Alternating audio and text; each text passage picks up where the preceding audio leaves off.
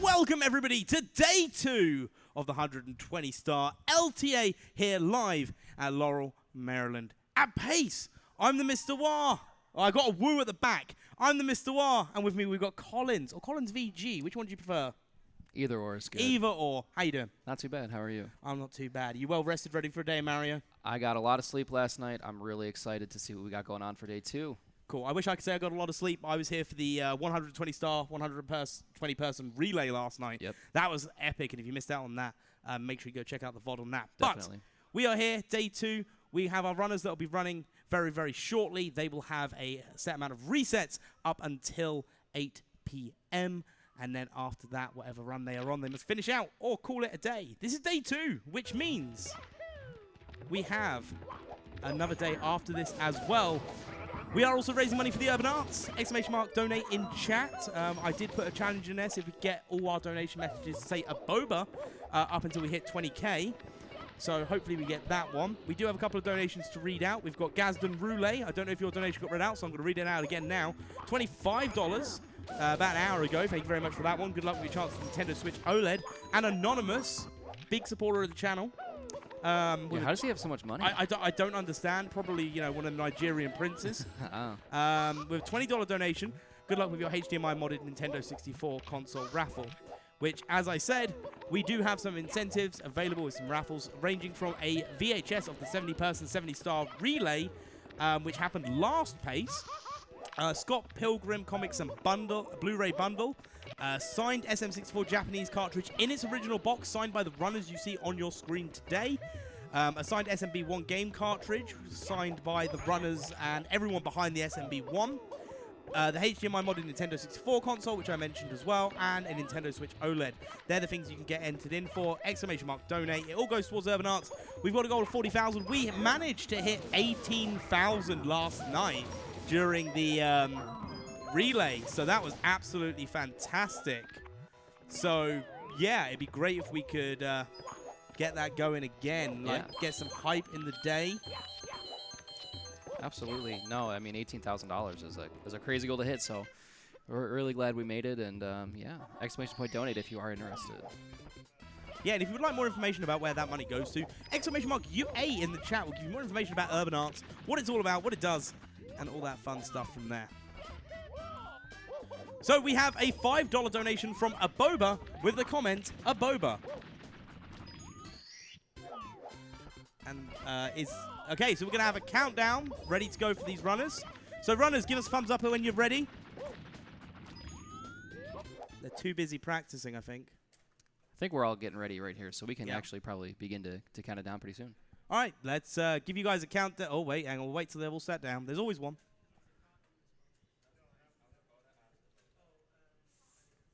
All right, give us just a minute. We got everyone ready. We're just getting the last couple of people ready from there.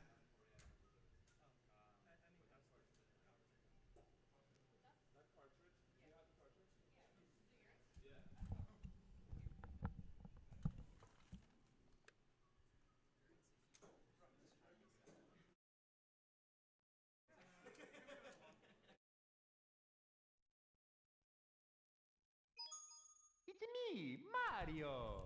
Wait, what'd you tell him? I was just asking a question.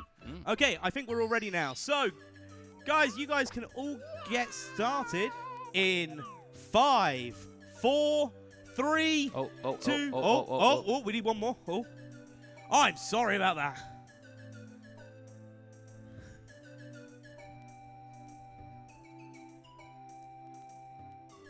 Full start.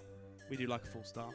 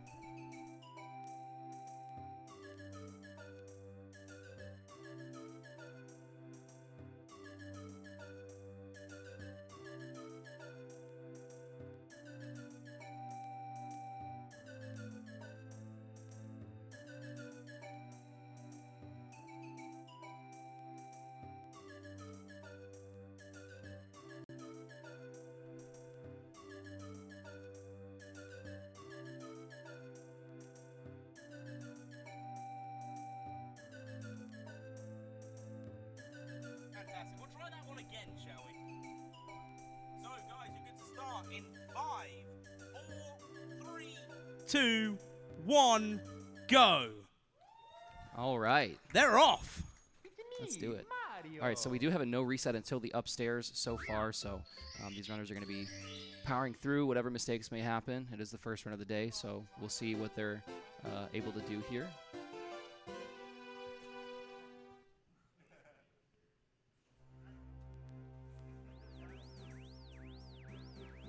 All right, looks like we may have a... Oh, yeah, we do have a bit of an issue with Blue Bob's timer here, so he will be a little bit behind, but no worries. There it is. Auto split sometimes has a bit of a... It's known to be a bit finicky, so all good there. And that's the joys of having what is 7 of the most watched video game opening cutscenes on Twitch. Is in these sort of instances, it gives us a little bit of a buffer where they need to reset for those tech issues in that first 51 seconds, I think it is, or 53. 54, something like that. 56. It gives us that. So obviously, Blue Ball will show about 30 seconds behind everyone else, but the timer still remains the same. Yeah, it's all good. So let's see if we all hit Lakitu skip here. Cheese had a bit of a dusty rollout there, so that caused him to lose a little bit of time, but all good there. Everybody hit Lakitu skip so far, except for Blue Bob, because he is not there yet. So looks like we have Gothic and Callie going for a no LBLJ route here, whereas Ouija, Beast, Cheese, Punke going for the LBLJ. Cheese into the door. Unfortunate there, going to have to jump through the top here and go ahead and try again. That's a bit of a time loss there, no worries. Just did not have enough speed, unfortunately, to get through. Oh, and now we're having some issues getting into the pillar here. But sometimes when you're trying to defy the laws of physics, the laws of physics fights back. Yeah, just a bit there, but all good. We're in, probably lost, I would say, a good LBLJ, maybe like 20, 21, so lost about 20 seconds there. So that about mitigates the time saved. It would have been for, like, say, something like 16 star. I think 120 is like 8 seconds or something like that, so definitely lost a bit of time, but no worries. He's going to go for what looks like a Zaya cycle here. Everybody else cruising through Dark World so far. Ouija, of course, one of the best Dark World players around, and Punke, as well as Beast, no problem. Looks like Blue Bob also having some issues with LBLJ here. Looks like he might actually go for just head right into BOB, unless he's actually going to go give this one another shot. Yeah, now, and to give everyone an update of how we ended up here, we had 3 open qualifiers that anyone could take part in over 3 months, 1 weekend a month. And the top 7 runners across all 3 weekends were then invited to come and perform here at Pace. And at the end of day 1, here are the standings as they are, in case you're watching on mobile and can't see it very clearly. So in 7th place currently, and remember this can all be changed by the end of today and tomorrow. So in 7th place we currently got Ouija with 145.02, Blue Bob in 6th with 143.38, Beast Assassin in 5th with a 141.14, Gothic Logic with a 141.04 in 4th. 3rd place goes to Puncation currently with a 140.46. Callie in 2nd place with 139.01. And Cheese in the lead with a 138.39. And just a note, too, Cheese actually got the 138.39 on the first run of the day yesterday. It was a no reset, so really incredible stuff here from Cheese. It was really cool to see him kind of shine on that first run there, but like you said, it can change at any moment, so it is possible we'll see a bit of a switch up, and I would say actually very likely we'll see the leaderboard switch up quite a bit today, so we'll see how it pans out. Looks like Blue Bob is having some controller issues here. He's got one of his tech guys assisting here. Looks like something maybe with the actual cap of the stick. Looks like it might be loose or something like that. That does tend to happen. So hopefully that gets resolved pretty quickly here. We will see shortly. But Punke lining up for Owlus here, going for standard triple jump. No problem. And then we have a couple of our other runners in Womp's Fortress 100. Star order, not super important here. As long as you do Tower Star last, of course, because it does cause a bunch of lag. So we will see how Womp's goes for everybody, but this is a pretty standard stage. It is pretty tough. But again, we are no resetting up until upstairs. So kind of got to deal with whatever, cards you're dealt, I guess. Looks like Blue Bob is good to go, so we had a bit of a controller issue, like I said, but perfect. Again, at least it happened early on. But yeah. Again, it can still be just, the time is just a couple of minutes behind now. Yep. We do have a $20 donation from Clint Stevens with the comment, a boba. Wow, Clint, big fan.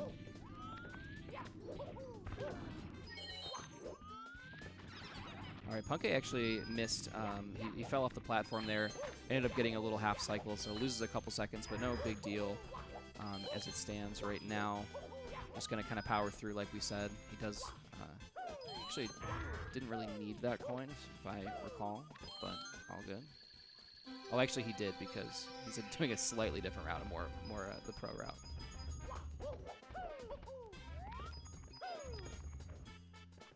Oh, coin hitboxes can be a bit frustrating sometimes, but manages to finally nab that last one, so all good there. Looks like we finally have Blue Bob back in. Going for LBLJ here, and this one looks really good. And like I said, 120. What about maybe a 121 LBLJ entry? Really solid there. So off to a good start for Blue Bob after a bit of a messy beginning there. But that's as to be predicted. There's so many issues with controllers and stuff, especially when you're modding all the controllers like we do. Most of these guys, I think actually all of them, running on some variation of the steel stick. Ooh. 100 coins in Worms Fortress, I feel, is one of the bigger killers. Yeah, no, it's definitely tough. It's a really tight cycle when you're going for what the cycle that they're going for, they call pro cycle. It's really tough, really tight. You got to be super fast in the beginning, and then you have to get all the coins. So it's definitely can be rough, but you know, they make it look pretty easy, I will say. And Callie going for the last star in Womps here, but Gothic actually the first to leave Womps. But I will say, you know, while it looks like Gothic may be in the lead, he did not do LBLJ, so he's going to lose a bit of time there. But as of right now, he is the farthest along. But Punkei seems to be... actually, it looks like Ouija might be in the lead right now. Yeah, Ouija and Punkei actually pretty tight here, so... Did Callie do LBLJ? Callie did not do LBLJ. Okay. Yeah, he's actually the last pace, I believe. He actually got a really solid time. I don't know if it was his finishing time or what, but managed to snag a medal pretty quickly by doing no LBLJ. And I think he's kind of just stuck with that ever since. And I think that's a really good idea. LBLJ is a pretty finicky trick, so he's kind of just found himself to be a bit more comfortable with the LBLJ route for the no reset portion, of course. When he does actually begin resets, he will be doing LBLJ, I'm sure. And so, as a question, for those that may not know watching, what is the time save of LBLJ? I think it's about 8 seconds in 120, give or take. So it's not super substantial like it is in like 16 star, but when you're going for times like these guys do, it is very, very important. But again, not necessary. 8 seconds over the course of an hour and 36-minute run is not too much, but it does add up eventually, of course. So you'll see a lot of guys going for it. Yeah, we got to remember for everyone watching as well, these runners are not necessarily running for a PB or a world record. As nice as that would be, they're just running to be in first place. Yep. So all they've got to do is make sure their event PB is better than anyone else's event PB here. So not doing LBLJ, not necessarily the end of the world as it starts. As we get on into the third day, it's going to become a lot tighter. More chance of them going to be doing more of those sort of strats. Maybe a little bit of route variations. Yep, absolutely. Yeah, you definitely see a lot of people, favoring consistency over pure speed when it comes to these types of events, and I think that's really important. Of course, it is up to the individual runner to determine whether or not they would like to sacrifice a bit of speed for consistency. Punkei is really notorious for that. While he's not, the fastest runner up there, he definitely is probably one of the most consistent, and that's kind of reflected in his past couple wins at these events. And then you got a guy like Ouija who just goes for it all or nothing. So it's pretty cool to see the variations in play style for sure. As we're entering a lot of ship clips here, Callie actually had a really nice ship clip. He got right in away, instant clip, and it's a kind of a tough trick. It's not super hard, but you can't actually hit the eel. The hitbox for the eel is still alive in the actual ship when you're clipping, so you got to kind of avoid that. But not a mistake you see super frequently, at this level. So, but Punkei making it look pretty easy there. West Dog behind the stage here. I heard him a little bit through my headphones. I was like, what is going on? Oh, it all makes sense now. Yeah, but he has arrived, of course. Got back from his daily copium allowance. Looks like we're going for frame walk here for Ouija. It's definitely the hardest trick in this stage by far, as is Punkay. See them wiggling the stick to the notch. You got to do it pretty quickly. Allows you to go up the pole and then slide down, wall kick. Very, very difficult trick, but saves a pretty substantial amount of time. So, excuse me. So, definitely worth going for. And in no reset, I don't know, but these guys are pretty comfortable, that I'd say for the most part. But I remember seeing some of my friends mess around with it. As recently as a couple months ago, Beeve, I know, started incorporating it, and he says it's like the hardest thing that he's done in a while, and definitely the hardest trick in the stage. So, Again, I like to say that SM64 is one of those games where it's easy to learn the speedrun for, but it's difficult to master the speedrun for. Yeah, the skill ceiling is incredibly high, and I think that's what makes it so fun to watch, because it is easy to pick up. When you watch this game, it looks really fun to play. The movement's really sharp. It's really, interesting. And then you actually pick up the game to play for the first time, and you are just kind of blown away at how difficult it really is. It almost feels like Mario's on ice when you first start playing this game. He slides around very easily. Like, you can run with him, get to full speed, stop, or try to turn directions, and he like slides across the ground, and you're like, what is going on? Like, how does this work? But it makes for a really interesting movement, and the camera too, I think, is another awesome awesome piece of this game that really makes the speedrun as possible in general. It's just really, really ambitious in the camera, for this being the first 3D platformer, really. So it's a really cool innovation that Nintendo came up with for this game specifically, and you don't really see it super frequently anymore. The ability to really manipulate the camera the way that you do in this game. Nice 100 coin there from Punkay, pretty clean. The cycle there is very tight, and this can actually lose a lot of time if you miss a ship cycle. So it's very important that you swim really quickly. Swimming and flying definitely really, really important when it comes to this game. Not just your walking movement, of course, but swimming. Like I said, you can't just mash A. You have to time it. Actually, some people use sound cues. Some people use visual cues.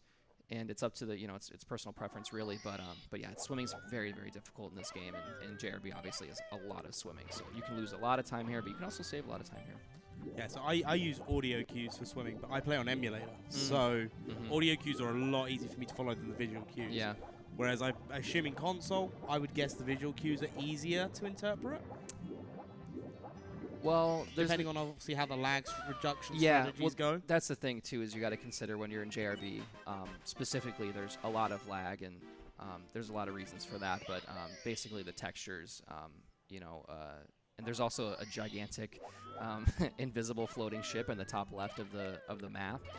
For some reason, the devs just never took it out, so that also creates quite a bit of lag. But there's a lot of textures, a lot of really high textures, and the N64 can't really handle that. So yeah, I'd say depending on it just really comes down to personal preference. I think most people I know use the audio cue. You kind of hear that first kind of it almost sounds like a little heartbeat. The second one is the one that I listen for. Yeah. Nice chest in the current here. Is it chest in the current?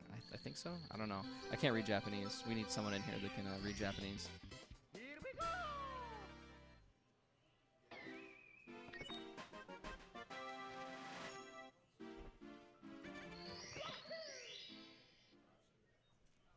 All right, so everybody's still kind of hanging out here. Looks like Callie is exiting. He will be the first, as is Gothic, very closely behind to exit this stage. JRB headed into the slide. So if anybody has any slide guesses, definitely feel free to drop in the chat.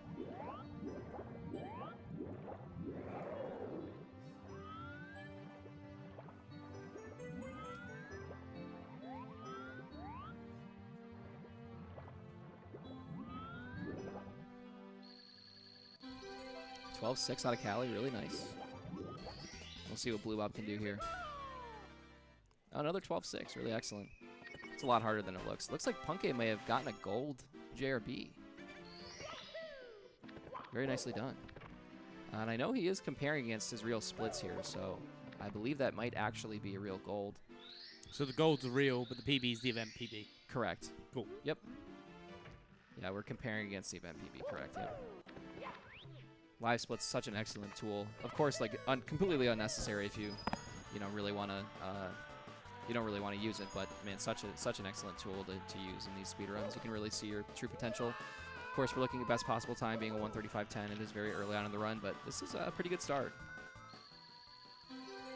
Of course, we're looking at the BOB exit as the kind of indicator. That is the end of the first segment of the run, as they kind of refer to it as, and it's a really good benchmark for how the run's doing at that point. So Callie and Gothic here headed into Dark World.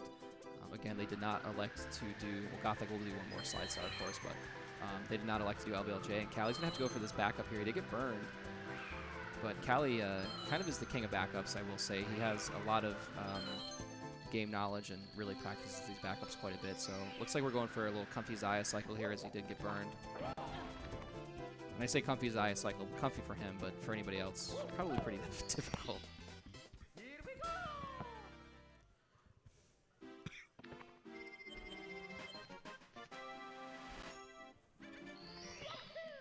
All right, so Punkei going to be heading in a slide as well. And Callie finishing out Dark World here. Nice double firsties for the ending.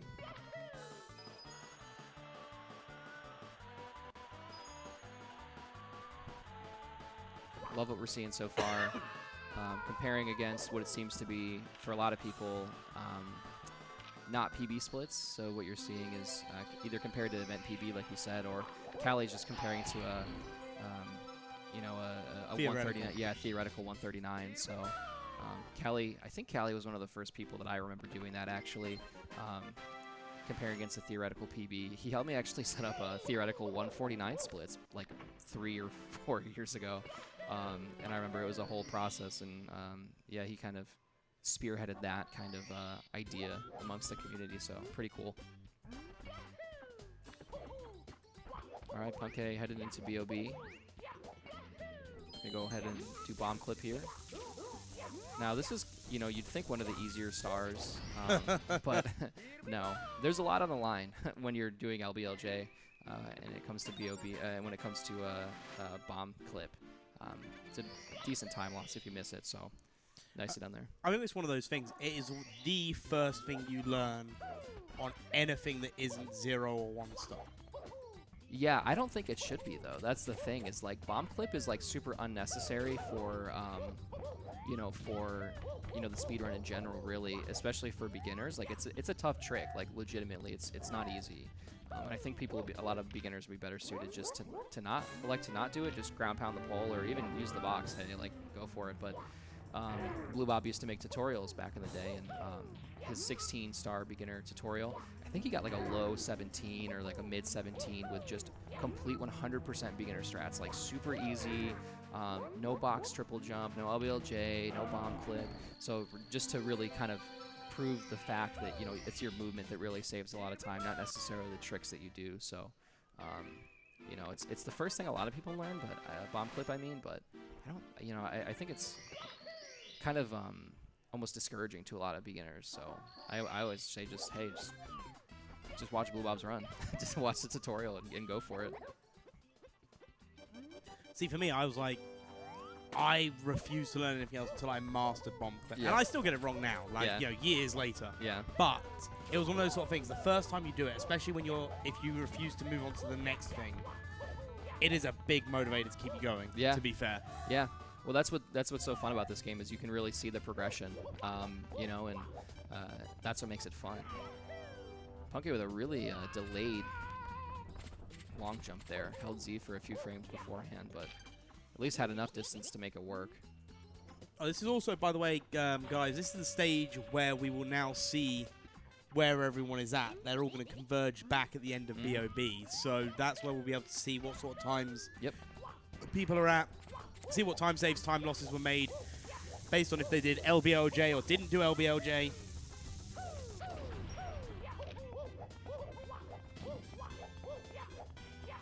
Punkei going for the most recent kind of innovation in BOB here. I'm going to miss that triple jump, unfortunately.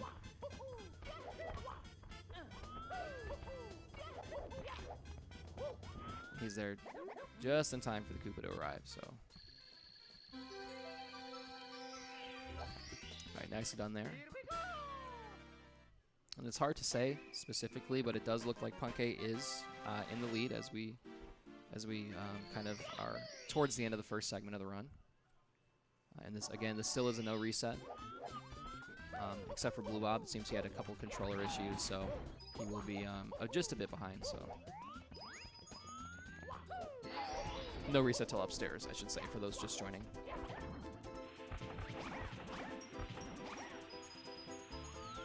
Lots of RNG kind of components here. Goomba, full RNG, and this BOB 100 coin. Shell movement is also another really important piece in this game. It's a little bit harder than it looks, so you're kind of combining a lot of different aspects of movement with this star. It's very difficult. We're going to see how many coins he gets out of the air.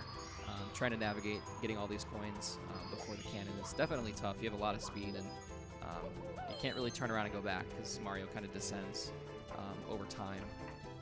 So entering with a 50 it's not too bad. 60 out of the air here is okay, but he'll end up with 65, so it's a little bit lower than he would have hoped for. You're really hoping for like 68 here, but it's not really too big of a deal. He'll just kind of have to might have to grab a box. I don't know. 65 is that weird in between where he's probably just gonna have to go for all 4 poles here. He won't be able to do a pole skip. So again, not the end of the world. You can see here the coins kind of just jump all over the place, so that's why you see him take he'll do the first 2 arcs as he's going around the pole pretty tight, and then that last arc is a little bit wider, and that's so he can kind of gauge where the coins are going and hope to jump into them before they hit the ground, because once they hit the ground, those things are just gone. You can see that's just a bit unfortunate RNG there, and managed to grab the pole a little bit. So overall, not too shabby. He does have 2 more stars after this to go, but we'll see what his exit looks like, and we'll be able to compare exits, which will be nice to see kind of, like you said, converge a little bit on the routing here. So yeah, so we've got Punkation now finishing 24 star. Cali's currently doing hundreds and reds for the 25th and 26th, which are the final ones. Gothic will be on 24 after this one as well. Ouija on their 25th star.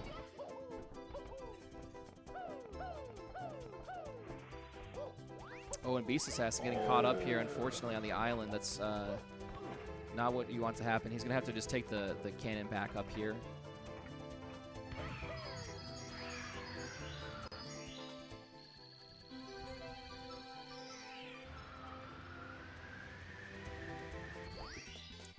Nicely done there by Punkei. Something's amusing. I'm not sure what. Didn't quite catch that, but.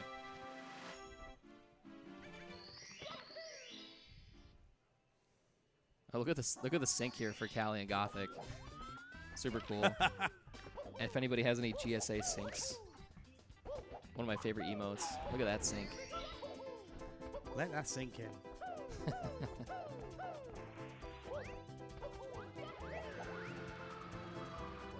All right, Punkei going to be exiting BOB here. Looks like with a 23, 20 something, 23. Where'd he go? There he is. 23, 30, give or take. Cali just a bit ahead here, actually. So he did save a bit of time, even without doing LBLJ. So pretty interesting stuff there. Cali definitely proven to be really consistent as of the past couple events. Yep, Ouija leaving BOB on a 23-29, so just 15 seconds behind Cali.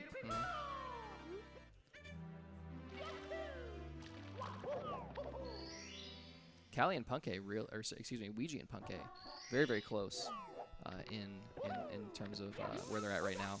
Cali just a bit ahead. Oh, unfortunately missing the bomb grab there. That is a frame perfect grab that you're optimally electing for. So just a bit of a hassle to back that up, but not a huge deal. Just gonna go for the topless starter, but missed the side flip. Heard him kind of exclaim just a little bit there, but gonna have to line this one up. It's a pretty tight triple jump, but shouldn't be too much of an issue. Yep. We also have a $5 donation from Elielza with the comment, "Aboba."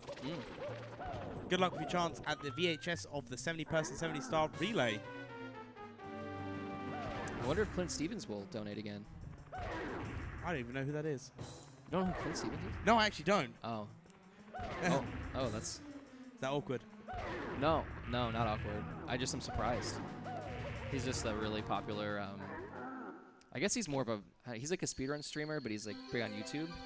And that's definitely not Clint Stevens, by the way. That was a joke. Whoever wrote that in. Clint Stevens has kind of disappeared in the past couple years. Yeah, Clint Stevens. He's like 6'4", 240. He's huge. Really handsome guy. Okay. Yeah, he's 6'4", 240, by the way. Is it? Yeah, massive.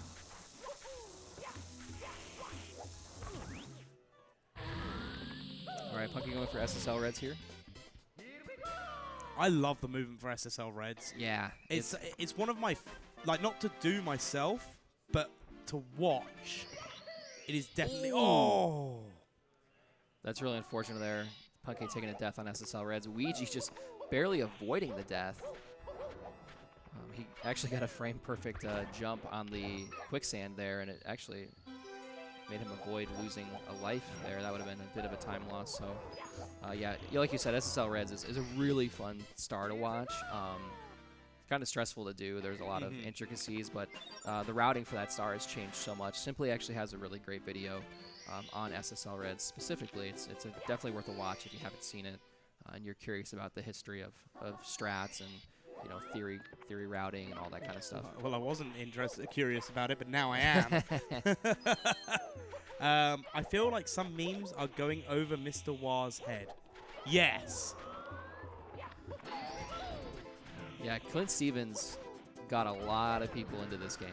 A lot of people into this game. I think if you went around the venue right now and asked a couple people what got them into watching Mario speedruns, they would say, I think a lot would say Clint Stevens. Actually, I heard it yesterday, so yeah, definitely a character.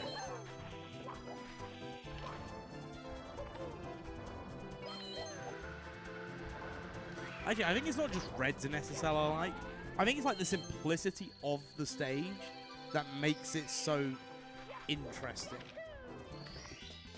Yeah, I think the component of like there being, the outside stage, and then the stage almost within the stage that makes it really, really unique. You have, I guess you have it similarly with the, the volcano and the igloo, but, SSL, pyramid movement it's a whole thing. It's you almost practice it completely separately from the initial stage, so it's pretty interesting. It looks like we've had a couple of struggles here in SSL so far. Ouija kind of having some issues with the red coin star there, and Callie gonna miss that blue coin. Again, that blue coin RNG. It's not really much you can do about it. But we see here Callie's going for this new SSL SSL 100 route. Very, very interesting route. Does save a bit of time. Oh, and unfortunately missing the pole there. Nice backup. Did lose a bit of speed here, but he will be able to grab that coin. That's also the other thing. It's not about grabbing the red coins here. It's also about hitting the top of all the pillars. Yep. Yeah, you do need to get all those pillars. You need to get the hitboxes so the top of the pyramid actually opens up. And I'm always waiting to hear that sound that we just heard from Callie's screen. Every time you hit that last pillar, you're like, please, please, please. Because if you don't, you got to go back and... Which one did you miss? Yeah. I don't know. I can't call it. There's no way to really tell. You can see this movement here is from Callie is really excellent for the inside of the pyramid. He's going to hold neutral here. And avoid the sound glitch, of course. That's not really something we're super concerned about when, with these top runners, but if you kind of wiggle the stick or you hold any certain direction as the after the star spawns there, you will create a glitch that will get rid of the sound in the game. Everything will be completely silent, and then the next time you hit a loading zone or you go to like a loading screen, the game just crashes. And that just kind of happens on the JP version. There's a couple different areas that can happen in, and it's really heartbreaking because it does happen. It only seems to ever happen on a good run, never on a bad one. Oh, of course, never on a bad run. That's normally because the bad run doesn't make it this far. Yeah, true, of course.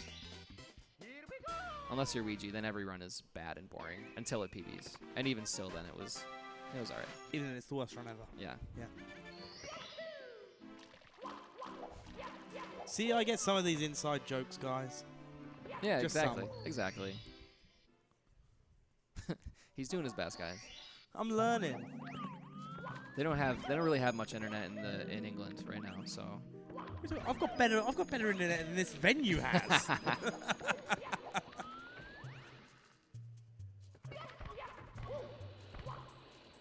I'm just old. True. I'm just kidding. I don't know how old you are. Old enough. Old enough. All right, Callie going for HMC 100 here. Really, really fun star. Looking pretty good so far. He does get the Skeeter, goes for the early Skeeter. And that is kind of tight, so really nicely done on the movement there. And again, a lot of this stuff, like, again, doesn't really look that hard, but when you go for it yourself, you're like, geez. Like, these guys are really cruising. And I think a really great example of really the difference between these guys and, you know, your average person that plays the game was really showcased last night in the 120 relay. I wish that we could almost show that more often. Just, you know, someone who maybe doesn't pick up the game but is an enjoyer of it. They pick it up every once in a while, give or take, and you know, you go for a star and you're like, geez, I can't even like move him. Like, what's going on? Like, no, definitely well done to everyone sitting behind that last night. Yeah. But I was sat here throughout that whole thing until I did my star, and I was gonna do no A press manta. I was like, no, because if I mess it up, Yeah, I saw that you knew the backup. I was actually really impressed. and know how to wait as well. So Yeah. you got away from that. Yeah, you missed the first ring, and I was like, oh no. I was like, I wonder if he knows the backup. And then you got all 5 after that. I was really. Well, no, I got the first ring. I missed. Oh, you missed the second ring. That's right. Yeah, which yeah. I've never done that before. Yeah. So, Yeah. But you knew the backup. I was impressed. yeah, I know the game. Yeah, there you kind go. of. You've accumulated some knowledge over Yeah, the course of. I've dabbled. I run 16 and 17. There you go. Terribly. Oh, that coin almost fell off there for Callie. Complete RNG component there. And just got a little bit unlucky. So we'll see what happens with the blue coin for Ouija here as well. And Punke are actually kind of converged here on a lot of HMC 100s. You're seeing quite a few of them right now. Menace would like to remind everyone on the relay of the cloud incident. Yeah, We don't talk about the cloud incident. Yeah. We'll wait a couple. We'll wait a couple weeks for that one to. Couple of years. Yeah. Oh wow, the homie blue coin, as they refer to it as for Punke, can't get much better than that. And that actually seems a pretty decent amount of time compared to you know, what happened to Callie. So Yeah. Callie going for the new Toxic Maze BLJ.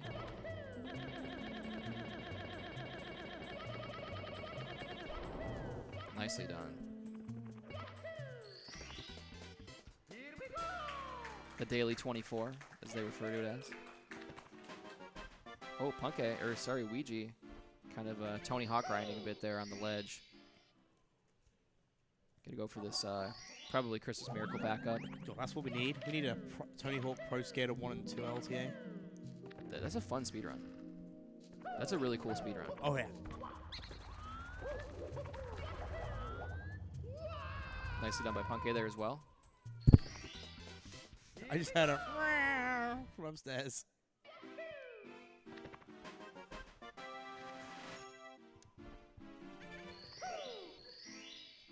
All right, Cheese also going for the Toxic Maze BLJ. Look at that mash. That's insane. Holding the controller up by his chin. No idea how this guy even has wrists anymore. Nicely done. His wrists are just built different. Yeah. I think he said something to me about it, but I don't know. I didn't hear him. Ouija going for it as well now. Nicely done by Ouija. Excellent. Love to see that. The best music in the game coming up right now.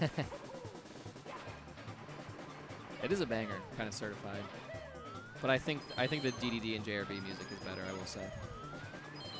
Oh yeah, so I put that on as like background music when I go to sleep. Yeah. And then I have this as my alarm tone when I wake up. You just wake up in a panic. It's like, What's happening? Love that.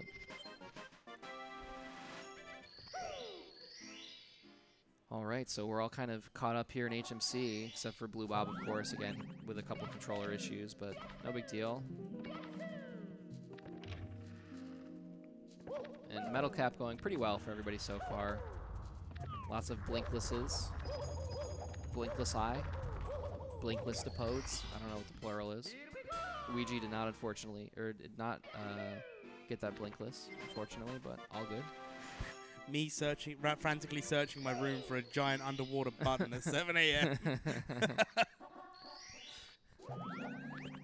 Just a reminder, guys, we are during PACE raising money for the Urban Arts. Exclamation mark donate to be able to donate towards it. We have some fantastic prizes ranging from a VHS of the 70-person 70-star relay all the way up to a Nintendo Switch OLED with some signed goodies in between from the SM64 runners, the SMB runners. We've even got like a comic book and Blu-ray set of Scott Pilgrim. Yeah, no, absolutely fantastic. We're currently at $18,235. I'd like to see that number drastically increase over the course of the day. Speaking of, we do have, just as I was saying that, we have a $20 donation from King J0444, the one who organized the relay yesterday. A $20 donation. He said he'd donate $10 for every missed throw, and he was the only one that missed a throw. So he missed twice. Yep. Here's my $10 per missed throw from the 120-person, 120-star relay last night.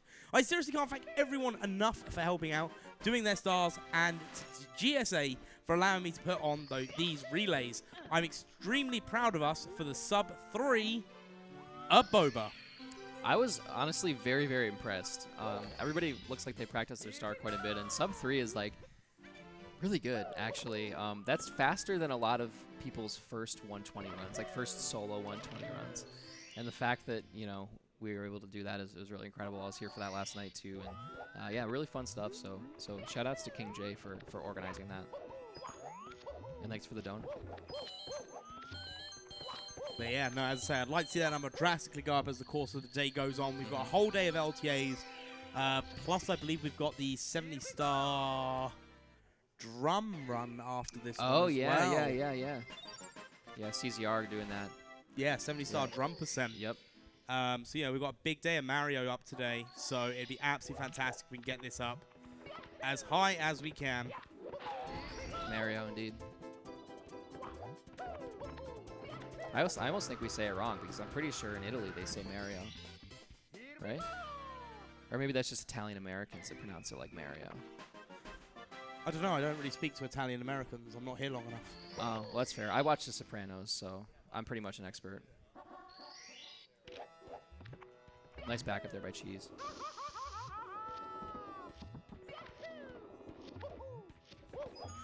We have a $20 donation from Karina Nana. Go Runners!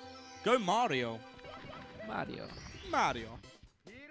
I wonder if Karina's here right now, somewhere, but thanks, Karina. Appreciate the dono. Karina's a 70 and 16-star runner, and I heard that she wants to dabble into 120, so it'd be kind of fun to watch. Look, if you're doing 16 and 70, just don't do it. It's not worth it. No, it is worth it, actually. It's a lot of fun. I've never felt more, well, I shouldn't say never, but I felt extremely, extremely satisfied and extremely rewarded. Oh, jeez. Oh, my goodness. I can't say I've ever, I can't say you see that too frequently. I don't know what just happened with Callie there. Just kind of got stuck between those two little bombs. But yeah, 120 is such a gratifying kind of, I mean, you put in a lot of work, and when you see the results, it's a great feeling. So definitely recommend. I don't know, when I started 120 star, actually I can't tell you how I felt after I started 120 star. They might not let me back in the US after I explain it. For legal reasons, that is a joke. We'll make sure we have the GSA lawyers on the case. All right, Cal going for 100 coin here.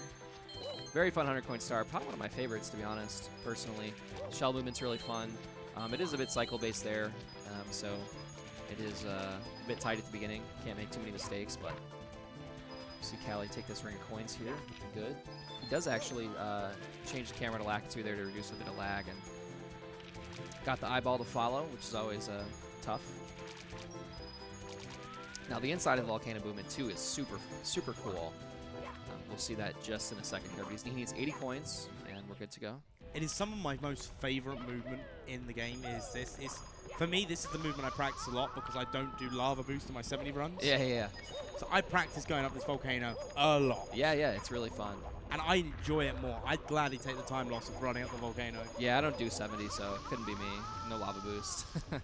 Callie going for the backup here. It's pretty cool. Double long jump. Making it look easy there. So well done to Callie. Lost a bit of time just to the volcano movement, but it is pretty tough. Very, very tight movement at the beginning there. And we'll see Punkay give a shot at it here, so we'll see how he's able to do. Managed to avoid that burn as well, so nicely done.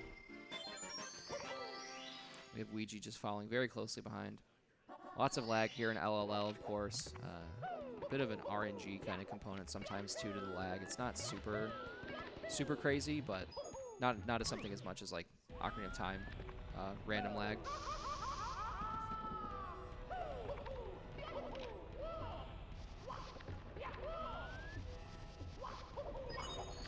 All right, Callie going to be our first runner out of LOL here with 50 stars, so he is in the lead, albeit not by a ton.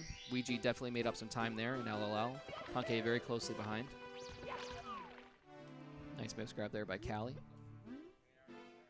And a 41-19 exit is really solid. We can see Callie comparing it to the 139 flat. So this is by all accounts a very, very solid run. So looking really solid here from Callie. We'll see how Vanish Cap goes.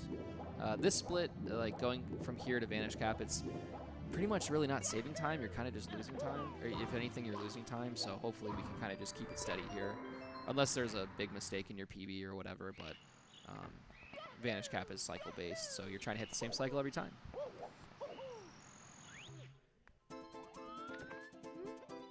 And we'll see what Callie's able to do here.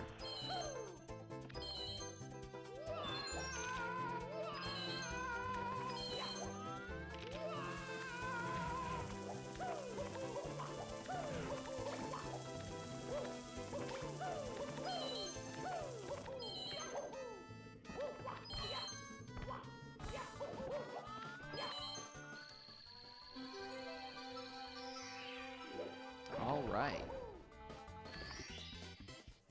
Nicely done there by Callie. Ouija following very closely behind. Punkay unfortunately taking damage there as he fell.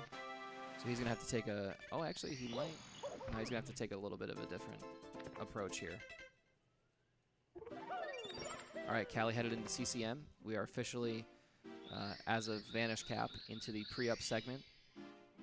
When I was going for my 147...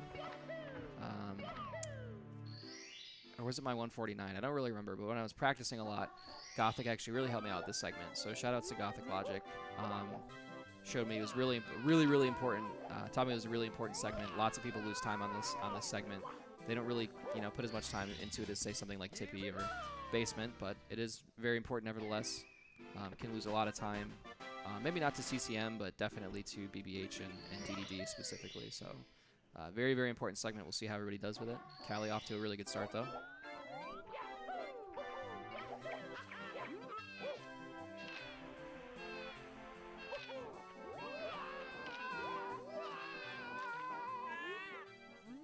I think we upset a few people last night when we got the penguin thrown off the stage. I actually missed that one. I must have not been here for that. Yeah, someone even donated and said just drop the baby penguin. Oh no.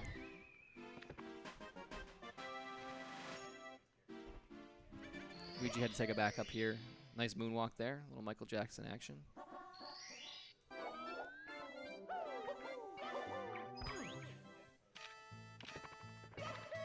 CCM Red's definitely a pretty tough star. We'll see Punkay finishing it out here just in a few seconds. Yeah, I think the thing I hate the most about CCM Reds is getting the final red to the star. Yeah, not this one, but the 8th one. Yeah. So the 8th coin to the star, the movement there.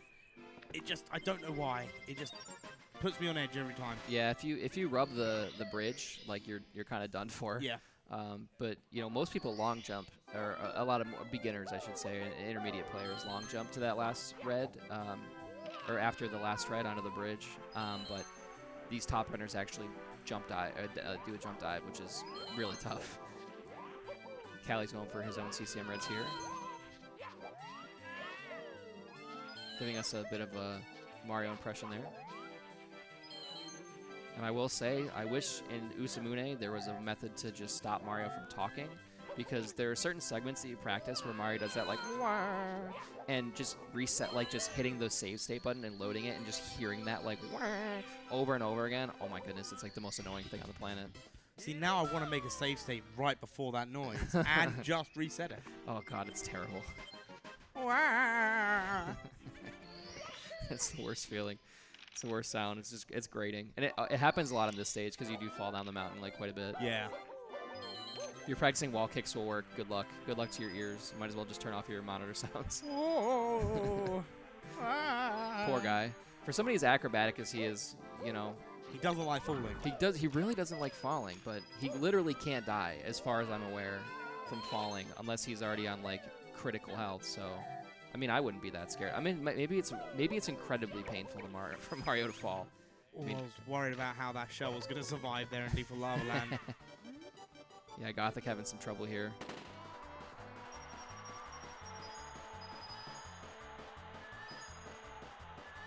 Oh, and Beast Assassin. Unfortunate there. Wall kicks will work. Looks like he hit the wall a little too high and wasn't able to hit the ceiling there. So. Bit of an unfortunate mishap. You could almost say that wall kicks wouldn't work. I don't think they did.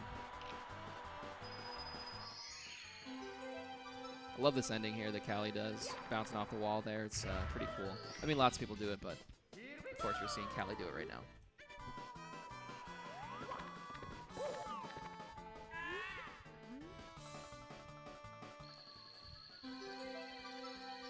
Oh, it looks like missed the coin.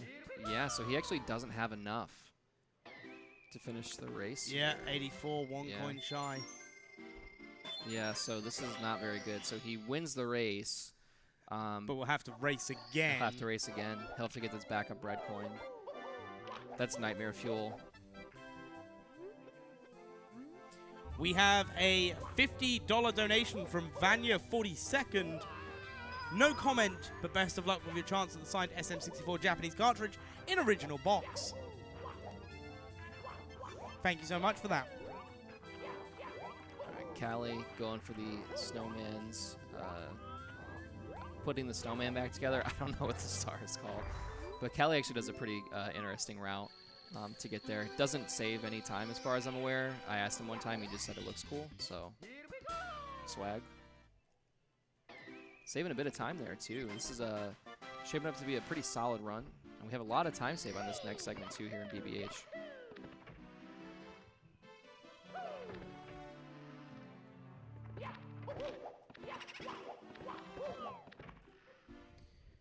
It is called Snowman's Lost His Head, which is interesting because you take the snowman's head down the slide. So it's like almost like he lost his body. Yeah. We need to get to the bottom of this. Well, that's why we take the snowman's head. Oh. So Callie's going for the door skip there, just had a bit of an issue. No factories. That's what we like to see. Factory being what we call what happens when you fall down to the bottom. I actually have no idea why we call it a factory. Unless they consider it like a boo factory because like they make the boos down there. I don't know. Which is kind of really dark because if boos are ghosts, that means that everyone apart from Mario that falls down there falls to their death. Yeah. Or maybe that's where you go in the Mario World afterlife. Like every Goomba just like respawns as a boo in BBH. I don't know. We need some lore. Dang.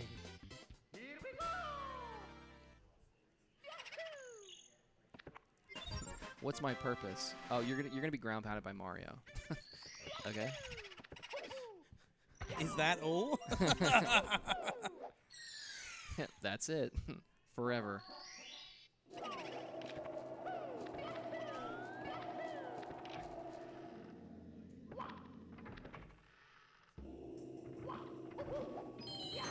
All right, so Ouija and Punkei, I should say Punkei following a bit more, a little bit farther behind right now. He's actually just entering, doing Ghost Hunt. Gets the first door skip. Hundreds out of Ouija and Callie here. Able to miss 2 coins. So Ouija will need to get this coin, and then he's good to go. Callie, of course, good to go on coins as well.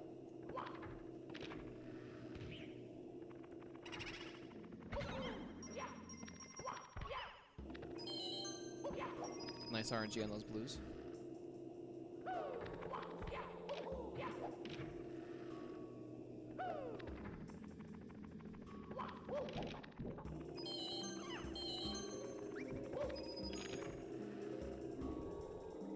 Missed the first coffin, but Ouija managed to back that up no problem. Again, good blue point RNG.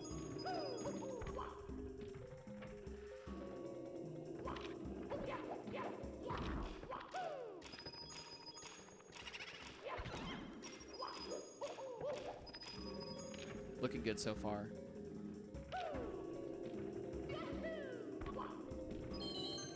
And is the boo in the right spot? He is. Nicely done. So why do we call it a factory at the end of at the bottom of BBH? Yeah, actually, I don't know. Because it's just a merry-go-round.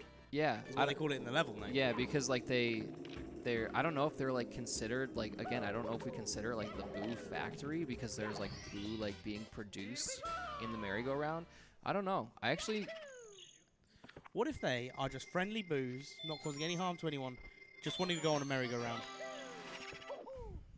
if you think about it, Mario really is kind of Mario is the villain of this game. yeah he kind of is. I mean, imagine just being a Goomba and just like walking around and next thing you know, you just get stepped on. I mean, some people might find that entertaining, but Maybe. not me. For sure, not me. Couldn't be me.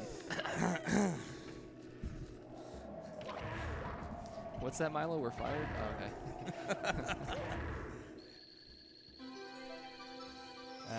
I thought it was like a factory reset because it's like a 1 minute time loss. Yeah, that's what I actually thought as well back in the day. But I don't know, and I don't know if anybody knows, to be honest. There's a couple of things about this game that have just kind of been lost to time. It's interesting. Like, I remember last pace, I was really interested in learning more about the monkey star, like how monkey glitch works. And I was like, well, who like discovered the monkey glitch? And nobody knows. Like, we just don't know. It just happened. Yeah. We know how it works, obviously, but not who discovered it. I mean, I think you found it was actually me back in my day, and I just didn't want credit for it, so... Ooh, yeah, baby. I used to have world record. What's that, copy pasta? The guy that got caught cheating. Mario copy pasta. I'm going to Google it now.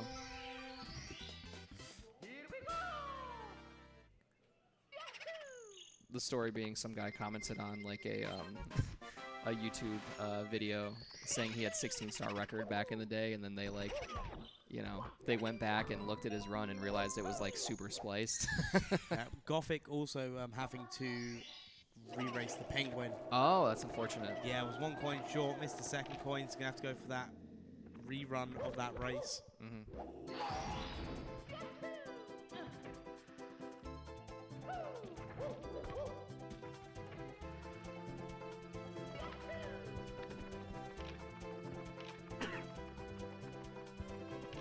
Somebody can post that copy pasta in the chat. That'd be excellent, because I cannot find it, but it's super funny.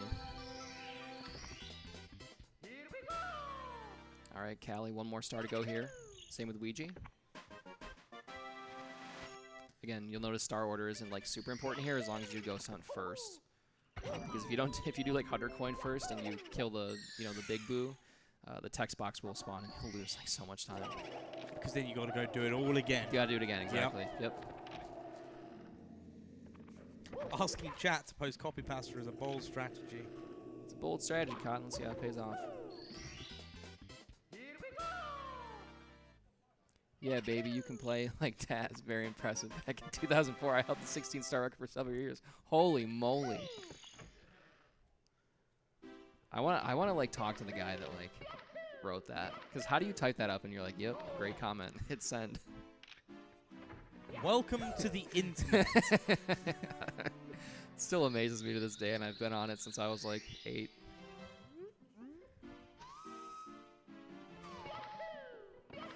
Back in my day, we could only be on the internet 2 hours at a time. We had to listen to a dial tone. I remember. We had dial-up. I think that's one of the things that still gets to me, is we will have people here today that will have never heard of dial-up tone. There are people here that got into this game because their parents played it when they were kids. Just to put it into perspective. Yep. So you could probably be their dad. So let that sink in. Any GSA sinks? Sorry. I dread to think what my child support payments would be like. You're under arrest. All right, Callie here. And DDD 100. Super fun star. Same with Ouija, actually. Chat wanted to know why you wanted to make them all feel so old. I'm with you guys.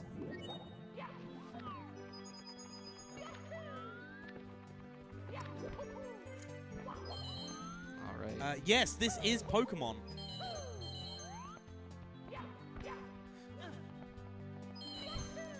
My dad's been commentating Mario this whole time. Yeah, I'm still trying to find that bottle of milk. Don't mind me. Really interesting strat here from Callie. A bit different than what everybody else does, but manages to stay on the sub and gonna set up this triple jump. Looking good. Nicely done. Same with Ouija. Making it look easy.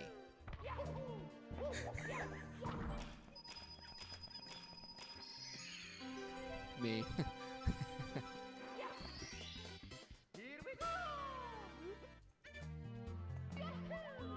All right, Callie wrapping up the DD 100 here, as is Ouija. Ouija trailing very closely behind Callie. They're actually both comparing to, we'll say, a 139. Is this Half-Life 3? No, this is Half-Life 5. Can't you tell from the updated graphics? Burn on the Half-Life.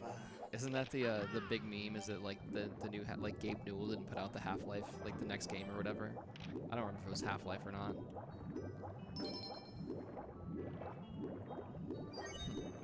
Surely this year, guys, he's gonna come out with it. I've actually never played that game.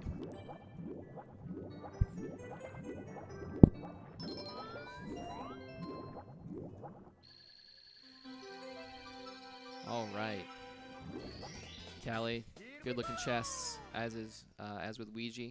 A very, very close race so far here. We'll see what the uptime looks like. Of course, this segment is kind of close-ish to being over. And we will kind of get a really nice gauge for where we're at in the run based on the upstairs time, or the uppies time, if you are Callie splits. I do like uppies. That's crazy. Nice chip clip there by Ouija.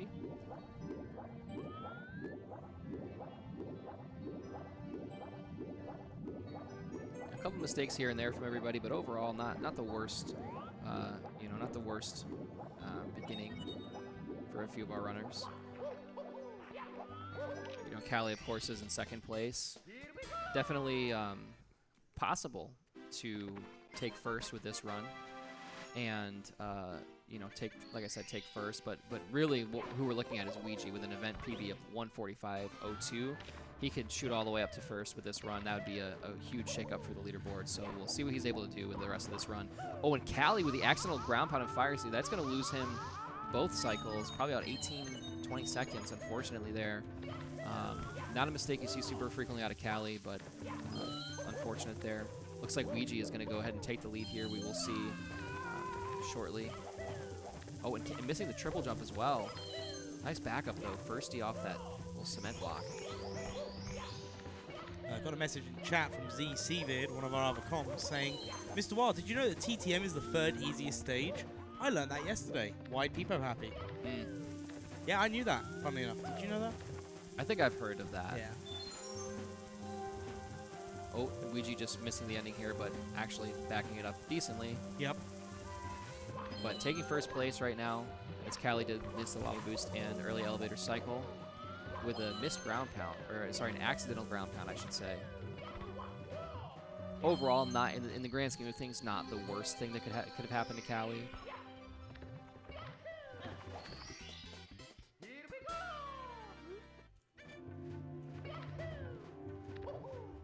See if Ouija's able to go for the... Was able to do. That was a quick spin. I blinked and missed it. Yeah. The spins these guys have are just absolutely wild. GTM actually has a controller video of him doing spins. And it's so wild to watch them do spins. All right. Nicely done by both runners here, Callie and Ouija. On the second half of DDD. You know, definitely on pace for a solid 103 up. Both these guys, even with that mistake there, Callie, yeah, like I said, losing about 15, between 15 and 20 or something, give or take. Look at that, man. Look at that Manta Star. Oh. Yours would have looked like that if, you know. Mine would look like that if I wasn't, you know, four deep. And I hadn't been awake for like 20 hours at that point. It's actually a really tough star, to be honest, so knowing the backup for that is huge. There was somebody I was talking to last night that really didn't know a lot about Mario, like hadn't really watched any. Yeah. And I was trying to explain like the hitboxes, like how the hitboxes on those rings are like literally sideways. For some of them, it's if you miss it, it's like super. Well, after the first 5, I mean. It's and if super you annoying. are rotating and you go through it, it doesn't register Yeah, the it's hitbox. so silly. I can't believe that passed like through QA. It's super wild. I mean, it was the 90s. Mm. What'd you expect? True. Looks like we have Ouija's gameplay on the forefront with Callie's audio. I was a bit confused. I thought we had some audio delay or something, but all good.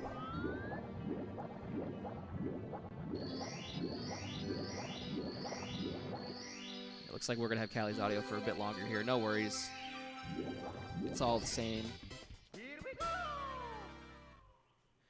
Yeah, we didn't have quality insurance until the 2000s. Which kind of makes sense now you think about it. Also, do you know what year were you born in? 95. 95. So, do you want to know something terrible? Hmm. Not only are there runners of this game born in a different decade to you, Yep. there are runners in this game born in a different century to you, Yep. and a different millennium to you. Mm-hmm. Just let that sink in. Yeah, I wake up and hurt. Everything hurts. And I didn't even do anything. Good thing these chairs are really comfortable. Shout outs, actually. Yeah, shout outs to the chairs. These are great. I need to get one of these. Actually, my chair at home is pretty decent, but the back, the lumbar support. What does that sink one now? Are we going to get our first touch? Yep, 103.38. Really serviceable here for Ouija. Well, our first touch is Punkation with the reset. Oh, yeah. Yeah, he didn't want to continue that. All good. Did fulfill his obligation, more or less. Callie with a 103.55. So saved a bit of time on that that last split there, so nicely done. So Ouija and Callie both definitely in contentions to be able to get an event PB. Mm-hmm. Cheese, I think Not he's so just gonna, much. I don't know if he's going to finish this one out or what. Well, best possible time currently is a 140.01. Mm-hmm. And that's according to the splits on the screen at the moment. Yeah, I think these are his real splits, so he definitely cannot event PB, I believe. Although, was that a gold fire sea? Look at that. Oh, looks Rainbow like it. color. Love to see it. Ouija, looking pretty solid. I do want to draw attention here to Callie's method for this star. He does it in a pretty unique manner. And that's why I like watching him. Is he really kind of is innovative in his strats. But I mean, look at this. slide kick. How often do you see a slide kick in this game that's intentional, other than like Yeah. going through going to vanish cap? So I don't know. Wall kick. The shooting to the wild blue. oh yeah, Yeah. yeah. There's like 3. Yeah. Yeah, if that. So it's pretty cool. Or if you're GTM. ah, true, true, Yeah. true. Or if you don't know what you're doing, you're just pressing buttons randomly. I think we saw a couple accidental Z slides yesterday, or Oh, slides yeah. yesterday. I was like, that's crazy. Callie just gonna elect not to go for the triple jump there. I think went to go for it, but didn't commit. Made the Yeah. right choice there. Yeah, definitely. Much better than falling off the stage and having to swim all the way back. Ouija going for one of my favorite stars here, going for Wet Dry World Secrets. I believe Horror Does Speedruns did this one yesterday for the relay. It was super clean, really fun movement. Getting the ledge grab skip there makes it look very easy.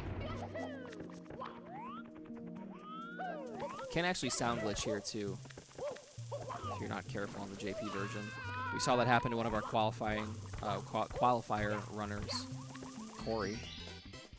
Was on a massive PB pace run and got sound glitched in Wet Dry World. It's pretty unfortunate ending.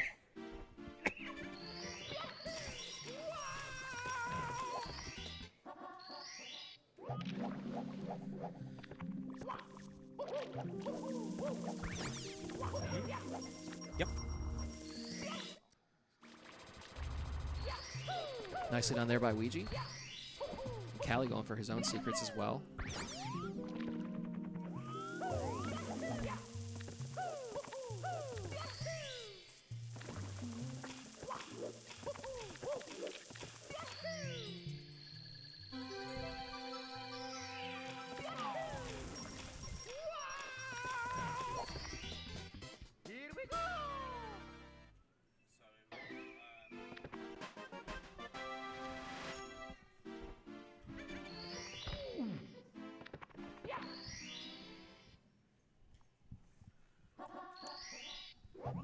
All right.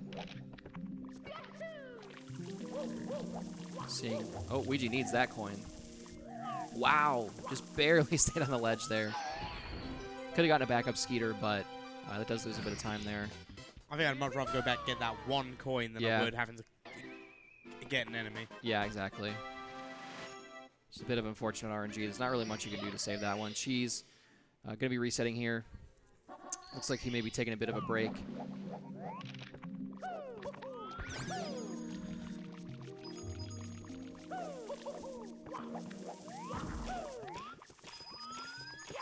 We're interested to see how the rest of this Callie run and Ouija run. We have confirmation that Ouija's audio is a bit off. I'm not really sure what's wrong with it right now, so we will be kind of focusing on Callie here, even though it seems that Ouija is just a touch in the lead.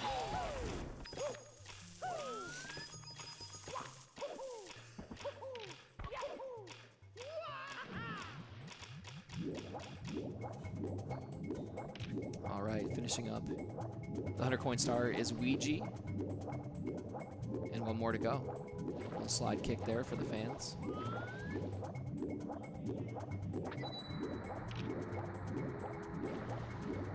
Beast Assassin taking the reset. Didn't quite see what happened there. Yeah, I just don't think he was super happy with the uptime and maybe a couple mistakes.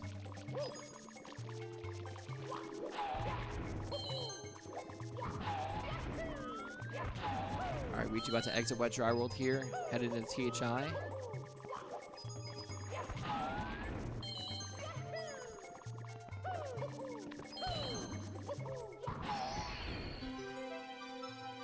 Callie very closely following, but Ouija is widening the gap just a bit here. I think this might have been the best case scenario for Ouija, to be honest. Kind of being held to a bit of a no reset standard here going into upstairs.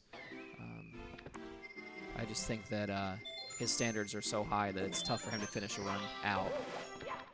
But, you know, this is very serviceable. Unfortunately, having a bit of a hiccup with secrets here. Overall, not too big of a deal. That's if there's a mistake you want to make, it's probably on this star. And THI, of course. Callie missing that first secret. And the triple jump as well. Narrowly avoiding the burn. Well done there. Nice backup there. Didn't want to risk not clipping through the mountain, so he decided to take a bit of a different approach. Ouija missing the wall kick. He will no longer go for 100 coin. Looks like we're going to see a mountain clip here. Love this strat. Nicely done.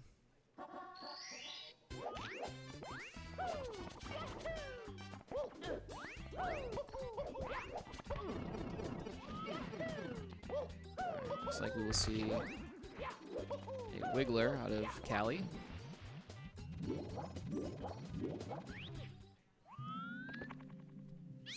As Ouija takes the 100 coin.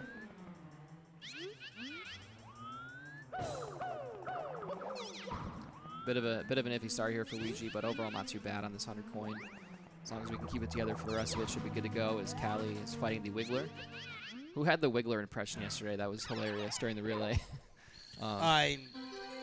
You say hilarious, I say something completely different. Well, I was also behind the speakers, so I didn't really get the full. I can imagine being right here. Yeah, it might be. Yeah. So no offense to whoever that guy was doing the wiggler star, but never do that again.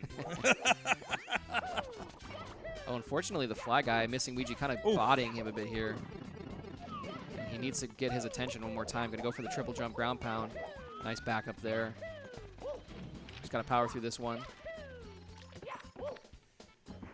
He does grab 64 coins. We're heading into the cave right after we get this Goomba. Nice RNG there on the Goomba. It's, about as close as you can get. Ouija now navigating the THI Reds cave here. Someone saying that wiggler impression was peak Zoomer content. Now, I think I'm too old to understand what that means. I guess I don't really get it either, to be honest.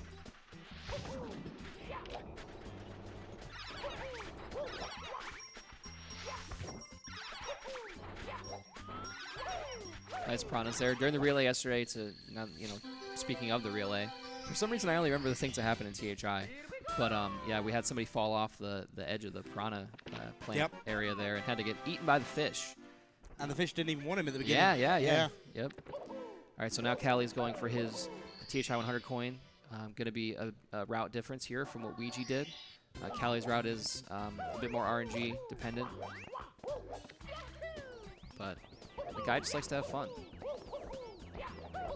Oh my goodness. Super clean movement. I don't think I saw a frame of dust there the whole time.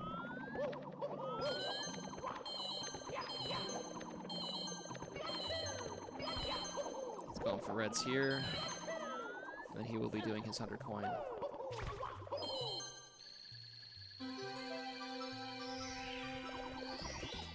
All right, Ouija finishing up Wiggler as well. And we will hold our breath for Callie here.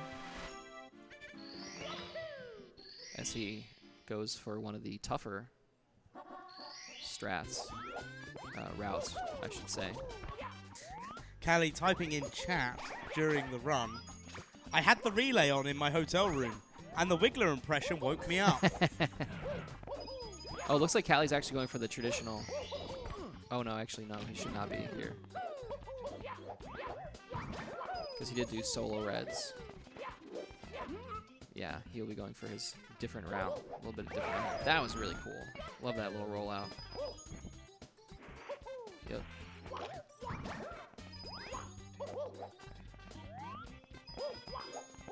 Back into the cave we go. It's a bit scary for a lot of people. I'll say what I'm going to say after he leaves. But of course, falling into the cave there was would probably be a run ender. Would definitely be a run ender. Oh, yeah, absolutely, no doubt about it. Now he shoots past this Goomba. And the Koopa is off. This dude can, like, schmoove. I find it interesting that, like, they used, like, a turtle for this. Because there is a rabbit in the game. And, you know, like the turtles aren't really supposed to be that fast, but this guy moves. Well, because you know they wanted to use like a known Oh enemy. no! Oh. Now is that should still be fine? Yeah, he's gonna have to go for this backup Goomba here, and it's all the way across this ledge. So he's gonna be losing a bit of time here. That is the risk you run while doing this route. And like I said, there's a pretty heavy RNG component. But he's gonna go up onto the bridge here, and now he needs to just grab the star, and he's out of there. Lucy Lorg with a $35 donation for the arts. Thank you for the donation. Thank you for the donation. Much appreciated. Ouija into TTM here after speaking to Toad, so he is just a bit ahead here. We can see the BPT is a little bit different, of course, but they're comparing against different splits, so Callie losing 11 seconds, give or take. So, can I hear your Toad impression? Absolutely not. Oh, okay. Well, I just asked, just in case you'd be willing. Yeah, it's very early in the morning, you know. Typically, you know, a little gravelly. I also have never even attempted a Toad impression. Oh my god, I'd probably go home and cry. Westdog will be on later, I'm sure. We can get his. It's a bold strategy that he had yesterday to just do a Toad impression until someone donated him to stop doing it.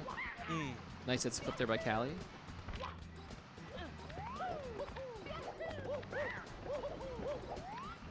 And Callie's going to go for the waterfall star first. Looking good. Luigi takes the top of the mountain.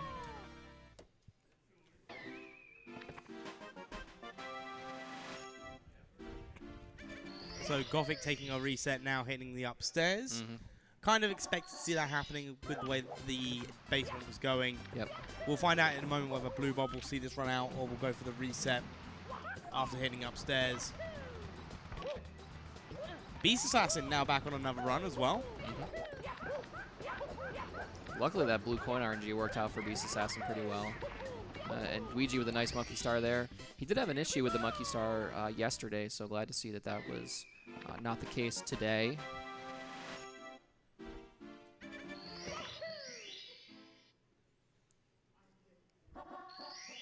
Looks like he's maybe grabbing his speed towel, perhaps.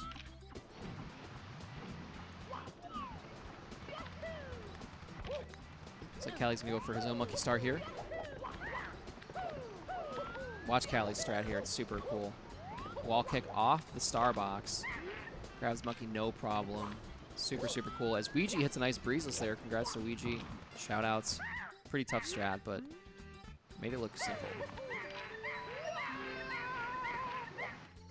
You know the worst bit about breezeless is? It's a triple jump into a ground pound, but it's all the placement you've got to be is so precise. Yeah. Yeah, I only messed around with it like a couple times. Beeve actually taught it to me, and yeah, I was like, I'm not going to be going for this in runs anytime soon. If you do miss it, it loses like 8 seconds, so it's a decently substantial time loss. Callie actually just going to elect not to do it here. He's just going to go for the breeze. But actually, I did see a method where there was an option to use the breeze, but avoid having to land on the ledge by the Chukya, which I thought was so cool, and it'd be kind of interesting to see people do it in runs, to be honest. It seems pretty tough, though. But Ouija going for this 100 coin here, and Callie will be following. Oh, actually, Callie's going to go for the Mushroom Star, excuse me. Ouija avoided the bonk there, staying on the left side of the ladder. Or ladder? What is it? What is that? Monkey bars? Sure. Yeah, monkey bars, why not? Sure. We got Punkation back on a run. Or at least going through the most watched video game opening cutscene on Twitch.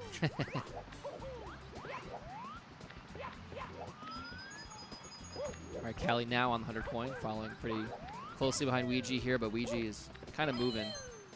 Only one kind of movement flub, but this is looking really solid. And he will be ending his time in TTM after collecting these 2 stars. And Callie, pretty good here. Nicely done.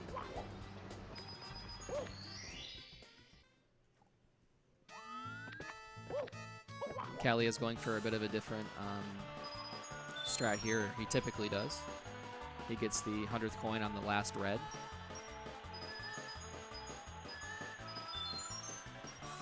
Nice coin there from Ouija.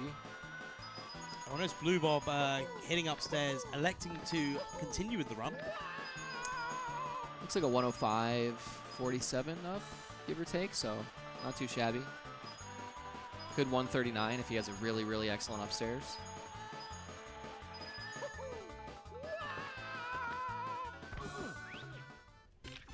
All right, Ouija heading into SL, or excuse me, yeah, SL. Oh, he's really low on that breeze. All right. Didn't even hesitate there. Trying to give me a heart attack. Yeah.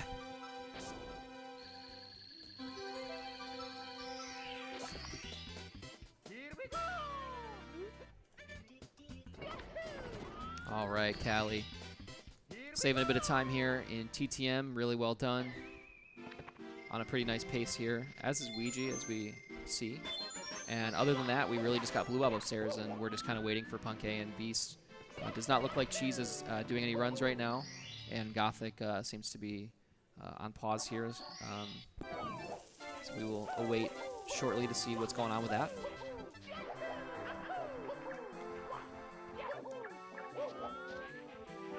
Looks like Callie was about to go for Snowman's Head, but decided to do Igloo Star instead. Didn't really like his angle, or maybe just didn't get the triple that he wanted. Wasn't feeling comfortable with the way the head was going. Yeah. Yeah. It happens. So it goes. Oh, I love that strap by Ouija there. Saves just a little bit of time, but it's a lot more difficult. And I would say my favorite star is coming up here. I really like Whirl from the Freezing Pond. It's a super fun star to grind. We're going to see Ouija go for it right now. Double speed kick movement. Callie with some good head. Oh, no, Ouija, unfortunately. No, into the drink. But that's actually probably best case scenario. Sometimes you can go all the way into the water and have to swim all the way around. Silly kick back up. It's super frustrating. So probably the best mistake that could happen there. Yeah. Looks like Gothic will be taking a bit of a break here. We will see him return shortly. I'm assuming after lunch. I wonder what I can smell. It's the lunch. Yeah, I know. It's cooking. Yeah. I know I'm going to grab some after this. After this block.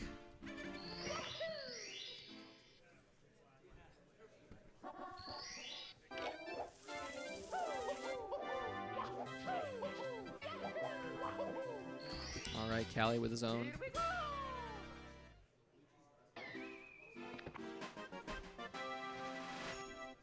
All right, 100 coins left here from Ouija. Definitely the most RNG-heavy star we have in the game, or in the category. Really in the game, I'd say. And the RNG did not really treat him that well.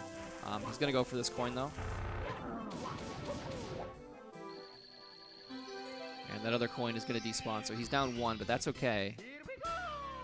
He just needs a favorable RNG for the rest of the stars, so we'll see how his Igloo movement looks.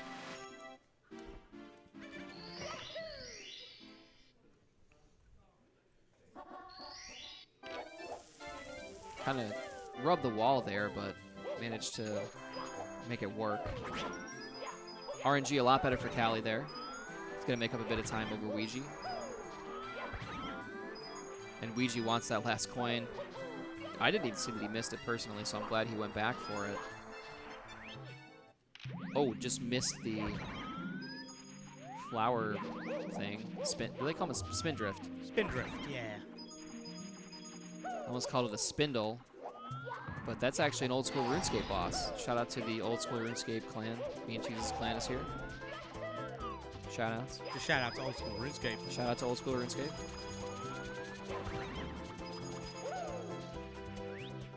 All right. Do you know something crazy? There are people that were born in a different decade, century, and millennium playing RuneScape. That's wild to me. When people are like, yeah, I started playing this game in like 2020. It's great. I'm like, you didn't play it when you were like 8? Like, how do you enjoy this? All right, Ouija just had a bit unfortunate RNG there, but luckily the ending kind of working out here. Looks like Callie will make up a bit of time. We'll see how that kind of evens out towards the end of SL here. He is finishing up pretty soon. So Ouija, not too bad. Again, just lost a bit of time on the SL split, but Still a 137.17 DPT, and to be honest, I'm not really surprised. Ouija is kind of goated. Wilco clip, hold. It's fine. Oh, wow. Okay, he caught on the actual last possible stair. And he just stuck with it. He was confident, so shout-outs there. That was a really solid recovery there from Ouija. But can't really expect anything else from the... Oh, and he's going to miss that coin. Going to have to go back for that one. That's okay. Oh, and miss it again. Turning. He's going to grab the extra wing cap here. Safety cap. Yep, and that's understandable. And another Wilco clip from Cali. Nicely done. So let's just point out, going into Cloud Stage, best possible time for Ouija, 1:37.17. Best possible time for Cali, 1:37.56. Yeah. So only a 40-second difference between on their best possible times coming into Cloud Stage. Cali nearly having a heart attack. Yeah, he's definitely making up time on Ouija here. Ouija was able to get that red coin, though. This is a very tough strat these guys go for here. I feel this is the race. Mm-hmm. Absolutely. Cali gonna grab that coin as well. Using a stored angle to actually grab that red. Really interesting movement. I don't like this stage. It's definitely nerve-wracking. Nice done there by Ouija, grabbing that one on the pole. So you can see he is losing a bit of time here, but still going to be a bit ahead of Cali. And again, Ouija with a 1:45.02 best possible time, or excuse me, event PB. So anything that he finishes here, more than likely will event PB, and he still has the opportunity to actually go to the top of the leaderboard, which would not be a surprise for many, to be honest. Ouija is definitely one of the favorites going into this competition, so we'll see what he's able to do with the rest of this tippy. And yeah, 16 seconds now separates on best possible time. mm-hmm. That's insane. And remember, Cali didn't do LBLJ. So yeah, he played it a bit more safe. Oh, and Ouija gonna take a spill here, and he is gonna survive. No, unfortunately not. And that's gonna be. Oh wow, and he's resetting. Not happy with that run. So it looks like we have Cali out in front for the first run of the day. Ouija will hopefully come back in a few and get going again. Cali down one coin, but that's okay. He did get the backup red. We have Blue Bob here, too, comparing against his event PB. Okay, got the okay. Invis. This is a very easy backup, though. No worries. Providing you hit that ledge. Mm-hmm. Yeah. Yeah, it's very rare to fall off completely if you miss that. If you hit that Invis wall, I should say.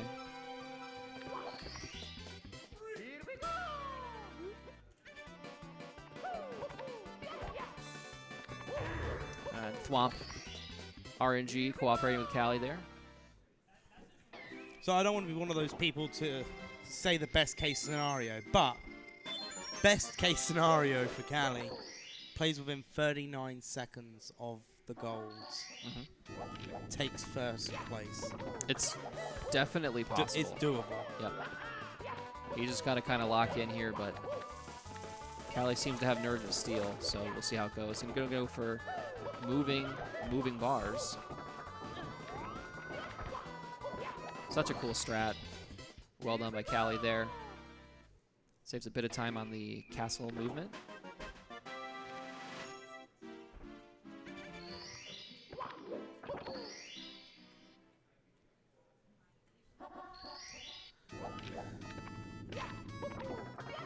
All right, some more moving bars here.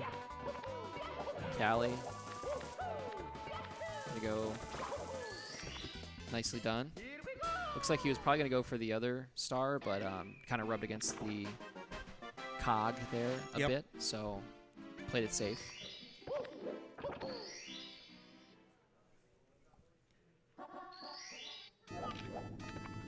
All right, 2 more to go for Cali with moving, and then we have 1 non-moving. Well, actually, you know what? He probably just going to do moving red, so... Oh, no! Wow! Oh! Hold. Oh, it's unfortunate there from Cali. It's a pretty uncommon mistake there, but at least it's a quick death. We're hopping right back in here.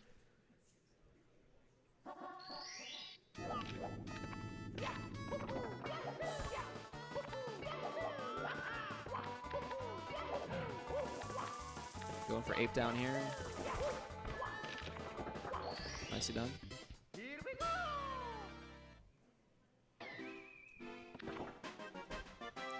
All right, Blue Bob headed into TTM right now and saving a bit of time on his event PB, looks like. And this is pretty serviceable for him.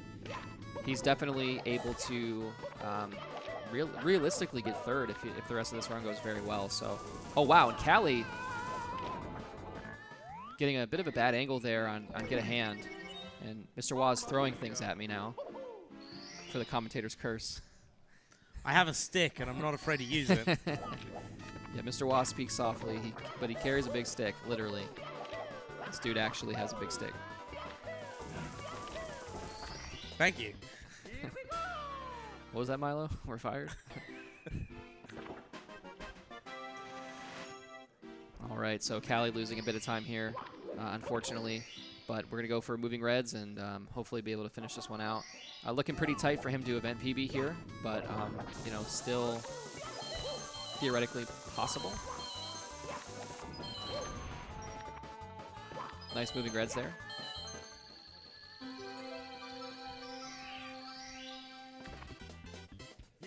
All right, so now we're headed into Rainbow Ride here. Callie, of course, as we all know, elects for carpetless last.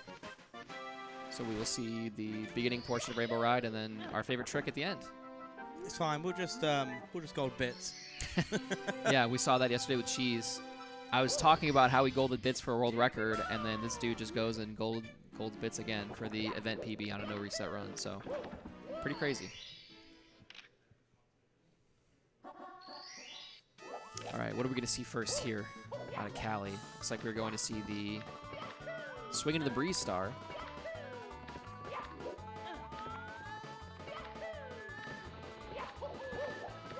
Nicely done. Assuming we will probably see hundreds next, or maybe a Lakitu bounce.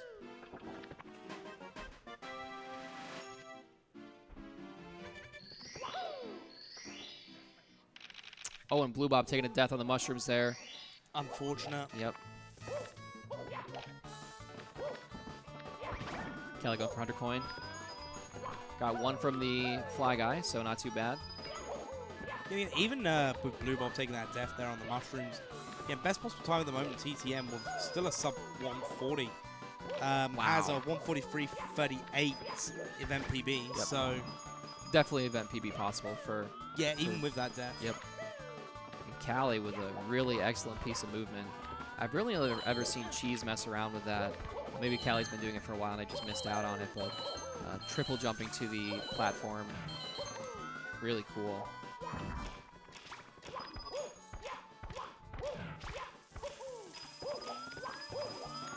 All right. We will be, of course, seeing the patented Callie kill coming up in just a few moments.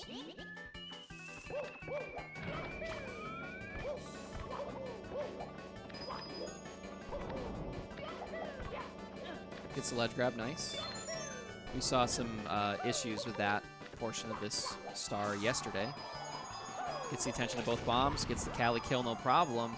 Looking like the spread is pretty decent. So Callie going to be collecting the 100 coin star on the ship, as is optimal.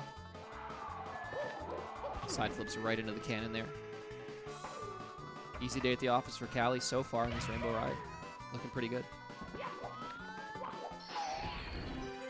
Thankfully avoiding the Chuckya. We've seen some horrible run-enders to that.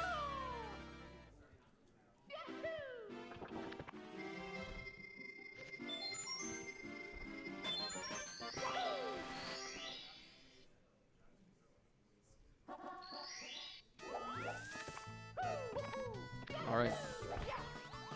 Going for a Lakitu bounce here. Turnaround Lakitu bounce.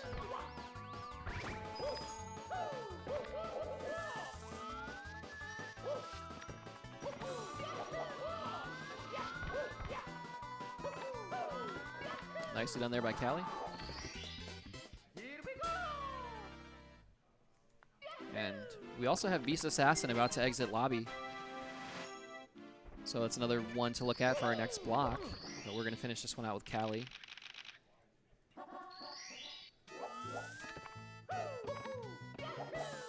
And we've got Blue Bob going to be attempting Breezeless.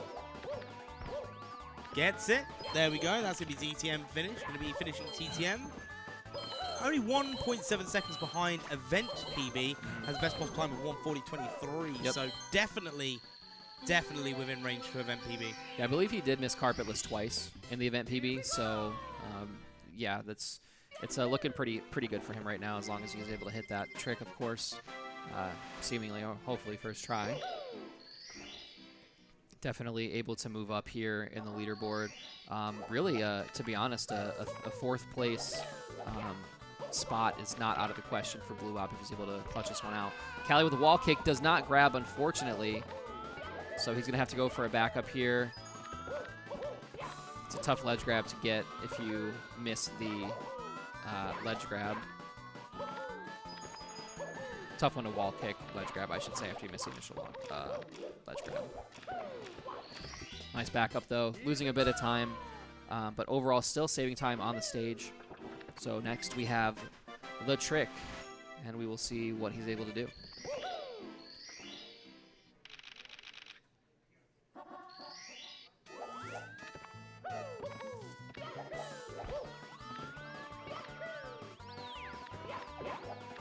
One day carpetless won't be a me. I was hoping we'd find an easier setup by now, but looks like this is kind of it. This is the easy setup. Yeah.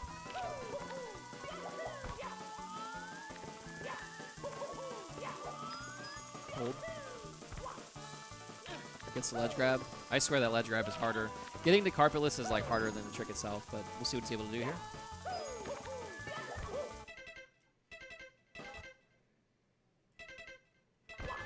Nicely done there by Callie. Getting carpetless first try. Gonna be careful to not fall off the ledge here, but nicely done.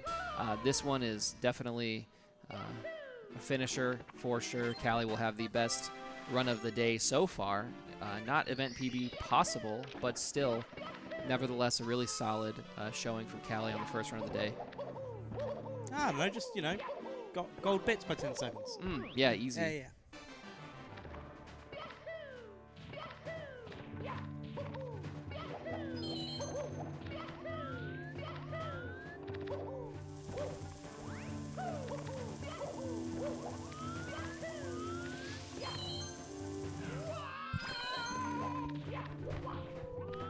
They made the cycle, very nice. Speed kick over the gap. Avoiding the flame, no problem. He actually taught me that. I was optimizing my bits red, so shout outs. Just a few more to grab here.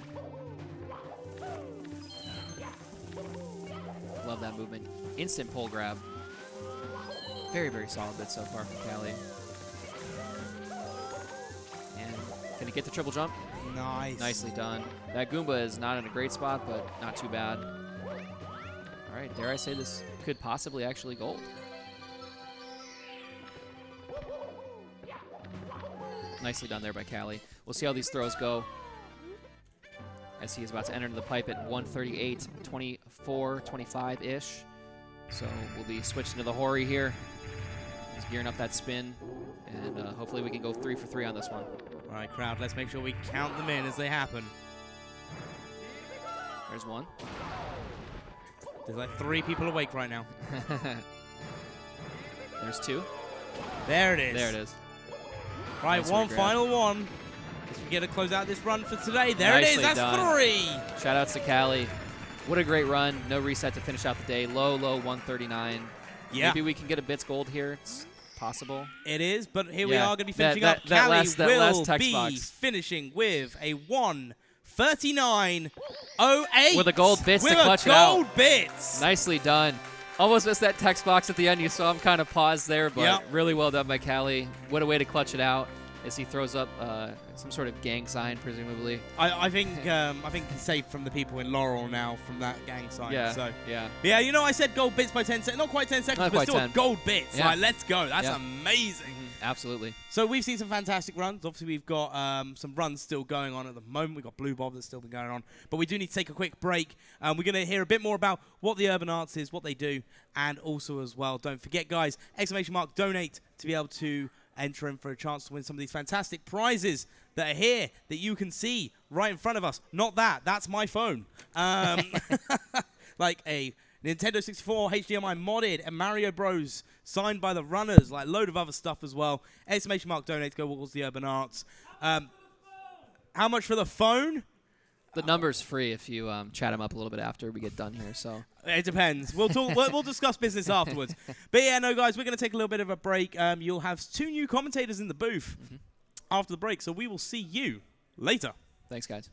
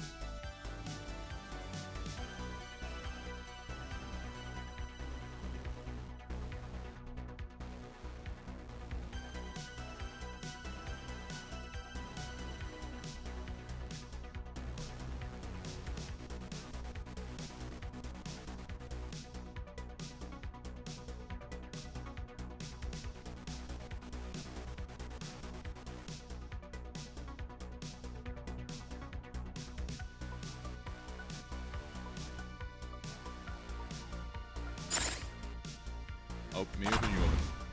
Welcome back, everybody, to the 120-star LTA here. We're coming back from Cali, closing out the first completed run of the day, 139.08 to shoot him up into second place. And we're now on the about to conclude here with a Blue Bob run here. West Dog with Zeus44 here in the commentator booth, here to provide you with some nice dulcet tones for the next hour. I know. We are going to be guiding you all here through the end of this Blue Bob run that Wes mentioned. Right in Tippy at the moment. Like you said, Cali getting that beautiful run earlier. We've had a lot of good action so far in day 2. Absolutely. We'll bring it back here in a moment to discuss all this awesome merchandise we wanted to show off here, but we know that Blue Bob, towards the end of his run here, could potentially improve upon his event personal best. 142, best possible time right now here in Rainbow Ride, and he's going to be doing carpetless last, so still a lot of tension to look forward to here, but beautiful tricky triangles. A little bit of a slip out there, but Blue Bob recovering very nicely. That can be really stressful when the timer's going against you on that button. But Blue Bob, obviously, he's been there many, many times. So handles it perfectly, and just one more star until we're talking about the lack of carpet here. The lack of carpet. Never thought I'd see the day. I don't think any of us did. All right, Blue Bob swinging in the breeze, star number 118. And we look right next to Blue Bob, we have Punke in SSL. Just a few more stars until he is able to move on to HMC. Beast Assassin in JRB, just looking like he's kicking things off here. So we got a couple of runs brewing and one about to finish here from the Comeback Player of the Year. Official title. Speaking of Comeback Player of the Year, we are coming back with a $40 donation from Buttercup. Let's go. No message, but they have entered in for the Nintendo Switch OLED. Good luck for the Switch raffle Buttercup. We're now at $18,400. $1,600 to go before we get a nice round of $20,000. But now let's see if Mario can do a nice... And Blue Bob, so close. That looked like it was it for a second, but not quite getting up onto the roof of the house. Gonna go in for a second attempt. He did PB without a carpetless, or with a failed carpetless in that 139.07 that he's currently got. So let's see if maybe history repeats itself, ZS. If he could still get an event PB with a failed carpetless. You know what? Blue Bob is a very consistent runner, so the wall kick's not quite getting high enough there. Can't get that final ledge grab up to the top of the maze here. The wall kick spacing maybe just a little bit off. Wasn't able to get that height, but getting up there regardless. Still going in for the second attempt. I mean, at this point, you're committed. This is the only star you have left in the run, so you just got to see it through to the end. Seeing that best possible time trickle down. He had to get it this go-around for the event PB, and with that drop, there drops all hopes of an event PB here. But let's see if Blue Bob is still willing to finish this one out here for the people. He is a man of the people. Seeing it through to the end, you got to respect it. That window is a extremely tricky part of carpetless. Probably, I would argue, the hardest part of the trick, but that is somebody who doesn't do it. I am also loving that Bob is coming out here donning a blue shirt, truly in his bluest of forms. Staying on brand. We love to see it. Yeah, I hope Oh, no. He got flustered by us complimenting his fit. I'm so sorry. Can you hear commentary in your headset, or do you got an open headphone so you can hear us through an ear? It's clear he can hear us. Okay. Okay. Yeah, I didn't try to scare Blue Bob. I did that yesterday, and I feel so bad. Or no, I didn't scare him. I accidentally insulted him by talking about his red Gatorade drink. Unreal. Crazy. I love Blue Bob, but I feel like I'm in his lowest of graces right now because I insulted his energy fuel. Nah, he's locked in. Completely unfazed. Nah, not gonna see it through. Respectfully, I mean, at this point, nice little golf clap here for a good attempt. Good stuff from Blue Bob. GG's. Carpelus is a beast. And speaking of Beast Assassin, just about to wrap up JRB 100 coin here. As we see the lovely Snelms Deep deliver Cheese a nice flopping bunny hat. Let's go. He's now getting ready to flop his way into Dark World with that LBLJ attempt. Love to see it. Big shout outs to Snelms Deep. Right, Punke looks to have the farthest run going here so far in the Hazy Maze Cave, comparing to that 140.46 he got on day one. He is behind, but still with a 135 best possible time. He's got some time to save. Yeah, absolutely still has some time to save and a whole lot of attempts ahead of him. The back-to-back pace champion looking to defend his title, go for the three-peat this year. And Punke could be the guy to do it. Absolutely. And the elevator BLJ and 100 coin, the insta clip right through. Beautiful. Oh, missing the coin. Really? Gonna take a reset on missing the coin there. Could be frustrations that have kind of just built up over time, and it's kind of the straw that broke the camel's back, just missing a coin. Mistakes like that, even small stuff, can be incredibly tilting, especially if it's a lot of small stuff that's just built up and you just kind of reach a breaking point. You're like, okay, I need to clear my minds, reset, clean slate, start over.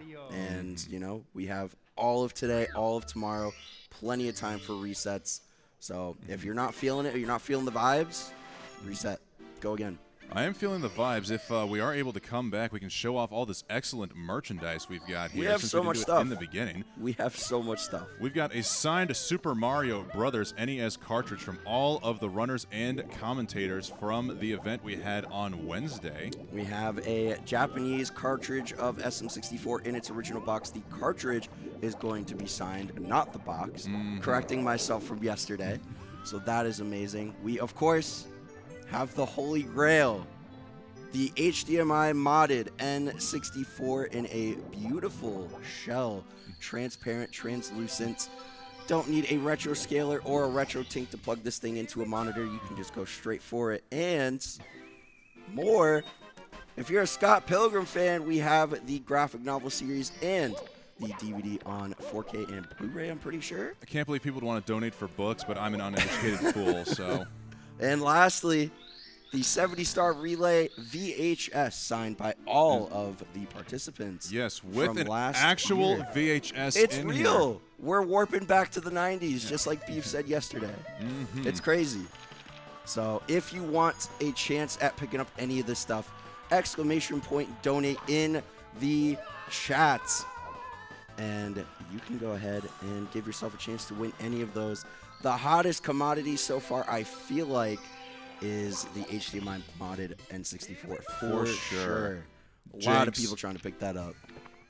You owe me a Coke now. All right, we can go to the bar later. I'll get you one.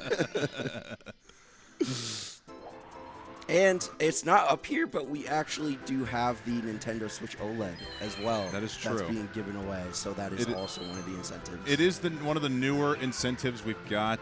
We love everybody at this venue, but we don't want to put ourselves at a high risk of it being lost or misplaced. Misplaced is a good term. But yeah, there's a lot of really, really cool stuff that you can pick up, and all of your donations, 100% of your donations are going towards the urban arts. And much like yesterday, we're willing to put ourselves on the line here as well, folks. Not necessarily Toad. Toad got a little bit out of control. But if you guys want us to do any kind of impersonation, stuff that we do know or stuff that we don't know, we're willing to give it a shot there, right on cue. Possibly commentator's curse. Likely Lana with the $20 donation saying, "I miss the Toad voices." Lana, why?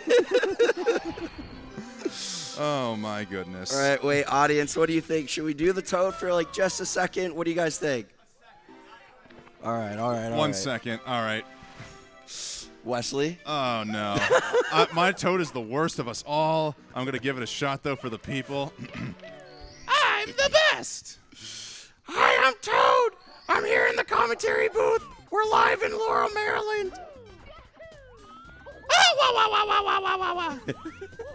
There we go. Just for you, Lana. Thank you for the $20 donation. And Anonymous with the $20 donation as well. Thank you so much for the donation. Entering for the HDMI modded Nintendo 64, the hot commodity. And at the same time that Lana donated the $20 for the Toad Voices, $20 from Silver. No message, and all three of you entered in for the modded N64, so best of luck to you. So we got competition, is what you're saying. Absolutely. Oh my goodness. And I'm still willing to throw an incentive on the line. I have a Pace shirt that can and will be ripped cheese style, but the incentive this go around is if we reach $20,000 by the, what time is it? The 3 o'clock hour. If we get to $20,000 by 3 o'clock p.m. Eastern Standard Time, I will rip my shirt cheese style on the camera. I mean, we all know about the cheese shirt tears. It's iconic. It's an iconic maneuver. So if you want to see West Dog pull that off, literally, get to that $20,000 mark, and we can see it happen live. I mean, everybody here gets a front row seat to it, so that'd be pretty sick. Oh boy, I wish I didn't think about that. Now it's gonna feel like I'm a part of I'm a club performer, if you know what I mean. You're an entertainer, West Dog. So are you. You were born for this. I was born to rip my clothes.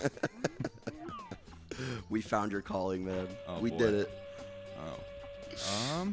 If I recall correctly, I think Callie's run finishes at 139.08. I see 139.01 on the screen. Was I perhaps spreading misinformation, or Are the commentators misinformed? Perhaps? Or are we just not paying attention? I mean, I definitely was not paying attention, admittedly. I was getting ready for my randomizer run tomorrow morning before the final day of the LTA. Yeah, it's a really good way to lead into the final day, man. Randomizer is it's a lot of fun. It wasn't event PB. Oh, okay.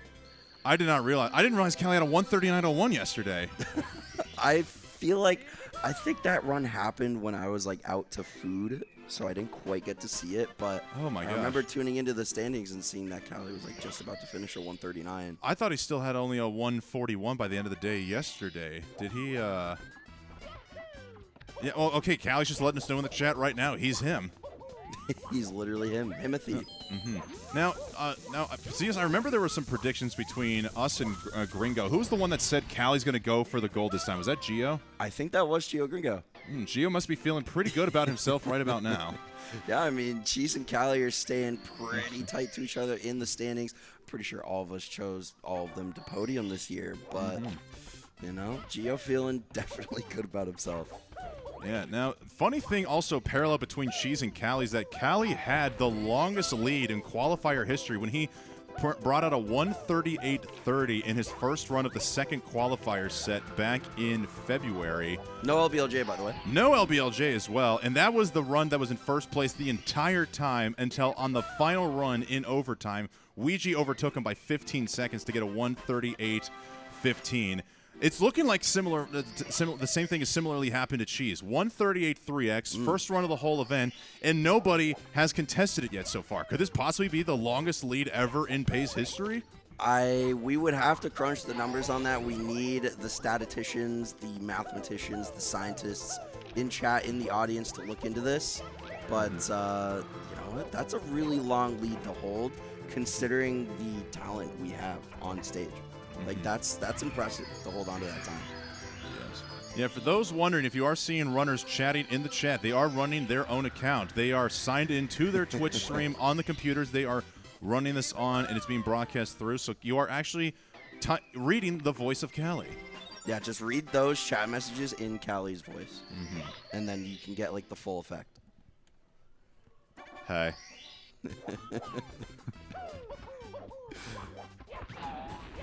All right, Cheese in Dark World Reds. Looks like Punkay Reset gonna go for another attempt here, but of course Beast, the deepest runner on screen right now, wrapping up BOB with the 100 coin, and not too far behind his event PB here with good amount of time saving BOB. 12 seconds. I don't know if Beast Assassin can hear us right now, but I am curious about the name. Is he an assassin who happens to be a beast, or is he an assassin of beasts? I mean, if I know anything about his gameplay, he's definitely a beast. He's an assassin who's beast. He kills these times with some beast gameplay, is what you're saying. Oh, absolutely. Absolutely. All right. I mean, just look at that focus right now. He is just studying his prey up and down right now, just ready to pounce on these coins beautifully. And 67 coins out of the air, assassinating this 100 coin right now. He's got a good amount of coins, and now he's just got to gun down this Goomba. Oh my goodness, the horror. And now just get ready to run around those poles. Yeah, can afford to have a little bit of suspect RNG here. Of course, you would never hope for such a thing, but Never. good amount of coins out of the air. Can afford to let a couple go astray here. Oh, come Maybe on. a good DSS position. Oh! Not quite. Dang, nabbit. Almost. A little smile coming out. He knows he almost had it. He almost had that. But he's going to be saving some time here coming out of BOB. Just about a second, a little bit more. And he is going to be going into the basement, taking on SSL. We've got a $5 donation here from Anonymous that says beans. Beans. We got plums and Oh my peaches God, Sophia. with the $50 donation saying, hi Wes, hi Zeus, hi runners. Good luck to everyone. This event makes me so happy, and I'm so glad I can be here with everyone. Keep up the amazing work. Love all of you. We love you too, Sophia. Thank you so much for being here and being part of this whole thing and all of your contributions. And for the $50. I would also love to say, can we get a small clap in the crowd or the chat here for Sophia for all the hard work she did helping She's the amazing. 120-star relay last Put in the night. work. Yeah, she was calling out names, getting stuff organized. It was amazing. And $10 from Yasmin, familiar name, GL Runners, and greetings from Germany. Hello, Yasmin. Guten Nacht. And Beast, beautiful pillarless there, getting up into the pyramid. Looking spicy here. Right as we're seeing the slow walk onto the stage here from Ouija, just strutting with absolute confidence. Look at that man. He's locked in. He is laser focused. And we're probably going to be seeing a Ouija run get started in just a moment here. And that's always must watch Mario. Whenever Ouija gets a run going, you got to tune in. Now, it's going to be interesting because we know Ouija likes to go for virtually first place or bust here. 138.39 is a tremendous bar set by Cheese at the very beginning of the run here. Ouija's still currently sitting in 7th with that 145.02. I'm hoping we can see something getting cooked up here from Ouija's point of view. Yeah, definitely. I mean, 7th place is not what you would ever expect from Ouija. Not that there's anything wrong with it, but the 145, he's not even warmed up yet. Let him cook. Let him cook 100%. It's going to take that one run. That's all it's going to take. I just want to point out the double 69 on the screen. We've got a plus 6.9 from Beast and a 69 coin here from Callie. Nice. Very nice. Nice.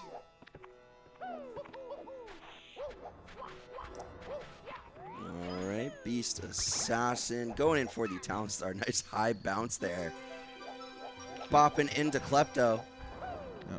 I think I saw something. Yeah, there's this user named them Rawa who typed in, rumor has it Westdog will say a boba for every dollar donated in the next 15 minutes. You know what? I think I've heard that. It was a little bit of like hearsay, but like, Wes, I mean, we're here, we're live in the booth. What do you have to say about these allegations, man? I mean, I want to see the $20,000 goal be met here. So if it means I gotta say a boba for every dollar we have donated, please, by all means, bring in the donations for the urban arts. Yeah, I mean, it's a fantastic cause, fantastic organization. All your money is going to a wonderful place. And if you want to get the Aboba trains going, I mean, this is your opportunity. Yeah, but of course, above all else, besides just meeting the incentive goals, please consider just donating for the kids going through the Urban Arts program. They are an educational program geared towards the underprivileged youth in the United States, allowing them the opportunity to learn video game design and development, as well as just general computer science, and it provides them with the opportunity for further education and career advancement as they enter the working world. Yeah, it's incredible, and you know, the game development industry, programming, computer science in general, it's extremely competitive, and having something like that to give people who might not otherwise have an opportunity to pursue something like that, getting them the resources that they need, it's incredible. And who knows, maybe something that an urban arts student develops could be speedrun here at Pace one day. You never know. It's the pipeline. I did think about this last night, Zeus. I'm not 100% committed on the idea yet, but I thought about a goal for a randomizer incentive I'll do tomorrow morning. If we reach a certain goal to be determined, I'll speedrun an urban arts developed game on the stream if we've got time from the estimate. No! Beast! Oh! For 100 coin, grabbing the secret star and taking the resets. Oh my goodness. How unfortunate. Well, so now we are back on Cali. It's like things have never changed. It's a repeat of the last couple of hours. Cali now got the deepest run with the most potential here. 135 is still possible here for Cali, according to that sum of best. And I definitely see it happening here. Pass the copium, man. Yeah, here you go, Thank man.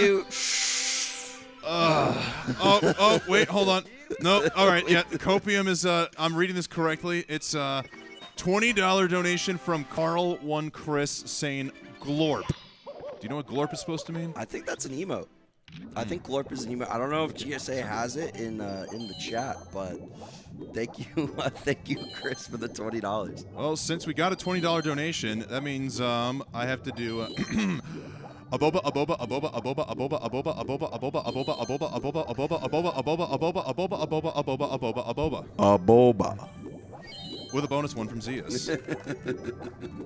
That was impressive. That was really fast. I can't believe that. I can go even faster if I have to. I didn't keep track of when the 15 minutes started, so what do you think? When we get to 25 on Cali's timer? Yeah, sure.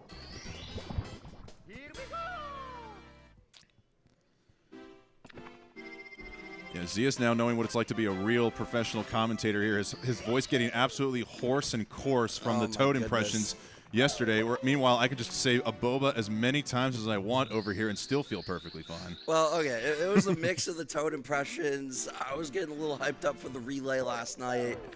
It was a good time. It was a good time. It does a little number on the vocal cords, but we're powering through. Yeah. We're powering through. We're here making it happen.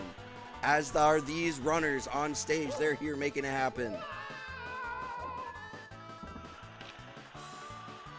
Cali going 12-6 on the slide. Forgot to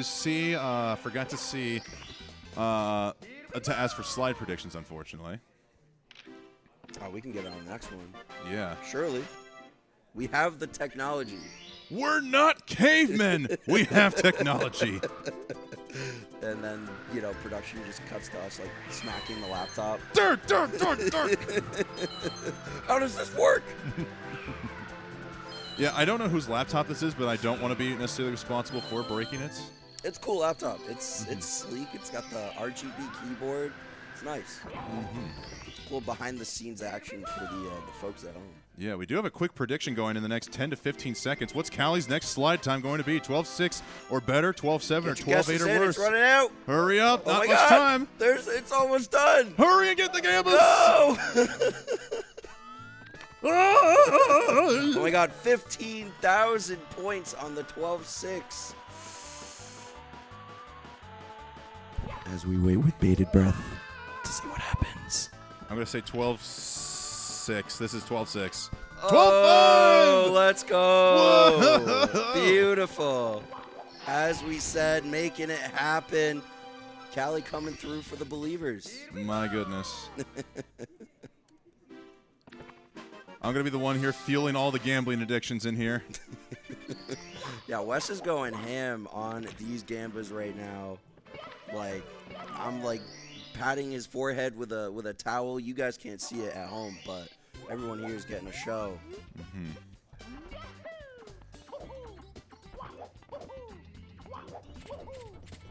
All right, here we go. How many coins is Callie going to have out of the air? 64 or less, 65 or 66, or 67 plus? Let's go. I'm ready for it. I'm here for it. And little glitchy ledge grab there getting up to the Bomb King, but what, like a second? Not even? No big deal. We are pushing on. And minus 10 comparing against the 139 flats. So 1 second better than his event PB. Doesn't even want to compare against the event PB, just going right for a time that's better than it. Really locked in. Mm-hmm.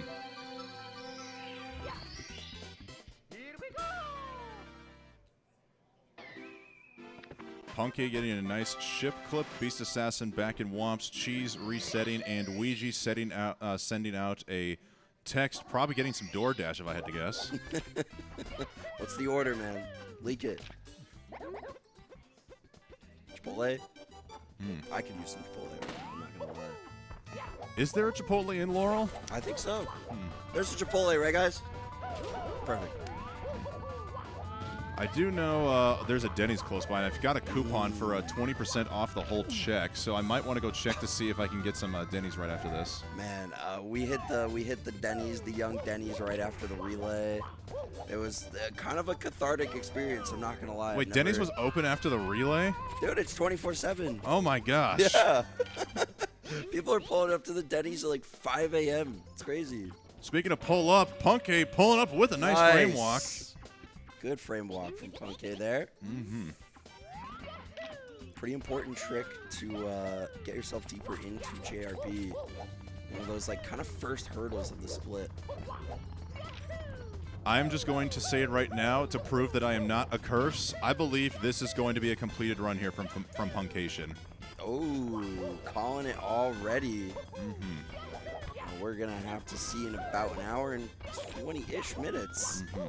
Hour 26 minutes, perhaps, if we're really lucky. If we are so fortunate to see a 136 on stage, I'm not going to jinx anything, but you never know. And again, Puck is the guy to do it.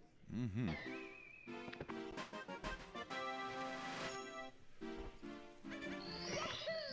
you think Punky knows any puns? Surely. I mean, it's in the name. He's got to. I mean, if you watch Punky streams, like, man's got jokes. He's funny. All right, nice camera glitch there from Callie. I honestly don't know if this saves much time. I'm looking at the community best split. It looks like that the best split with a camera glitch versus no camera glitch is about like 0.3 to a half a second difference. Yeah, I think Beeve was saying yesterday when I was doing an hour with him that it saves like frames, I think. Like nothing substantial, nothing spectacular, but it is one of those slight optimizations that you can go for. And, you know, it's not something I really saw super often, but it seems like that's kind of the new meta for that star now. And Callie also utilizing Callie utilizing the slope tech. He did unfortunately not get the fast jump kick into it, but is still going strong. Looking pretty clean for Callie so far. Hold on. Nope. Okay, this one does mute you and not me. All right. I thought you muted me for a second when you had to take a quick cough. Clearing the throat. Understandable.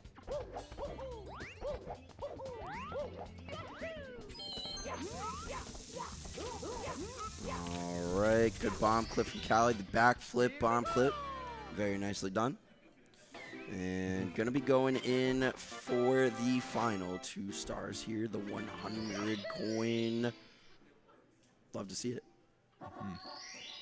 I don't know if Punkei can't hear commentary right now, but someone in the chat says in about 85 minutes, Punkei will be playing Nikkei on his phone in the bathroom. I don't know what Nikkei is, do you? I don't think I know. Can we get a confirmation? Can we get a denial, maybe? Somebody knows what's going on. Somebody has the intel.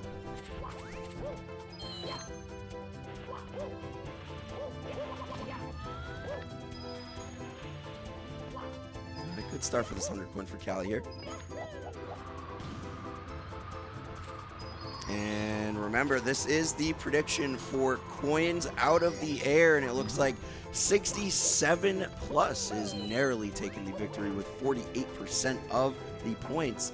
Good. So let's see what happens. Good start here with 51 going onto the island. And 63. All right, the loop back around. What's Cali going to end up with here? 67. Making it happen once again for the people, the believers. Love to see it.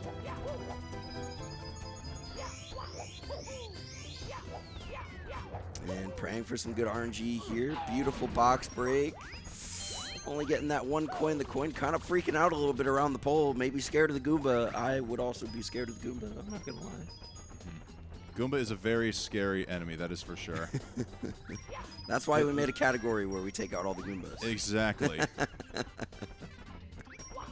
Oh, wait. Ah! The wrong order. Still looks like he's going to be in the green on that 139 comparison here once he collects this red coin star. As Punkei gets out of Jolly Roger Bay, still a couple seconds ahead of that event PB. Beast now back in Jolly Roger Bay, and Cheese womping it up in that fortress. All right, chat coming in with the quick facts. It was, in fact, the right order. I'm so sorry I wasn't familiar with your game. Misinformation being spread here into the booth. You hate to see it. We're professionals, I swear.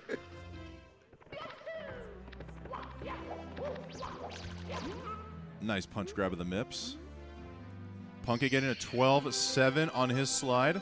Very nicely done. We do have a prediction going right now for Cali getting first try plus.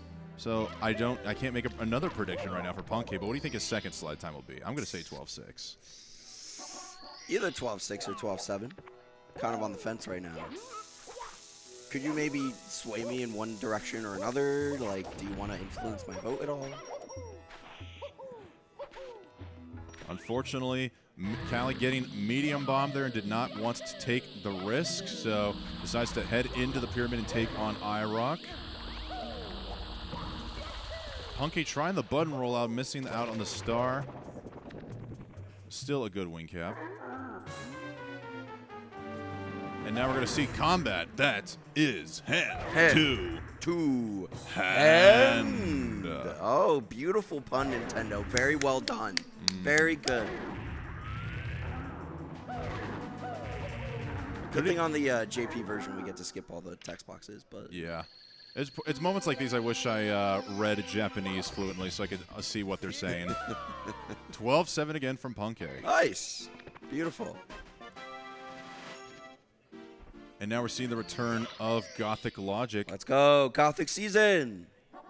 Let's go. Gothic season. Oh, Cali not getting the jump off that time. Oh, not getting the triple jump on the slope either. So That can be a really tricky backup. Is he going to be able to hit Klepto in time? Oh, the dive. Beautiful. Should be able to roll out. Oh. Oh, No! goodness, the fire. Oh, gosh. Burning. Whoa! What's happening? How unfortunate. Any backup that involves, like, silly kicking up the pyramid, like, trying to time it correctly, that scares me, man. That scares me. All right, next prediction going live. Will there be a homie blue coin if Cali's run does make it that far? All right. Much better setup on the plus this time for Cali. Punkei got a save and quit out of BOB. Oh, my goodness. I saw him miss bomb clip earlier too, so the save and quit on top of the missed bomb clip is going to cost him quite a bit of time here, but he's still willing to power through on this one. Yeah, I mean, you might as well continue. The event PB is still a 140. Like, it's still a very, very finishable run at this rate. Callie with some very swaggy double jump movement. Love to see that. Starting off this Reds here in Shifting Sandlands. Can't imagine how much practice and how fresh your button pads have to be to consistently get those first frame jumps. It's crazy. It's crazy. I mean, that's where they're the top. They got to maintain that stuff, you know? They got to we need the hookup. Us like mid-tier runners, we need the hookups for the button pads, all that good stuff. I don't know if you're saying us like a collective or us as in you and I. If you so, and I. I take that as a compliment. I am below mid, actually. I am well below average. Are you sure? I am absolutely sure. Zias, there are two types of commentators here. There are those that can hack it, and those that are hacks. I'm unfortunately not the kind that can hack it on the big stage. My 120 PB is still a 210. I can only literally dream about being on a stage like this, so I'm just here to talk about the game because I know I can never match up to this kind of skill and ability. Is this like a coaches don't play situation right now? Kind of, yeah.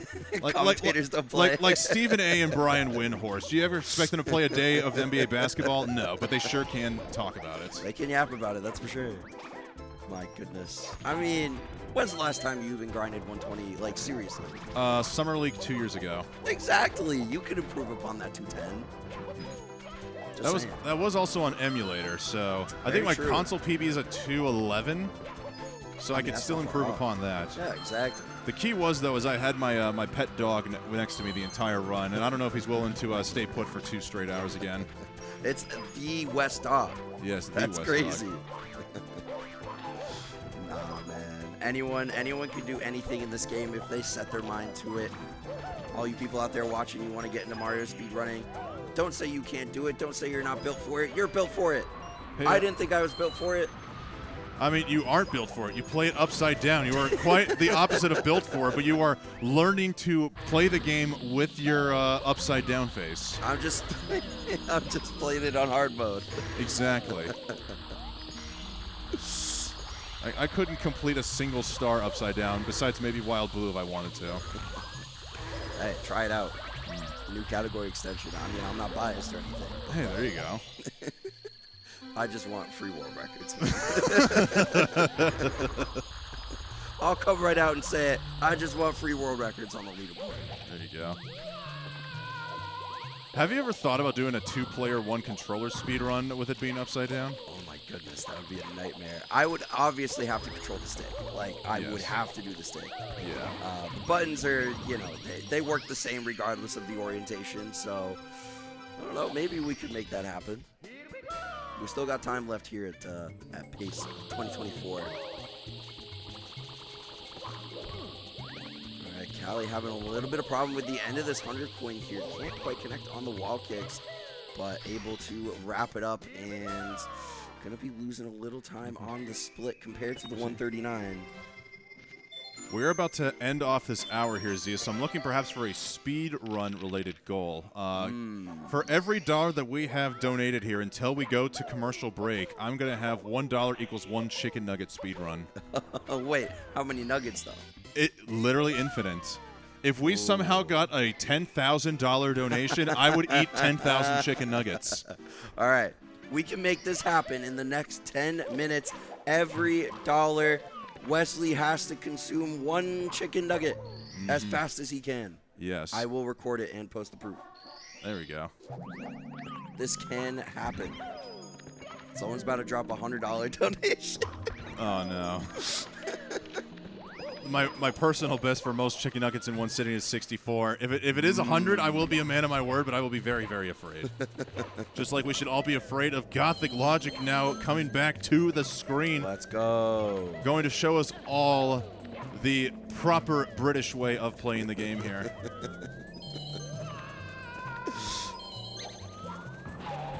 I am a man who enjoys logic, but are you aware of Gothic Logic at all, Zias? I'm a little bit familiar with Gothic Logic. Legends. legend in the community. I mean, the only Gothic logic I can think of would be anything from an Edgar Allan Poe book. I don't know how to read, so I'm not familiar. Well, you're doing a pretty good job of keeping it together. I'm surprised there wasn't a little breakdown there. Yeah, actually, before this comms block, I actually learned how to read just enough so that I could read donation messages, and that's about it. But after that, I'm cooked. All right, we've got the $25 donation here from Broodlay. No message, but they are entering in for the Nintendo Switch, and that means 25 nuggets for me. That's 25 nugs. Oh, boy. Can we get more? We're already up to a 20 piece and some change. Oh, boy. Are we going? What kind of nuggets though? Are we going like spicy nugs? Like what are we doing? Depends. I might need to go efficiently here. Maybe need to do Wendy's nuggets because I know you can get 15 or like 50 for 15 right now. Yeah, you can get like I don't know if it comes in like a bucket or something, but like they have the 50 piece now. It's crazy. Yes. And Last time I did do McDonald's nuggets. McDonald's nuggets are okay. I prefer spicy nuggets. Was that a blue coin drop I heard? Oh, Homie nice coin! RNG on the blue coin. And another 5 chicken nuggets coming in for West Dog. Thank you so much, West Stairs, for the $5 donation. And going in for the VHS copy of the 70-star relay, signed by all the participants. I saw somebody who went max bet on the no homie blue coin. Shout outs to the believers who are getting really rich right now. Oh my goodness. Oh no. A $50 donation from Addy Joe. I hurt myself today to see if I still feel. I focus on the pain of chicken nuggets. I can't believe it. Lana! Let's go. They're rolling in. We're up to 95 nuggets. Oh my God, you want to read Lana's donation? Lana with the $15 nuggets. I mean, I know I'm a Denver Nuggets fan, but this is ridiculous. 95 nuggets? Oh, boy. You took it too literally, man. You took it too literally. Yes. You've gone too far. I know I'm going to be on comms for a closing shift, so should I do this? I think there's, I don't know if it's 3 today or 3 tomorrow, but should I do this for the closing shift on Saturday when we have 2 other people to talk over my nugget munching, or should I do it later on? What? You'll vomit? Oh, Yolanda, you're right. I did do this to myself. Production is not giving us any indication of a commercial break whatsoever, so it's still going on. We're going. We're going until we go to commercial. We're in it. We're in it deep. We're in here. We're live. How many more nuggets will West Dog have to consume in honor of the urban arts? True. Another 50! Another 50 from Sugar Bear. Let's go. My friend, I might have to kick you off of commentating for this one. My friend, my co-runner from Smash Brothers last summer, the person who I thought I could trust with my life is putting my life in peril with a $50 donation. Hey, Wes, get eaten, boy. And what is this epic crossover? Wait, $5 more nuggets. Okay, we need to do with $35. Callie's my goat.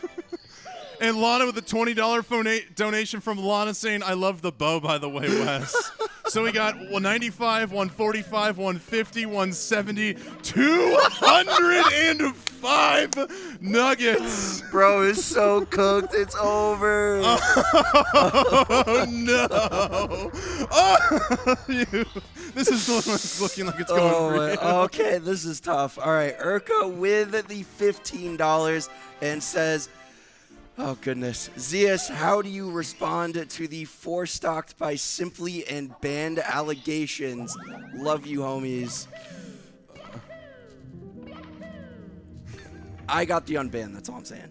Yeah, there's no allegations about it. It happened. I witnessed it. I tried to talk him out of it, and he still kept going for it. Urko with the 15. Now I'm 220 nuggets. We got AC with 15 saying for the nuggets. I mean the children. That's 235 nuggets. And Jordan Tyler with the $20 donation. Nugs, not Nugs, not Drogs. My friend Jordan, think of the 20, and then a $40 donation from Yella. All right, let's saying Aboba, by the way. Oh, Yella's saying Aboba. That's 295 nuggets. Aboba. If Callie is almost done with HMC here, it looks like we might be able to just go on commercial break potentially. Oh boy. Any last second donations? Any more chicken nuggets? Anyone? Nope. All right. MLG with the 100. Let's go. React Harder Simply with the 40. Nosuke with the 10. Mitchell M with the 25. Let's go. West Dog. Nuggets are red, nuggets are blue. How many nuggets can you eat until we explode you? Nosuke saying nuggets, yummers, and for the nuggets from Mitchell. So that is, we had 305 nuggets or 295 nuggets with 405, 445, 455, and 480 nuggets. Good luck, man. Here's a word from our sponsor. We'll be coming back here shortly. Thank you so much. That doesn't count, Lana. Urban Arts helped prepare me for college by giving me a lot of experiences working both independently and collaboratively with other people to make really cool games, and taught me how to put my all into creative projects, and that helped me put together a very strong portfolio for college. The best part about being in the urban arts community is the people that you meet. A lot of the people here have the same interests as me, so in the future, making friends here will benefit me and them and everyone around, because we all benefit from each other by gaining skills that other people had that I may need. Urban Arts helped me see myself differently by showing me that I can be a good leader. In the studio program, I was assigned the role as project manager, and fulfilling that role for the first time actually helped me realize that I have good leadership skills, and it really helped me to develop them.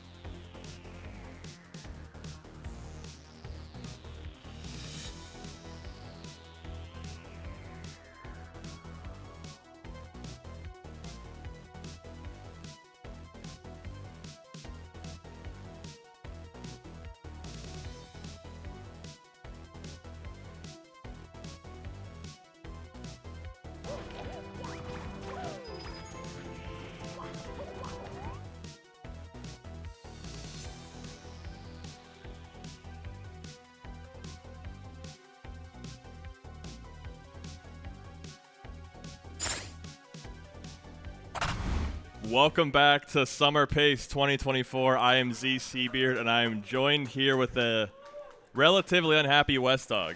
Can you talk? Would you like to explain why you're unhappy? So we had a couple of last-minute donations coming in.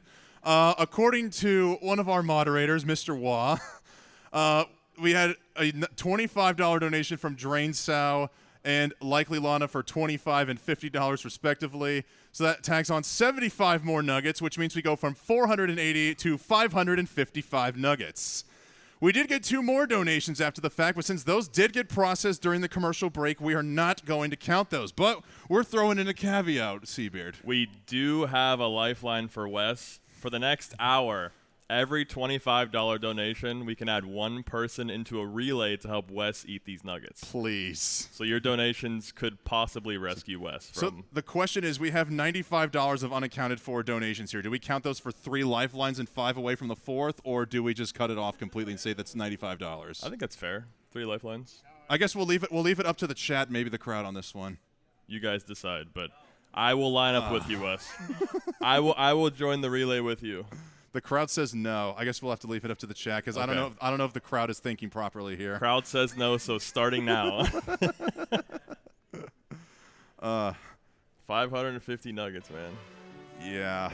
Not only is that a just tough for your stomach, but also that's pretty pricey, man. I have to literally start for dinner tonight, and I didn't want to eat any food today because I ate so much yesterday. This might get you banned from Wendy's, so I don't know if that's the move. I mean, do you really want to be banned from every Wendy's establishment? You're gonna see Wes's picture when you walk into Wendy's. Do not serve. Oh, she's got a ledge grab here. Is he gonna be able to make it back to this platform in time? No. He's not even gonna go for it. Aw, dang. Looks like we have Ouija in BOB on hundreds, Beast in Womps, and Gothic just reset freshly. So I will say this: for every cumulative $25 that are donated, does go towards a lifeline for the relay. And if we do reach the $20,000 goal before the end of this shift, to celebrate the end of all of the nuggets being consumed, I will then rip my pace shirt in half victoriously with drool, tears, and sweat from eating all the nuggets. I will then rip the shirt in glory, signifying the magnificence of Pace 2024. Wow. Very impressive. What is it going to be, a nice shirt? What kind of shirt are you thinking? Oh, the Pace shirt. The Pace shirt? Yeah, my crop top, small-sized Pace shirt. Did you get a second backup Pace shirt? You don't want to rip your only shirt. No, I did not get a backup shirt. It was the last shirt they had for sale. Oh, and it's a okay. small, so it's either gonna be ripped or I'm gonna wash it and send it to a friend. Okay. But I want to rip it, and the person who might get it understands if it needs to be ripped. You're gonna send someone a ripped shirt in the mail? No. It's either ripped and trashed or it's unripped and sent to the friend, unless they want the ripped shirts. I mean, it is one for the ages, you know. You can put that in the frame. All right, True North with a $25 donation coming in saying Nuggets Relay LFG. Lulup34 with a $25 donation coming in saying Save Wes. We're gonna need a notepad to keep track of all these lifelines. I'll put it on my phone. That's 2 lifelines right there. 2 lifelines so far. So what is that?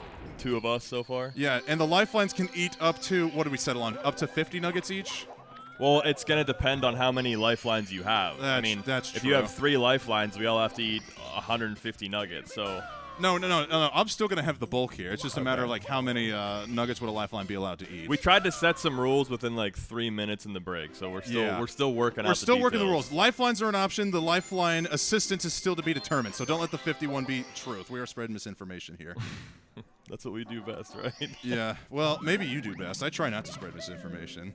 Wes calling me out in the booth. Thank you, Wes. Oh, wait. I thought you were Zeus for a second. I'm sorry. We do have the same 4 first letters. It can be confusing. Yes, the 4 first letters that are kind of mixed up. ZS versus C's C. We are not related. No. Just a coincidence. Exactly. What? Yeah, I donated 94 yesterday, unfortunately. I wish I saved that for today. I could have saved myself. Somebody was trying to save Wes, but it's not salvageable. You made your bed, and now you have to lie in it. Yeah, I mean, I was aware I made a bed. I didn't realize it was going to be an Alaskan king-size bed made for Shaquille O'Neal. Is that a? I've heard of California King. Is Alaskan King a bed? It is the biggest king size bed on the market. Oh, wow. Have to look into that. Anyways, speaking of Alaskan King, we are looking at the maybe future king of Alaska, Cheese, here, on great pace right now compared to that event PB. And also Ouija with a sub-23 BOB exit. Very fast. She's getting a beautiful looking arc over the mouth of Dory. Love Dory. We all love Dory. Now we get to listen to one of the best songs in the game. My good buddy Sugar Bear donated $25 saying #FreeWestDog. That does give us another lifeline. I'm still not forgiving you for the original 50 you donated, Sugar Bear, but for the 75 overall you've donated to charity, I will say thank you. I can't believe you're willing to do that. That's fully a guilt donation because Sugar Bear is the one who started this entire reign of donations on Wes. He appreciates it nonetheless. Yes. That's three relay lifelines. And again, you can sign me up. I'm in to help you. All right, and we got another $25 donation from Chimkin. Be kind to my chicken brethren, Wes. Hopefully this helps you stay alive. Stay alive. Remember, it is cumulative. It doesn't have to be a $25 donation. It's just for every $25 we have donated, there will be a lifeline. And thank you so much for all the donations going to a really great cause, Urban Arts. If you'd like to learn more about Urban Arts, !UA in the chat. There's also a lot of really cool prizes. You can enter a raffle to win. This SMB1 Duck Hunt combo cartridge is really cool. Autographed by all the runners and the commentators. But you know, if considering we speedrun one half of the games on this cart, when are we going to see some Duck Hunt speedruns? That's a good question. Why hasn't anyone broke out the Nintendo Zapper for the speedrunning games? Nice GTM slide by G's. Some multifaceted speedrunners. We also have, oh yeah, so by the way, good lucks to True North on the VHS for the 70 relay and to the Switch OLED and to Lulup on the Switch OLED. We also have a Japanese Super Mario 64 box with a cartridge that will be signed by all the competitors. That comes in a, I'd say, good-ish condition box. Yeah, very good. Now, Seabeard, I don't know if you heard Beef and I bring this up yesterday. I did. I was laughing at it. 45 stars in TTC. What? How? It's really remarkable once you look closely at the box. And this box could be yours if you win the raffle. But if you're not getting that box, how about a box collection of Scott Pilgrim manga plus a Scott Pilgrim versus the World Blu-ray disc? 4K Ultra HD. Whoa. Hard to pass up. And the 70-star, 70-person relay VHS tape that works in a VCR player. I learned from yesterday. Oh, did you plug it actually into one of our CRTs with the VHS? No, I kept saying VHS player. People were unhappy it's the with me. VCR that plays the VHS. Yes. I do know there is a particular Troot out there that is not a fan of people getting that wrong. He's not. He was leaving whenever you said that yesterday. No, I said his name wrong, but he right. also gets upset about VHS versus VCR. Great guy. Don't want to upset that guy.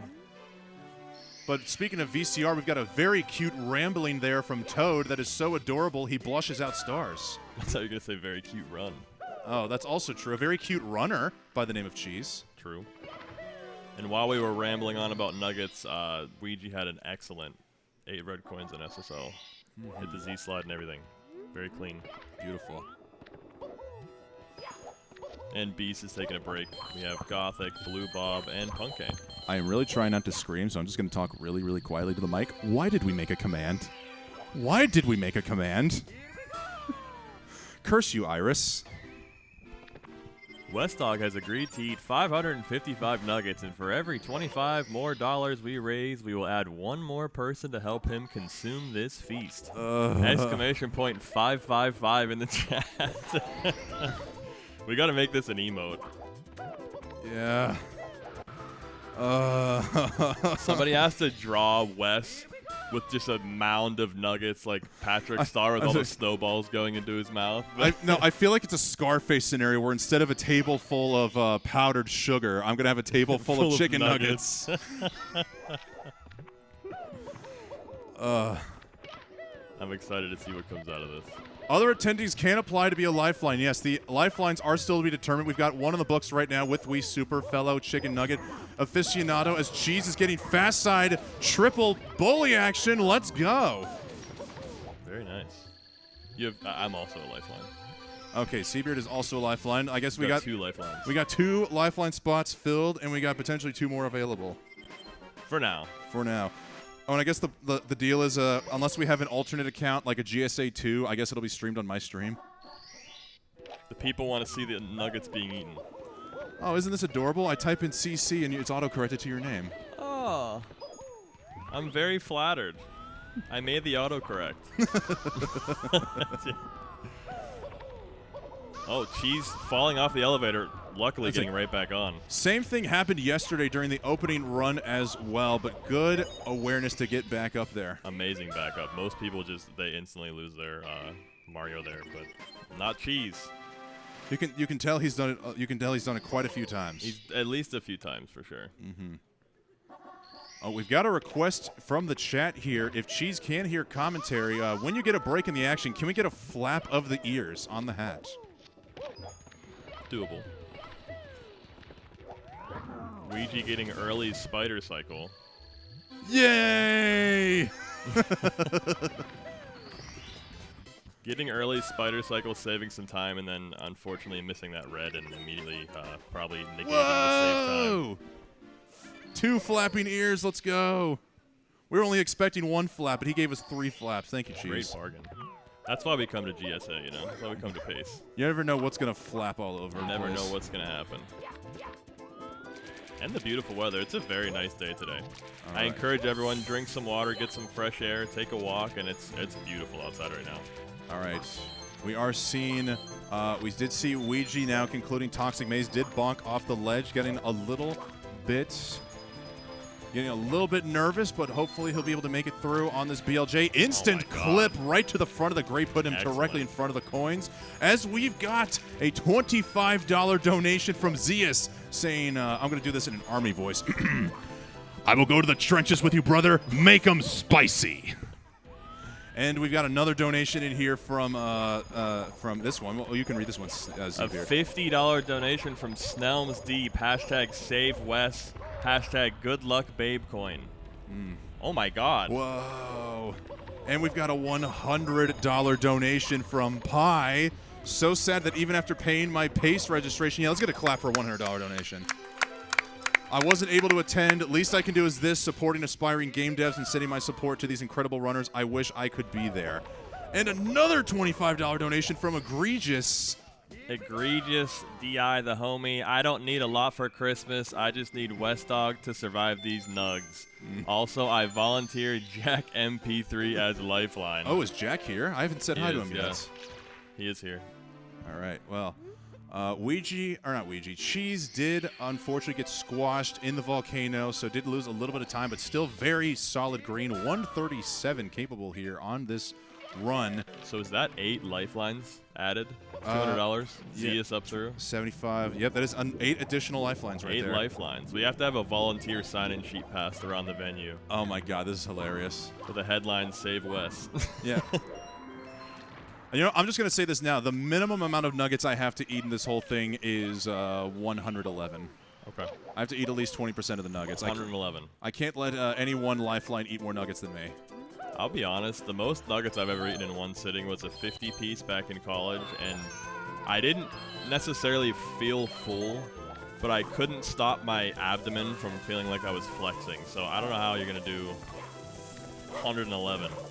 I guess we're going to have to find out. She's unfortunately getting a bonk, falling down in Vanish Cap, now missing 2 cycles. This stage is just so unforgiving. It's either you miss a cycle or you die with a mistake. Thankfully, I only missed some cycles. The run still goes. Nice button movement there. Very nice. All right, Ouija now jamming out. Chicken nugs, chicken nugs, chicken. Here we go. Nice blinkless. Now, does bringing up the chicken nuggets help you, or is it making you feel worse inside? Oh, my stomach hurts. We can always change the subject. Nobody in the chat type chicken nuggets, please. We have to think about other things. Well, we got 40 minutes here to kill. So, let's talk about this fantastic run we're seeing here from Cheese. Into CCM. Wall kicks will work. Hopefully. Yes. Indeed, they do. I do wonder, Cheese is on a run. I wonder if it's a situation where we'd be allowed to stick around for the end of the run, or if we'd likely have to pass it off to the next commentators, because he's going to be here for at least the next 50 minutes if this keeps going. I mean, I'll be sticking around regardless. So. Me too. I just say, I wish we could call it and have some epic moment if we get the first live 137 here. Oh my gosh, great movement for the red there from Cheese. You see most people go for the jump kick, but he got a beautiful side flip to avoid touching the tip of the tree. Very nice. Oh, penguin talk. That is rare. Hope it was a good conversation. She's talking about how negligent of a mother she is. Oh, that angle looked a little sketchy. Probably lamenting the treatment that her family got in the 120-star, 120-person relay last night. Oh, yeah. Who was it that dropped Tuxie off the edge? I'm not sure who it was, but boy, was it a drop. Who? Chaos Pringle. Very funny. That was the highlight of the relay for me. Just hearing everyone just so bloodthirsty in the crowd. Do it, do it. I know for some of the animal lovers out there, they were probably traumatized to witness such a horrific dropping. Well, there's a bunch of cushions below the level. Most people don't know that. It's not just an endless void. There's a bunch of cushions and mattresses. I mean, yeah, they call it the death plane, but only Mario does. If you take a look down below, the penguin is just chilling. Just hanging out, you know, all his buddies. Yeah, and sooner or later, they do find their way back up. And the only thing I wish we had last night was like the gladiator whenever he goes in front of the crowd and holds the thumb, turns it down.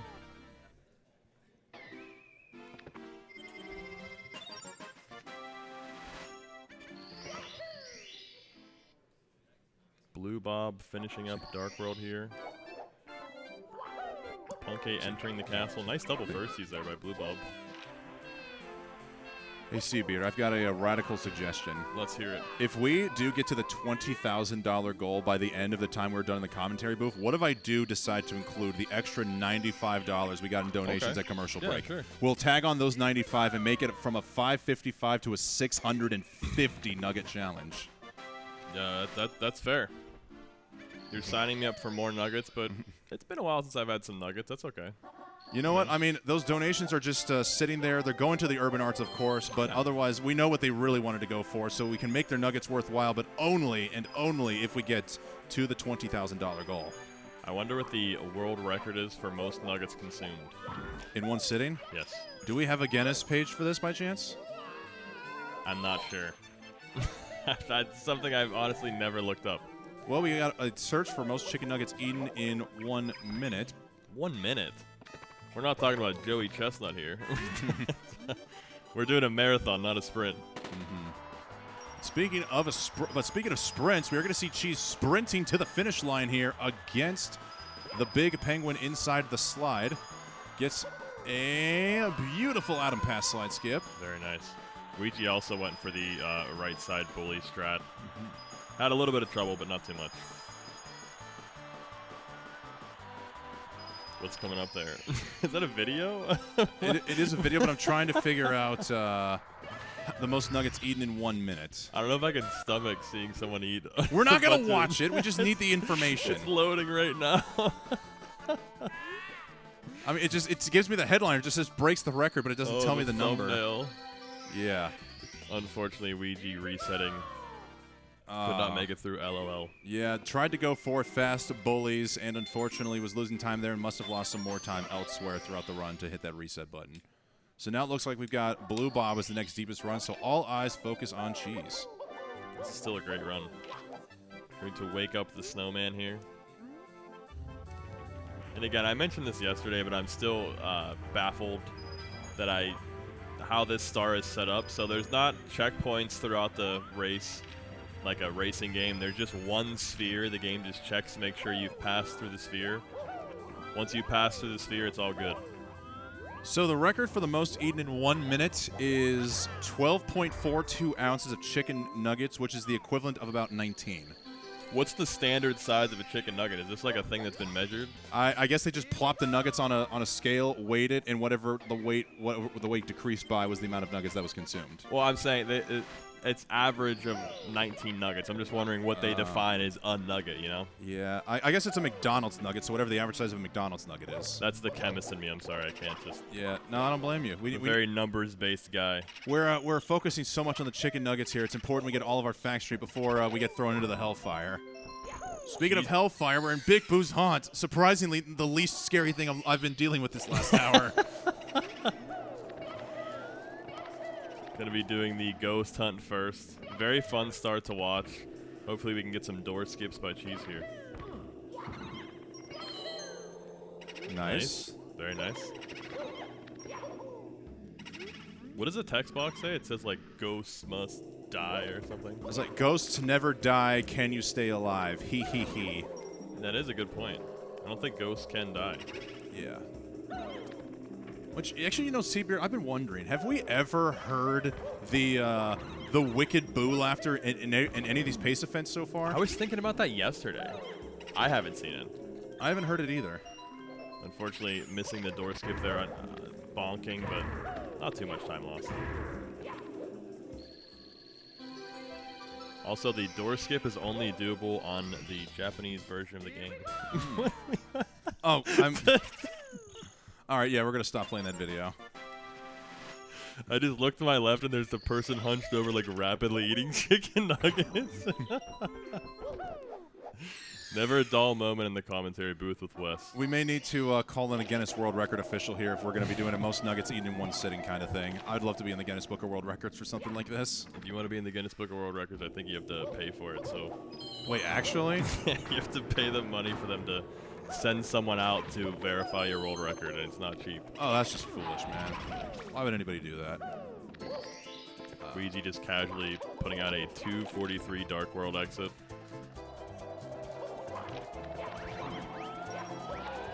I've got to re-pull up the Tiltify window because it looks like we got a $20 donation coming through, and I have lost where we need to go. Here we go.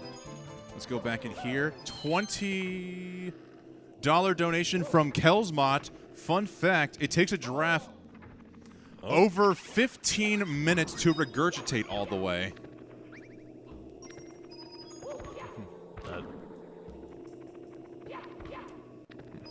She's having a bit of trouble grabbing that red coin. Interesting comment. Thank you, Kels, for the information. That is $20 of the way to the next lifeline. Goes to a good cause.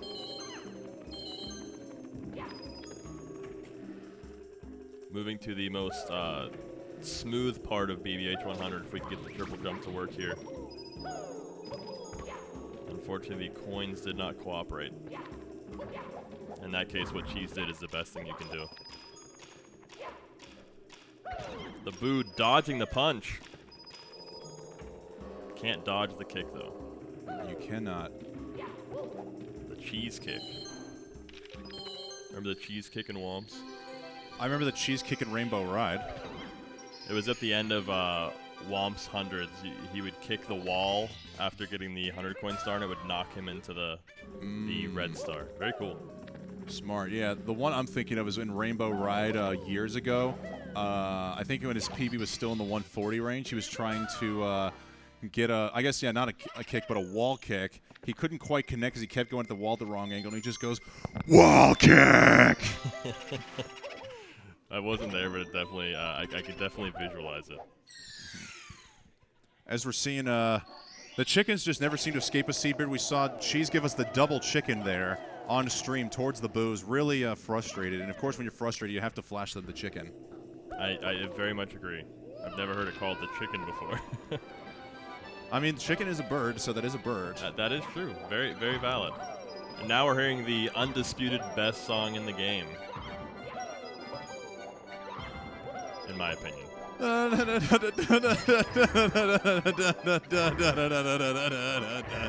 Are you laughing or crying? What's happening here?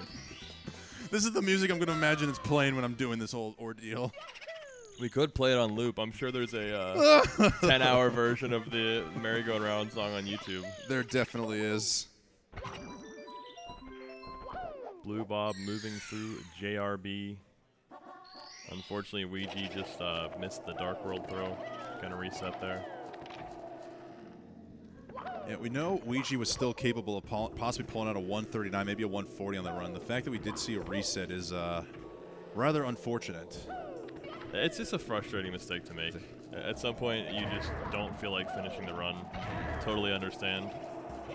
I unfortunately did come to learn to understand doing cheese, not getting the third boo hit. Oh, it is flying all over the place. Leaving the area. Yeah, when I did a marathon run just this last weekend, every time I kept starting the run, I was like, God, I just want to do so well. I want this to be a PB, but I can't. I just need to finish. But so I can imagine the frustration that Ouija's going through, just knowing you want nothing but the best. Absolutely. But yeah, I think the idea that the reset button is there is probably a little more hurtful than hopeful. But that's just me. I'm not on Ouija's level, nor will I ever be. Yeah, and you know the mindset you have to be at the top. Everyone's different, and if you're not pleased with the run, totally get resetting it.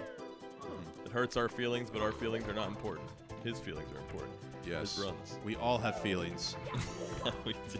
From time to time. Very philosophical by Wes. And I've got a feeling that we are going to see a significant time loss here in Big Boo's Han, but he'll still be well into the green. It's still a very, very good run. But, you know, I think Cheese is up here under the least amount of pressure. He put out a 138 immediately, and everyone else is chasing him. Obviously, you still want to get a good run, but it's probably nice to put out a beautiful run immediately, and you can just kind of chill. I'm seeing the symbolism now, Seabeard. Okay. Look at what Cheese is wearing on his hat. It is a rabbit. He's wearing a rabbit on his hat. You know what else is a rabbit? Mips. Ah. And now everybody's playing catch-up to the rabbit. Everyone's chasing Mips. And in this case, everybody is trying to catch up to Cheese. And it's the Japanese version. So the he's going faster one, yeah. He's going way too fast, and he's not giving anybody an opportunity to even grab him from the back. It's tough. Tough to catch Mips. Just like it's showing that it is tough to catch Cheese. Always. Heading into DDD 100. One of the most beautiful starts to watch in the entire game. We get the nice, chill DDD music. Let's relax. Just talk in a whispery voice. Should we turn on our Bob Ross voices, perhaps? Do a nice little painting sesh? Absolutely. Yeah, the picture we're painting here is Dire Dogs. Don't let the name fool you, folks. This is still a wonderful set of dogs. Even though Dire is in the name twice, there is no such thing as anything too dire. We've just got a dire set of circumstances having to go for the most troublesome 100 coins in the game. We've got a beautiful seascape over here with some fish. There's a shark with a beautiful smile. I learned the shark's name from Corinna's quiz, and I already forgot it. Do you remember it? Isn't it Sushi the shark? Sushi. We're getting a thumbs up from the crowd. All right. Sushi. Yes. I know the eel is unagi, the fish in THI is Bubba, and the shark is Sushi. That's Bubba. a mouthful. Yeah, Bubba the fish. I've never heard of that. Yeah, but I don't know about any of the other creatures, like the tiny fish, or I guess that is the name. I can't think of any creatures that don't really have a name besides the tiny version of Bubba, unless it's Baby Bubba. Baby Bubba. Beautiful backup by Cheese. Amazing. Flawlessly done. If you've never seen the 100 coin star before, you would think that he's just supposed to do that. Beautiful jump off the slope there into the water. Going for a front sub here. Very nicely done. Nice triple jump dive. Very well done. Everybody who is not in the intro right now is in a water stage. My gosh. We're just swimming all over the place. Just swimming in good runs. Just keep swimming, just keep swimming, just keep swimming, swimming. Thank you. Oh, I love to swim. That's going to be stuck in everybody's head all day now. Good. Do you remember what address Nemo was at? P. Sherman, 42 Wallaby Way, Sydney. Very good. Never forget P. it. Sherman's not part of the address, but that was the name of the dentist. To me, in my head, that's the address I was looking for. P. Sherman, 42 P. Wallaby Way, Sherman, Sydney. 42 Wallaby Way, Sydney. Mm-hmm. Are we showing our age? How old is Finding Nemo? Came out in May 2003. Okay, so If I want to go really deep and try to guess an exact date, I'm going to guess either May 22nd or May 28th. wait, how do you know the month and the year? I know the month for sure. I know the year for sure. I don't know the date. If I know the date, I'm going to feel really smart right now. I'm actually blown away by this. I was looking for a general. Oh, it came out in the early 2000s. May of 2003. I was 11 years old. I remember going to the theater to see it with my mom. May 18th. May 18th. So He was 4 days off, just off the top of his head. The way you look at it, I was 4 days off or one number off because I also said 28. I asked the right guy what Nemo's address was, I guess. So she's barely lost any time in DDD 100. Question for you, Seabeer. Do you know the date that Mario 64 was released in the United States? Yeah, in the United States. Is it? I know it's 96. Is it December? Nope. All right. That's your guess? That's my guess. My guess is nope. September 22nd, 1996. And I believe it was released in Japan on June 13th, 1996. 6 days after my birthday. I feel like I should be able to remember that. I'm just embarrassed now. Which one, the September birthday or the June birthday? September. Okay. September You're 16th. almost as old as Mario 64. No, I'm older. I mean, it depends on how you look at it. You're older than the American version, but you're younger than the Japanese version. I was born in 92, Wes. Oh. I'm definitely not younger. When you said birthday, I thought you were talking about like the day you were actually born in 96. Okay. Understandable. My apologies. I just made the man admit his age here on stream. I feel bad now. I'm a spry 31 years old. I have a few gray hairs in my beard and no hair on my head. I was gonna say you absolutely fooled me, man. I never would have guessed you were in your 30s. I definitely look 31. I'll tell you that. I mean, just because you look 31 doesn't mean you are 31. True. How old do you think I am, Seabeard? I'm not answering that on calls. There's no way, dude. Definitely not. She's hitting Lava Boost, Cycle, and Fire Sea very cleanly. Nice. Did he gold bits yesterday? Do what? Didn't he gold bits yesterday? Cheese? Cheese or Punke? I'm not. I honestly don't remember. No, okay, sorry. Callie golded bits today. Yes. I'm thinking of something totally different. Yeah, Galley golded bits just now to get his 139.08. I guess not just now, but like just Like earlier today. an hour and a half ago. 2 hours Yes. ago. It's funny that just gold bits guy golded bits.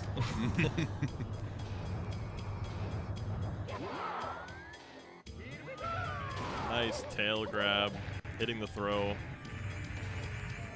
Gonna be pretty far ahead. This event PB here. Blue Bob is now going to Blue Bob stage. I don't know why I called it the Blue Bob stage, but it's the Bob stage. Fair. Well, I should just say Blue in Bob. I admitted this yesterday, but I'll admit it again. I, for the longest time, thought it was Bomb-Om. Yeah, it happens to us all. I think it was like I was 2 years into the community before somebody started aggressively correcting me in chats. I wish it was only 2 years for me. I might have learned this year. It's Bob-Om.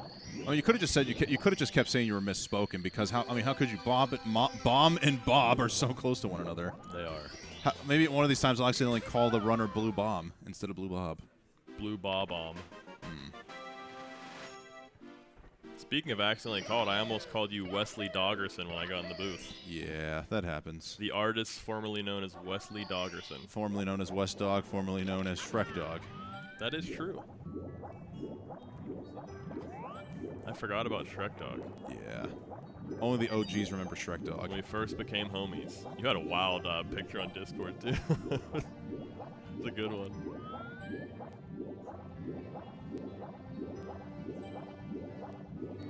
Blue Bob easily winning the race against Koopa.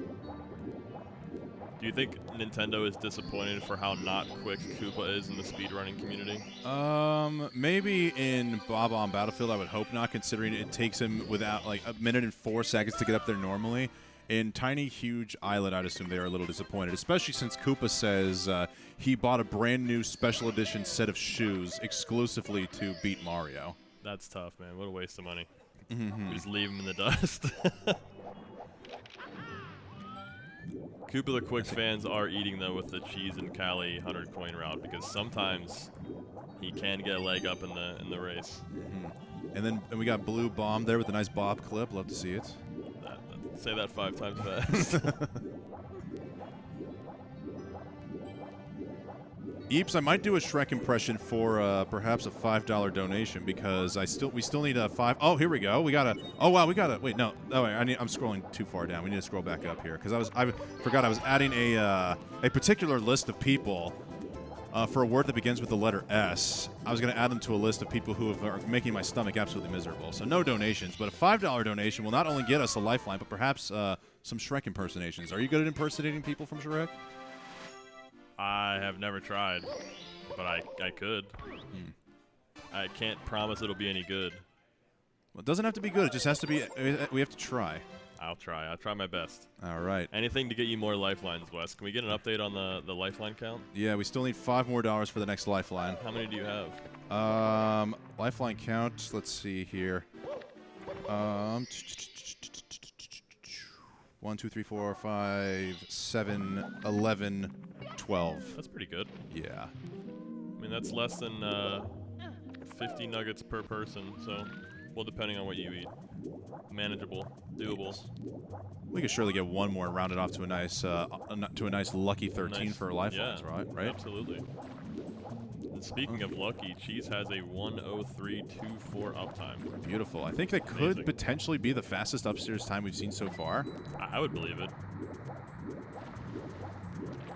Definitely 137able. We're going to have no double star spawn from Blue Bob, unfortunately. It's just so satisfying to see happen. Punky now back into BOB.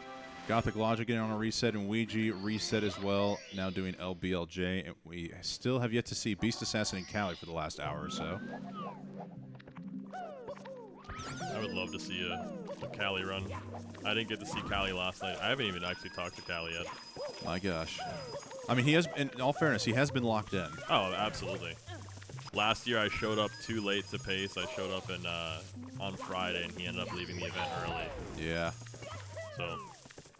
Yeah, good to see Cali is in good health this go around. Absolutely. It's so cool to see the participants here too. Just the variation in participants from summer pace last year. There are so many people vying for top spots in this community, and I think next year we could see a whole different group of people here. I mean, I mentioned this yesterday, but Liam, Simply, Dowski, Jaquarium, Beeve, D whatever. There are so many people right on the cusp of qualifying. I'm just really excited.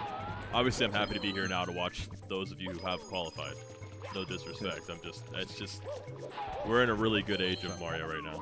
So Liam and Simply, yes, notably not even participating in a single qualifier this go-around, though they are both actively speedrunning 120. We did see Simply get a set of brand new PBs in 120, getting down to now a 137.12, with one of those being 101 upstairs capable. Man could potentially get the next 136 any day now. The real question, though, Seabeard, I'm wondering is, do you think those guys did it to lab and improve themselves without the extra pressure of competition? It's hard to say.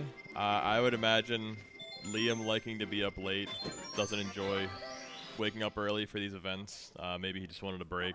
Maybe he chose Ludwig over us. It's hard to say. Well, we didn't know about the Ludwig thing during the qualifiers originally. That's true, yeah. But I'm sure it's nice to take an event off here and there. Yeah.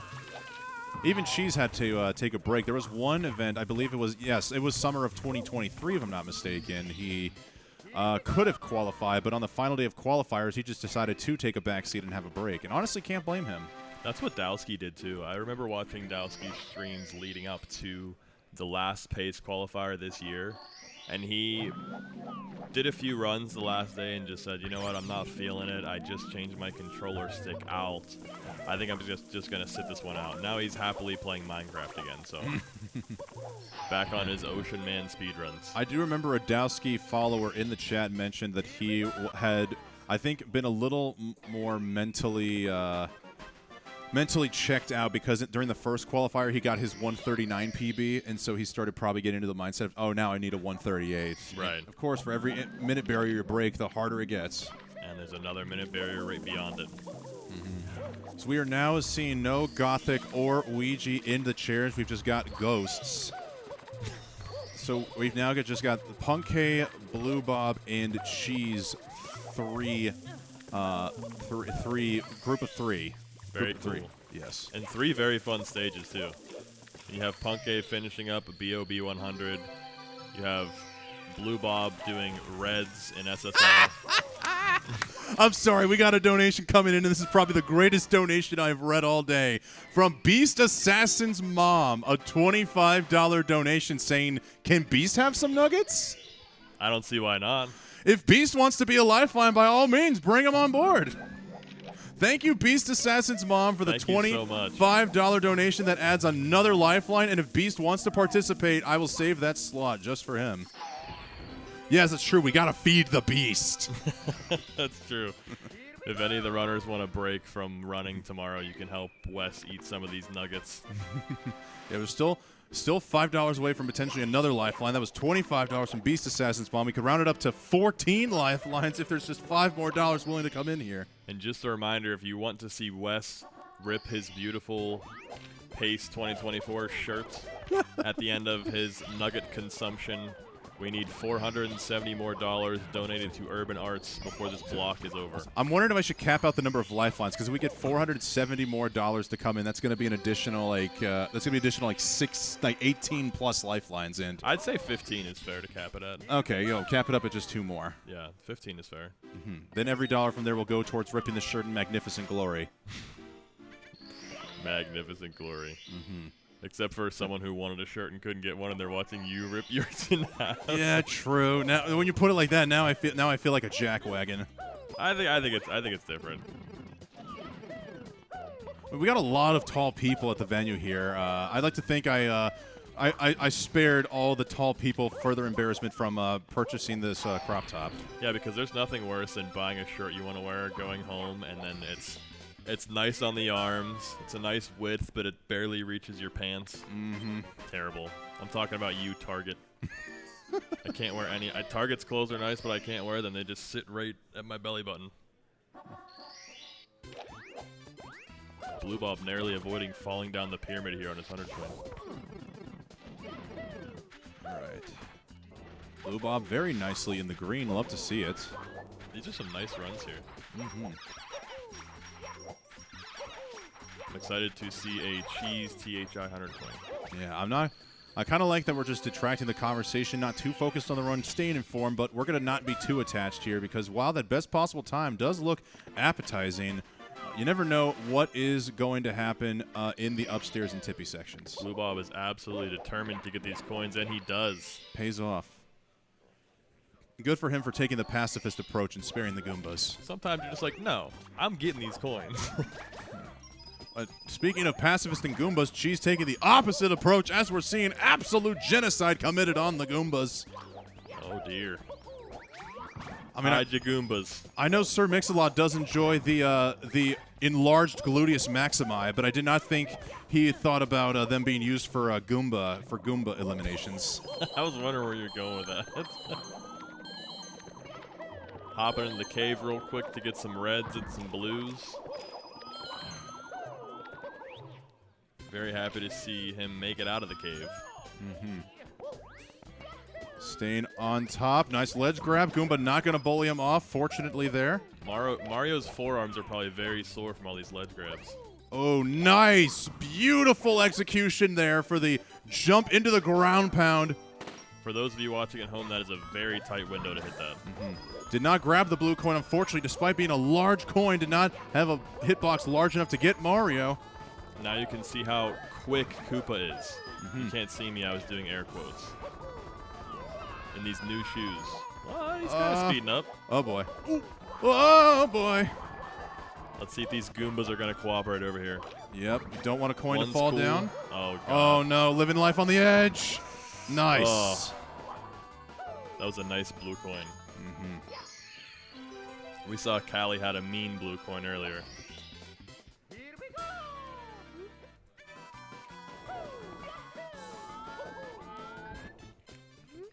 Beautifully done by Cheese. Very nice hundreds plus Koopa. If you're going to do the hundreds plus Koopa route in THI, that's the kind of thing you want to see.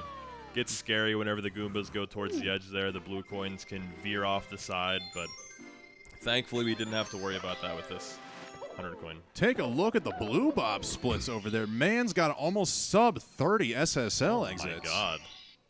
Cruising.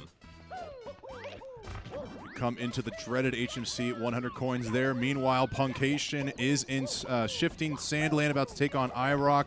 Gothic and Ouija, the two remaining runners on the stage right now, getting some Dark World practice in. Unfortunately, Gothic was bested by the stairs there. As we are in... Oh, no! Missing the red coin from Cheese. We are in hour 3 here on day 2 of the 120-star LTA. Cheese still holding on to that first place lead he had from yesterday with the 138.39. No, Callie's the only one to have completed a run so far today, and Cheese looking to make the bar for first place just a little bit higher. And that's a scary mistake to make. You see a lot of more common mistakes. You practice the backups and you practice workarounds, but that mistake just seems very awkward to correct. Thankfully, Cheese did a very good job. Blue Bob missing out on a coin here. Normally you see 70 coming into the Toxic Maze elevator, so I wonder if he's going to be taking out a bat, man. Unfortunate. Oh, man. Well, the bat's going back instantly, so instant karma. Didn't need that coin, but because the bat lured him into the flame, he needed to take it out on the brethren. No bat witnesses left alive. Nice, getting through the wall there. Just a few air BLJs. Let's see if we can get Salt Bog here. Save a few seconds. This strat is so cool. Very precise. Obviously, you have to work around the wall. Very nice job. You know what's really cool? The fact that Cheese is now over a minute ahead of his event personal best. Sheesh. You know what else is really cool? What's that? Cheese. True. That is very true. See if Blue Bob gets a really cool blue coin drop. Oh, I don't see the coin. I think it's on the left edge on top.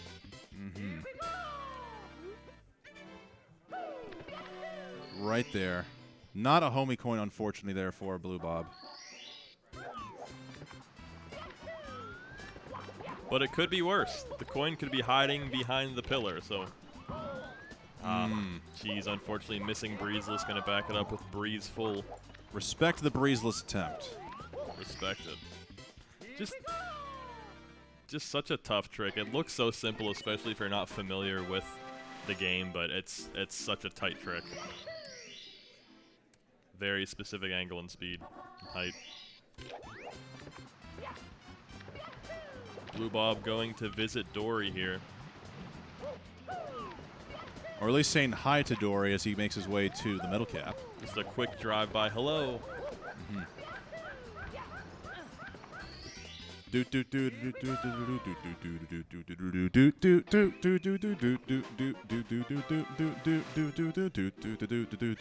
way too fast on the tempo. I think it sounds great. What do you mean? You know, did you see the Pikmin 1 speedrun from a few days ago? I did. I realized during the I'm not too familiar with Pikmin 1, but I realized during the speedrun that one of the sounds in Pikmin 1 is a repurposed sound used from the monkeys in Majora's Mask. Really? Really strange. I just can't unhear it now. I keep hearing it in my head. Nintendo is very good at reusing assets.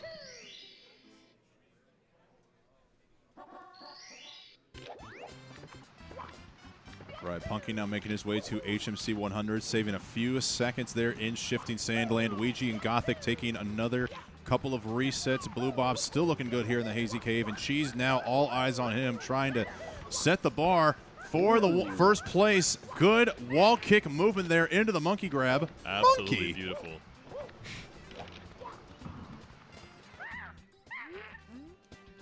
It's so fun to watch people do that strat.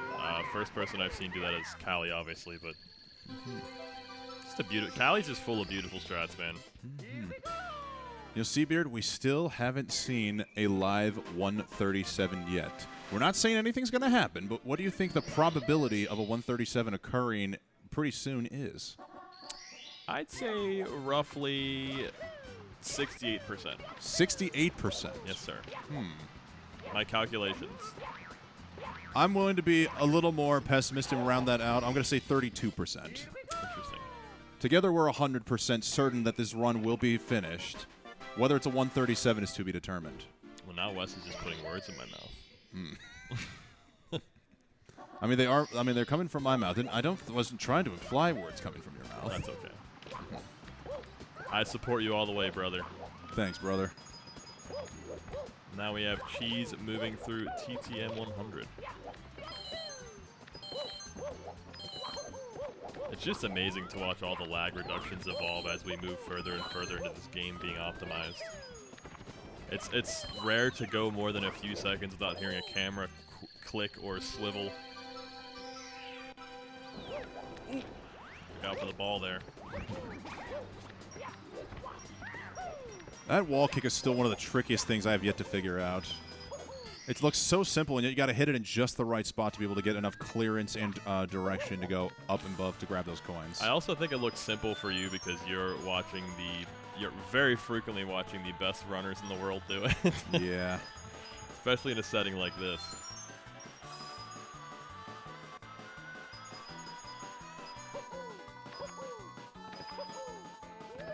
We've got Blue Bob catching up to Punke and HMC. Ouija once again moving through Dark World. Cheese finishing up his TTM 100 plus reds.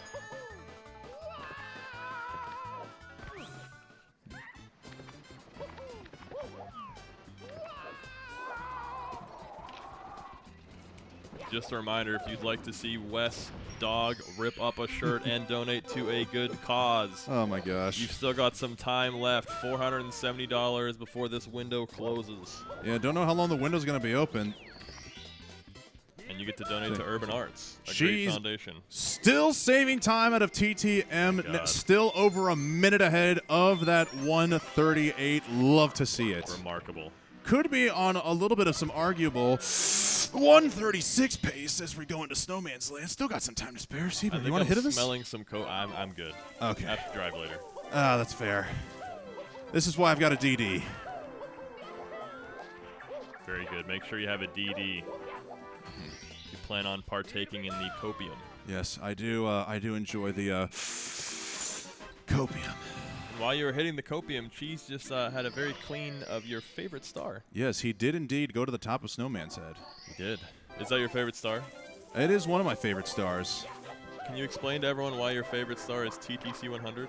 Absolutely not. That is putting words in my mouth. That is absolute blasphemy there from Seabeard. I owed you one. But what is not blasphemy is a $15 donation here from French Fry Apocalypse. Very fitting.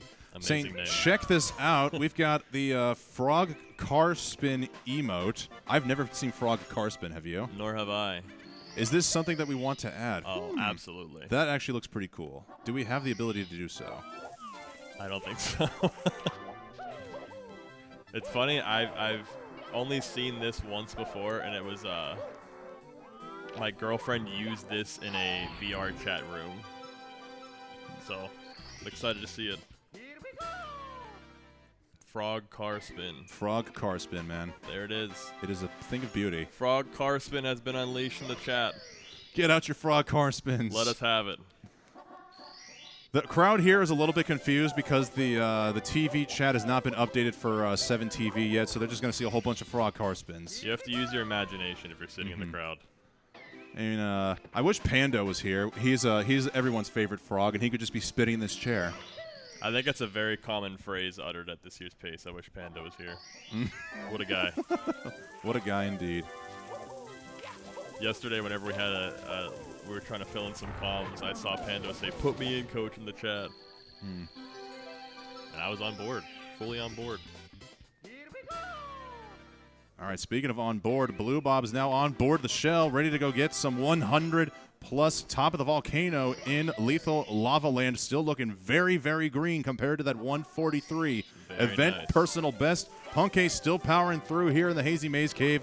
Gothic Logic and Ouija still chilling out in the lobby. And once again, all eyes on Cheese here in the middle of day 2 of the 120-star LTA. He's got first place with that 138.39, but the bars could be set much, much higher if this one closes out strong. Unfortunately, Moneybag RNG being a little bit of a pain. It was tough. You saw the coins just spread out exactly where Mario wasn't. So, thanks, Nintendo.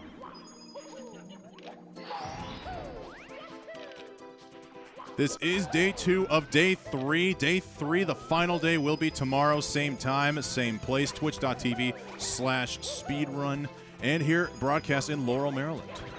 Beautiful place. Well, it's a good place. I'm an optimist, Wes. What can I say? Yeah. It's got beautiful things, but is it a beautiful place? It's a beautiful place with all these beautiful, wonderful people here. I can tell you that Xanadu Games is a beautiful place with a bunch of beautiful people. That was the first Melee tourney I've ever been to, actually. Really? Here at Xanadu? Yep, never been to one. Very fun experience watching some friends play Melee.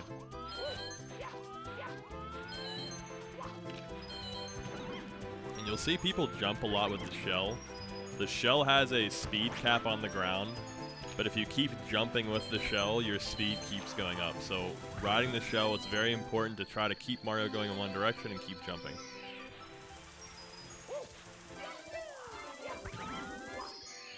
Honestly, all things considered, pretty darn good SL100. If it wasn't for that Moneybag RNG, Cheese could have been flirting with a gold right now. Yeah, honestly. But he's still going to be saving time as Cheese, the legend himself, continuing to gain some green, now about to head into Tippy. Question is, will he get Wilco Clip? Throw out them praises.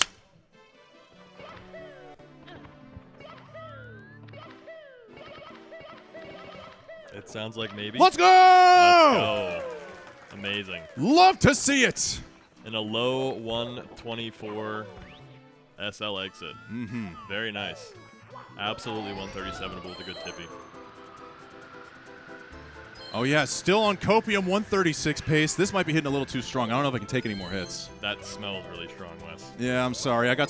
We're in a place with a legalized Copium, so I got some grade A stuff. Okay, yeah. There is a copium dispensary right down the street. Yeah. Be careful.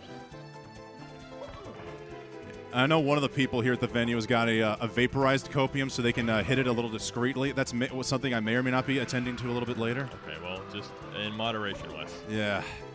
There's only so much copium I can do before I lose all sense of professionalism here in the booth. Blue Bob. You've already reached it. Sig Lemick from Blue Bob as he's now well over a minute on his pace as well. Oh my god, it's raining paces. The top half of this screen absolutely pouring in the green. It's like we're getting a money shower. Okay. Grab the pole, but it's okay. We can still do this.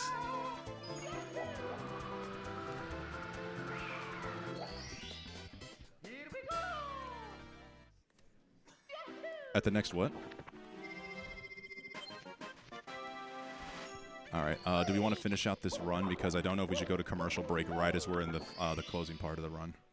Okay, cool. Heading into TTC now. Imagine doing stopped bars. I mean, couldn't be Cali, that's for sure. No. Cali only stops the clock for TTC 100 plus reds. Or no, sorry, 100 plus stomp on a thwomp. See, 100 plus reds, that'd be a radical combination there. You got to go all the way up the all the way up the clock, get the 100 coin star, and then dive down. It would look nice, but you know, time save wouldn't be too good. Do you think we'll ever see moving TTC 100s plus 100s plus? It's something I wonder has been theorized, maybe even with a TAS. I've seen people post videos on Twitter of them doing it once, but it's just being done once. It might be something we have to address into a lab session in the future. I mean, if carpetless is possible, surely moving 100s in TTC could be possible. There's a lot of moving parts in that clock. Hey. A lot of moving parts to be considered both in and outside the clock, I'm sure. True. All right. She's now likely going to be going for 100s. We saw him get non-moving reds. Can't say I blame him. Always nice to favor some consistency when on this kind of a pace. It's so good to see Wes's favorite star in the game being done right now. Okay, see, that is just... Why are you like this? It's just a good star. Are you really about to hate on TTC 100? Yeah, just a little bit. I can't believe you. I haven't, you know, maybe it's something I haven't given a chance. I will say that much, but there's a reason why it's out of my personal route, Seabeard. I mean, look at that. Just that dive across the clock there to save a little bit of time is so difficult and so laggy. I don't know how people like Cheese can do it. And that back up there to side flip up to the next level is very tough to do. Mm-hmm. So far, very clean, though. Speaking of tough, that's a tough fall there from Cheese. Not the segue I was going for, but ironically worked out. That might be my bad. That might be me. Well, Punky now about to head into Vanish Cap, perhaps get a run going of his own. Gothic and Luigi still chilling in the lobby. Callie and Beast Assassin still has yet to be seen in this last hour block, and Blue Bob, meanwhile, still cruising in the green. Swamp, please be nice. Oh! That ending is so tough. Oh, I thought he was about to jump over the edge there, but fortunately, Thwomp was just thick enough to catch Mario. But we're beyond TTC 100. Mm-hmm. Breathe a bit of a sigh of relief. Yes, you know, I kind of like it. While this is a good run to keep attention of, we should maybe find a way to distract ourselves, maybe even the crowd a little bit. You want to talk about chicken nuggets again?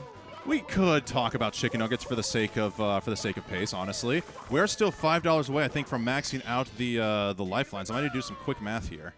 Quick math. Or not Wes. 5. We are $15 away from maxing out the lifelines. If anybody wants to give Wes one last lifeline, $15 will do it. Gotta write down Beast Assassin Mom as a thank you for the lifeline edition. Love to see it. I do hope Beast Assassin helps you. That would be hype. That would actually make the whole event worthwhile. Being able to actually get beasted up with Beast himself. Break nuggets with Beast. Yeah. Dude, oh man, I wish I almost had my hottest hot sauce. We could turn it into a hot ones almost. We could make the final nugget the spiciest nugget of them all. Do you want to throw up? I mean, when you put it that way, I wanna throw up my hands and cheer because this is such a great place to be. Am I right? True.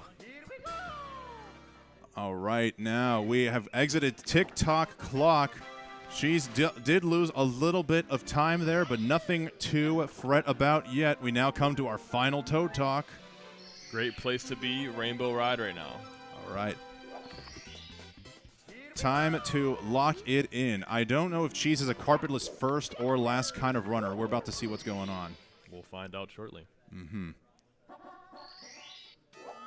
Blue Bob is getting ready to put the body on the snowman's head. Punky is in not snowman's head, land. Cool Mountain. They're both in Cool Mountain themselves. So after this Cheese run, no matter what happens, Blue Bob and Punky will be here to provide the entertainment as Cheese is getting ready to set up for carpetless. Put your prages in the chat, please. We can use them. Everybody throw them hands up and praise.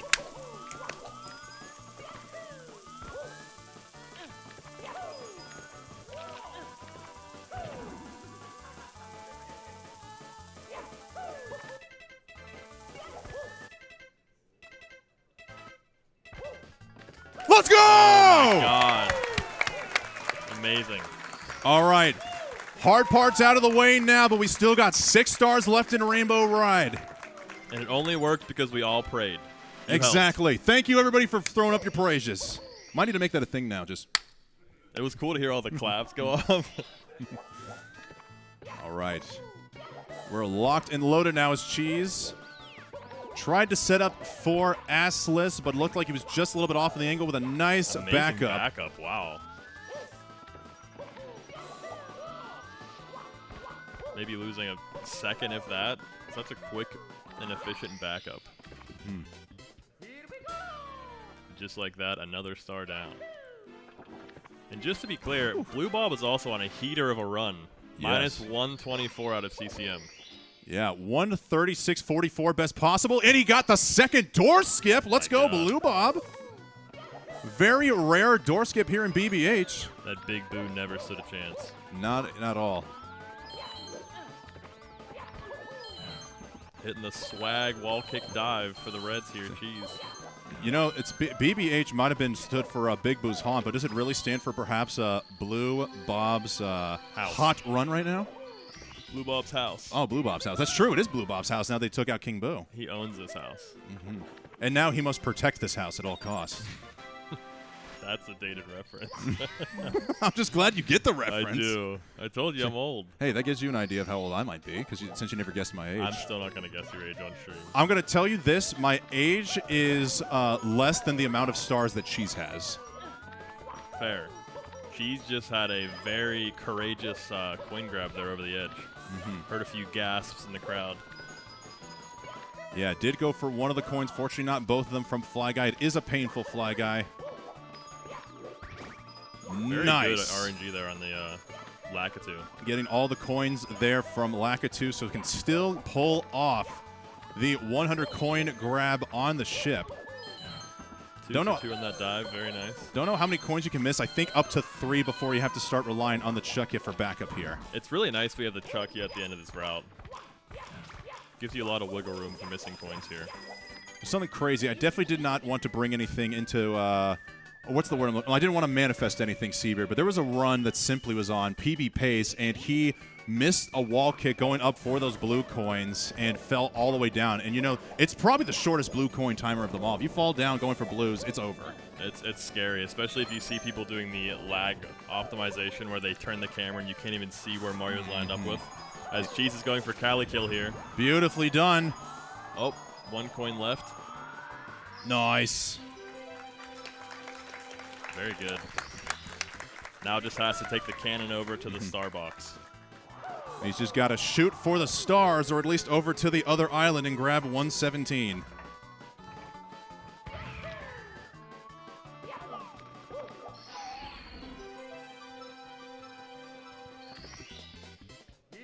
Only 2 stars left.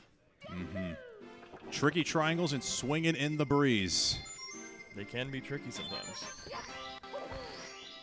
I am starting to feel a little bit of anticipation and nerves right here now in the booth. I can tell you that. I'm a little bit nervous. Ooh.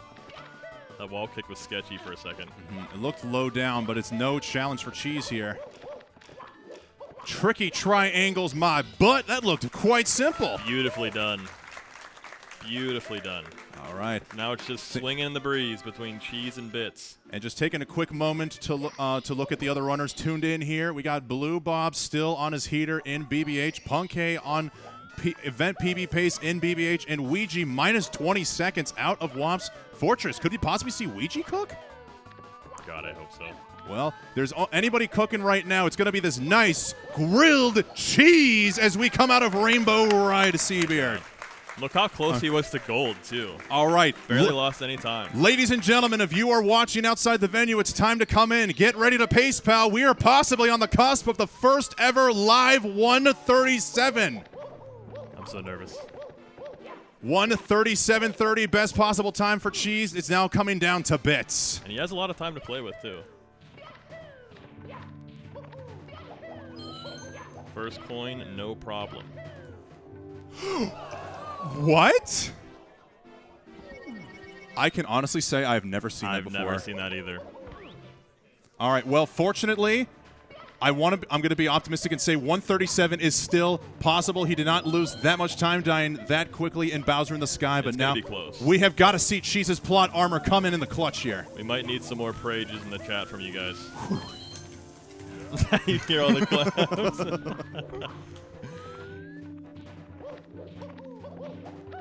Beautiful speed kick. Bits has no right to have this many beautiful speed kicks.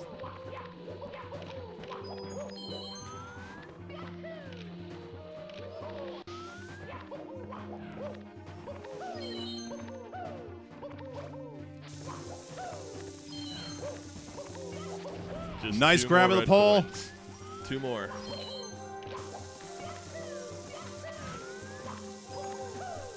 Good cycle there, too. Beautiful.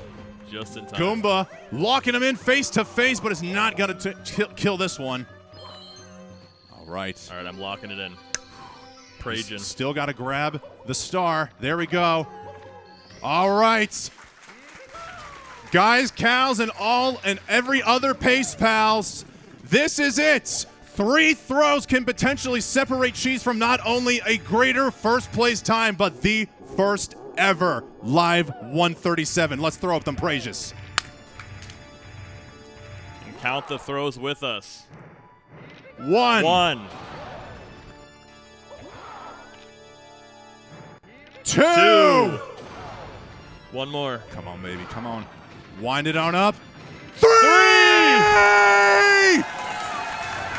Unbelievable! Remarkable. The man, the myth, the legend, Cheese is now responsible for the first ever live 137! Who else, Wes? Who else would do it?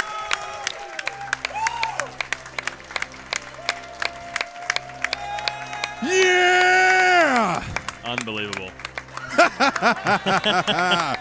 Let's take a look at the final time if we get a moment here. A 137.53. Unbelievable. Oh, Unbelievable. my goodness. Who else would it be, Wes?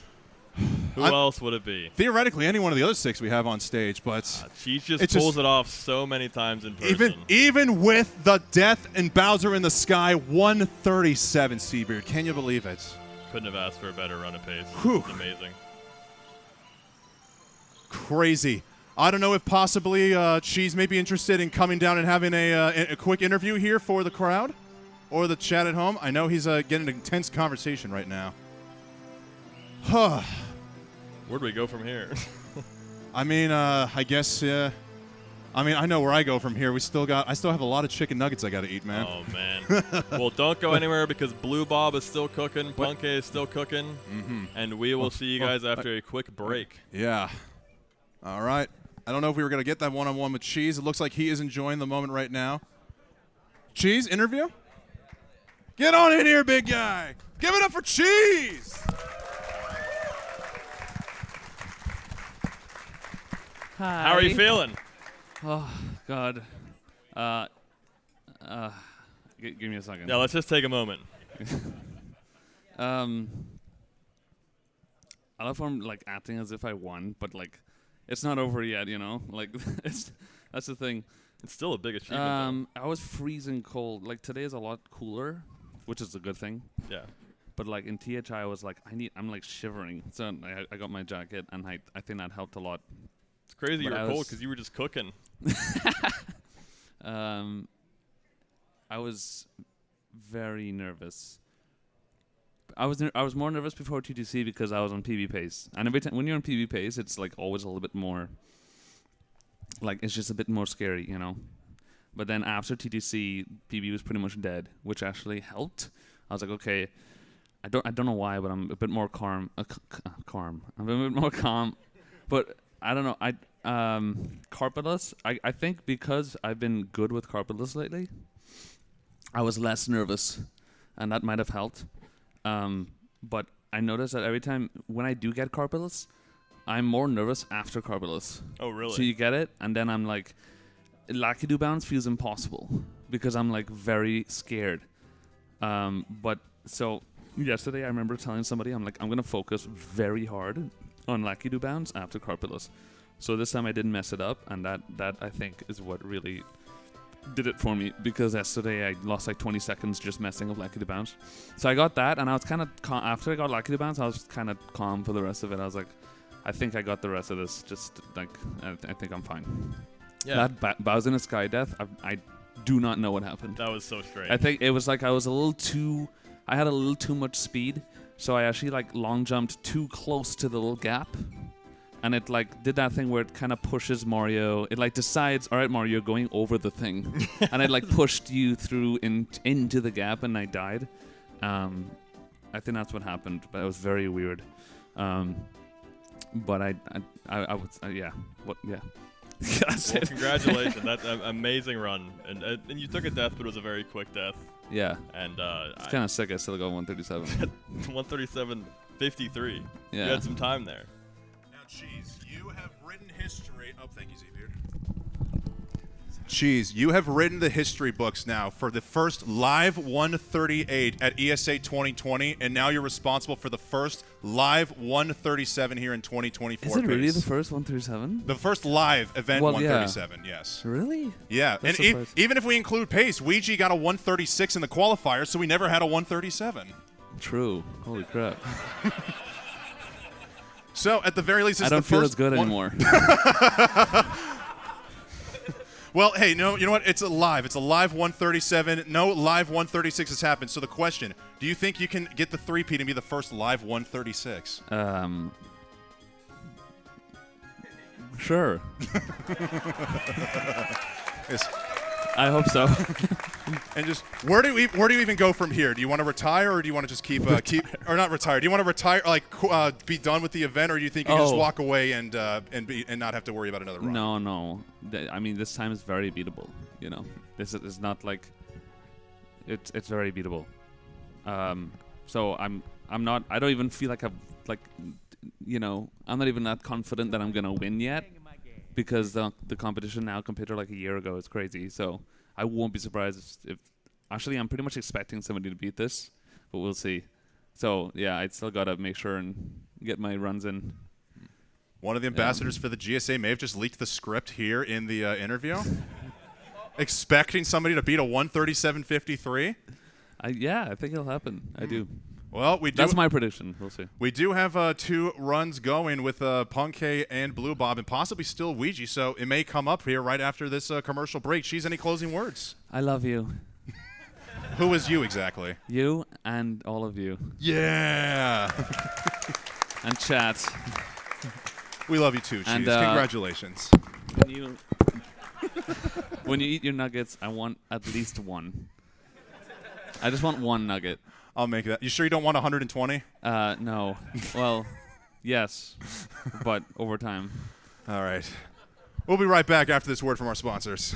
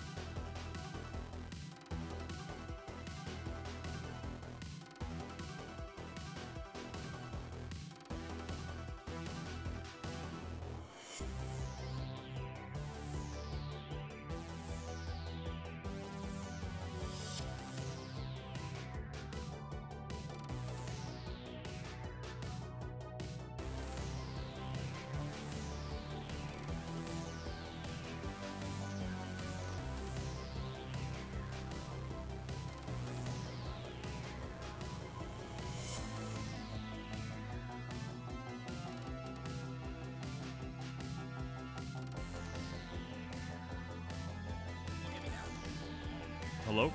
Okay, awesome. It's also green on talk back hold, so I don't...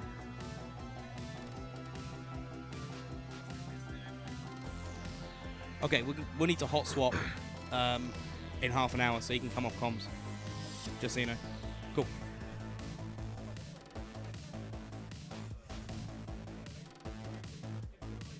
Do you want to take a sip?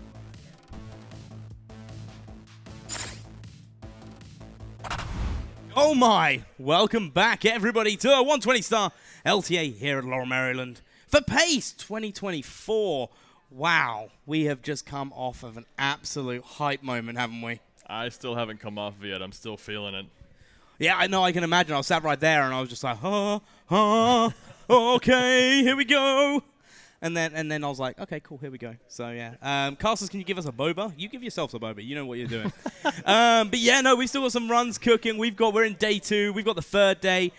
We are still raising money for the Urban Arts, / donate to be able to. You've got some fantastic prizes ranging from a VHS copy of the 70-person, 70-star relay from PACE Full, all the way up to a Nintendo Switch OLED brand new in box. Yes, it's true. They will not let me use it first. And with that, we have a $20 donation from Conspirio. Congrats to Cheese for the first ever 137 live at PACE. Can't wait to see someone breaking that 137 barrier. Congrats, babe. Perhaps even later today or tomorrow. You never know. Again, you never know. That's the best thing about this game is there is still always fine-tuning and improvements that can be made. Obviously, with the introduction of new strategies, even from last year even, it makes a big difference on what can be achieved. Huge difference. And if you're sad you missed the Cheese run, we still have 3 great runs here. I mean, Blue Bob and THI is almost 2 minutes green of his event PB. Punke is a little bit red, still a good run, and Ouija had a 22:37 BOB exit in basement right now. A lot of fantastic runs here. Do you want to know what's crazy looking at these splits, right? Mm-hmm. Blue Bob, best possible time, 86 stars into a run, 137.29. Punkation, 81 stars into a run, best possible time, 137.32. Oh. Ouija, only half hour into a run, bear in mind, so still quite early on. Best possible time, 133.49. Well, Ouija's sum of best is ridiculous. Yeah. It's absurd. So, of the 3 runners that are into a run at the moment, or 2 runners as it is now, unfortunately, Ouija with a reset there. So with these 2 runners we got at the top, there is some great potential here. And maybe another shake-up in the leaderboard? Perhaps. Who knows? We also have Beast and Gothic Logic cooking in Dark World. Beast, I'm sorry. That's me. Come on, dude. I just have the curse right now. Is this your first time? Well, I had to be real quiet in bits when Cheese was in bits. I didn't want to curse anything. Okay. Sorry about that, chat. Well, I've got the stick here, so I can... You're apologizing for me like my father. Yeah, I can sorry, just push the chair with the really stick. Really messing this up.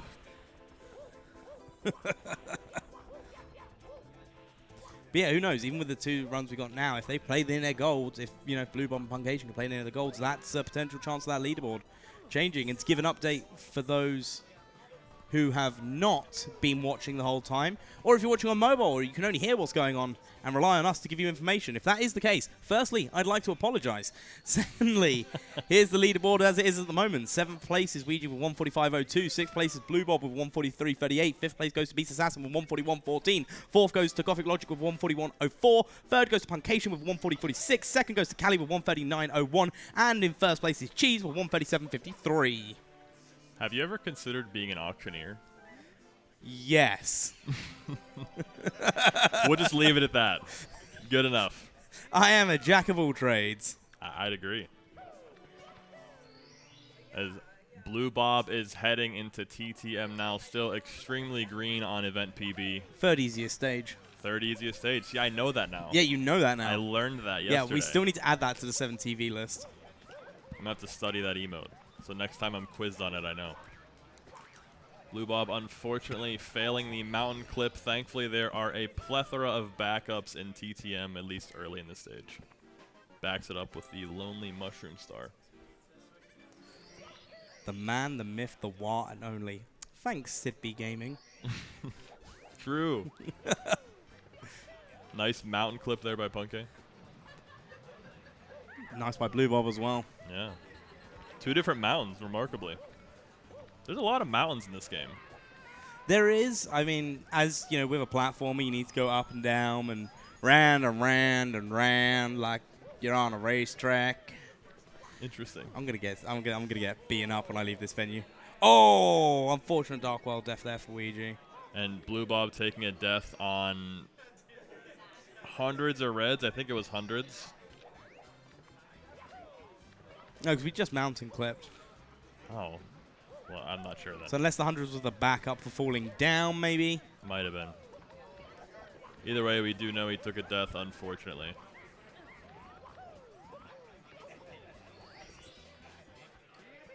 I'm still coming down from that 137.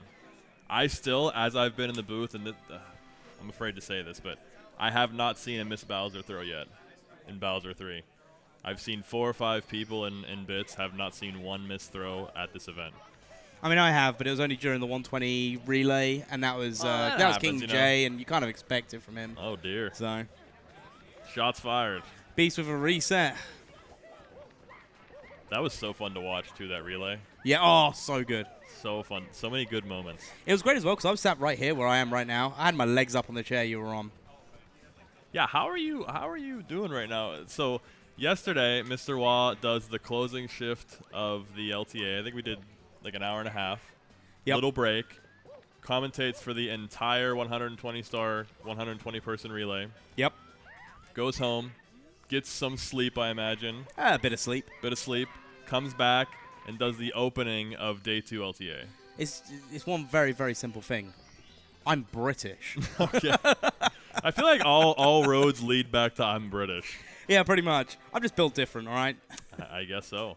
It's because I don't speedrun. All of you guys that are also here in the booth. Oh, I'm retired. I don't speedrun. Oh, well, then you've got no excuse. I was playing Peggle last week. That's not really a... That's what I speedrun. Do you actually? Yes. Dude, Peggle rules. I was doing more of a casual playthrough, but, you know, it's always fun to play Peggle. We have a $20 donation from Jaquarium. Let's go, Jaquarium. With a comment, let's go, Cali. Love that guy. Great Me also guy. love that guy. Very close to qualifying for this year's pace, and I can't imagine we go another few events without seeing Jaquarium on stage. He's an exceptional runner, just getting better and better every day, and he's also a wonderful person. Yeah, he's all right.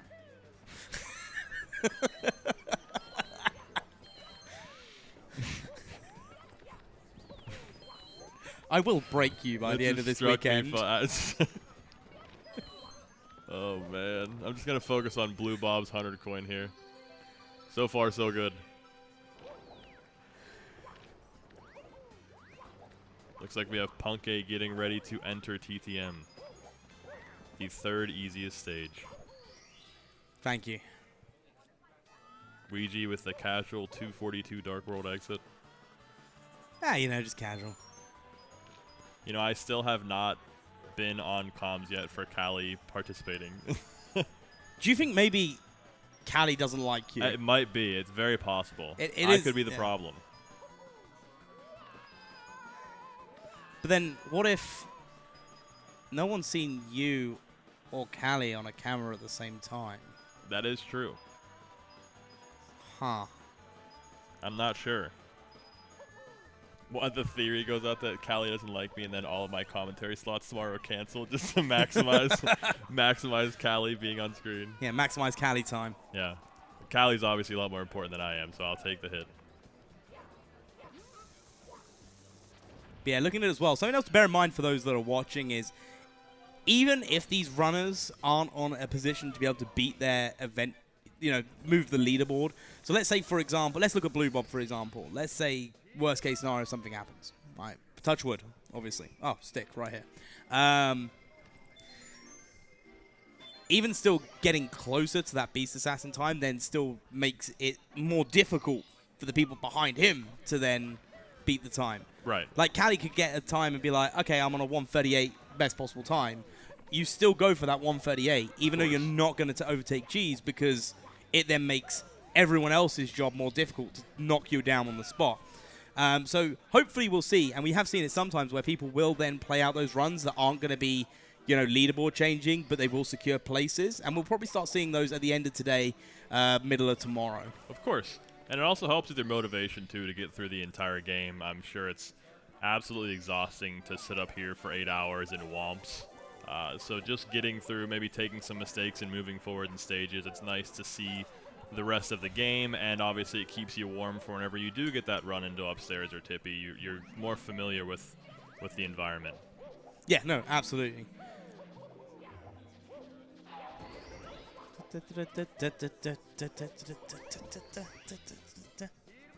Punke closing out his 100 coin here in TTM. Making this jump over to the mushroom. There's not much room for error. Thank you to the one person that laughed at that joke. I'm going to be honest, it took me a second. By the time I understood your joke, it was too late to laugh. That was a good joke. Thank you, Respect thank it. you. Very good. Hi, British guy. Hi, you are cute.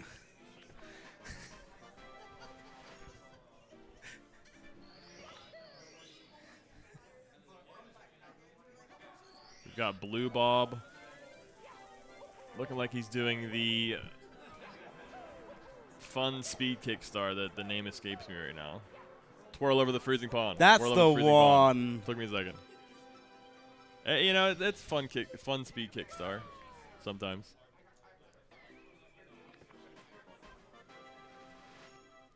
Another good mountain clip by Punke.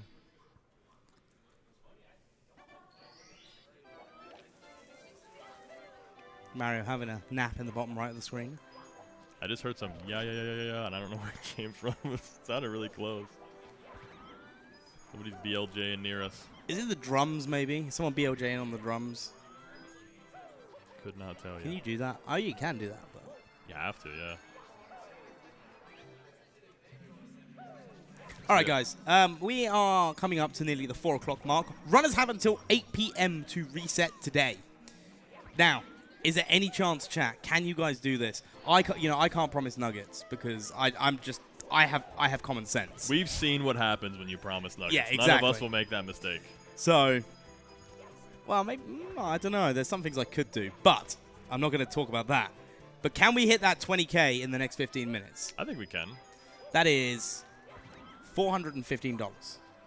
I absolutely believe we can. I think we can do it. Let's hit that. Let's hit that 20K, guys. I mean, just Come think about it. It's for a great organization, Urban Arts. Yep. Urban Arts, you can !UA if you want to learn more about them in the chat.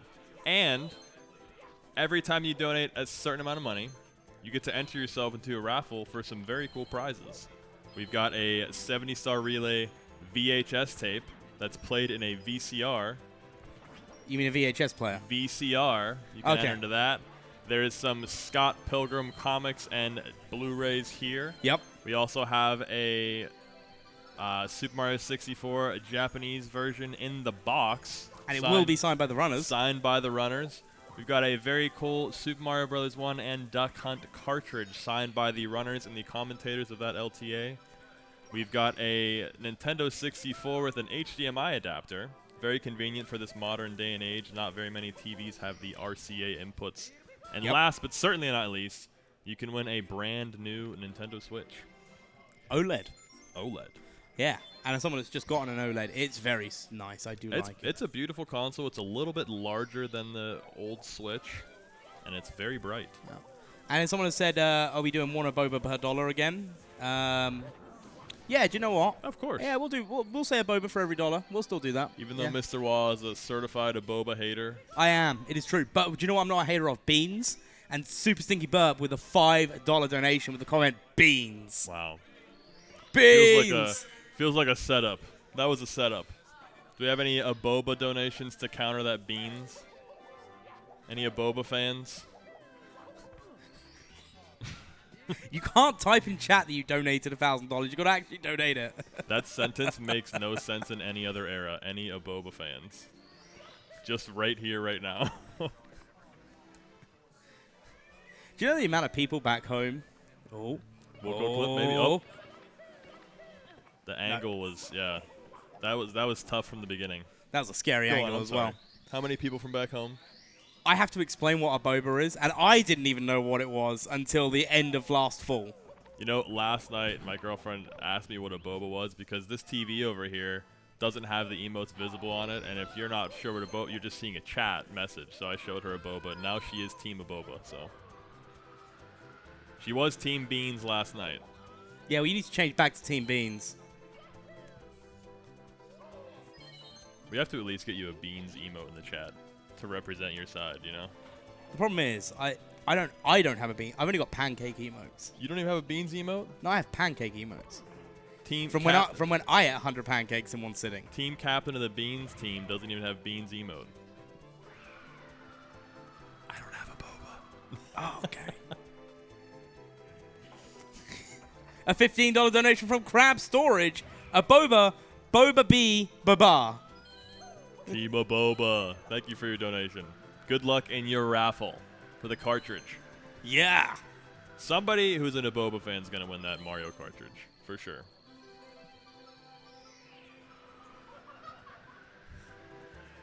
It'd be great if I win it now, because I think I have put an entry in for everything. Have you? Yeah. Nice cloud stage there. 1 minute 37 ahead of the event PB for Blue Bob going into the main stages of Tippy. So with a good Tippy, this is certainly 139able. Very 139able. Yeah. We've got a $10 donation from Smoff of the Wild. $10. Let's hit 20K. A boba. Frog car spin. A boba. Oh, the dark horse, Frog car spin, getting involved in the Aboba Beans beef. Someone has just said, $100 donation and I'll bring you to IHOP tonight and see if you can slam 20 pancakes. I don't know if I could do 20 US pancakes. A very descriptive sentence. I could do 100 British pancakes. That's really funny. I don't know if I could do 20 US pancakes. What's the conversion rate on that? Too real. It's probably 1 to 4. This 100 coin is going quite nicely so far. I was afraid to say anything until after the invis wall, but you're very right. Oh, I like to live life on the edge. Beautiful. Well, I said something on Cheese's 100 coin, and a second after I said it, he fell down. So my lips were sealed here.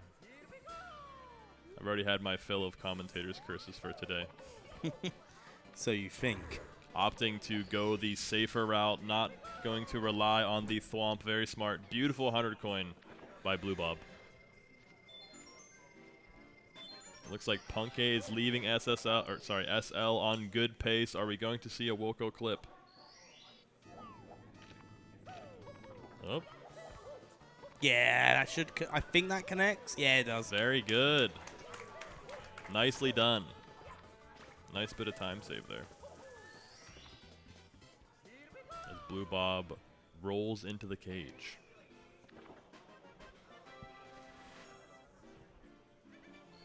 See how this cloud stage goes. And we've got Callie back on the stage in JRB right now. We've got 2 people up in Tippy, so I think we should go for golf announcer voices this time to not put off the runners. Absolutely. Yeah, I can do that. No, absolutely. Here we go. So cloud stage going quite well for Punkation. Blue Bob making their way through TikTok clock. Unfortunate on the jump there. We'll go for another jump and we'll get that star. 108 Very stars good. grabbed. Very, very good. Remember, those of you in the crowd, when we do cheer and clap for the next little bit, we are going to be doing golf claps. 2 fingers from one hand to the other hand. There we go. A nice, polite golf clap. Okay, 6 red coins collected now for Punkation in cloud stage. 7, just 1 more remains. On the other end, we have Blue Bob performing Get a Hand masterfully. And has gotten that hand absolutely fantastic. Very One good. would almost say in a hole in one. And there we go, Punkation will now be joining the main stages of Tippy with cloud stage out of the way. With still a best possible time of a 1:38.20. Really hope to see Punke getting in the 1-3x range for his time. I've realised I've got way too much energy to keep this up, but now I've committed to the bit. I'll do it. Punke doing the best star in the game, opting to avoid the safety red. I cannot stand TTC 100s. If I could, I would remove it from the game entirely. Wow, that's a bold statement. I don't think you understand you're sitting next to the president of the TTC 100 fan club. Oh, well, I do apologise, but look on the bright side. I at least like it more than I like the SM64 DS version. I accept your apology. Thank you. Yeah, there we go. Very nice of you. Absolutely fantastic. Very polite. Okay, Blue Bob going into the final star now of TikTok Clock. Deceptively hard standing reds.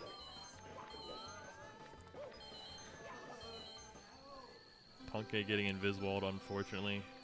Nice quick back up there. Yep, and that's the end of TTC. If we can get a nice little golf clap there for Blue Bob. Fantastic, thank you guys. As Blue Bob now goes into Rainbow Ride, where when both runners, once Blue Bob hits Rainbow Ride, we'll go back to regular energy. Sounds good. That is fantastic wall jumping there off the Womp for Puncation. That's a fun ending. There's 3 endings there you can do, and that's kind of it's pretty safe. Not as safe as the safest ending, but it's definitely more safe than the pro ending. No, absolutely. To Couldn't fully agree rely more. on that thwomp. Nice Lakitu bounce there by Blue Bob. That was a beautiful active bounce. Beautifully executed. I also noticed since we started doing this, the crowd has also calmed down a little bit. They've kind of chilled out a little bit. They're We're just, relaxing a bit. GSA vibes to fall asleep to, Yep. Punke hitting ape down beautifully. So both of these runners in Tippy right now are on big event PB pace. People in chat liking this style of commentary as well, so this makes a nice little change. Oh, losing a little bit of speed there, but still getting the star for Puncation. 108 stars, 3 stars remain in TikTok Clock. Thankfully, that's a pretty forgiving star, and especially with the order you're collecting the stars in, if there would be a mistake with the roll into the cage, you can just simply grab the get a hand stamp star below. Yep, no, absolutely. Blue Bob just lost a coin to the ether down there. That shouldn't be too much of an issue. As we know, we need 50 coins here to not need the Chukya. And still has 51, so still covered on Very that good. front. Very, very good.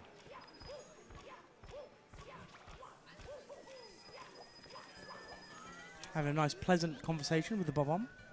Absolutely.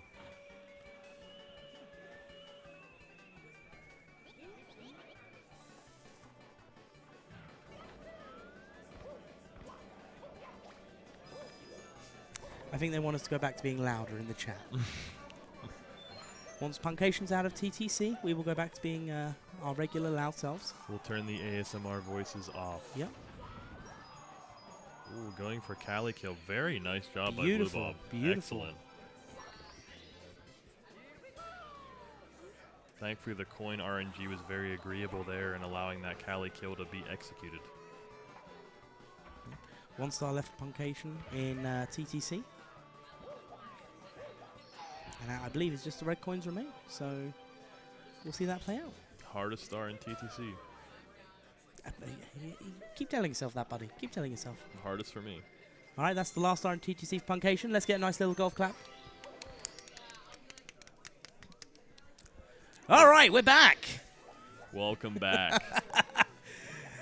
Okay, here we go then with the rest of Rainbow Ride for Blue Bob. Rainbow Ride starting for Puncation.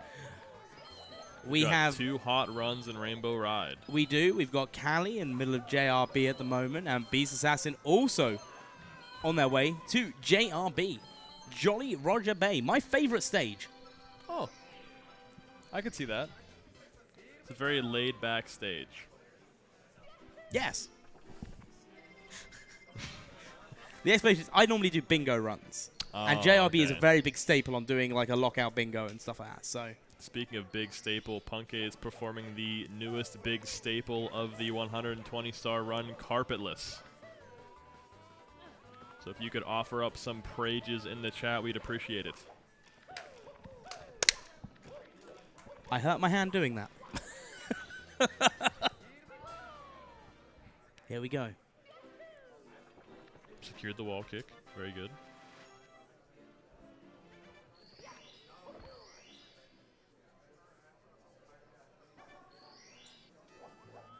Okay. There it is! Let's go! Let's go, Punke. A lot of first try carpetlesses today. Yeah, that's what we need to see. First try carpetlesses. Amazing.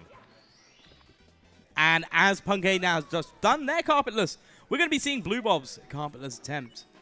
And permitting a problem-free Rainbow Ride, you're going to see that time save absolutely come through at the end of Rainbow Ride for Punkay. Yeah, absolutely.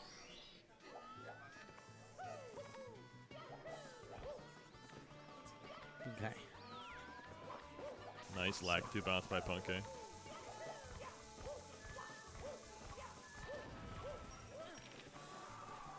All right, we're going to ask the chat to offer up their prages one more time.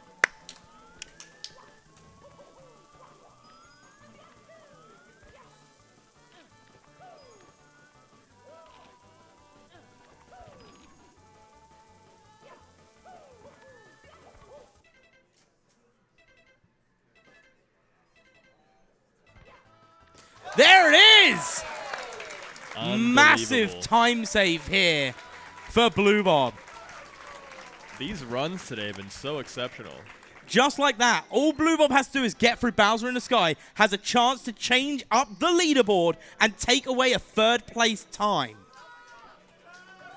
Let's go, Blue Bob. You got this.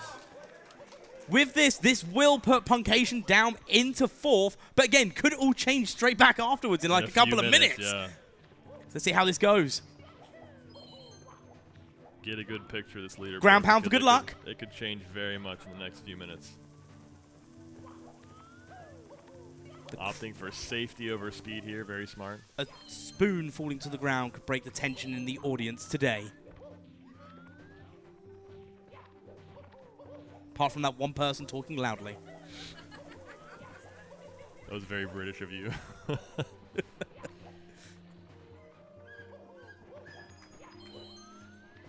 And Blue Bob's still got a lot of time to spare here, too. Sienna, be quiet. Going into bits with a BPT of 139.32, those small mistakes are totally okay. Yeah, especially with the amount of time saved.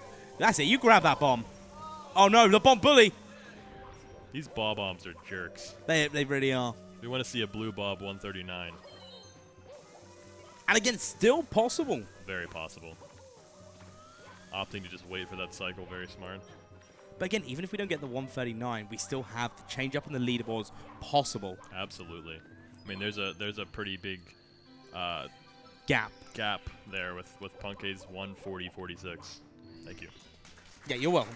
There we go, 120 stars collected. All that separates Blue Bob from an event PB and a change of the leaderboard is 3 Bowser throws. So I want to make sure that everyone has their prages in and to count it in. Come on, Blue Bob. Good grab. That's one. That's one.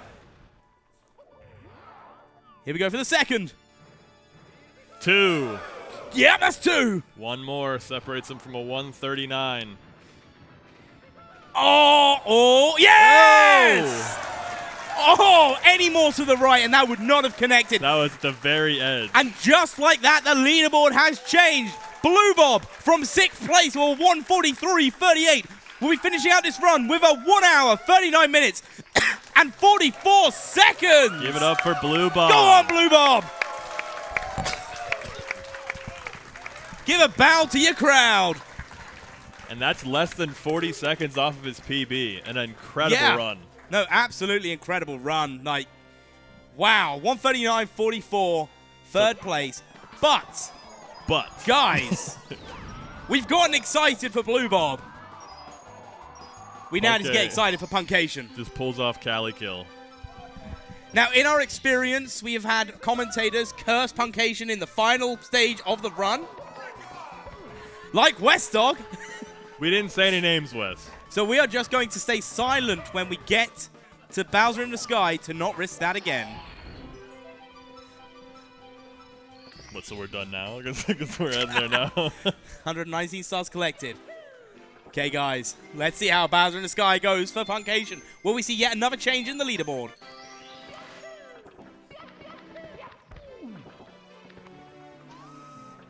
He's shaking his head. I think that's at the bonk more than anything else.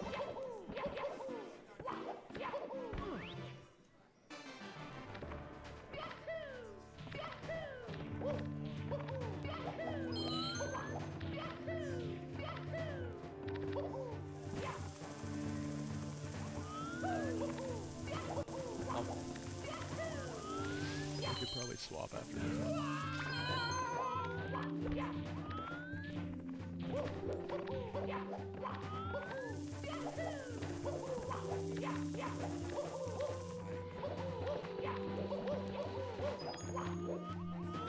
Ooh. Good backup. Absolutely fantastic backup there.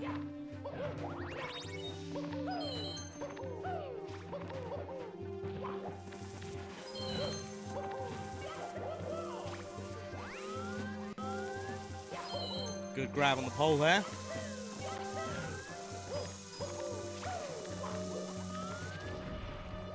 Catching that cycle very cleanly.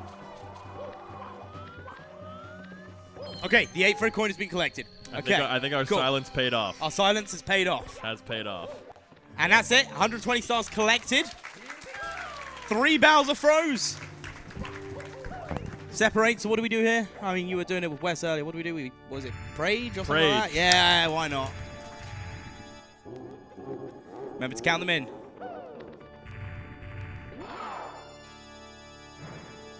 That's one.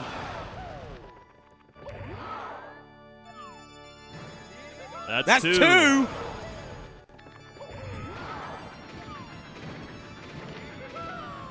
Oh. That's just a little bit wide. A little bit wide, but again, still has a chance to change the leaderboard back. Oh. Very unfortunate.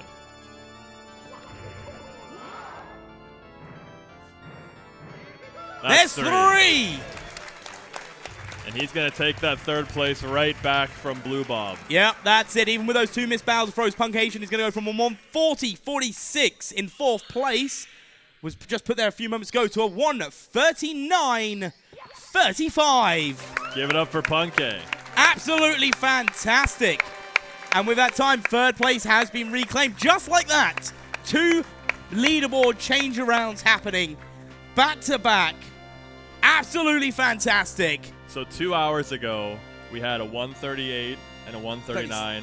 Now we have a 137 Yep. and 3 139. Yeah, that's a 3rd runner now that's got a sub That's 140. absurd. Which, you know, even in the middle of day 2, that's still a massive achievement. So Crazy. you can't really say no to it. You can't really say no to anything, really, whilst we're here. We say yes to everything, pretty much. True. But yeah, no, that's absolutely fantastic. Whilst the runners have just finished, we're going to take a little bit of a breather. We've got some runners. They're at the start of their runs. So we will be taking a short break. Remember, guys, you can donate to the Urban Arts still. We've nearly hit $20,000. It'd be great if we could hit that as soon as. That'd just be fantastic. There's some fantastic incentives up for grabs, ranging from a VHS of one of the events we did last pace, all the way up to a Nintendo Switch OLED. And, of course, many more hours of Mario still to go. Only day 2. Only day 2. So with that, we'll see you soon. Thank you.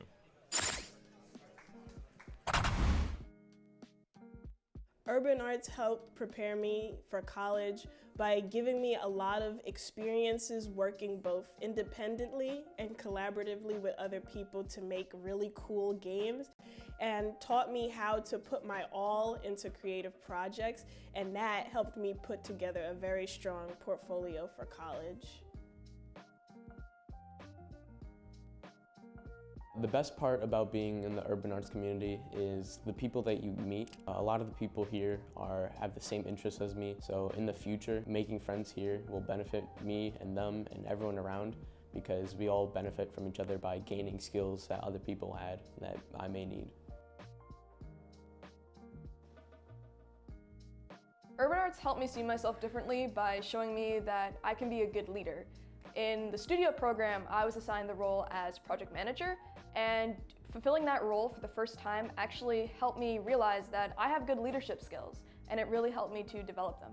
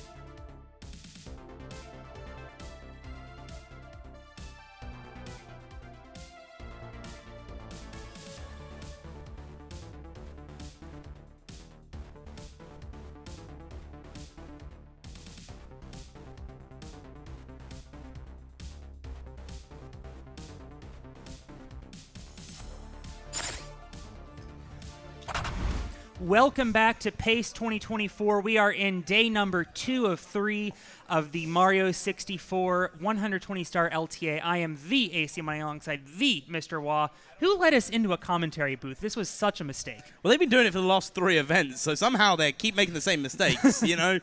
Well, the definition of insanity is doing the same thing repeatedly and expecting different results. That's fair. So, who knows? Yeah.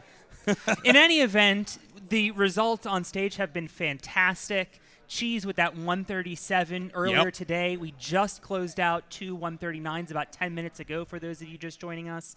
And, I mean, the story of the day, obviously, forcing West Dog to eat 555 chicken nuggets.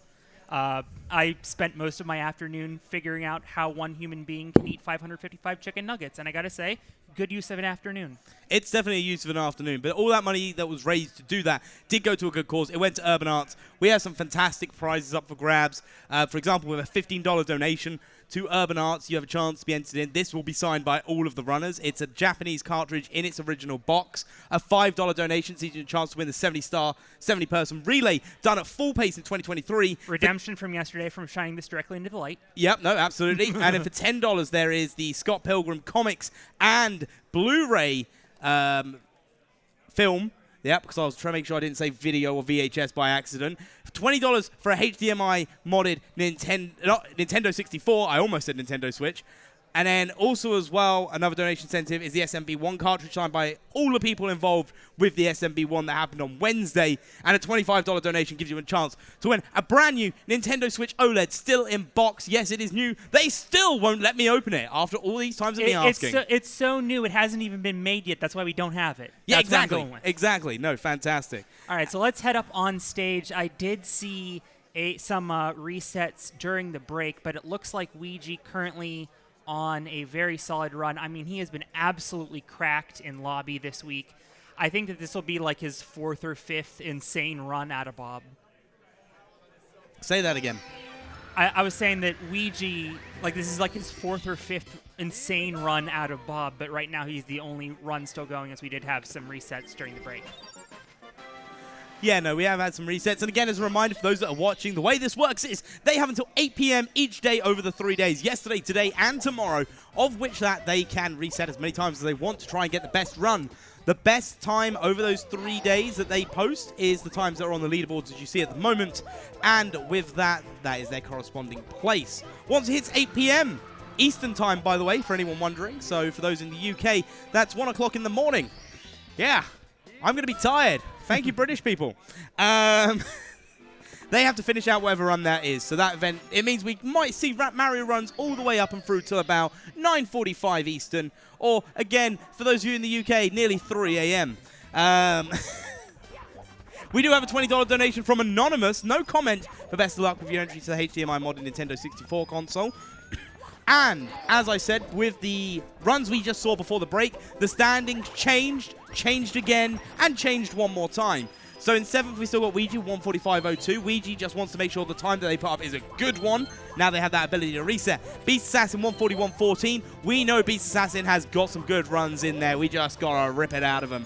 Gothic Logic with 141.04. You know, people keep saying it's Gothic season, and I can believe it to happen. So I expect that name to be jumping up the leaderboards before long. Blue Bob in 4th, was in 3rd for all of about 6 minutes with a 139.44.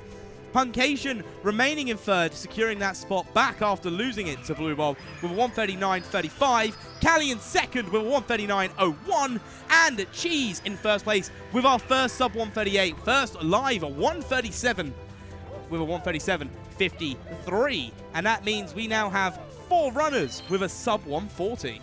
Over half the field. By the way, we're at a horse track recording this, and I was outside for some of the races earlier. I think you had a higher words per minute just now than the horse racing announcer. That is absolutely probable. I mean, if you want, I can talk a lot faster, but if you really don't want me to, then I don't have to.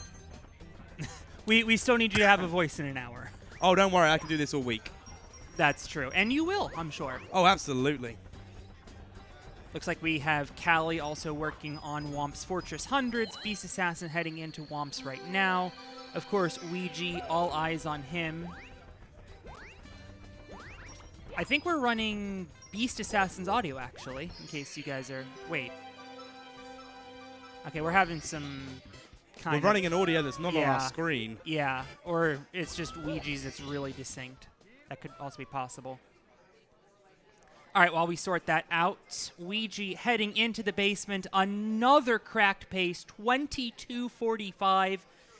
He keeps pulling these insane paces out. I think he had like a 22:32 that he reset in SSL. Ouija, every time we see him, is 136 or bust. And every single time we see him, he pulls out these insane runs, and just one of them needs to click for Ouija to blow up this entire leaderboard. Yeah, no, absolutely. I'm reading chat at the moment. I can see where the British people in the audience are when I've said about time zones. Right. We've got one saying, I tried staying awake for the relay last night, but I couldn't. Ellie then replying, saying I was up till 3 in the morning watching it, so... To be fair, I'm here in person, and I didn't make it to the end of the relay either. Although I was on 3 hours of sleep and drove for 4 hours, so I was kind of dead after the basketball game. I made it to the end of the relay and was still here first thing in the morning. That's impressive. I'm gonna And get, he's British, so that's like 8 a.m. for him. oh no, I'm gonna get back home when I fly back, and I think I'm just gonna sleep for 3 days straight. Sounds like a plan. Gothic Logic gonna reset. I think that was pretty early on in his run. Callie working on Whomp's Fortress, as we mentioned. Beast Assassin wrapping up 100 coin. Ouija just a moment ago had a solid plus, and now he is going to work on his red coins, excuse me. Does have to grab that red coin. That is part of the rules. Ah, rules schmoosh. Yeah. They call that a neighborhood play in baseball. I know you wouldn't know anything about baseball being a Brit. I'm kidding, of course. It is, it's like cricket, but with a round bat, right? In a roundabout way, yes. Wait, you know what roundabouts are here? Dude, have you seen outside? There's like 12 of them. Do you know how to drive on them? I do. I worked for a map data company for 3 years, and most of my job was just inserting roundabouts into the database, and it was an absolute pain. So rest assured, there are a gazillion roundabouts in the United States now. Oh, if you think you know roundabouts, for those of you that are American watching this, Google Magic Roundabout Swindon. I think I know what you're talking about, actually. And then tell me you know roundabouts. Yeah. I see people picking up their phones, Googling this right now. It is basically 6 roundabouts converging around one massive roundabout in the middle. They go in different directions. Yeah. Ouija going into his hand-to-hand boss fight. If I'm not mistaken, I'm pretty sure it was him yesterday that somehow didn't defeat this boss and got the long cycle. So he is determined to get a much better cycle today, not even letting the boss fully open its eyes before the hitbox activates. All business for Ouija. Appears to be rocking some business formal, too. He is not messing around today. Why did Swindon make a roundabout like that? I don't know. Callie getting started on JRB in the top right of your screen.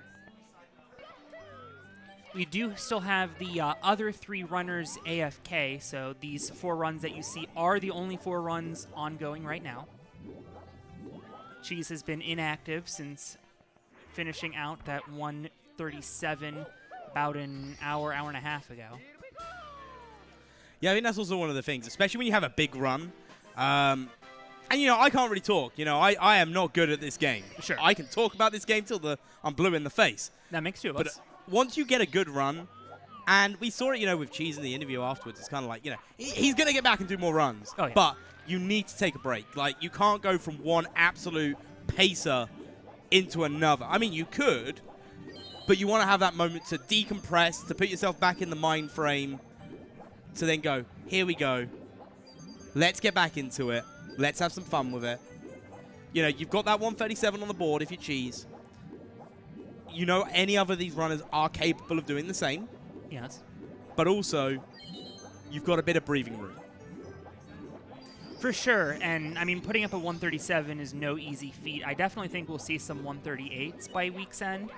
And I've been kind of wondering, because Cheese put up that 138.39 at the very beginning on Thursday and then took like a 2-hour break, something like that, I wonder if the fact that he's been playing less is helping him, just because he seems to be more relaxed when he's on stage. I've been talking to him outside of the stream, and he's been very relaxed and composed, and I wonder if that helped him achieve that 137. Oh, yeah, absolutely. I mean, in the interview, it was even said, you know, once his PB had died, but the event PB was still possible, that's when it became easier. Because, again, that's also the other thing. You know, these guys, all they're trying to do is they've just got to be the fastest of the weekend. Right. They don't need to beat any world records. They don't need to beat any PBs. I mean, if they can, please do.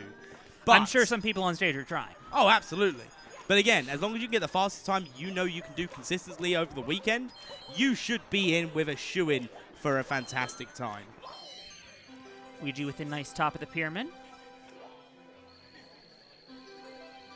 So he is done 28.55 SSL. I think earlier we were talking about how good a 30.01 SSL was. This is over a minute better. Yeah. We do have a $1 donation from Smoth of the Wild. Yo, what's up with that roundabout? Crying emoji, crying emoji, crying emoji. Deserved, honestly. I do want to mention, by the way, for those of you who weren't with us yesterday, Ouija is running up against 136.21 splits, but those are 136.21 theory splits. In his world record of the same time, he had a death in TikTok clock. The splits he's currently running against spread out that time loss over the course of every stage. So he is not exactly 23 seconds ahead of world record, but on these theory splits that match the world record, he is 23 seconds ahead. Yo, I completely forgot that's comparing against world record. Yeah, Ouija's kind of cracked. Do you know, I'm so glad this isn't summer last year. For those that were here summer last year, you may remember me saying, I don't know anybody that's on the stage right now. I knew the game, I didn't know the runners. And now I can confidently say, I've watched all these people. Yes. Like, I know who all these people are now. Yeah. I mean, I've known who Cheese is since, like, 2014. Listen, I thought cheese was still that thing I was bought in a supermarket. Like, so such a British word, supermarket. I just said that in front of a crowd. I am going to go cry. Can I get all the British chatters to just do hashtag cancel AC? In fact, anyone who else who wants to join in, hashtag cancel AC. We got 1, 2, 3, 4. let me. Oh, we got no, one. We got one based AC. We got one cancel. Let's Mr. go. Wah. Let's go, Brendo. Cancel AC. Let's go, Brendo. We stand Brendo. Listen, I can give you a proper. Oh, we had to cancel Mr. Wah. He had a full, nearly a death on. here on Ouija. No more messing around. Ouija in a little bit of trouble. Okay, that's okay. Much It's a recover. Good recovery. I will have to check on. Hold on. Checking on Homie Coin. We didn't get Homie Coin. Is the coin even still active? Yes, it is. That's a relief. But a little bit of a stumble here at the very end of HMC hundreds. He is going to finish out decently strong. He's going he's going to get that star. Might be too I think low. the ground pound is just in time. Yeah, it is. Okay, relief. All right. Actually, to be fair, I could give you a very British response. Right. After your comment to me, meet me out by the Walmart parking lot. We'll see what's going on. You guys have Walmarts in Britain? No, but we used to. Ours is Asda's, but I'm not. If you were going to be the British, then you should have said. Yeah, but I'm not getting you. I'm not paying for you to come to England. We don't want you. That's valid. Meet me outside Big Tesco. That's it.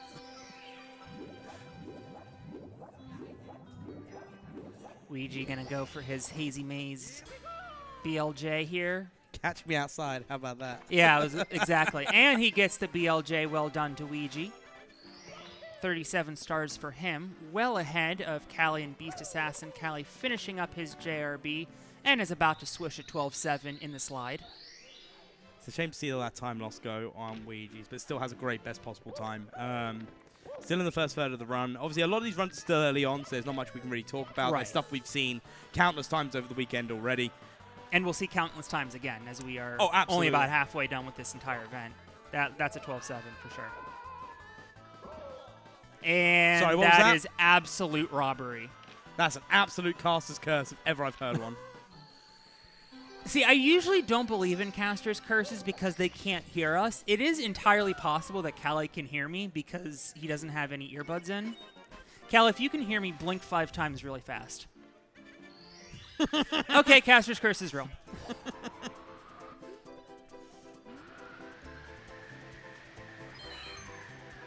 Gothic still having trouble getting out of Dark World, and ground pounds off the stage right as I mention him. Great day to be AC Money. It's a great day. Ouija, with 38 stars heading back into Hazy Maze Cave. I feel every time you say something and that runner then dies, you need to donate $5. I will do no such thing. Wow.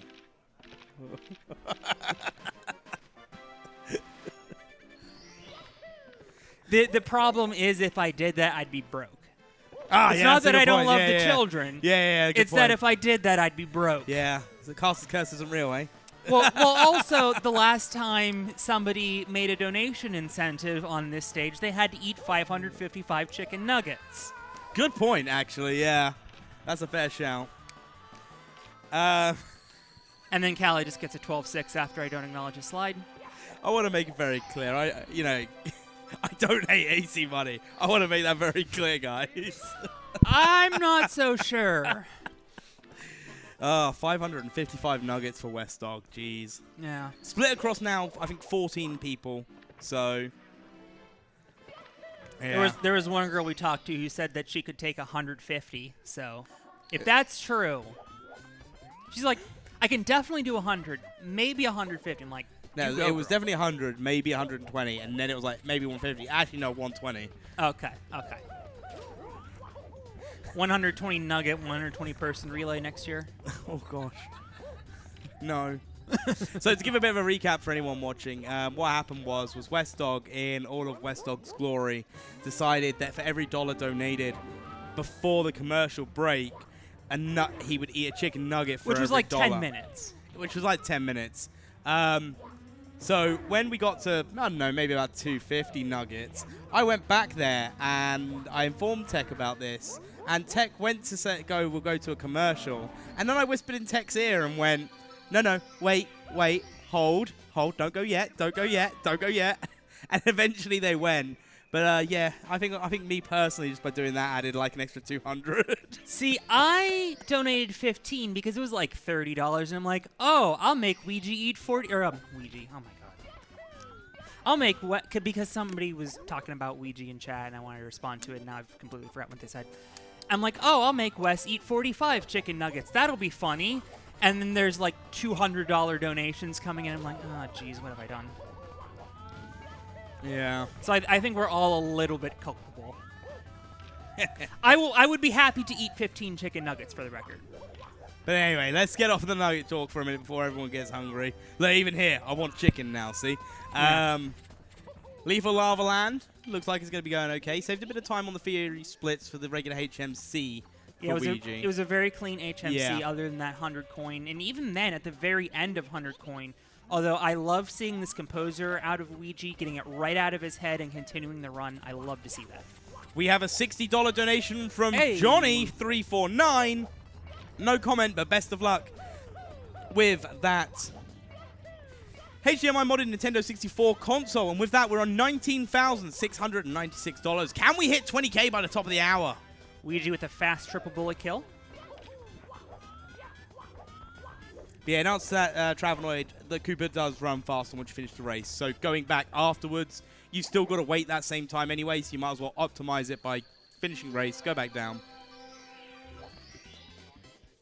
And you'll also see they'll manipulate the way that the ball RNG is and the way the balls come in to slow them down a little bit more so you're not losing out on anything.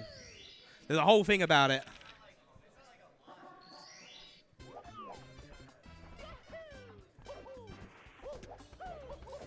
Beast Assassin now heading to aforementioned Cooper race. Callie going to be doing this island triple jump. I do not like the island triple jump in the slightest. I can't imagine me ever integrating it into a run. Honestly, I'm old enough to remember, like, single-star runs still using the cannon.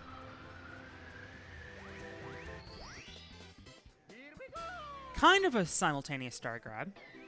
Off by a few frames. Still cool.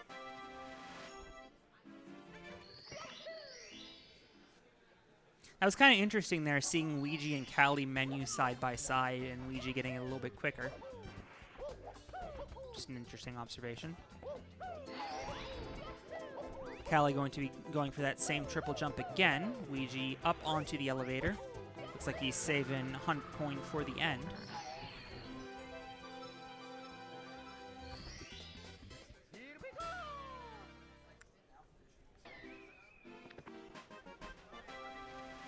Meanwhile, Gothic starting to get on another run. Just starting out in Womp's Fortress. Still quite early to say on a run. I like to think that once you're halfway through JRB, you can say that they're on a run. I think anytime before that, it's kind of like they're still feeling it out. Good save, though. Win for immediate cannon, and Gothic Logic is no longer on a run. See, again, this is why I don't donate every time I curse a run, because I'd be broke. Oh! Ouija's shell broke. There is... oh, no, not going to go for it. No. Yeah, I mean, there's... He does 100 coin at the end, so it's not like there's a backup there. Because if he still had red coins, for instance, he could go do red coins right now very quickly. Or worst case scenario, go kill a bully. But this is the end, so there's nothing else he can do, and he needs that shell. Well, we did see a backup yesterday of losing a shell in a very similar place. And then continued the route, because you can do it without the shell. The exact same route, it is just slower. Right. Considerably, yeah. And after that, time loss in HMC as well. Luigi still looking to get that cracked run that we know he is capable of. I have commentated the man doing 136 before. I know it's possible, and he still has plenty of time. 8 hours tomorrow, plus about 3.5 today. As a reminder for you, you can't do red coins after hundreds, because you need to do red coins to spawn the shell. Oh, okay. Yeah, so it literally has to be one of the last stars you do. I gotcha. And it just makes most sense for the routing. Also, just realized, Wilco said the exact same thing in chat. Thank you, Wilco. Wilco of famed clip fame.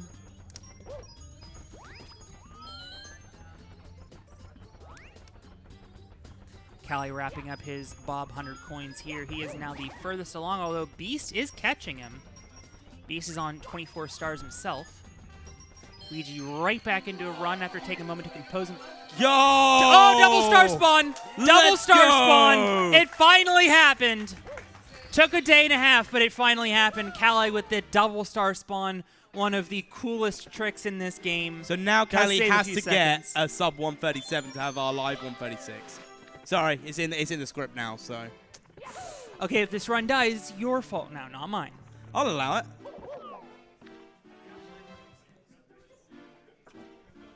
She's got double star spawn today as well. Apparently called his flaming fish sticks. Oh, yeah, okay. did. So it's not the first one, but still just as epic. I was out for a little bit, to be fair.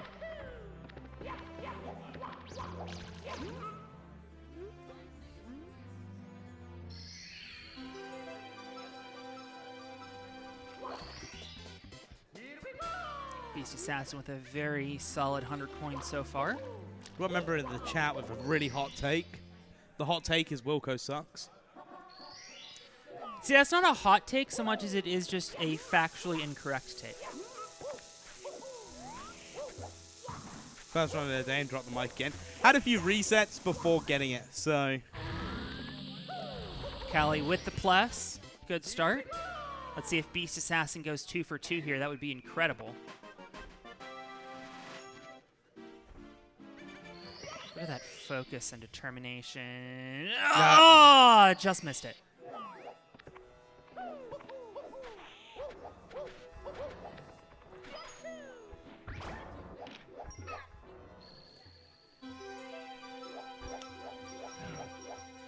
You know what, though? Finishing what, Cali finishing BOB on a 23:06, Beast finishing BOB on a 23:24. Definitely two very strong runs, and if I'm not mistaken, Beast has some time to save upstairs. So I definitely think that these are two runs that could finish very strong. Everyone's got time they can save upstairs. Well,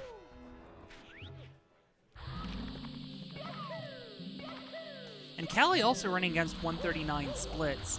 His PB 139.01. We definitely know Callie is capable of taking down Cheese in first place. But it is all in the manner of the doing. Matter of the doing? Did they make that up? I don't know. I don't know, mate. Yeah.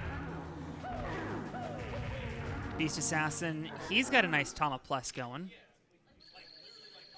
Very nice.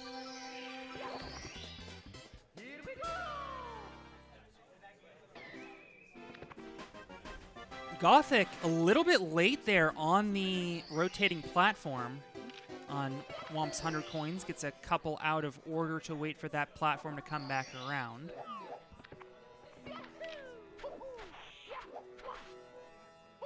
Good backup there. It's good to be able to use the momentum of the Piranha Plant. It increases your speed just a little bit to allow you to, and allows for less chance of bonking. So it's a very safe backup. I think both Callie and Beast Assassin, are working on their red coins. A little out of order as Callie has 2 extra stars on Beast. And obviously a minute and change more. Although a little bit of route divergence there. Beast opting to take the ground, Callie taking to the skies. I think that's something we're going to see a lot over the weekend. It's going to be route variations. There's going to be people that will do things one way. Some people will go, hey, do you know what, I like doing that, I'll try it that way. Or they'll stick to something a little bit different. We've seen runners do LBLJ, not do LBLJ. It all depends on what the runners feel most comfortable at and what they can do most consistently. And obviously that is going to be the big key. Unfortunate death there for Beast Assassin. Beast going right back in now, fairly quick death.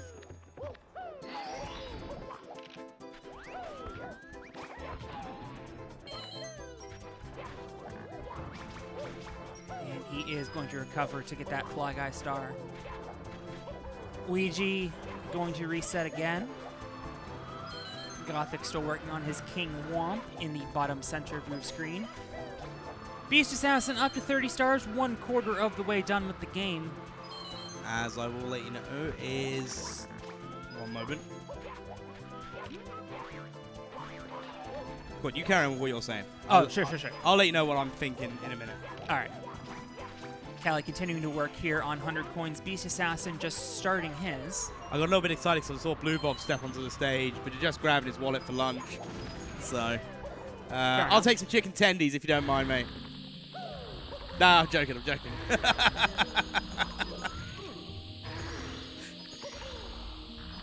Man really just said that in public. What? Chicken tendies? Yeah.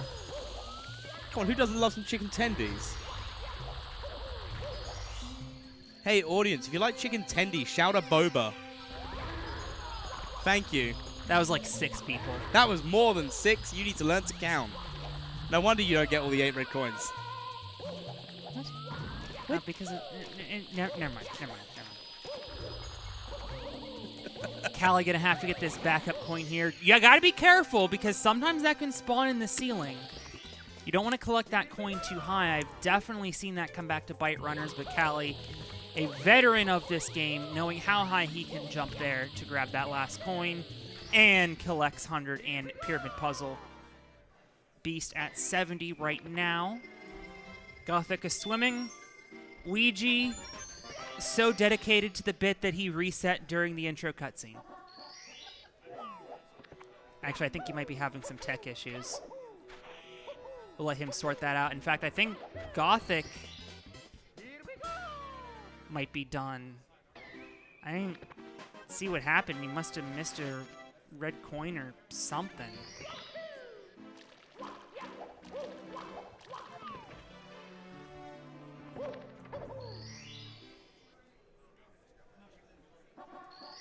Is he perhaps also having tech issues? Not sure. In the meantime, we do have Callie and Beast Assassin ongoing.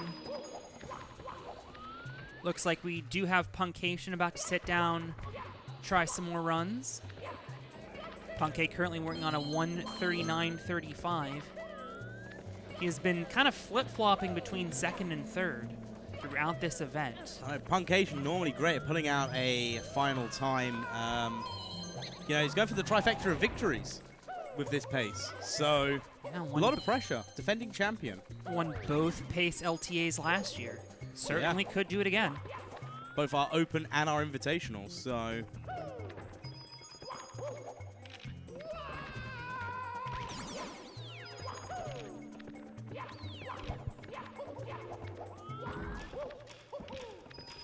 Copy.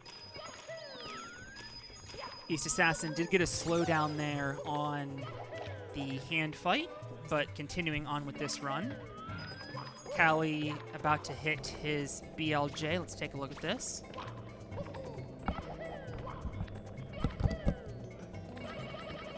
And gets the BLJ.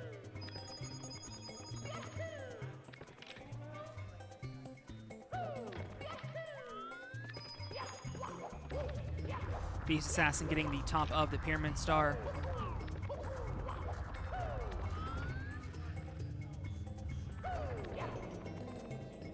I can confirm Gothic Logic and Punkay both getting started, but just intro cutscenes.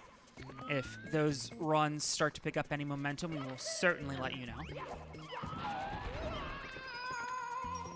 I do love how the Scuttlebug is just right there as you ground pound. Very pleasant. Callie not getting the homie coin. Oh, Beast Assassin taking a burn. He had 11 coins to his name, so not the fastest death, but definitely not the slowest. Exactly, not bad enough to immediately restart. Callie going to lose a couple of seconds on his 138 split. In fact, he just switched over to PB splits, and he's -2. I think that's his... Is that his PB? I got it up here. Hang on. Okay. Yeah, 137.47. Yeah, so all of a sudden, Callie is on a heater.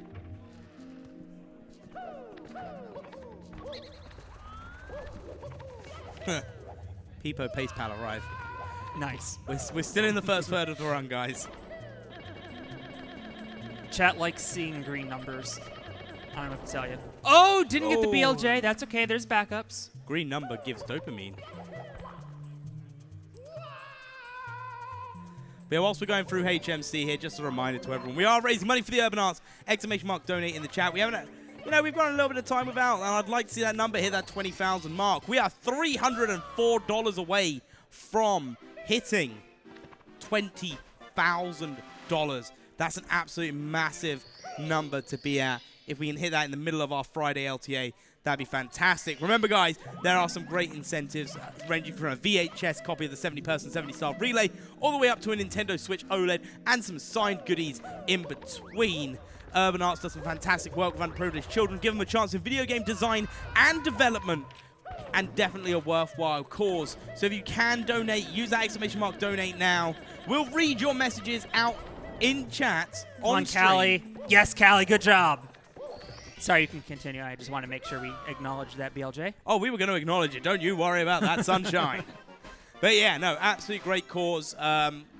We've been working with them for a long time, and it'd be absolutely great if we could keep up that support for Urban Arts.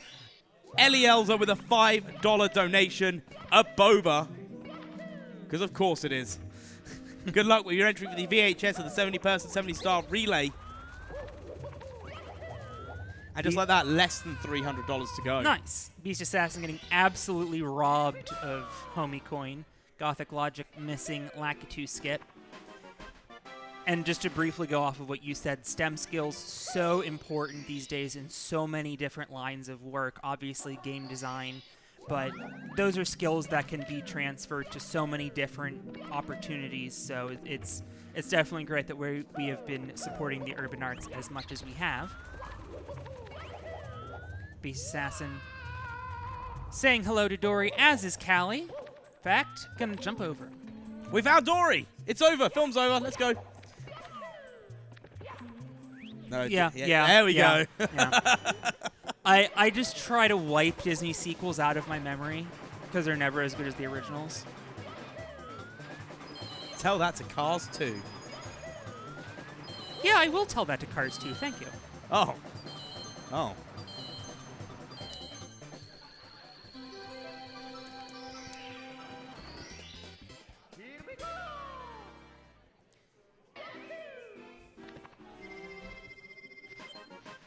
Beast Assassin right on Callie's tail as he goes into middle cap now.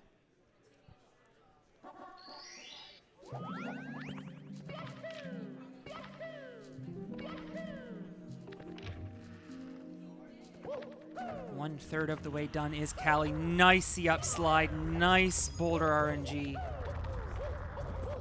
The swag slide as it is. Callie, I feel like, just pulls out so many of these cool strats. I think I heard some of the commentators say earlier about how he pulls off a lot of strats that generally only Japanese runners go for. So much so that before he started using a face cam, I legitimately thought Callie was a Japanese runner.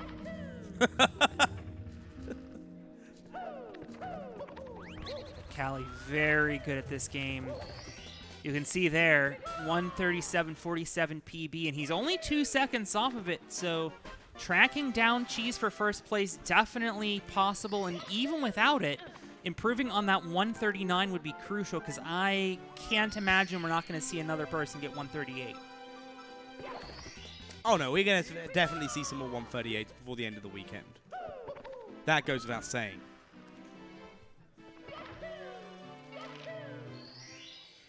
The vast majority of runners have improved today. I think 5 or 6 of them have. Ouija's the only one still standing on their no reset run from yesterday. I can't recall if Gothic Logic's 141 was today or yesterday. I believe it was yesterday. I believe so. But the other 5 all putting up those times today. And I tell you what, this building got full and loud when Cheese finished that 137. That was a lot of fun to see and be a part of. I know, I was having a nap when that happened. So, Here?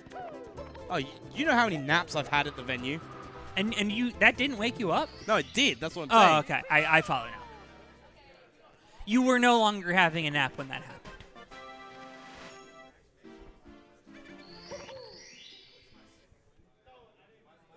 Beast Assassin, 1 star away from wrapping up HMC. So we've had a interesting question here. Why would qualifiers for a racing event be points-based and not speed-based? The reason behind that was we ran 3 qualifier weekends. So think of it as same as like a Formula 1 or a Grand Prix on that sort of thing, where in the first qualifier, the runners posted their fastest times. Those times were then converted into points for the first leg of the qualifiers. The second qualifier, then the fastest times got associated points associated to their times. The third qualifier, again, the same thing. When we then added up the most amount of points over those 3 weeks based on the fastest times, that's how we chose these 7 runners. And that's why we had 3 qualifiers. You could actually qualify off of 2 qualifiers. Yeah, and I think Ouija did. Yeah.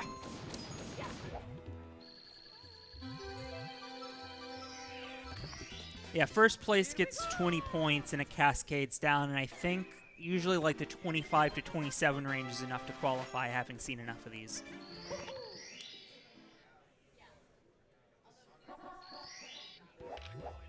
Who were the other runners? I believe the qualifiers you can see in our VODs page on Twitch. Yeah, there were a lot. It was February, open, March, and May. No, February, March, and April. I think it was January, February, March. There's definitely one in April. Okay, I believe you. I think. Now I'm questioning myself. We did have an event in April. Maybe that was a 70 star. Might have been SMO. I think there was an SMO. At one We've point. had 3 120 qualifiers. We had a 70 star. Where was I when the 70s? You know what? There was one weekend I think I was out of town or something. Anyway. Callie working on his 100 coin in Lethal Lava Land.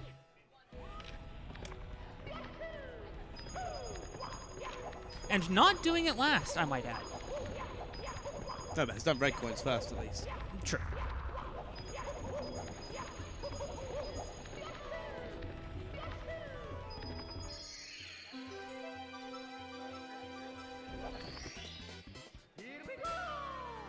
Gothic Logic grabbing the pole there and jumping directly into star. That's unusual, but cool. Callie with that nice pole skip. You don't see a whole lot of runners do that, but it is very cool and saves a couple seconds. It's possible to stand on that very small platform.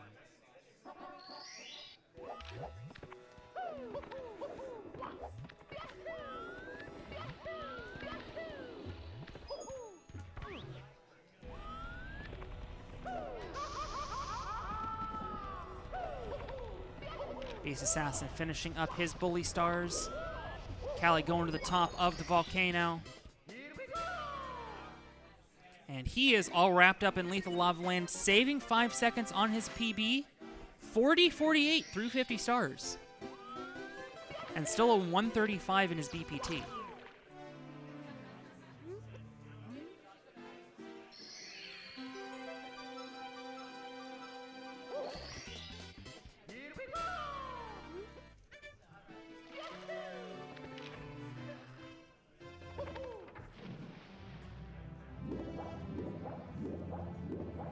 Callie gonna head over to Vanish Cap after grabbing the second MIP star.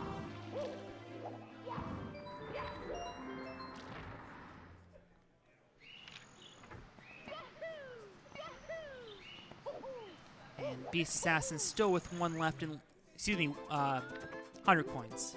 So 2 left. Gothic all done with his Womp's Fortress. Ouija done with the majority of his Womp's Fortress, as Gothic heads back into the scene of the crime where he reset about 10-15 minutes ago.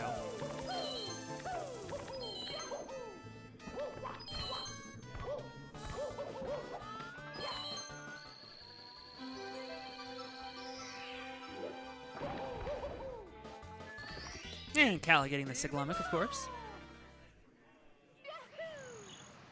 In fact, saved a second on that split. Beast having to grab an extra coin before heading into the volcano, but that's all right. Yeah, just missed one of the coins on the row before leading up. So had enough coins, missed that last little one. So, what, about a second or so to readjust to get that 80th coin. That oh, that's going to take some time, though. But that's okay. Not a death. A death would be the end of the run here. This is now just a little bit of time loss. Yeah, no more coins to lava boost. Now he's going to be in some trouble here. Can't get squished or that is a death. And realizing that, he's going to play it safe.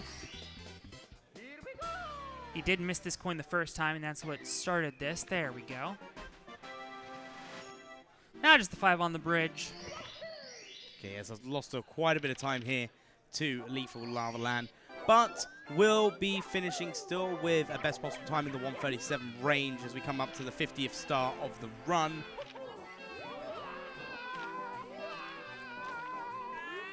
Yeah, a little annoying. You can tell he's a little annoyed, but still lots of time, and maybe this run still has an opportunity, and we can see back on our screen for the first time in some time, it is Punkation.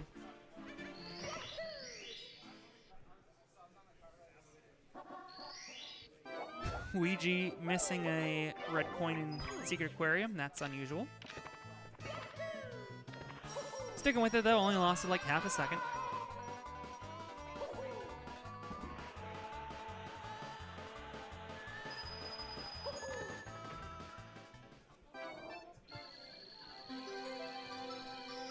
Gothic with a successful chip clip in JRB. Callie finishing up the slide as he gets his CCM started. Actually, almost halfway done with it now. CCM is a stage that definitely goes very fast until it doesn't, with 2 of the longer stars at the end. But even Red Coin isn't that long of a star, and within 3 very quick ones.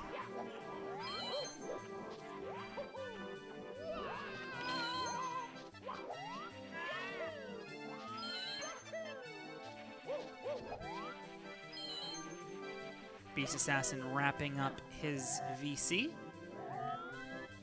Ouija getting star number 10 as he gets JRB started off well. Gothic gonna head for the jet stream, gets the star.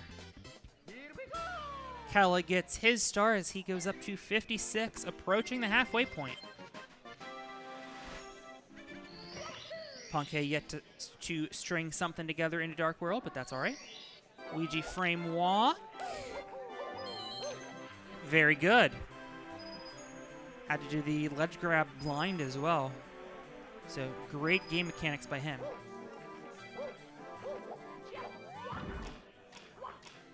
Gothic now working on his hundreds.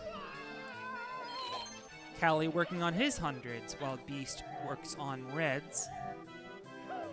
Already has 6 of them. Callie falls, so that's a bit annoying. Gonna have to go back to the warp.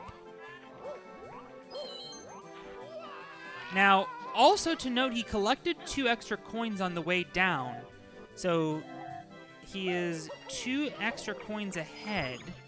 Grabs all 5 into the chimney, so he's gonna have to remember to skip 2 here, although I did kind of just help him because, as we established earlier, he can hear me. You're welcome.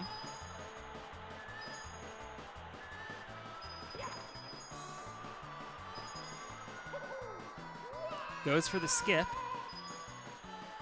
As I mentioned yesterday, that skip works because of the fall timer not being long enough there, as it would be about the same as a regular jump. Backward slide into this star. Very cool. So well done by Callie. He is going to be out of here with a very nice time going. I take that back, he still got one more. Beast Assassin up to 55. About halfway done with his CCM. And Callie just with Snowman's head remaining. Ouija and Gothic Logic both getting 100 coin at about the same time, although in a different order.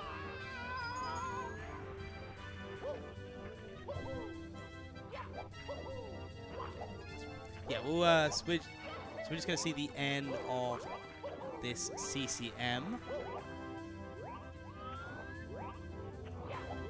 Let's see what the time's looking at from here. So base against the theoretical 139 for Callie will be finishing over 20 seconds ahead. Yeah, losing a bit of time. Remember, he had to retake that warp, but still even with 138 theory splits. So Callie definitely on a heater as we transition into the break. Of course, reminder, lots of good stuff available for Urban Arts. We mentioned the cartridge, the other cartridge, the console, the DVD, the VHS, the Nintendo Switch, and of course you're helping the children, so we do encourage you to donate if you have not already. Under $300 from $20,000 this SRWC season. Very cool. Mr. Watt, thank you for spending the hour with me. Hey, no, absolutely fantastic. I'd spend even longer, but I'm hungry, so that's fair. I think we've got Jared coming in to fill the gap for the next hour with you. Yeah, I commentated with Jared yesterday. It was a lot of fun. Looking forward to it. Fantastic. And for everyone watching, for me personally, I will see you guys tomorrow. Which is going to be absolutely fantastic for day 3. But don't go anywhere. Hear a bit about Urban Arts. Enjoy the comms with the rest of these guys. And enjoy these fantastic runs. It's going to be epic.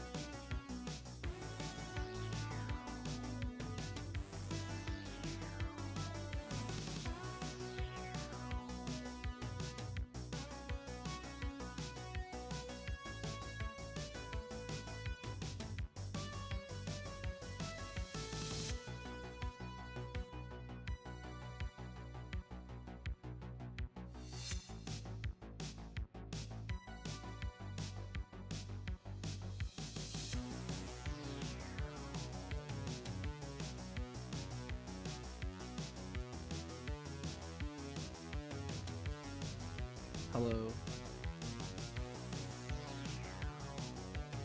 Hello.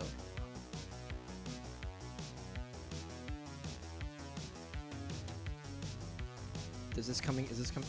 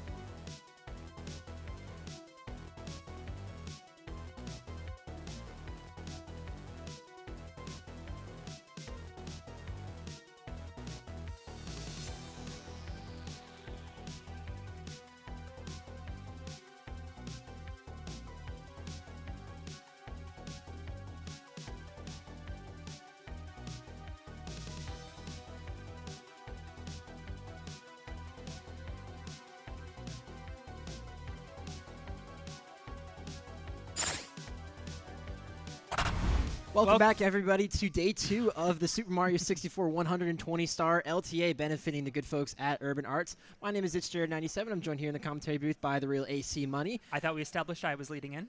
It's okay. But anyway, just a reminder, everybody, that we are closing in on $20,000 raised for Urban Arts. We're less than $300 away. If you've estimation point donate in the chat, you can enter in for a chance to win out a lot of really, really cool prizes, such as signed Japanese cartridge of SM64 version by all of the LTA runners. We have also a NES game cartridge signed by the SMB1 LTA runners. We also have a 70-person relay VHS tape, as well as a lot of other prizes. We have also an N64 here. There's so many different prizes that you can enter in. Again, just type in exclamation point donate, and you can enter in for a chance to enter in on the raffle of these winnings. But yeah, we have a lot of really good runs right now. And don't forget that Nintendo Switch OLED is kind of the grand prize of all of that. And Urban Arts is a great cause. We've been working on it for a long time. So raising $20,000 this season, I think, would be a new record for us, and that is awesome. But yeah, as we get back into the 120-star action, we have 5 out of our 7 runners currently in runs right now. Farthest in right now is Callie, who is currently 20 seconds ahead of his 138 comparison. He was ahead of his PB for a long time, but did have a little bit of a DDD 100 kind of mistake there, so he did lose a little bit of time, unfortunately, but he's still on a very good run. And also in basement, we have Ouija, Gothic Logic, as well, with Punkay in JRB, and Ouija also on a very, very good pace. A 22.4x BOB exit is really, really, really solid, as Ouija trying to improve on his time from the no reset run yesterday. And I think that's about his 5th or 6th 22 out of Bob. He's just insane at lobby. Has yet to really put it together, but we know he can throw down a 136. He's done so before in qualifiers. It's just waiting on that one thing to click for Ouija, and it will. Yeah, we mentioned so far in this LTA, Cheese with the 137.53. He mentioned in his interview afterwards that 137.53 is certainly not safe, as there's a lot of talent on this stage. As Callie, unfortunately, having to wait for another elevator cycle to get that 6th red coin, so is going to be taking a little bit of time loss here in this Fire Sea. But again, Callie has been probably the most consistent runner so far in these 2 days that the LTA has gotten on 138 pace. I think probably around 3 or 4 times. It has that 139.01, which is really, really close to 138, as obviously. But he's been cranking out those times so far. Yeah, I believe he's the only runner so far to finish 4 runs, and this definitely a candidate to finish, as he's about to head upstairs. So Callie has really been consistent on some great paces. Even though he's probably not thrilled with how this Fire Sea is going, he is still going to be on about 139 pace, and he does have some time to save upstairs, so he can definitely improve on that 139.01. We know that if the 137 isn't safe, 139.01 definitely is not safe. Absolutely. Gothic Logic unfortunately taking a death there on Pless. Yeah, he was on a pretty solid pace too, was around 20 seconds ahead of his 141.04 from earlier in the event. Had to take a little bit of detouring around, as the MIP star, unfortunately, that stupid bunny, took a little bit of detouring. But yeah, Cheese with a 1:37.53, still the time to beat, the first ever live 137 at a Super Mario 64 live speedrunning event, as mentioned by Westdog earlier today. It was super hype, and it will certainly not be the last. Beast now working on his Fire Sea. Ouija working on red coins, and Gothic is unfortunately going to tap out after that death on Pless. Ouija kind of in a danger zone. We've seen so many deaths here in this technically not toxic maze. But Ouija able to get through. He will continue his excellent pace. Yeah, not too much of a slowdown there. Was able to get the fast slide movement to get that 7th red coin, but it was able to back it up on after not being able to get the triple jump. So he knows those backups, and I'm sure he'll take that red coin as he heads now into the 100 coin star. In case you are wondering, the other 2 runners, as we transition Gothic out, he's just going to be taking a brief breather. There you go, a little bit of a tongue twister. as he takes that breather, just want to remind you the other two runners are Cheese and Blue Bob. Cheese has not been on stage since that 137.53. I was talking to Mr. Wah earlier about how these extended breaks for Cheese are probably helping him get deeper into these runs, be a little bit more calm. He even said about once he got carpetless and lost his lifetime PB, you know, he felt like really the nerves were gone, and Cheese obviously a veteran in these event settings. So he is taking a moment to rest. Hopefully we'll see him back before the end of the day. Yeah, and also shout out to Blue Bob. He got a 1:39.44, less than a minute off his PB. Very, very solid time for him, and sitting comfortably in 4th place right now for the LTA. So shout out to Blue Bob. He's currently sitting in the crowd taking in some of these runs. For sure. I talked to him during the break, and I asked, you know, how he was feeling. He's like, I'm content. So he's obviously happy with how things are going, currently sitting in 4th place, one of 4 runners under 140.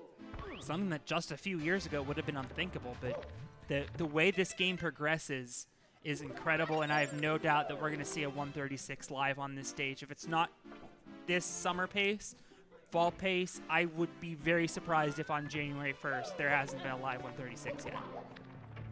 Callie with the 1:04.10 upstairs. Not the greatest for Callie's standards, but again, still with a 1:37 best possible time. And just expanding on the kind of the development of this category in these live events. Just a year ago, not even a year ago, at Summer Pace last year, cartwheelers obviously hadn't been found or whatever. Right. And yet, but like even the development in the last year, record was Ouija's 1:37.35, and I remember it was beat by Karen, or it was getting really close to being beaten by Karen at this event. But 1:38 was kind of like, that was like really, really, really, really good time, and that was kind of the time that everybody shot for. But now, with all the developments in the last year, with carpetless, obviously there's been even more optimizations and more top runners. It's just been so much that's happened, and the expectations for these runners have changed so much.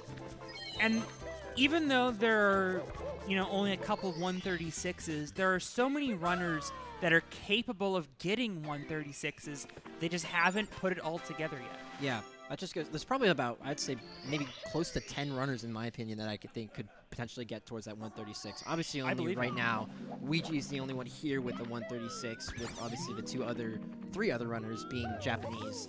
But yeah, it's definitely possible. Punkei can definitely get a 136. He's been on that pace before, as Callie with a very nice triple jump dive into that star on top.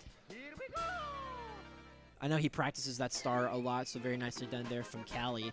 But, I mean, Callie can get it, Punkei can get it. Simply watching back home, he can definitely get it. So the potential for this category definitely is, it's the most active it's been in a really, really long time. For sure, and so much of the game now is heading to 120 star.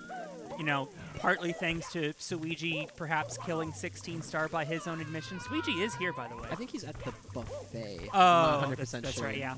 The buffet I couldn't go to because I am here for you people, because I care about the people anyway. But Suiji with that 1435 and 16 star like a year or so ago. Punkei having a great time in BOB right now. But yeah, right now, Ouija also doing HMC 100 right now, currently on pretty solid pace. This has been a very, very interesting start for him so far in this event.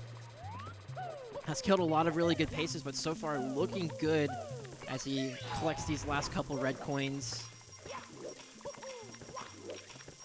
Yeah, Ouija has, like we've said, had so many incredible paces in the lobby, but I can only think of a couple runs that made it upstairs. Obviously, we've mentioned his notoriously high standards as he does get homie coin here. That's very nice to see.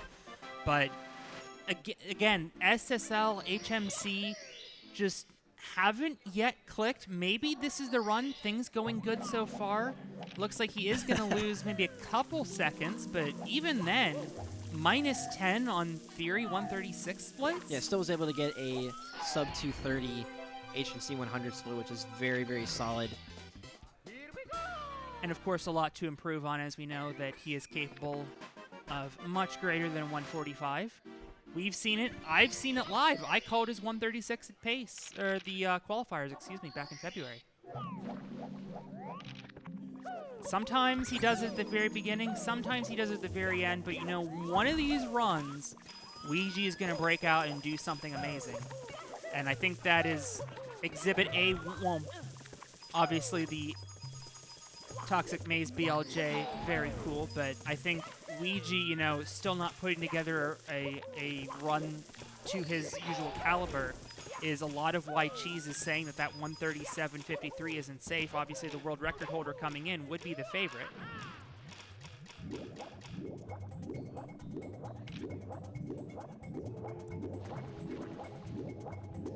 So Callie finishing up Wet Dry World 100 coins now. Beast Assassin also in Wet Dry World doing the Secret Star. Punk A in BOB starting up BOB 100. And Ouija doing the Metal Cap Star in HMC. So we got a lot of runs going out of the beginning of the run. 5 out of 7, like we said, currently in runs. Okay, it's 4 out of 7 now. I forgot that Gothic called it earlier, but even then still, a lot of runs, a lot of entertainment, a lot of Mario.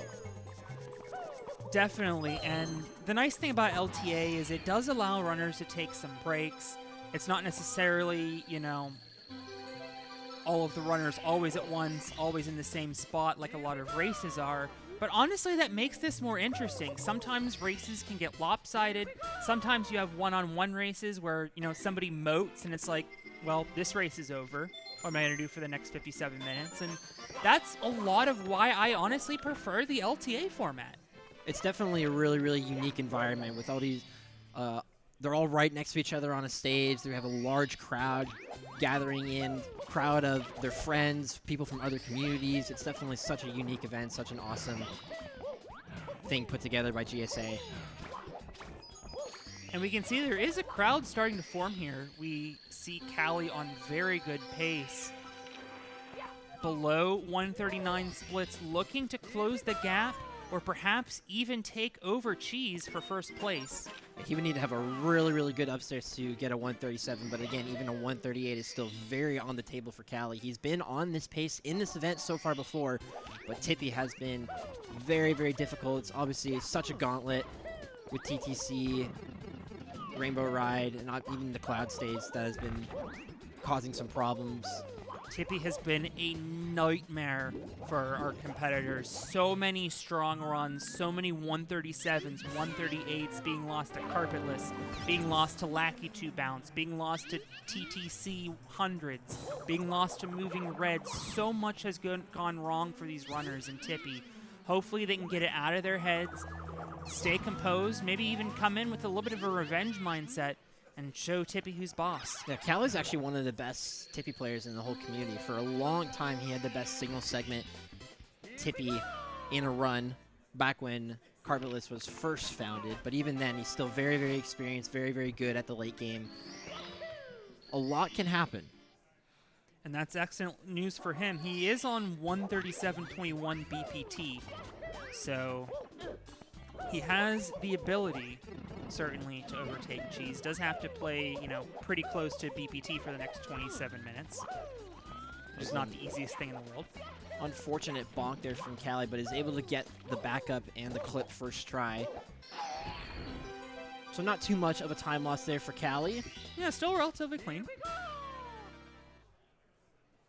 If Ouija is able to close out LLL here, we're looking at a potential sub 40-minute LLL exit, which is really, really, really good. Only himself and himself and Cheese can say that they have a sub 40 LLL exit, and it's a really, really, really, really good pace leaving the basement.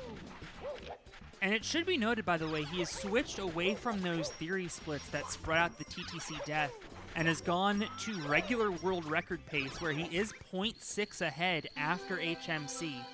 Like we said, just waiting for Ouija to connect the dots. Things looking good for that on this run. Again, a reminder that all proceeds in this event go to the good friends at Urban Arts. You can type !donate in the chat to donate to a really, really good cause and enter in for a raffle at a lot of amazing prizes. Again, !donate, and you can donate and help a really, really good cause. This Japanese Mario 64 cartridge is coming home with me. I can feel it. I'm trying to manifest it.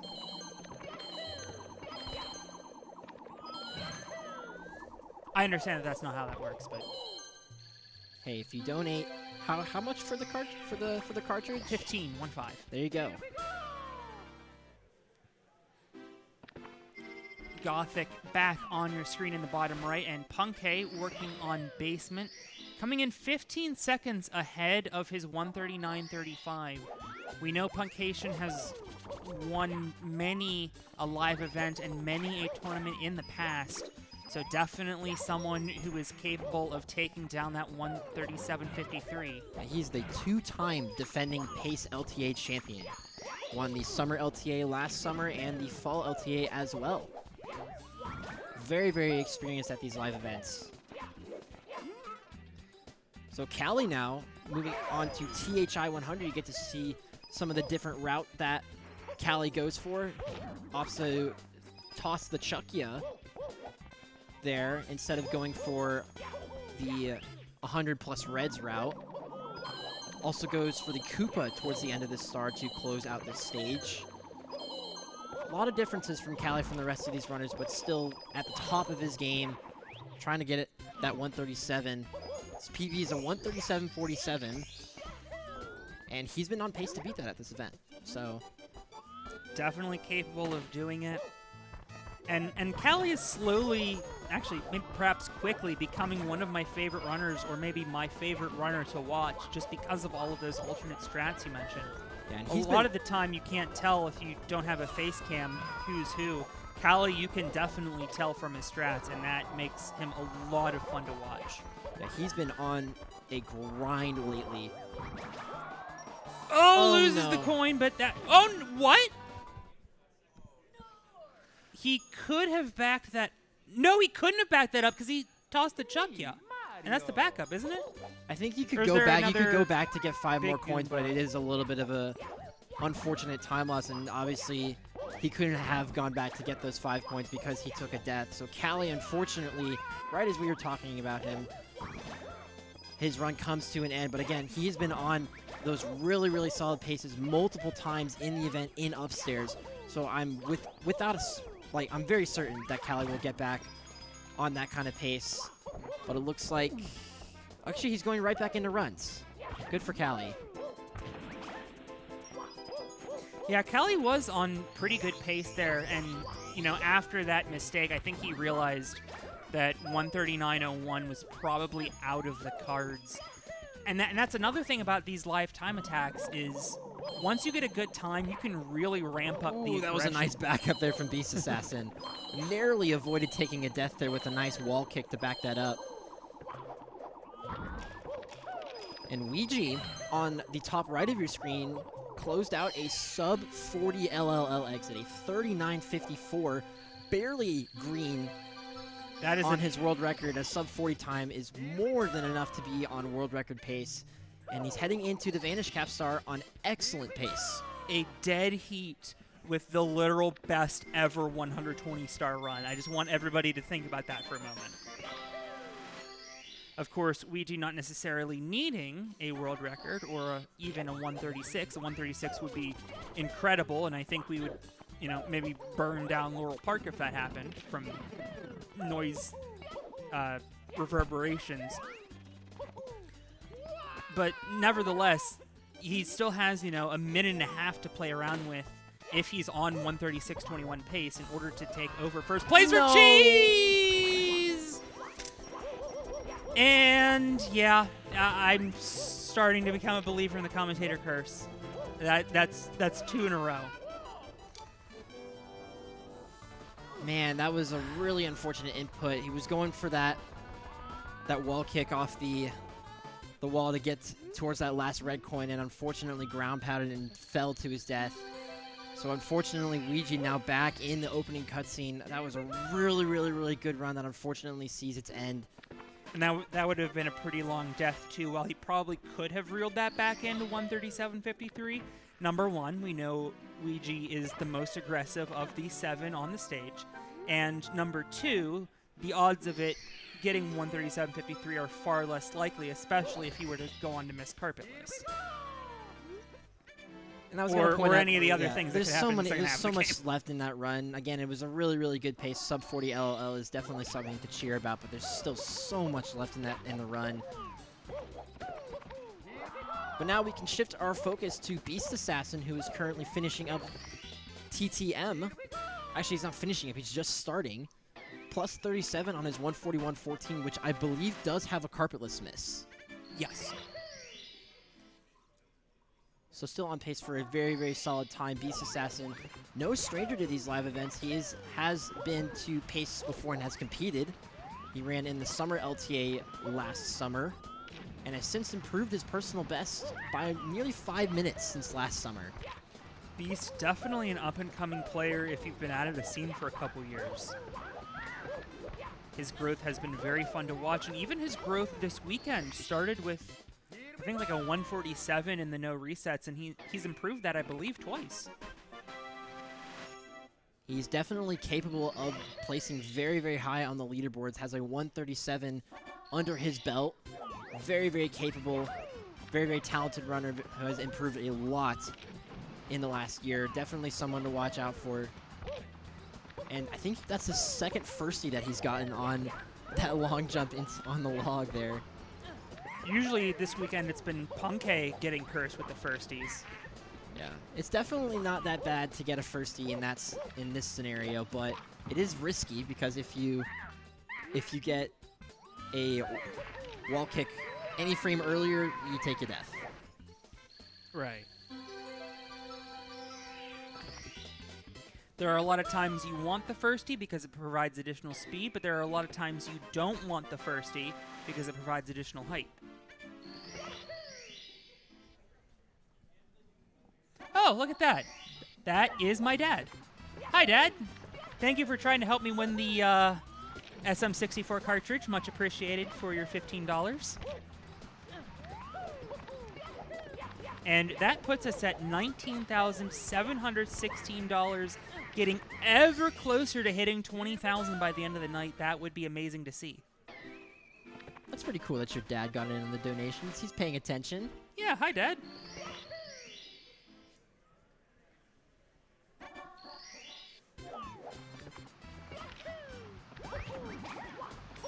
All right, well, unfortunately, it looks like Ouija is going to be taking a small break from attempts. Yeah, I think so we're now down to 4 runners currently right now with Punkay and Callie in Dark World. I think he was taking that Vanish Cap death really hard, so understandable that he wants to take a break, but he has been giving us some amazing content this weekend, and we know he is capable at any moment of busting out something incredible. Callie gonna reset after missing a cycle in Dark World. In fact, he might be getting up. He is. All right. Callie, so of we're course, now had down, that very deep run that just ended. now So down to 3 runners. Ooh, Beast Assassin having a little bit of trouble getting that red coin. so much lag in this area. Yeah. This is a pretty solid TTM that he was rocking with too as well, so an unfortunate time loss there from Beast Assassin. Still looking to close out this stage strong though. Has some time to work with here in his latest comparison. But if you are just joining us, Cheese, it's time to be. He's come out with a bang. He got a 138 in the very first race of this event yesterday and since beat it with a 137.53, and that is the current time to beat. Callie and Punkay have been kind of trading back and forth that second place position. And I think Beast might have missed a coin. He did, yeah. Here on this slide. But 137.53 is the time to be, and that is certainly on the table. Cheese actually was on pace with his PB of 137.27 going into Tippy, into TTC. So that is certainly possible. Wait a minute, he didn't. Okay, we're good. Yeah. Intentional miss. Okay, well, he missed that coin. So he did miss a coin, just not the one we thought he missed.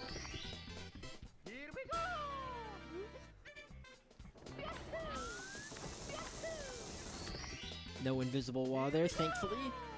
And losing a little bit of time to his latest comparison, but still a pretty solid TTM time as he heads into Snowman's Land. Best possible time still sub 140 for Beast Assassin, 139.09 currently. So definitely some time to work with to improve his event PB of 141.14. Would need a 10-second event PB to move up a spot on the leaderboard.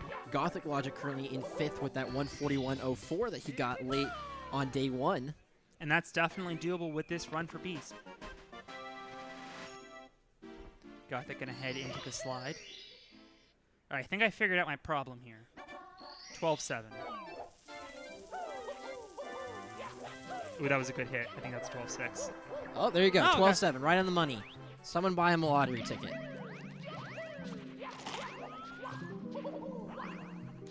Technically, someone did. Shout out to Sharon Guy 56, also known as AG's dad. AC. AC, my fault. Yeah, usually he just enters as like Alex's dad, so I'm a little surprised that he actually used his username. So while we're in kind of this area right now, I think it's a good time to shout out some of the runs that are going to be coming up after this LTA. We got a really, really exciting run coming up directly after runs on day 2 concludes. We'll have the first ever live 70-star drum percent. If you haven't seen drum runs on Super Mario 64, it is absolute insanity. I was watching them play it yesterday. There were some people playing it, and it just doesn't compute with people who have spent their lives playing games with their thumbs. It takes incredible skill to do that, and of course, the runner doing that will be CZR. CZR, he is the notorious Super Mario 64 drum percent runner. He's done a run at Pace before. He's done a 16-star run here at Pace, and I believe this will be the first time that 70-star will be showcased on the drums, and that will be, again, directly following the run today for this LTA. That'll be at 10:30 p.m. Eastern around. Again, the setup time might be a little long as getting the drums and the tech figured out took a little long at the last pace. So again, around 10:30 p.m. Eastern time will be 70-star drum percent by CZR. You do not want to miss that. It's gonna be so much fun. So right back on cue, Callie looks like he's going to return to attempts. That's good to see. As Beast Assassin attempting SL100 right now. Pretty solid coin RNG to start out this star. Definitely good to see as he heads into the igloo. Hopefully we can see some good coin RNG in the outside and a good SL time for Beast Assassin as he heads into Tippy. For those just joining us, the other 3 players, Cheese, Blue Bob, and Ouija, are taking a break right now. So these 4 runs you see on your screen are the only 4 runs that are ongoing. Beast taking a little bit of a bonk here as he tries to wrap up Shifting Sandland. Oh, we missed another coin. Missed Oh, 2 coins. oh. So he's going to have to go for the snowman backup at the end of this star. And he Or- didn't get the fly. Oh, no. But he got 3 extra coins. Okay, so maybe that was strategic. I think that was calculated, yeah. But regardless, an unfortunate time loss for Beast Assassin on this SL100 was off to a really, really solid start. Hopefully he can close it out and not lose too much time on this star. Let's hope for some good money bag RNG here. Missing some more coins on the spin drift, but he can go back and get those. That was really good coin RNG, though. For sure. We have definitely seen some horrible coin RNG this week.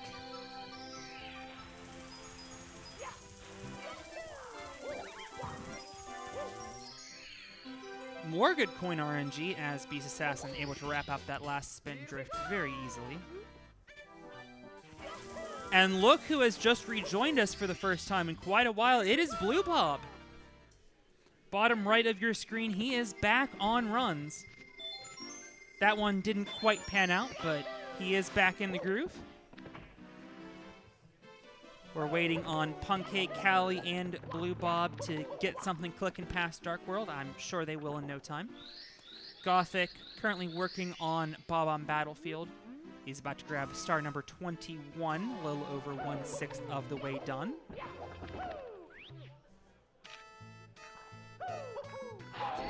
we did not see a Wilco clip attempt from Beast Assassin. Pretty unfortunate, but opting for the safer strats. Especially with Wilco in the chat. You're not going to do Wilco clip for Wilco? I'm just kidding, Beast. Yeah, not going for the clip is a much safer route than going for the clip and missing it and taking the extra time loss. And we've seen a number of runners miss Wilco clips, so that's certainly understandable.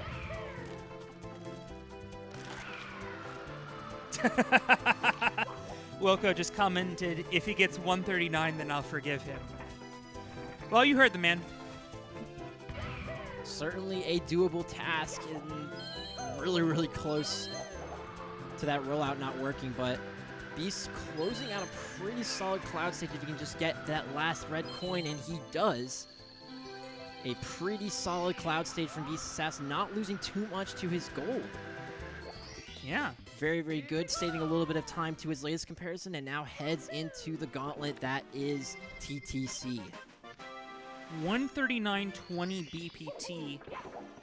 Now, granted, I wouldn't expect anyone to play to BPT in Tippy, but that would put him into third place. Blue Bob potentially also able to be chased down, but really the main target for Beast is Gothic, just 10 seconds ahead of him. And that is extremely doable on this pace. But he is going to need pretty good Tippy here. He could technically afford a carpetless death, but obviously going to try to do it in one shot. Yeah, we mentioned before that this comparison, this 141.14 from yesterday, does have a carpetless miss. And I'm sure all the runners would prefer a first try carpetless at any time. I'm pretty That's sure definitely what he's going to go for. I'm pretty sure every runner so far has missed carpetless at least once. Actually, I think Ouija is the only one who hasn't missed this, since he only got one run to it yesterday and got it first try, I believe. Someone was he that far behind that he only got carpetless once? I don't Someone's gonna remember. have to It was quote me a on long that. time ago. We'll see if Gothic Logic can get a double spar spawn here at the end of BOB 100. gonna get it. Unfortunately, that last coin kind of screwed him over there, but still a pretty solid BOB 100 there from Gothic, as Beast Assassin with a nice elevator. Not that double star spawn saves, that much time or is necessary at all, but it is still very cool. But it's also very hard when RNG cooperates. When RNG doesn't cooperate, forget it. Oh no, Beast Assassin. That's okay. Still alive. Oh wow, that was a really, really quick. No, okay. Oh boy, this is some tricky movement, unfortunately. Is he? Okay, gonna go back up again. Now, oh no! And now takes the death, and that is gonna be it for Beast on this run. Again, we were just talking about how difficult TTC is. It's such a gauntlet of a stage, so hard. The movement, the wall kicks, the invisible walls, the lag. It's just such a difficult stage, and it's right at the end of the run. Very, very difficult to play very close to gold on that split. Beast going to go in for some additional practice. We will check back in on him when he starts to do runs again. And that puts Gothic Logic in the main screen. He is the only one past Womp's Fortress. Callie's there now. Blue Bob and Punkay, again, just looking to get a run started. It's like starting a fire, you have to rub the sticks for a while, but then one sparks and suddenly you're in Tippy. Right. I'm not sure that analogy worked exactly the way I wanted it to, but part of the commentating business is you just have to kind of make stuff up on the fly. Yeah. I hope it works. There's only so much you can talk about. Definitely have to act on your feet. I do try to get some one-laners in my head. I do have some stuff prepared if somebody throws down a 136. I'm not saying it because I don't want to burn it. But if it happens, I have some stuff ready. Otherwise, so many things can happen. You can't prepare for everything. Speaking of 136, Mr. 136 himself, Ouija has returned to his chair and is back to doing attempts. I saw him take a nice deep breath before he sat back down, trying to compose himself. And he is remaining composed for the most part. we haven't really seen him like lash out or anything. We've seen him be frustrated, but he's kept it in for the most part. And once again, Ouija has been on oh, hold on. Okay, Gothic was a little bit scary on that plus, but yeah, there we go. Jinx. Dang it.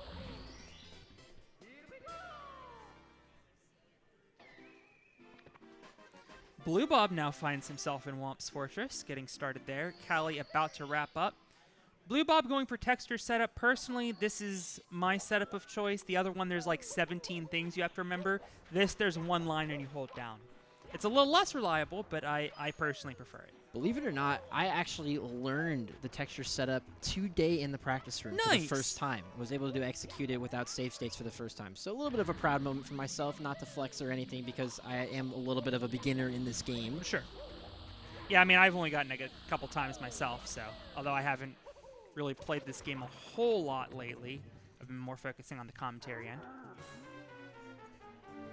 Gothic working on hand-to-hand, and believe it or not, we have seen a couple people miss their cycle and have to wait for the hands to go through their little stomping routine. Oh, Callie is going to jump off the stage in Womp's Fortress, trying to get up to the top. Just jumps across. We've seen that happen a few times this week. Callie knew it immediately and hits the reset button. Trying to conserve time as we are 2 minutes and 10 seconds. Can you imagine?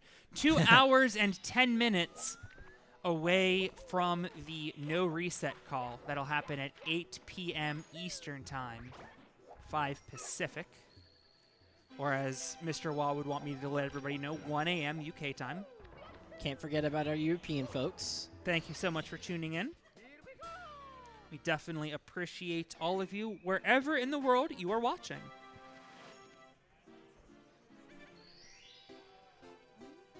And that was abysmal coin RNG for Blue Bob. Thankfully, he only needed 2 coins from that box.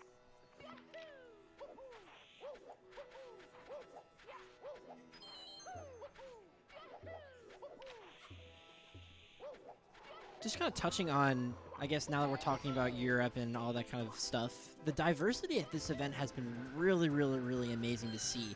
There have been runners from all across the globe coming together here in Maryland for PACE, and it's been really, really awesome to see. I've met a lot of people from a lot of different corners of the world here at this event, people from across the country, people from Europe. It's been really, really, really awesome to see people come GTM, together. who is, according to his Speedrun.com profile, from my Antarctica. There you go. I did give him some crap for that when I saw him.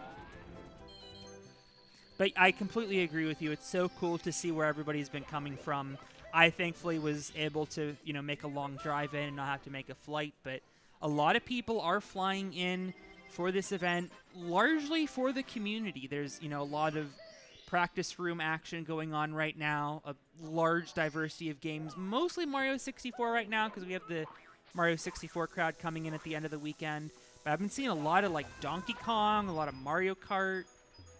I saw some Melee go down earlier. Yeah, shout out to the LEGO speedrunning community as well. That's my home. That's where I come from. We had a showcase run at the start of this event. Have a lot of people from over there coming out to the event. Nice. There was a huge SMB contingent who was here on Wednesday to get a chance to talk to some of them yesterday, and they taught me a couple tricks. So yeah, they've been super active here in this event. Yeah. A lot of races, a lot of relays, some co-op runs. I've been seeing a lot of SMB1 action in this tournament, and the tech that they use for that LTA that they had the other day was so cool to watch. It's so entertaining. Absolutely. Gothic almost got his hat stolen. That was interesting. And then obviously yesterday we had the amazing 120-person, 120-star relay, and we got that in under 3 hours, which was super cool. That's very impressive. I saw somebody in chat a few days ago asking how on earth are you going to get 120 people for that? Not only were signups closed before I committed to this event last month, backups were closed before I committed to this event last month. So people were all about that 120 relay, and it turned out amazing. And telepathic round of applause for all of you who did that Yeah, 120 race. Shout out to King J for once again putting together that relay event. He's been doing that multiple paces now. Obviously, this was the first time that we attempted to do a 120-person relay, and it somehow managed to work out. And it was super fun to be a part of. I think they even had a 2-person controller work in there. Oh, yeah. One person doing the movement, the other doing the buttons for one of the stars. For a Toad Star, believe it or not. Oh.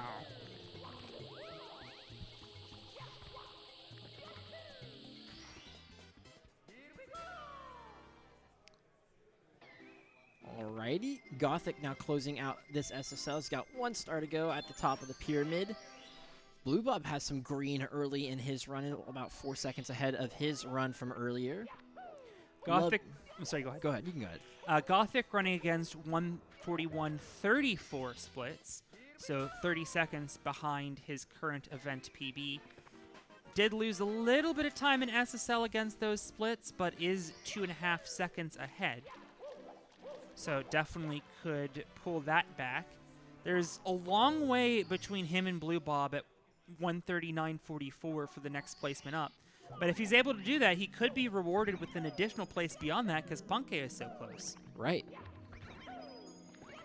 One of the reasons why placements are so significant at this event, obviously, is the money that's involved with it. You can see on your screen the prize pools that are being offered for each placement. First place gets $1,200 US, and everyone else gets a share of a $5,000 prize pool. So there's a pretty big difference you can see from that first and that last place position, even a $150 difference from 4th to 3rd place. So there's definitely a lot on the table here at this event, and that's one of the really cool things about these LTAs and what GSA is able to do with this event.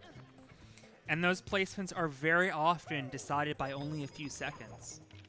As we can currently see, 2 of those pay jumps are decided by 10 seconds or less right now.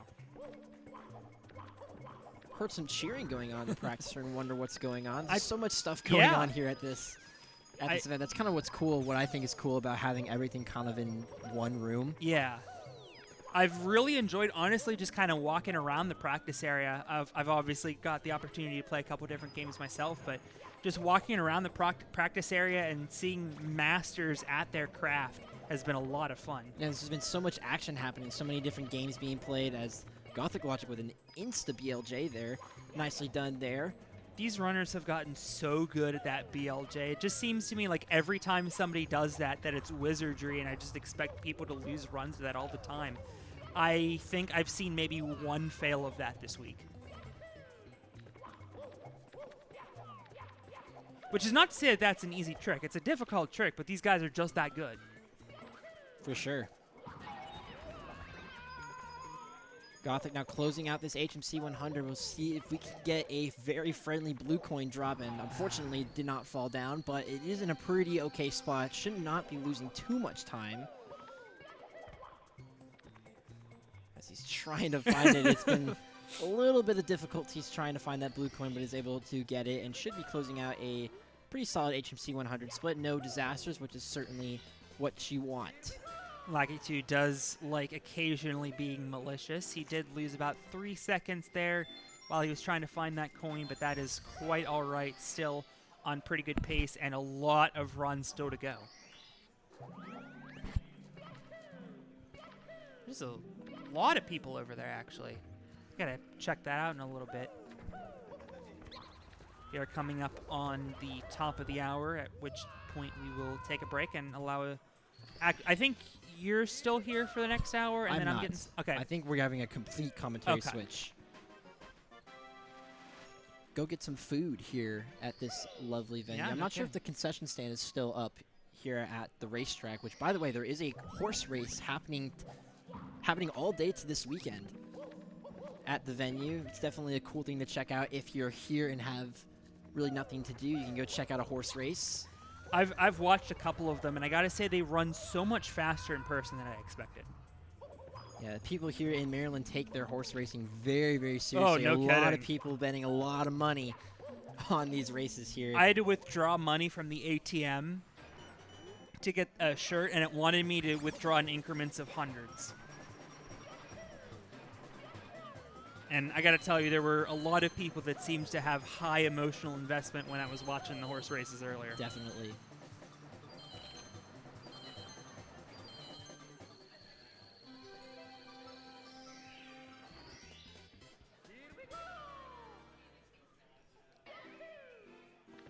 Looks like Blue Bob was letting his chat know something. By the way, all 6 of these, 5 runners right now are streaming on their own channels. Or in the case of Cheese, streaming all night last night. Yep. I tuned in this morning. Like, I came in at like 9 a.m. figuring that there'd be a lot of people here. I had to walk over some people sleeping, and Drum looked at me like I was stupid. Gotta get that extra ad revenue. And his stream was still going and had 157 people watching it. So Cheese has a very dedicated fan base. And hopefully we will see Cheese later tonight, I'm sure. In any event, we will see him tomorrow. Oh, Gothic Logic taking a fall. Gotta wait for that elevator to come back down. Nothing else you can do. Taking out his aggression on the bat.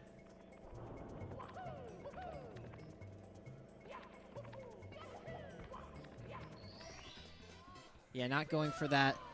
Toxic Mage BLJ has its benefits. It's a much safer strat, but then also if you mess it up, which is it's a relatively easy movement, but if you mess it up, you can lose a lot of time there.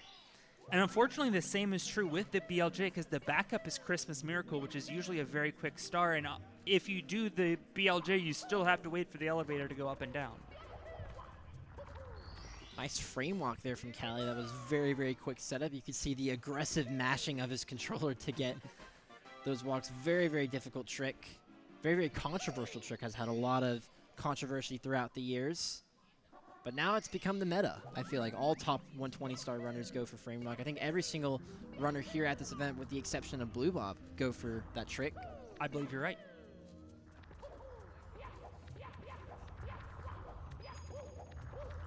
Gothic with one more star to collect an HMC. Bob going to hit a 12-6 there. Very nice by Bob.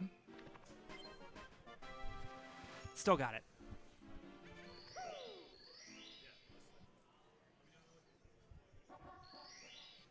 All right, as Gothic Logic concludes this HMC, we are going to go to commercial break and get a nice commentator switch here. Again, thank you guys so much for continuing to support this event.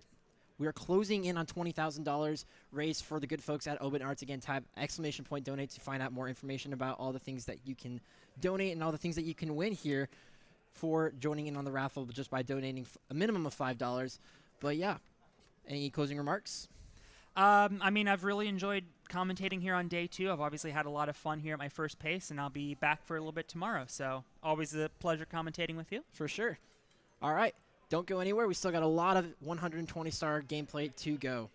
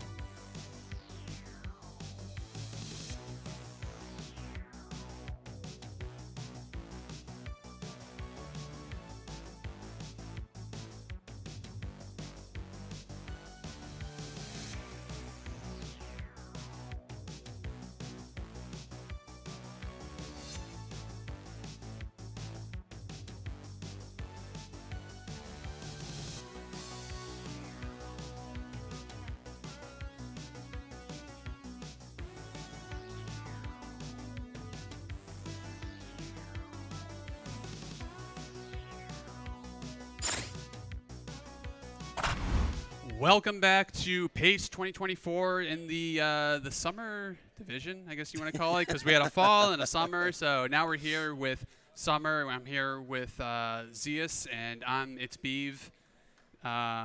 Yeah, how's it going? It's going good, man. It's going good. I'm glad to be back in the booth with you. We did a little bit yesterday together. Now we got a whole 2-hour block. It's it's gonna be a good time. Yeah, we're testing the waters a little bit between me and Zeus, and then the next day we're like, you know what, we meshed pretty well, so we're gonna do a 2-hour commentator block. Let's go. So I hope you guys are ready for that. I'm here for it. Let's just see what the runners are up to right now. So we got Blue Bob doing pillarless right now. Looks like he's trying to do like a little backup thing. I think he had medium plus, so. Looking pretty good, entering there. Very nice. And then we got Gothic and CCM. So 41.53 LLL exit. So definitely, decent pace for a, probably like around like a 139, 140-ish. Definitely. Because I know his event PB is a 141.04. So he definitely improved his event PB by a lot, with his personal best being a 138, 55, or 5X. I'm not 100% sure what his actual PB is, but definitely a 138. So yeah, it is definitely around that range for sure. Yep. But yeah, all these runners have kind of been cooking today. Day 2, of course, producing the results. Day 1, a little bit low. Of course, Cheese had the mid 138, but Day 2 has popped off. Cheese with the first ever live 137 at an event. Cali, of course, maintaining second, but Punke wrapping up a 139 as well. Blue Bob wrapping up a 139. Yes. So we've had some movement. We've had some movement. I was in the crowd hyping up Blue Bob, hyping up Punke. I'm just like, let's go, guys. How can 139s. How can you not hype up Blue Bob? I know, really. Underdog. Love Blue Bob. Being the lowest seed, seeing him in 4th, it's really nice to see. Absolutely. Yeah, Gothic, our deepest runner right now. I'm not entirely sure. I mean, obviously, Gothic has finished a run, a 140, 104. But I'm not sure what the deepest run has been since that 140, 104. I know he's gotten on some pretty good paces, but this one following suit, not looking too bad. Yeah, not too bad. Looking like he's going to get like a high 48 CCM exit. Definitely like a pretty decent run.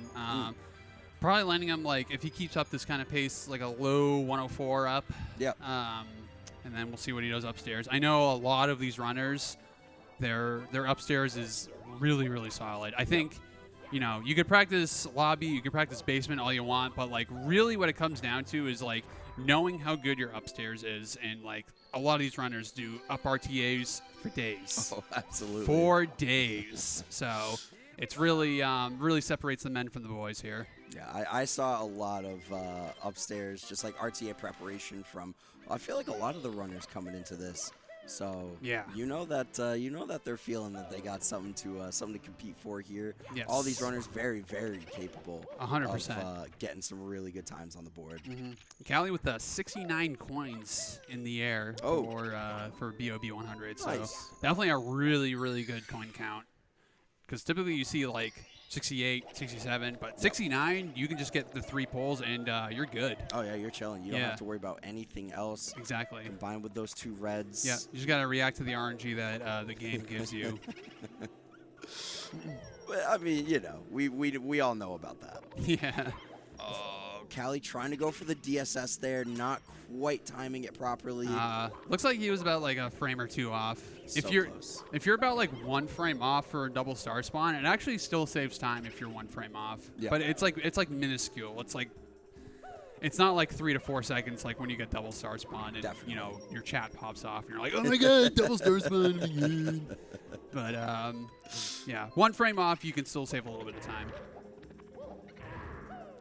Of course, all of this weekend and all of the qualifiers here at GSA for PACE. We are raising money for the Urban Arts. Me and West Dog. Earlier, we had a little thing. We're eating like 500 chicken nuggets or something between a bunch of people. So that's really amazing. But all of that money that got donated is going towards the Urban Arts, and you can win a lot of really cool prizes. We got so much stuff up here. A console, we got a cartridge, we got a relay VHS. It's crazy. Yeah, the relay VHS is kind of crazy. It was from the last pace when we did a 70-star relay, and I was a part of that. I think I did TTC. No, that was the last pace. I think I did. What was the WOMS one? No, I think it was TTC 100. I did. I can't forget, or I can't remember, but. Yeah, the fact that it's on VHS is what blows so my mind. cool. I'm holding it in my hands now. I'm opening the box, and it just says Super Mario 64 70-star 70-person relay.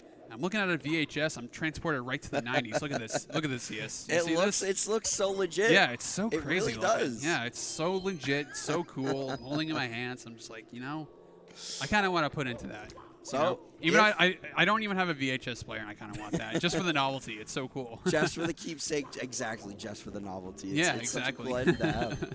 But yeah, no, there's a lot of really fantastic stuff up here, and all of that is going towards the Urban Arts, which is a fantastic organization 100%. helping out underprivileged youth getting their start in game design and game development.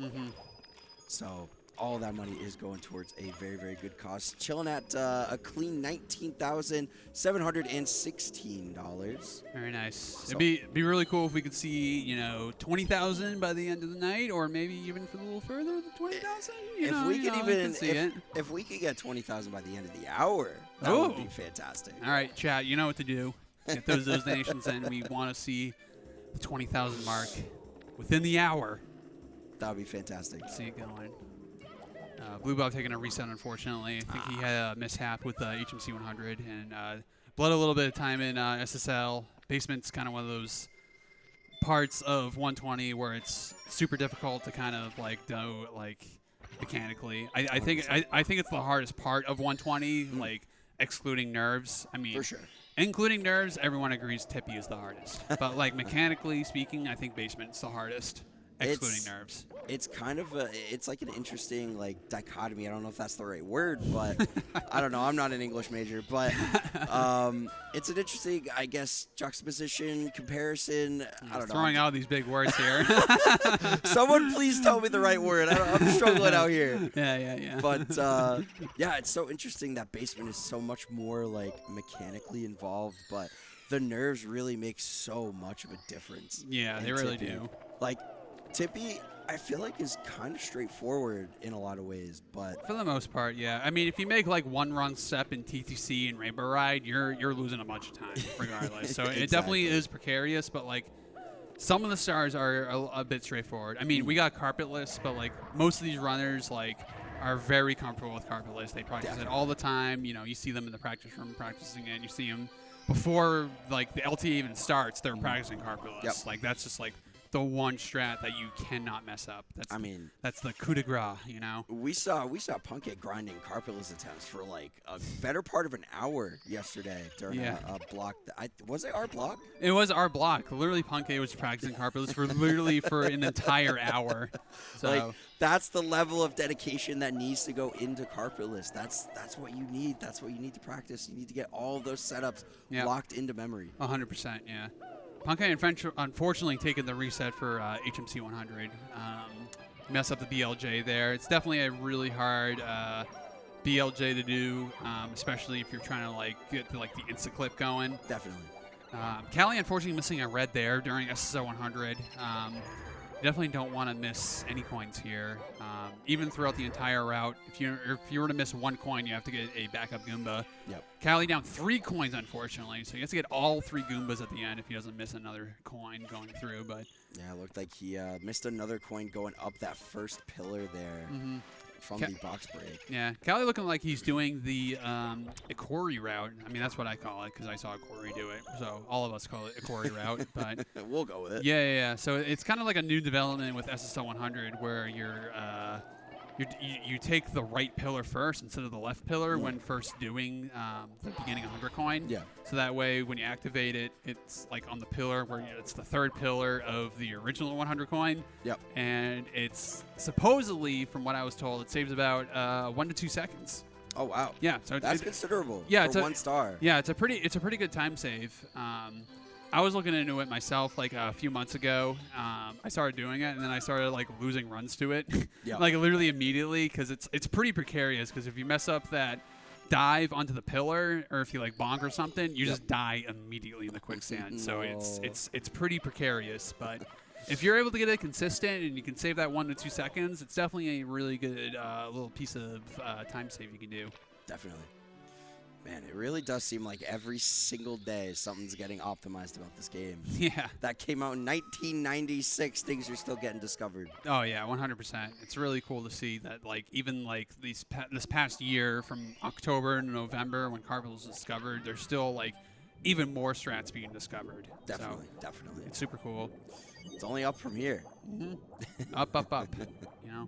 Yeah. World records improving. We never thought we could see a 136, 2 years ago. And exactly. Look where we are now. We're talking about 135 pretty soon. Yeah, honestly, for real. Literally, you tell somebody. I feel like I say this a lot on comms, but you tell somebody from like September 2023, August 2023, that a 135 was like a realistic thing. Yeah.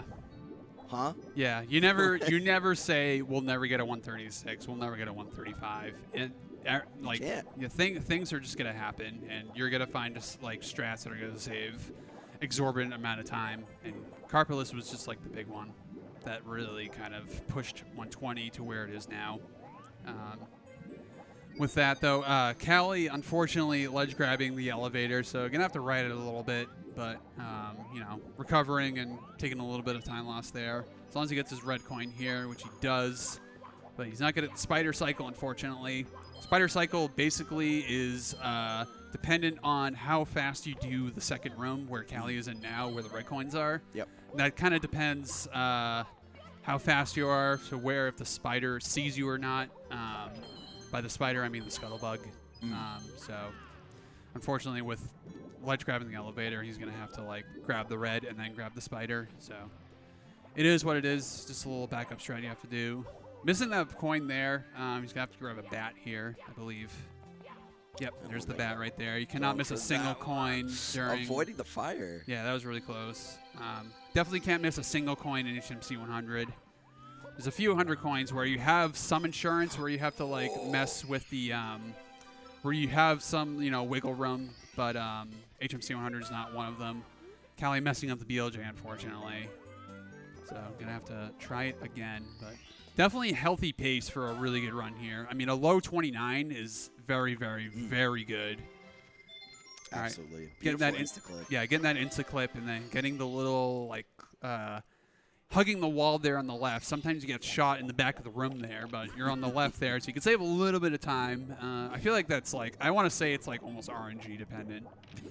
But I think it depends on your angle when you do the BLJ. So I usually just say it's RNG dependent if you hug that wall or not. Like most things in this game, it feels like. Yeah, honestly, for real. All right, let's see if the blue coin drops for Callie as well. Pretty invested in this run because he's pretty green. No drop. Yeah, no drop. Honestly, in probably the worst position possible for this blue coin is in the back right corner. It's brutal. You got to go all the way up there. You got to go to the back corner, and you got to make your way down. Like, yeah, stay on the ground. Even in the back on the ground is preferable. Yeah, definitely. But definitely taking a pretty big time loss. Not even a sub 3. Definitely don't want to rub it in, but definitely not one of the best HMC 100s I've seen. But it is Callie. It is Callie. He can bring it back. He can lock in. Yep. As long as you lock in, keep doing it. I believe. Believe. Sorry. I believe. And now we got that thing saying we believe. I believe too. Yes, we believe. And Gothic working on DDD right now, going for the last 2 stars before moving on to Fire Seed. Only a second and a half behind his event PB of the one. Actually, no, that's not an event PB. Is that recent run that he's comparing against? The 141.34? 141.34. I don't know if he did a run after he got the lower 141, but I would probably assume it's probably the most recent run. Or maybe it's like a balanced or something. I'm not 100% sure. Very close to the event PB, at least. Yep. So on a good pace right now, of course, the BBT, not the only indicator, but a pretty good signal. Yeah. Callie, unfortunately, missing Toxic Maze. And that's going to be the reset. Yeah, going to have to take that reset. That's a big time loss if you're going to mess that up. And he already bled like over 30 seconds in HMC 100. So yep. That run was looking really, really good. Almost a 28 exit for Cali, which would have been really crazy at SSL. Yep. But, bled too much time. You're going to have to take that reset. Thank goodness we still have a lot of time left for runs. I mean, we have this block, and then I believe overtime is the closing shift, correct? Yes, correct. We got a block here. We got the next hour, and then you have the closer commentators right after us. Absolutely. So final resets are at 8 p.m. Eastern time, which is about, if I look at the time, an hour and a half away. So we still got a whole day tomorrow, too. Yes. Yep. And another whole day. Yep. The final day tomorrow.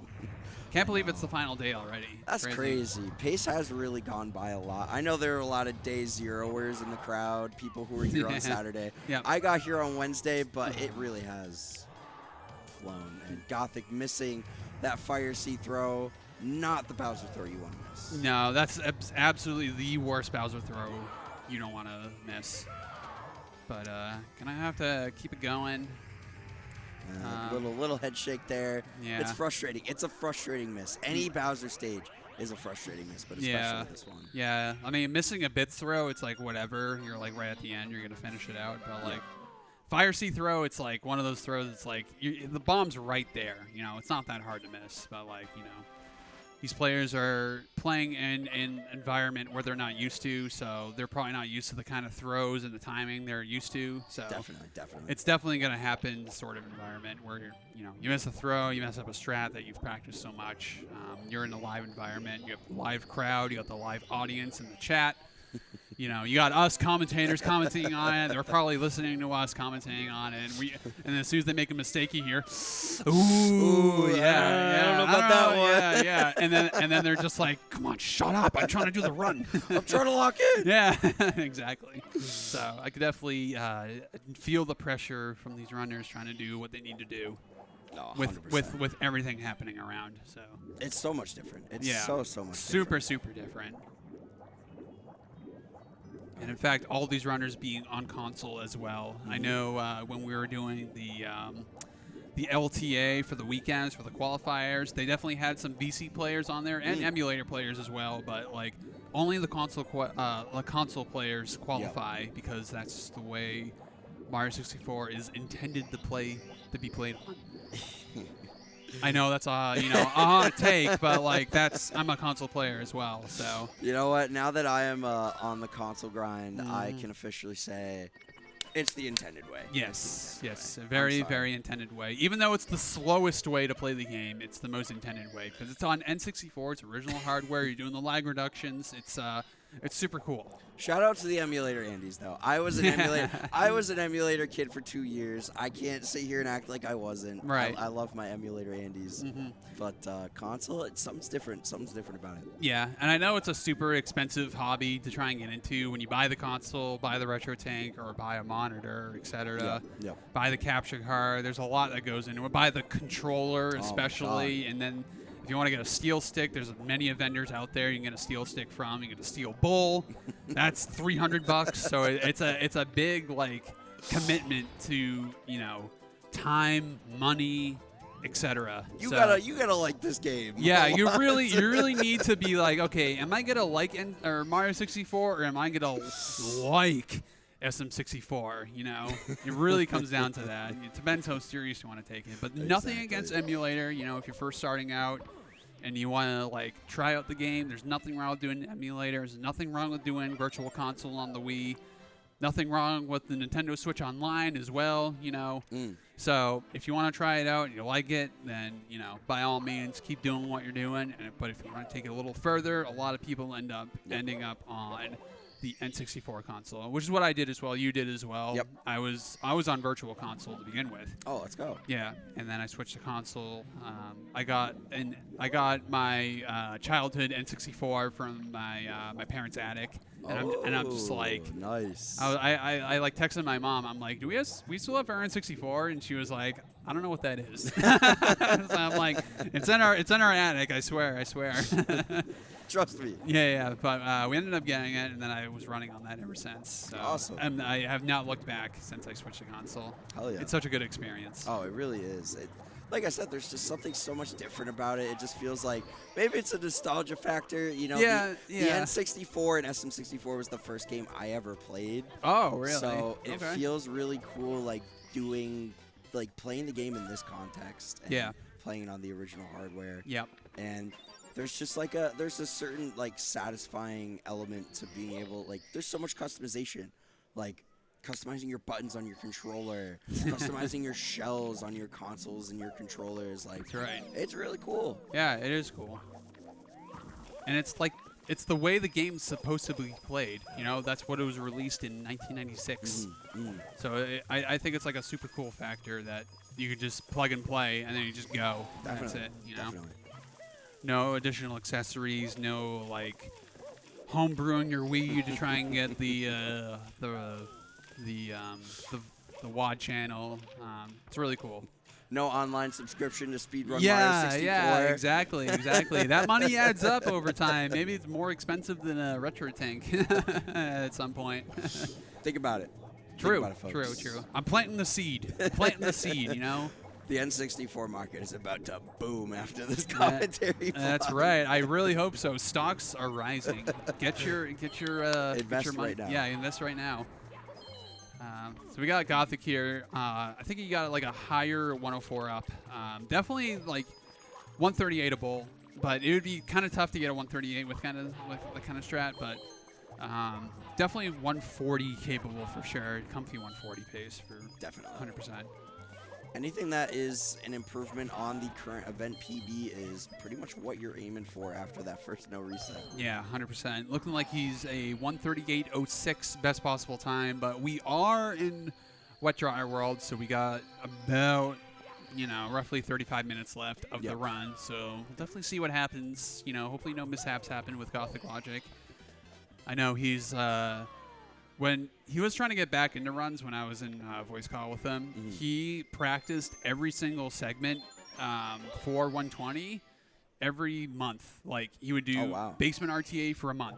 Oh, wow. And then after that, he would do up RTA for a month. And he would just keep doing that and just, like, keep spamming it. And when he came back to runs eventually, he just, like, automatically exploded because of Carpulus happening. It was a huge resurgence for the 120 community, and they were eating good tonight. Oh, they are. Yeah, absolutely. So when he was doing the RTA and Carpulus was discovered, he was like, "All right, I'm just gonna go for it."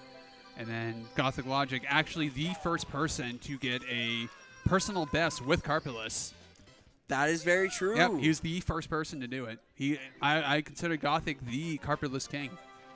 That's why it's Gothic season, B. That's Gothic season. That's why it's Gothic season. Hashtag Gothic season. Gothic almost done with Wet Dry World here. Just a few more stars. Going in for a triple jump wall kick off of the cage here. Going up for the elevator star. Yep. Express elevator, hurry up with the Hurry exclamation up. point. Go, go, Yep. go, go, go. Yep. It's like the devs knew we were about to rush that part. So I want to ask you about something. Okay.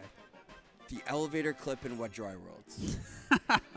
Someone had to bring it up, okay? Oh, okay. I was grinding it a little bit. I got it maybe like 2 or 3 times RTA. The clip? The clip. With the star too? Yes, with Wait, the star. Really? Yeah. You got it? I got it. That clip is insane. It's crazy. Yeah. It's so much fun to grind. But it makes me wonder because it's such a big time save. It is. I'm not sure how much time it saves, but it'd be a really good time save if you were to skip the going up the elevator and activating it and then waiting for it to come down. I think I got like a 10-second X-Cam. What? Really? Yeah. Oh Yeah, my God. it's crazy. Wait, that's actually... I actually didn't know that. I didn't know you were going for that. Wild. That's crazy. I mean, I'm not like actively doing it in runs, but... Right. I mean, doing it in a run, that'd be insane. But I just saw- X-Cam grinding it would be kind of crazy. I saw Remy Gemini posted the single-star world record. Yep. And I was like, wait, that's really cool. So I started kind of like practicing a little bit. Yep. I was like clipping through the top right. But I eventually ended up grabbing the star. Yo, ZFG, thank you for Let's the raid go. of 880. ZFG raid. ZFG, Big raid. Yeah, ZFG, the Ocarina of Time legend. Thank you so much. We really appreciate it. Welcome in, everybody. You are tuned in to the Pace Summer Finals here. It is day 2. We are nearing the end a little bit. Just about, yeah. Just about. Yeah, the final resets are at 8 p.m., and then after 8 p.m., they cannot reset any further, and that's the final run, essentially. But so I am Zeus. I'm joined by It's Beeve in the booth. Hello. We appreciate y'all joining on. We're raising money for the Urban Arts. That's right. And we have some very fantastic incentives, some prizes that you can enter to win, including a HDMI modded N64 and a Switch OLED. So definitely type in !donate into the chat if you want to check any of those out and donate to a great cause in the Urban Arts. That's right. Urban Arts, really good foundation. I didn't really know about them until I started doing commentary for GSA. Yep. So they do a really good job helping out people and kids who, don't have the kind of tools and technology to actually, create art, which, we all love. And we love video games. We want to keep that, love going. So we love to see it. We have Kava Guy in the chat. Please stop talking about the N64 prize. I want it.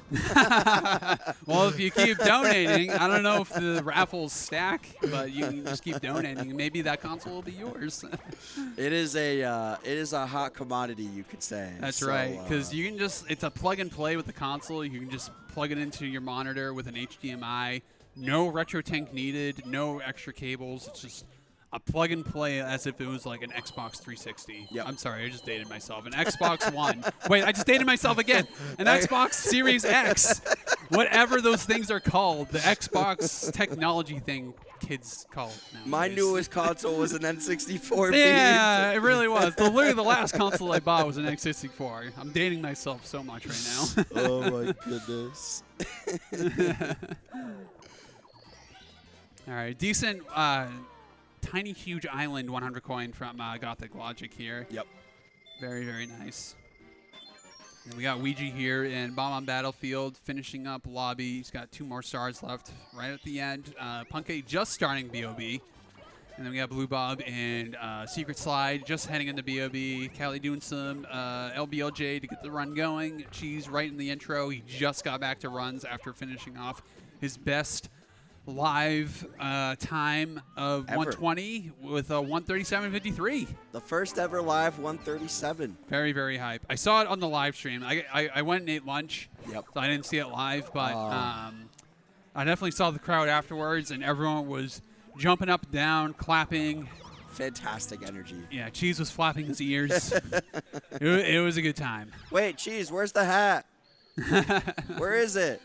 No ears. He has to do it in real life. He has to move his ears like he's moving up and down. All right, we have a $20 donation from Homestar705.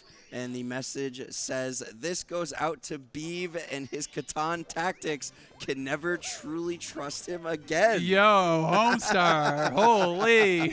Calling me out with the can Catan. we get a little story behind this? All right, so last pace in fall 2023, it was me, Homestar, Water Turtle, and Armada. Yep. Shout out to Armada. Oh, let's go. Yeah, we were doing some Catan here in the ballroom, Yep. and I was basically feeding Homestar like, hey, I'm going to give you some wheat. Hey, I'm going to give you some of these resources.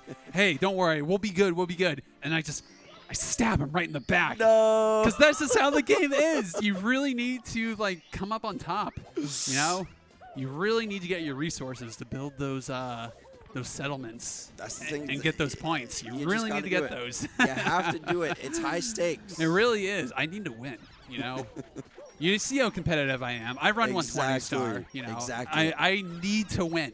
One of the most competitive speed categories ever. Yeah, 100%. The most competitive. And a raid coming in from Cali. Looks like that is the indicator that we're maybe done for the day. Yeah, I would say so. Cali still standing in second place with 133.01 or 139.01. Sorry. Still, yeah, sorry. Misspoke, I'm sorry. It's okay. Definitely solidifying his second place, but that still can be taken by any one of these runners. So Yeah, we will see what happens. But, yeah, Callie, thank you again for the raid. GG's on your runs. GG's Callie. Really, Doing really some claps for Callie. Claps for Callie. Maintained second place. Love to see it. We definitely got some really good runs from him today. Looks like Ouija with a 22:36. Oh my! Like I actually goodness. don't like. I'm literally gonna check the facts now. Is that is that best exit POB? It might be actually. That's actually insane. I can't remember if he ever got a 2. I don't know. I'm literally checking now. We're checking the spreadsheet. We're checking the spreadsheet. But yeah, this is a really, really good run from Ouija cooking right now. Yeah, 100%. Things have been looking a little bit frustrating for him today. I know during an earlier block he was showing a little bit of frustration, which is completely understandable. The 145 is not what he is used to, so No, definitely not. let him cook. I'm looking at the community best golds or exits. Sorry, Yep. the best exits, and literally since Dark World. Yep. Dark World's held by Slippery Nip, which he did for 16 star, but they're counting it for 120 because it technically is the same intro. Right. So Slippery Nip has a 240 Dark World exit, which is the best right now. And then after Womp's Fortress, it's literally all Ouija. Look at my screen. That's crazy. Ouija. That is insane. It's literally all Every Ouija. split. Yep. So best exit right now is actually a 2224. There we go. Like I can't even. That number doesn't make even, sense. Yeah, I can't even fathom that. My golds don't even reach up to like a mid 2020 or a mid 22. Like Absurd. Just so insane. Like Ouija just kind of bends the game to his will. He really is. His lobbies are 100% cracked, and that's why he's the world record holder right now. Exactly. You know, he's comparing against a 136.21, and that's the world record. Yep. Would it be insane for me to see a world record live? We at haven't pace? seen it in a while. We haven't seen it since ESA when she's got that 138. Yep. That was the last time we saw it live at like a big event like that. It's been a while. Could be the time. Yeah, since 2020.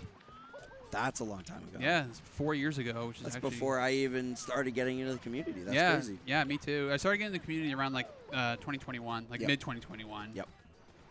Oh, I think I'm unfortunately taking a fall there, trying to go for the log wall kick in TTM.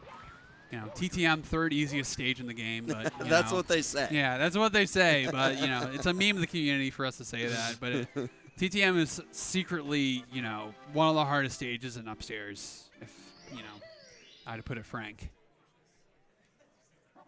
Yeah, TTM is. I always like to call Wet Dry World the silent run killer, but TTM is a very outspoken run killer. It makes itself known. Honestly, anything in upstairs can really kill a run. I think Wet Dry World, like you get like a decent like uptime, you're gonna keep the run going, so you probably don't reset as much into Wet Dry World. But yep. THI, TTM, there's a lot of things that can mess up that run pretty bad. Ever notice how it's the T stages that are the hardest ones? What are the T stages? Oh, TTC. TTC, Yep. TTM, THI. Yep. What's up with that, man? Yeah. It's crazy. So many of the T stages. Maybe it's the game T-posing in front of us. Oh, wait, that's a good point. Game's like, oh, you want a speed run? Too bad.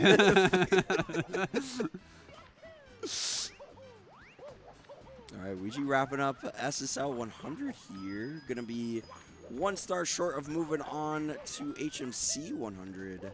Yeah, looking like he might get a 28 exit here, judging by the time he's getting. Looking like maybe a low 28 5X, perhaps. Yeah, looking like a 28 44 or 54. Sorry.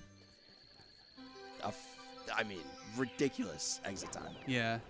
52, 53, 53. Yep, that's crazy. Yeah, that's insane. Insane. Yep. I don't have words. That's Ouija. I know. Like you see a bunch of green on the screen, you know it's good. You know. Exactly. Anyone to the the average audience, they're just gonna be like, "Oh, I see green. I'm gonna click right in and make sure I'm tuning in." But to put it like lightly, this Ouija run's looking very, very good. Very nice. 133.51 best possible time. It is still kind of early to be talking about BBT, but like, just it's an indication of where the sum of best it's at. It's the indication of the consistency. Like, yeah, it's insane. Yeah, usually when it comes to like early game, like basement going into upstairs, you don't really want to pay attention to some of best. You want to pay attention to the exits that people get. Right. So like a 28 SSL exit, like you don't normally see that. That's not like a normal run people get. That's a pretty crazy run that shouldn't be allowed because it's too cracked. It's too good. It's too good at lobby. It's so crazy. That's like that is literally a Rommel for 95% of the community. Everyone's tuning in right now. Pace pals are already rolling in, tabbing it open. It's like, you mentioned earlier, it's like, oh, Ouija's green on a run. It's like, oh, he's compared against world record. Okay, yeah. All right, yeah, sure. Yep. Now it does say PB in his splits. Oh, as you can see in the sub splits, but it might be a bounce split. It could be. I think the bounce splits was the method, but yeah, not 100% sure. It just could be like a rename of some sorts. Definitely. Oh, Gothic, the rare clip. The rare clip there. That's super unfortunate. Trying to go. So unfortunate. Yeah, trying to go for a breezeless there. Unfortunately, messing it up and had to go for the breeze. And messing up again, missing up that triple jump. Gonna go for the stall kick yet again. Getting it again! Oh my God! I am so sorry. There's I'm so no sorry. way. That is so frustrating. Unbelievable. I don't think I've ever seen it twice in a row. Literally twice in a row. Getting it once is rare. Twice in a row, that's extremely rare. Oh my God, messing up that triple jump again. There's no way. I literally have my hands in my face. I'm so sad. I'm so sad. It was so unfortunate. Gothic Logic. A run that was looking promising. Gonna play it a little safe here. Best possible time, still a 139, but ending up in SL where still anything can happen. Not sure if he does go for Wilco clip. Goes for the crazy strats here in Tippy. I know he does carpetless, so maybe a 139, but it would be really tough if he were to lock in, but we'll see. Then PB still possible, but might looking like I'm huffing the copium here a bit. I'm a Gothic Logic stan. We're Gothic season. Of course. Need to rep my boy. We are a pro Gothic season organization. Yes, that's right. In general. Yeah, need to rep my boy across the pond. Came Absolutely. all the way from the United Kingdom here to participate in the United States. His first time in the States ever. First time in the States, first live event for Gothic Logic. Yep. And doing a really, really great job. Yes, 100%. Nice backup there with the side flip. Never really seen that before. It's good. So on the right side of your screen, Ouija did get the very successful Toxic Maze BLJ. Very nice. Going in for the metal cap. Going for a right side metal cap. A little bit faster than left side. I know when he did, I think it was, I don't know if it was his previous world record or the world record he has now, but he went for the normal strat for covered in metal cap. And I know, like, looking back on his original world record before carpetless was discovered with the setup, he was doing a lot of, like, not crazy strats, but very consistent strats for 120. Right. Like, he wasn't going for the gravy with flag eyeless. He wasn't For sure. He wasn't doing the speed kick during SSL Reds right in the beginning. He was somewhat playing it safe, and, like, that kind of made me think, like, I don't really need to go for, like, the crazy strats to get, like, a really good run going, because it really depends on your movement when it comes to that. 100%. Ouija, all about consistency. Ouija getting a little frustration there, trying to go for the triple jump there. Gonna have to go for Chris's miracle backup. Nailing it successfully, but gonna have to take a little bit of a time loss here for HMC. Definitely a frustration moment for sure. And then Gothic taking the slide of shame here on SSL. If anyone knows the clip, you know what I'm talking about. The Bebop Panic. What the heck? Trying to make it into the igloo. Trying to go all the way over. Getting back in there. SL 100 is definitely one of those 100 coins that shows no mercy. It's a really tough 100 coin. It's RNG wise especially, but the movement also is like pretty tight. It's pretty tough to get it consistently every single time. 100%. And you know, we talk about different like quote unquote gauntlets and 120 star as a category, and SL 100 is like its own beast. It's its own gauntlet. It's its own entity. Like, yeah, it's a force. Yeah, it's a tough one for sure. And like mechanically wise, I'd say SL 100 is not the hardest, but like when you have like all the RNG with the spin drifts and the money bags, it really throws you for a loop, and you have to kind of like think on the fly and react accordingly. Yep. That's pretty good RNG. Yeah, that's pretty decent RNG for Gothic. So the game throwing him a bone there. Luigi going for a GTM slide, CF slide, etc. Very nice. Good RNG at the end there for the spin drift for Gothic Logic, looking good.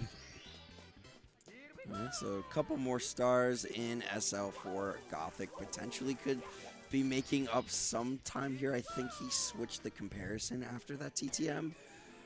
No, I think he skipped the split. Oh, yeah. Okay, that makes sense. Yeah, he was about a minute behind in TTM, and then he probably forgot to accidentally split manually. I gotcha. And then going to have to go for 2 extra stars here, which is Deep Freeze and I believe the Chill with the Bully, which is the big ice bully. And Gothic having a trouble here with the Deep Freeze. That honestly, it's I know where you're going. It is the fastest star in the entire game to do. It's about 6 seconds, but if you're not paying attention, it can really throw you for a loop. Yeah, I know when I'm on PB pace and I mess up Deep Freeze, I literally just instinctively say hardest star in the game. Yep. Hardest star because like you're not thinking about it. You're just like whatever. It's another small star that I don't really have to think about. But it really like if you don't pay attention, you can lose a bit of time there. I always love to say that we take that star for granted a lot. Yeah, for real. So we're like, Deep Freeze, whatever. Yep. And then you lose your run to it, and then it's cool. Yeah. Well, not the Deep Freeze, but just like Snowman's Land in general. Oh, absolutely. Ouija with a really good right side bullies. Not getting the Wilco clip for Gothic. Wilco actually chilling in chat right now. Maybe could have been a good luck charm.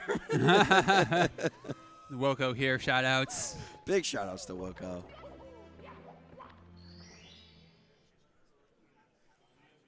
Yeah, I was saying earlier, Ouija going for the right side bullies. I feel like a lot of these runners have started doing it recently.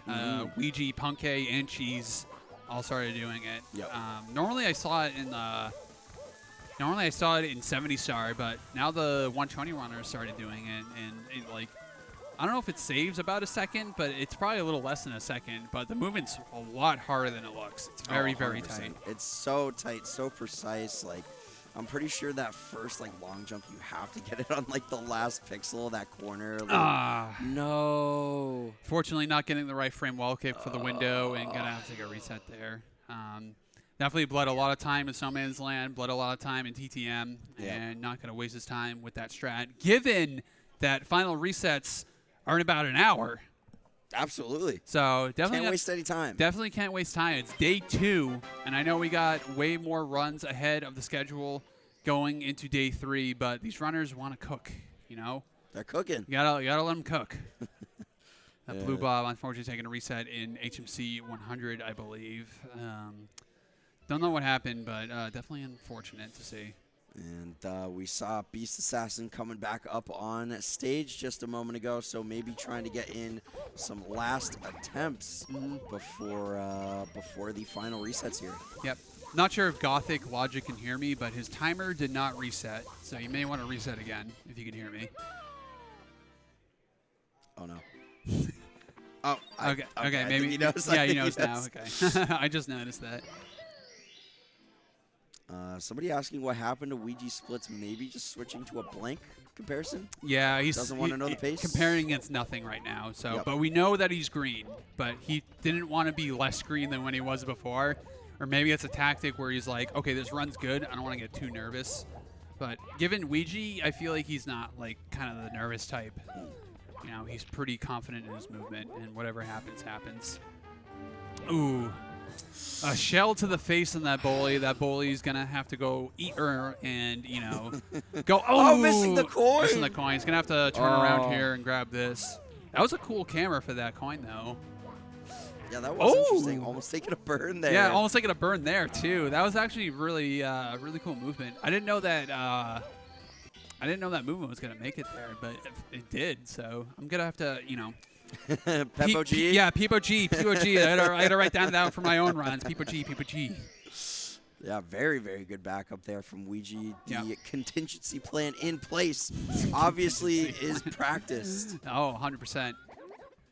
And nabbing himself a sub 40 LOL. So crazy. Please, everyone, applause. Please.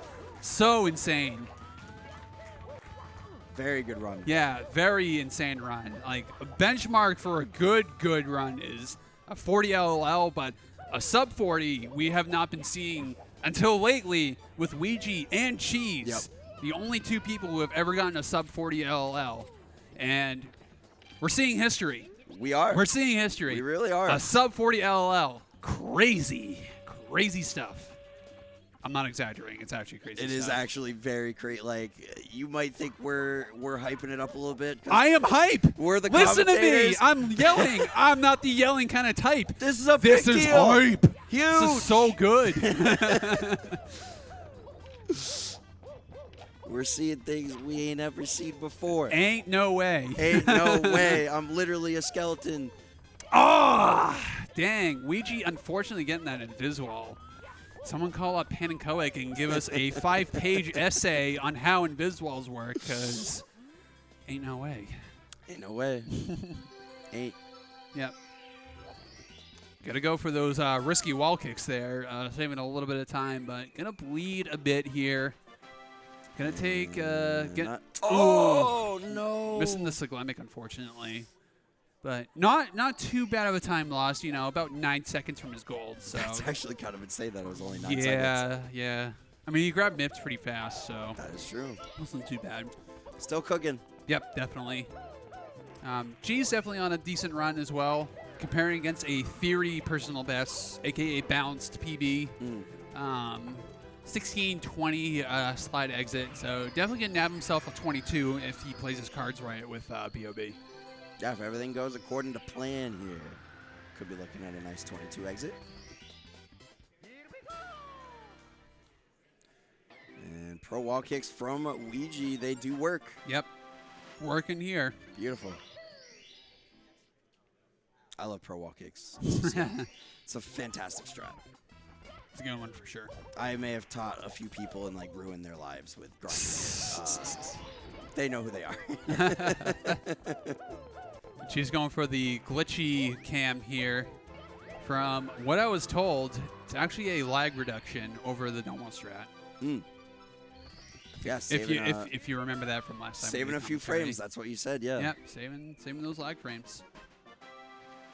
And also, like you said last time, they do add up. Yep. In a 120-star run. 100%. If you're saving 0.5 in every stage, you're saving about 15 seconds. That's huge. Not saying those lag frames in particular saves 0.5, but it's just a general comparison. Exactly. 0.5, it adds up. All right. Missing the shell there, but still able to stomp on that Koompa there for Cheese and grabbing that blue coin. No problemo. Yeah, no worries there. Usually... Ooh. Oh, the shell break. Damn. Oh, my goodness. Super unfortunate for that shell break. There is a little backup you can do there where you can slide off of the white slope there and then take your momentum, grab the red coin, and fly up to where Cheese is now. But it's a very difficult backup to perform. But Cheese is just going to opt to just take a normal flight there and just kind of playing it how it should be. I do recall a world record that had a shell break in it pretty recently. It was Ouija's world record, 137.35. He had the shell break, and he golded BOB after that. But that's because he got double star spawn, which does save a lot of time. A lot more time than you might think. Yeah, saves like 3 to 4 seconds. Yep. It's a pretty big time save. And it's so satisfying. Everyone has to pop off for double stars. It's beautiful. You know when you see it in chat, you gotta type POG, POG, POG. All caps, however you want to type it. Exactly. You gotta throw a POG in chat for the DSS. Yes. DSS equals double star spawn. Looking like we're not going to see a double star spawn here, but that is A-okay. Actually, missing that coin there. Definitely still not a bad BOB. He's going to land himself like a low 23, which is definitely a continual run for sure. Definitely. I mean, anything in the low 23s, a high 22 obviously below. Yep. It's continual. Yeah. 100%. Even though it looks like he did lose time on his theory POB, his theory PB, 29 or 2309 definitely is nothing to scoff at. I would kill for a run like that, honestly. Is that going to be the new meme? I mean, it's been a meme for a while. I mean, Beef would kill for this run. Yeah. Insert player would kill for this run. So. All right, good Adam pass slide skip from Ouija here in CCM 100. Very nice.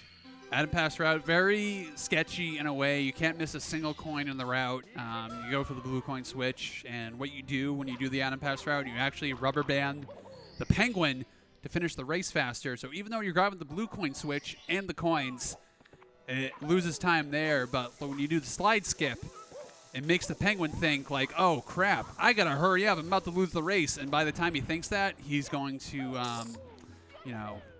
think he's won, but he actually didn't. And you're waiting there for him to finish at the finish line. Yep.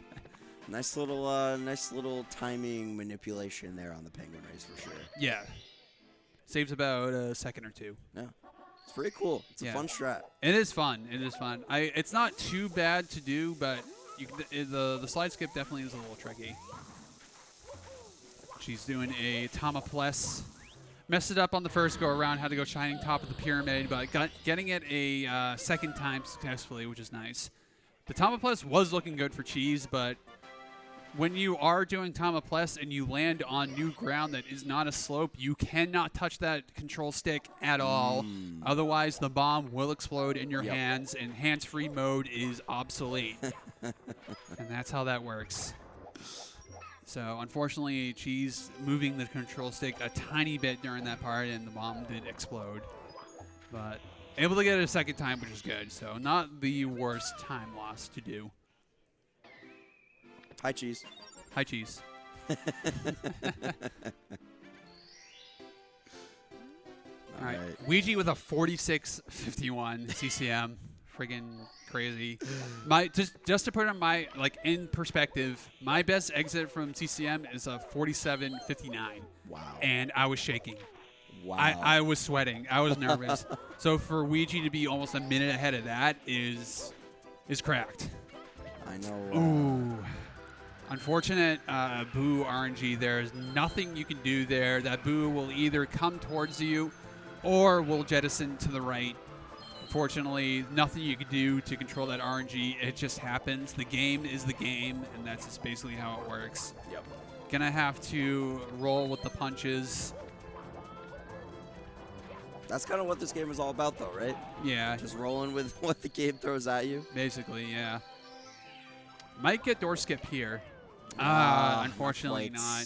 That door skip's really weird because, it may seem like you're through the door and you're about to skip it, but I don't know. I don't really know the specifics, but it has something to do with Mario's angle at which you go into the door, where you open the door, because you can be through that door and you don't even see a pixel of Mario. Yep. And then all of a sudden it's like, oh, I'm Warps you back over. I'm gonna open the door. And just all of a sudden he just opens the door. And it's like, I was through the door. What the heck? It's like, yeah, game, that makes sense. Yeah. Totally.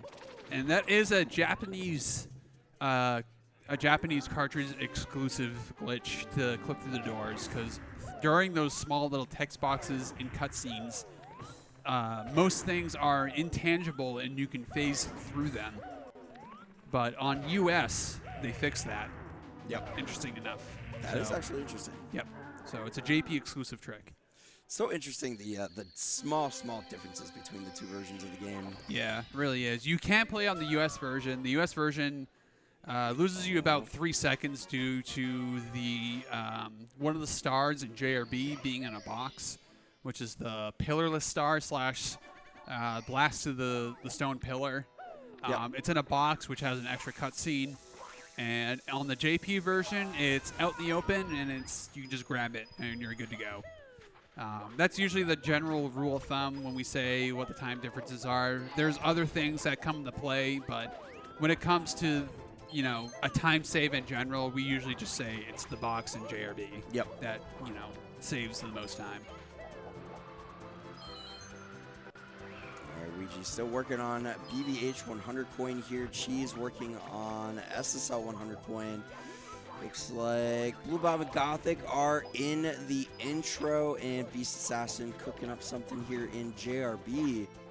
So everybody's still going at it here. Of course, Callie taking a step away for the Knights. That's right. Like 20 minutes ago. So yeah. We still got a lot of runners on stage here. A lot of Mario going on. Yes, that's right. And for the next a little under an hour until 8 p.m. Eastern, these runners have full liberty to reset at will. But once we hit 8 p.m. Eastern, that is it. Oh, unfortunately missing that false grab on the fence there and taking a tumble in SSL 100. You do not want to fall there. It takes a long time to get back up, and he's going to have to pause the game and contemplate what just happened. But I think Cheese kind of laughing it off and being like, whatever, just figuring out what happened. And yep. It is what it is. It is what it is. That's right. It's a really good mentality to have for speedrunning. Yeah. It is what it is. Especially for 120 star, so much can happen. You're not going to get the perfect run. There's going to be small things that happen. All right, so Ouija still cooking on at BBH. This is going to be star number 63. So a few more stars for Ouija before moving on to the infamous Dire Docs 100. That's right. And that's kind of where the run starts getting real. Yep.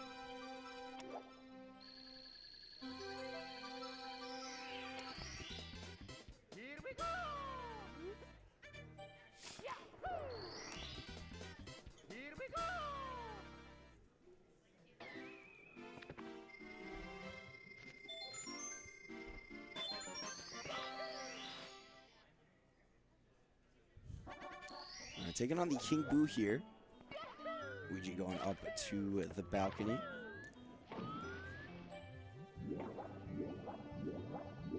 Yeah, some really riveting starts here. We got someone in JRB and someone in BBH. Usually when the average viewer tunes into any of one of these stages, they're just like, nope, we're not going to pay attention to this. Let's see who else is on a run right now. So we got Blue Bob and Gothic here in Dark World. I think Gothic taking a death in Dark World. You have to take a reset there. But Ouija definitely on a healthy pace. This BBH not looking the hottest, but, it's Ouija. He can definitely turn her around. Best possible time, 134.36. Still just insane run. Cruising along. Best possible time is better than my summer best. And he's halfway through the run. It's crazy. I mean, you really can't say enough. You really, really can't. And I feel like the wider community is just out of ways to describe how insane it is. Just the times that he can put up. Yeah. And the lack of effort it takes. Exactly. Ouija heading down to the merry-go-round for the infinite peanut soup. Can I get a peanut soup? Can I get a peanut soup? I'm gonna get a peanut soup, yeah. Shout out to Batora. Big shout outs to Batora. Somebody who I'm surprised we have never seen at one of these. Honestly, I'm gonna say it out here. I'm gonna say no filter. Batora probably doesn't even know what the run.dg is and couldn't even qualify for GSA. I'm gonna have to say it. Probably doesn't know that exists, but Batora does his own thing, He's a very respected runner in the JP community. Parsi, Batora, Kano, all those guys over there.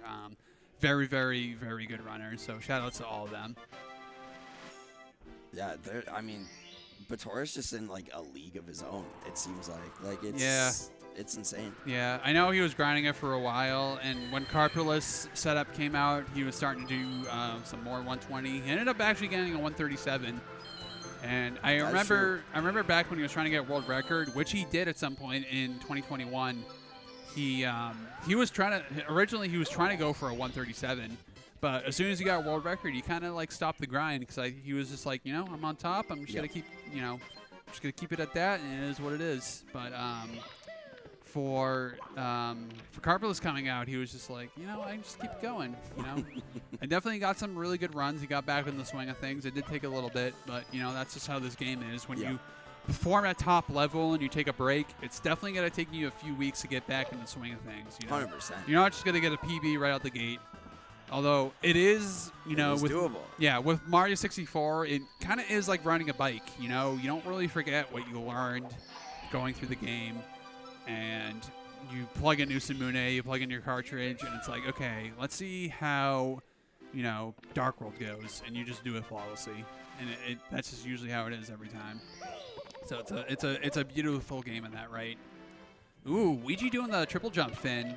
I never really actually see Ouija do triple jump fin. He usually doesn't do that, even though he is world record holder and doesn't really go for those crazy strats sometimes. But I think when it comes to the level that they're at now, going for triple jump fin is definitely a necessity. It's a really big time save. And beautiful triple jump dive across the gap. Yeah, very, very good looking DD 100. Missed a coin during the swimming section, but definitely good. I got this from D whatever, but he calls it land DDD movement. He calls it land DDD, which I like. Beast has to get grabbed by the bomb, spamming out of the grab. Yeah, basically what happens with when you grab, or when the BOB King grabs you, you can kind of mash out of it like you're grabbed in melee. You kind of just mash the controller and you can just kind of get out. So that's a good thing that can happen in that. All right, Ouija, just a few more stars until Fire Sea here. Just 3 more. Mm-hmm. And, of course, Beast cooking up in BOB. Yes, minus 16 on world record technically, but technically believe Ouija's comparing against a bounce split. Even though it says PB, but I think it's a bounce split from what I was seeing here. But definitely on really good pace for, a really good run if he keeps this up. Because we haven't really seen Ouija on some, for his standards, good runs. Exactly. for his standards. I see him reset to SSL, and he had a 22 lobby. So by Ouija standards, this is definitely a very, very good run. With Ouija being 7th place right now with a 145.02. So he's definitely able to, take out that 145 at any point, even with this run. So I really do hope he finishes it out, even if he isn't world record pace or not first place in general. Absolutely. I mean, anything to improve the standings in general is exactly what you are going for. Exactly. And this is definitely looking like the run to do it. Exactly. Beautiful front sub from Ouija there. Front sub's really tough. It's a really, really tough strat to do in 120 or in Mario in general. You got to make sure you have like the right angle. You got to make sure you're turning at the right time. I know Green Sweegie has a really good front sub tutorial. So if you want to check that out and learn front sub yourself, definitely give that a check on YouTube. That's how I learned front sub.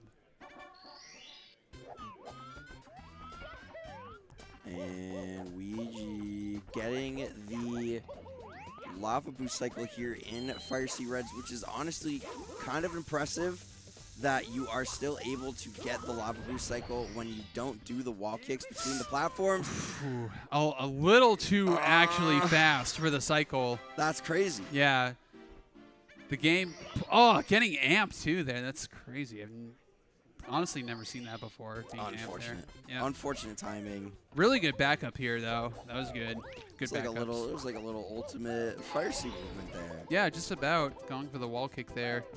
And then the wall kick there as well. That was a beautiful backup by Ouija. Yeah, probably not even losing him that much time. Probably like, I'd say like 6 seconds, maybe 7. And Nothing like crazy. Better than, missing the cycle entirely. So definitely a good props for Ouija here. And it's a Fire Sea throw time for Ouija. Beast Assassin still in BOB, just needs a few more stars here. Yep. Gonna go for the one spin here. Very nice. Beautiful. Love that. Beast Assassin here, still cooking in Bomb Bomb Battlefield. Chefing it up. That's right.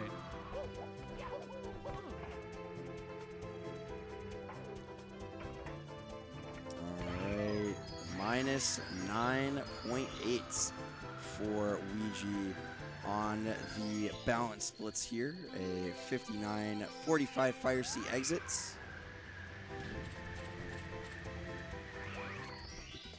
And Beast collecting star number 24 on the bottom of your screen. Blue Bob in JRB, Gothic in Womp's Fortress, and Punke also in Womp's Fortress, just starting out.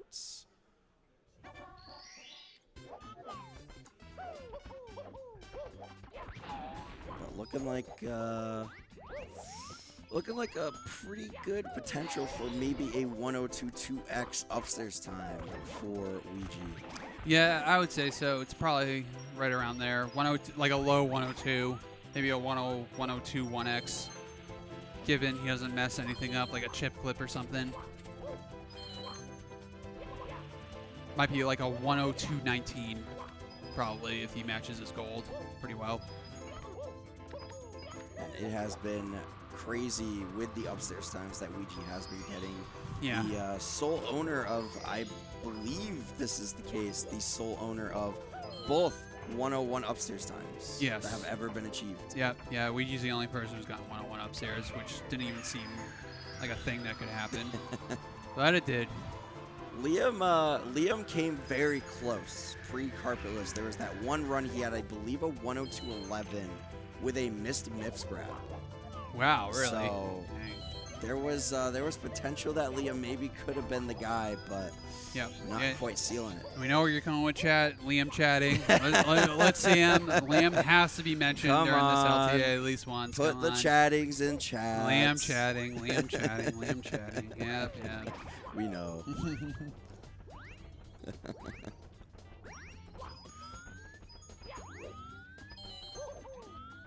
All right, Beast going for that pull over there, maybe setting up for double star spawn, but unfortunately not going to go for it. So, you always try to go for it, even if it maybe will lose you time to go for it. You just want the game to work for you. It's the risk reward. Yes. Kind of factor here. Yes, 100%. All right, 23-16 BOB from Beast Assassin. Not too bad, So, good run. Plus 1.3 on his event PB. And Ouija a 102.23 door touch time, blazing time. Yeah, call the pace pals. It's a good run we got here on our hands. Ouija definitely locked in for this run. Although a 102.23 is basically another day in the office for Ouija. You can get those in his sleep. Beast missing MIPS, but fortunately, if you miss that MIPS there, it is able to be backed up by just grabbing MIPS after HMC, I believe. No, after SSL, you can grab SSL. them. Yeah, you can grab them like you're grabbing the Vanish Cap MIPS. I see. Yeah, okay, that's actually interesting. Yeah, similar Good point. movement into that regard. So you'll lose a little bit of time. I'm not sure how much time it is, but it's not the end of the world. It's better than chasing him around and trying to go for it. Yep. Just ignore him and then just go for MIPS after SSL. It's the best case you can do there for that backup.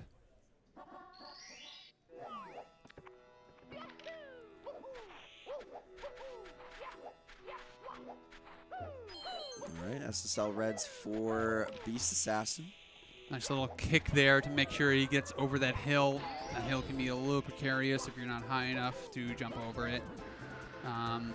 Arguably the hardest star in all of 120 here. SSL Reds. A lot of tech here, a lot of frame perfect stuff you need to nab to make sure you have a decent time here or to not die. Yeah, exactly. Like right there, that frame perfect Z press. Really, really tough. Didn't have like the right angle to go for the flight there after the triple jump, so gotta play it a little safe and go for the long jump, which, total respect. I mean, safety really is the #1 priority. Yeah, in SSL Reds. 100%, yeah. Just don't die. That's like literally my objective when it comes to those stars. Don't die, because you're on this run, and you do not want to spend another 25 minutes into a run just to reset to SSL Reds. Ain't no way. Ain't no way. Ain't.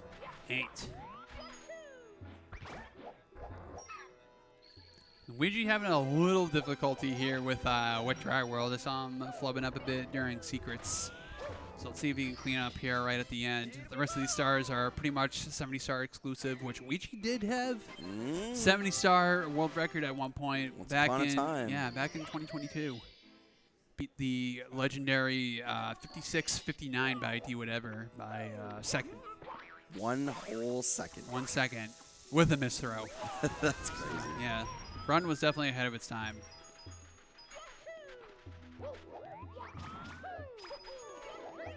All right, Beast going in for the 100 coin here. Ouija going for top of the town here in Wet Dry World. Very clean triple jump wall kick there.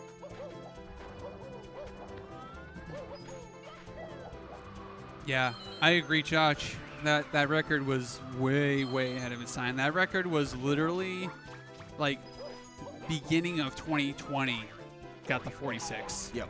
Just really insane to think about, like how optimized that run can be, because D whatever was getting record after record after record, trying to improve the 70-star time and ultimately trying to get the 46 and getting the 46 with enthusiasm right at the end with his pop-off.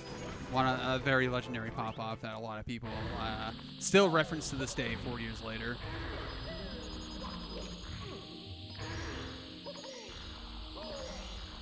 Ooh. Unfortunately, that jump there, taking a little bit of damage from that fall. Trying to go for that moving wall movement with the triple jump wall kick, but able to back it up quite nicely with that side flip wall kick.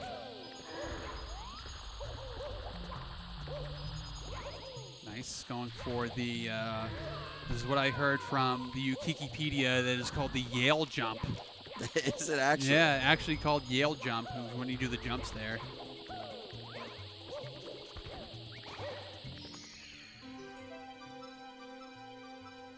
All right. Good good ending to this 100 coin here. Reading the text box there, you don't normally see that during the 100 coin. Usually 100 coin second to last, but when it comes to SSL, star order does matter.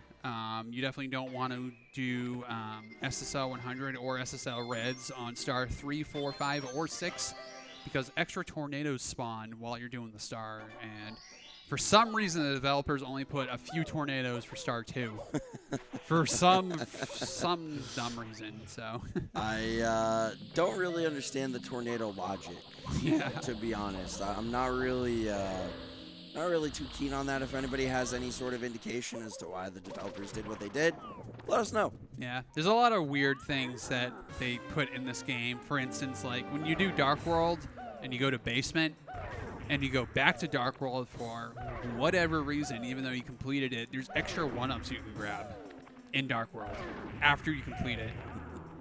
Is that news to you? A little bit. A little bit, yeah. It's a really interesting thing as to why the developers put extra 1-ups there for you to grab, even though you've completed Dark World. It's like, why would you go there at all again?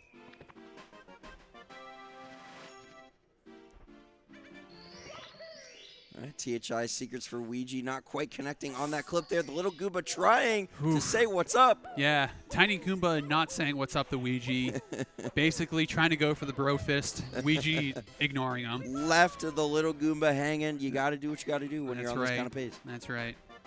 He's like, little bro, I got a speed run to do. Sorry, man. I'll get autographs later. Yeah, after I get this world record here, because he is technically on world record pace. It's looking good. Yeah, definitely.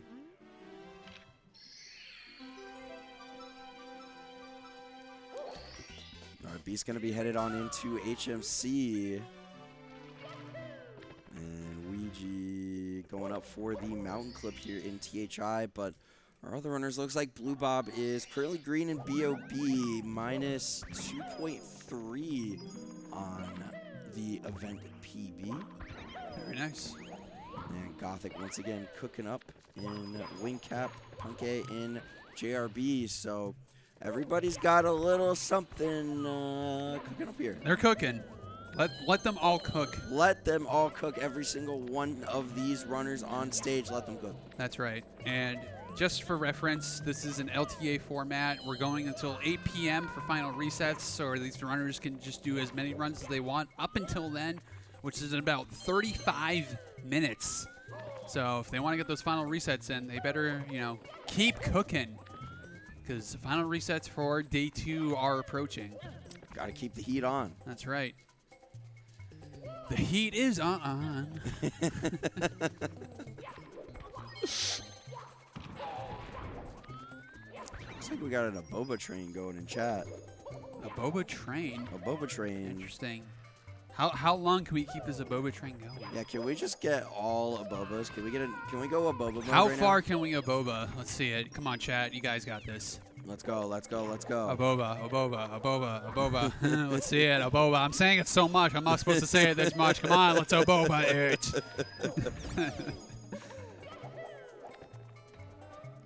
There it is. There it Let is. them be free. The Aboba's rolling in, coming in hot. Love to see it. Thank you, chat. You guys have been marvelous. We really, really appreciate it. I'm sure if the live audience could Aboba as well, they absolutely would. Yes. Can the live audience say Aboba? Let's see it. Aboba? Let's go. Yeah. Thank you. Everyone's Aboba-ing, if that's even a verb. It is now. Yes. All right, good instant clip from Beast Assassin on the elevator BLJ here for HMC 100 coin. Yeah, unfortunately taking a bit of a tumble when he was trying to go for the BLJ. He did fall at the bottom during it, so definitely going to be a little bit of a time loss here during the HMC 100. But nailing that salt bog trick, which is a little tough. It's a tough strat to nail, but it is really cool looking. I believe that blue coin did fall, so we're going to see what happens here. Oh, it did not, actually. I thought it did. Not the best position on the spawn there. Yep. But can still work with it. Mm-hmm. Oh, he actually had an extra coin, I didn't realize. He probably grabbed it from the bat when he messed up the BLJ, because sometimes that bat guns for you when you mess up the BLJ. Yep. Sort of taunts you like, you didn't get that BLJ. You're losing time. If those bats could talk, that is what they would say. Yes, that's exactly what they would say.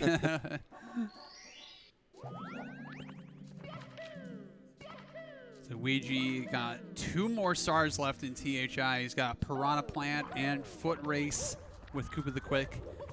The rematch where he actually says canonically, I have my Super Shoes 2000. Oh. And I'm going to beat you with them. Wow. He actually says that. That's bold. Yeah, I think it's Super Shoes 2000 or something like that. He really says, like, I spent money on extra shoes to try and give me the edge to beat the race. But he does not succeed because Mario is... he's too fast. He's the guy. He's the guy that moves fast. He's that guy. Yep, 100%. Little does the Koopa know, little does Koopa the Quick know that Mario's just going to go around the mountain on a shell. Yeah. The original strat actually was to just like race him normally, but they found that taking the shell was a little easier. As we're going to see here, racing Koopa the Quick, taking out his young brethren here, taking a shell, taking his home, stealing it from him, and beating his own brother at his own game. It's for the greater good. Look at this run. He is holstering a star, which Bowser had in the paintings, so maybe Koopa the Quick is a bad guy. Ooh, wait, can we get some like lore exploration on this? Like, yeah.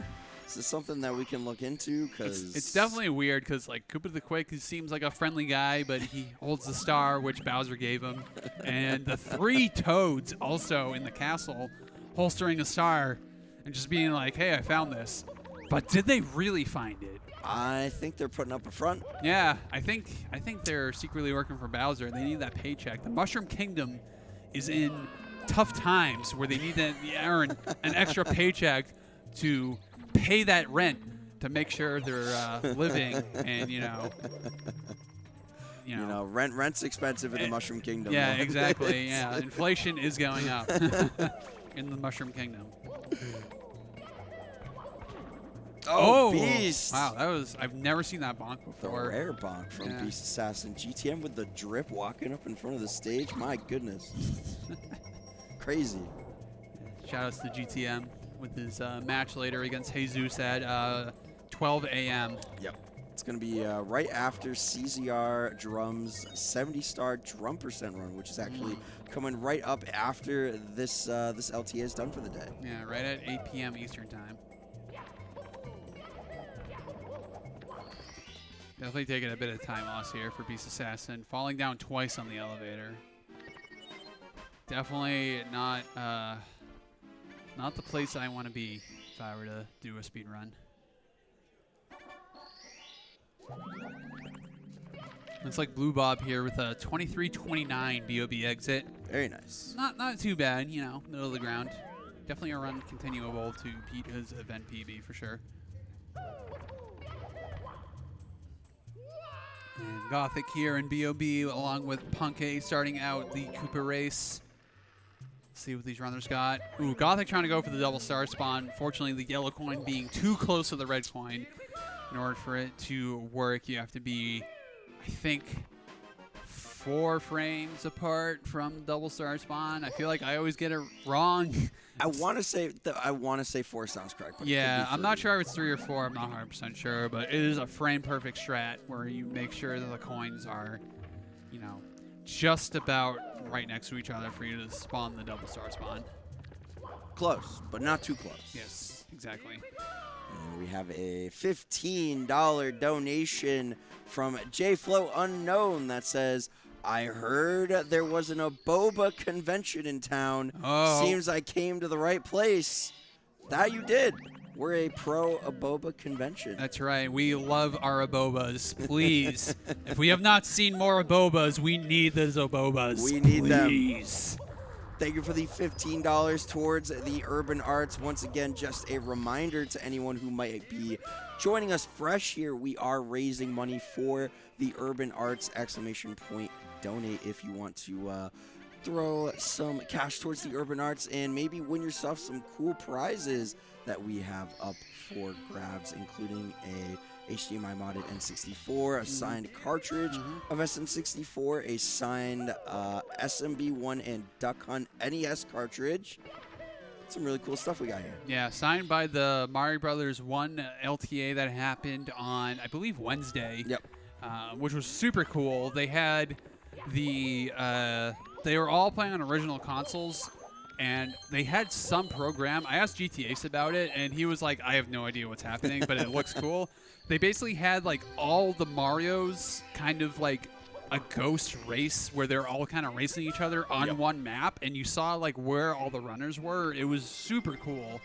So if you ever want to check that out, the VOD should be available right now that you can check out, and it's like probably one of the coolest things I've seen at the PACE event so far. Yeah, it was super yeah, cool. A lot of technology went into that to make that work. So definitely a really cool thing to see.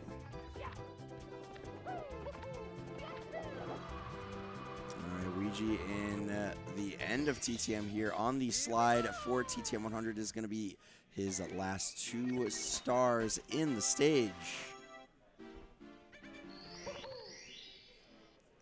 Yeah, I got 2 more stars left in TTM, which is the 100 coin here that he's going to finish up. He's going to have to grab 2 bombs here at the end, because he has 98.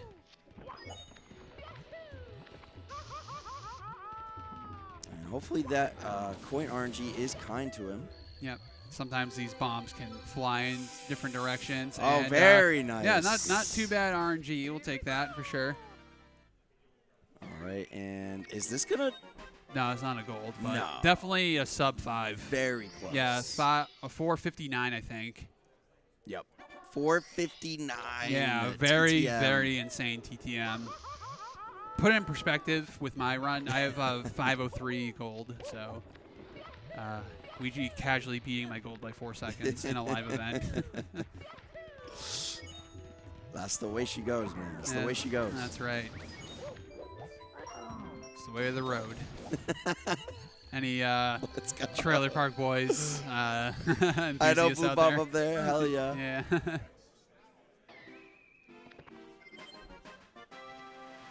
Oh, Ouija taking the spin drift for a ride real quick onto the vanish cap here for the Igloo Star. And then taking another bonk. Sigh and shrug. Looking up into the stratosphere and being like, yep, that's a thing that just happened, but you just got to keep moving on. Got to shrug it off. It's 120. All those kinds of things are going to happen, but that's just the nature of the game. And good on the runners for just, a sigh, a shrug, and just being like, okay, next star. Let's kick the crap out of it. I'm gonna go ham sandwich now. It's really impressive to be able to just keep yourself locked in despite making a mistake like that. Yeah. Oh, unfortunately, a save and quit from Ouija here in SL. That's not the greatest area to do a save and quit. It's gonna be, I'd say, 20 seconds time loss. Anything upstairs is just, it's tough. Yeah, especially being on a world record pace here. And the nose rolling in, those hands in the air, saying no. I know, it's very unfortunate, but they're all professionals here. I think Ouija can turn around. Still, I would say maybe still world record pace if he can still maintain the composure. Yeah, if this the rest of this SL can go cleanly, we could be still looking at a world record pace run. Beast Assassin unfortunately missing that coin there. Oh, fortunately sliding down that falling platform. Take the butt burn and move back up there. A little bit of a hiccup in the movement, but moving right along, grabbing the rest of these coins for the 100-coin star. And we had a $5 donation roll in just a couple of minutes ago from Rayo Ken saying, "Hey, Gabagoo." Hey, Gabagoo. And that went to nothing. just a flex. Donated $5 to chat. I love it. Love it. Thank you for the Gabagoo. But you can, if anyone wants to donate out there, go for any incentives we had on our website. We got the N64 HDMI modded console, so you don't need the retro tank. You can just plug and play, and it's as easy as that.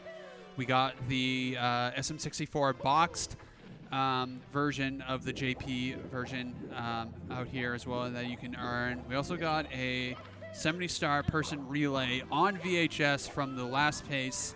So if you have the VHS player laying around in your house or in your attic and you want to, put that towards there and watch that, then by all means go for it. It is a real VHS. It's super cool. And then we also have a signed SMB1 cart signed by all the runners that did the LTA earlier, including Andrew G, who made a legend. Yeah, a really cool appearance. Mario legend in general. He did a bunch of Mario games. Held a world record for 1, 2, and 3, and maybe world. I'm not 100% sure, but definitely a legend for sure.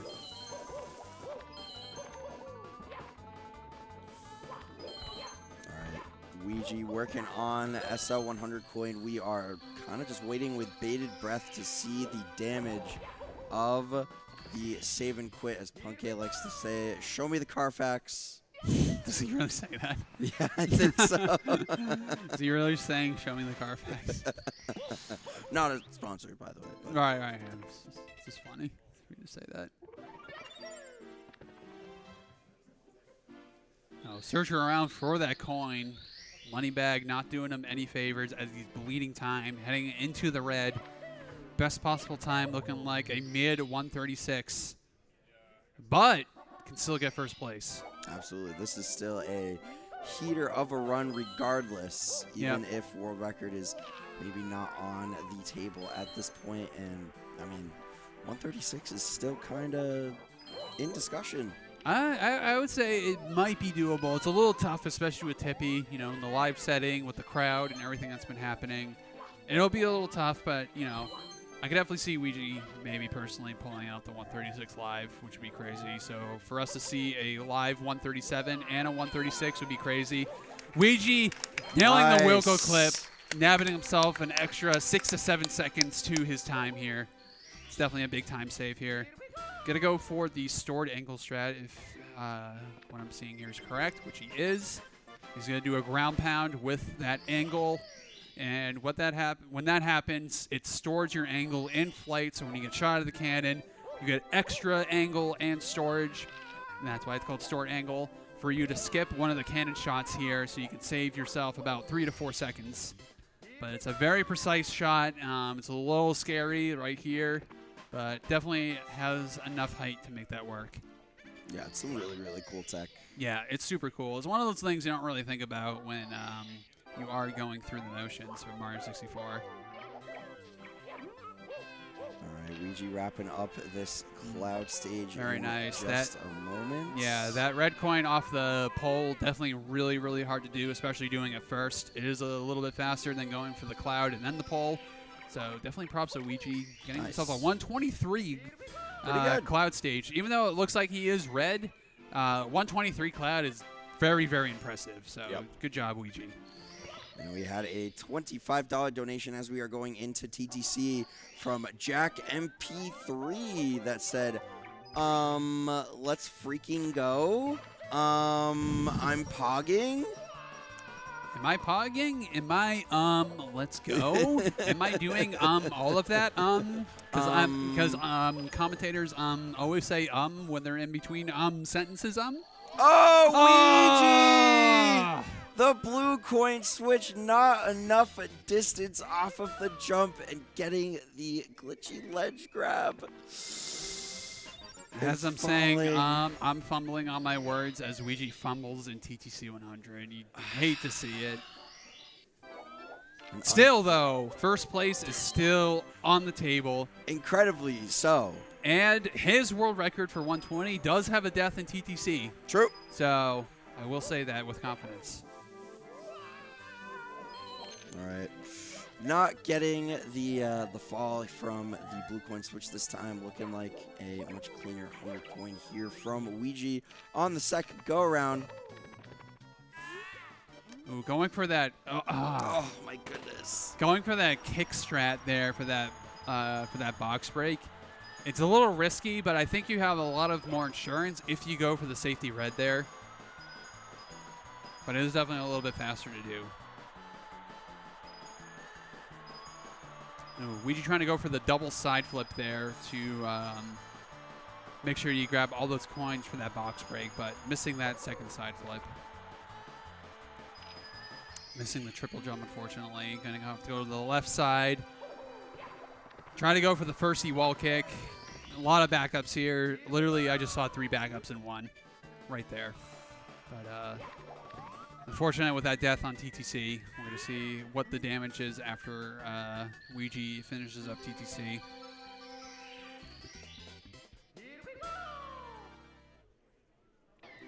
And I will remind everyone, final resets are in about 17 minutes. So these runners basically have about 17 minutes left until final resets, where after that final reset, they are done for the day. And if they reset after the 8 p.m. mark, it will not count.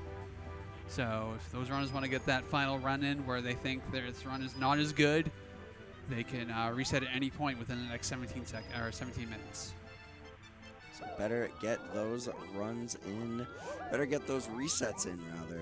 Mm-hmm. If you are not feeling the run that you're on, if you're not liking the vibes, consider maybe giving yourself another chance. That's right. For day 2 here. Of course, we do still have one more day of the LTA. Tomorrow it is the last official day of Pace Summer 2024.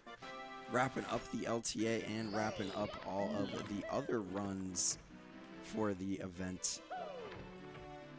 So these runners still have one more period.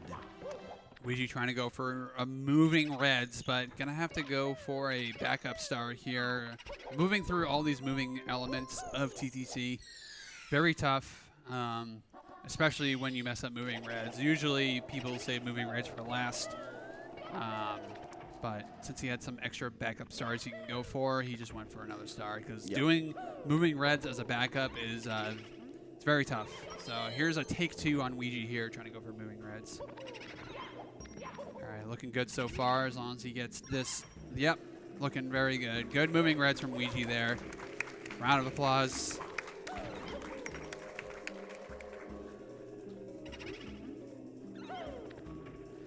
And Ouija not out of the woods yet. He's got one more star left. So he's definitely got some time to bleed here. Ooh, that was really close from Beast Assassin, trying to get that door clip there with BBH. Wasn't sure if he was actually going to clip through, but he actually ended up clipping through, so it's definitely going to save him a little bit of time there.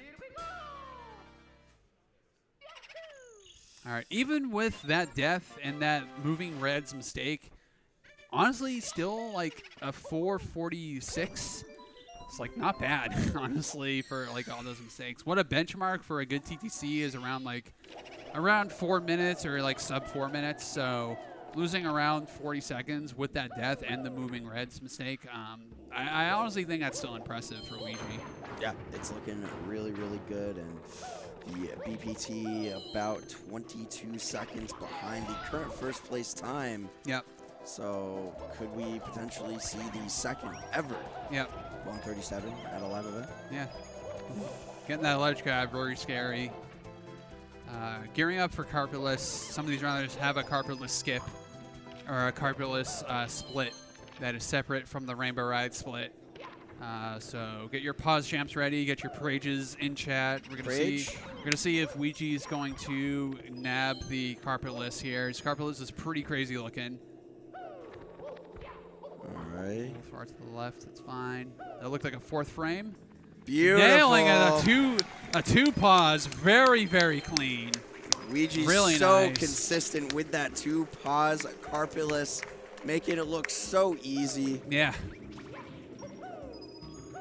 As if it was nothing, no squinting, no leaning in to make sure you have that. He is confident. The boy is moving along. Oh! Not connecting on the triple jump off of the platform at the start of Rainbow Ride. Quick death, though. But I would say he can definitely nab himself second place with this, but I would say first place is kind of off the table at this point with that death. Yeah, it's... that's such a frustrating death after such a good carpetless, too. Yeah, exactly. But nailing himself an assless there, which is really good. Assless a really hard strat. I feel like it's been overshadowed with the carpetless discovery as of late. A lot of people stopped doing carpetless because of, stop doing assless because of carpetless coming into play because it saves so much time. So it's definitely cool to see happening. Ouija going for Rainbow Ride Reds. Ooh, missing the red, unfortunately, but really, really good backup, actually, like landing on that platform after missing the red. It's kind of cool looking.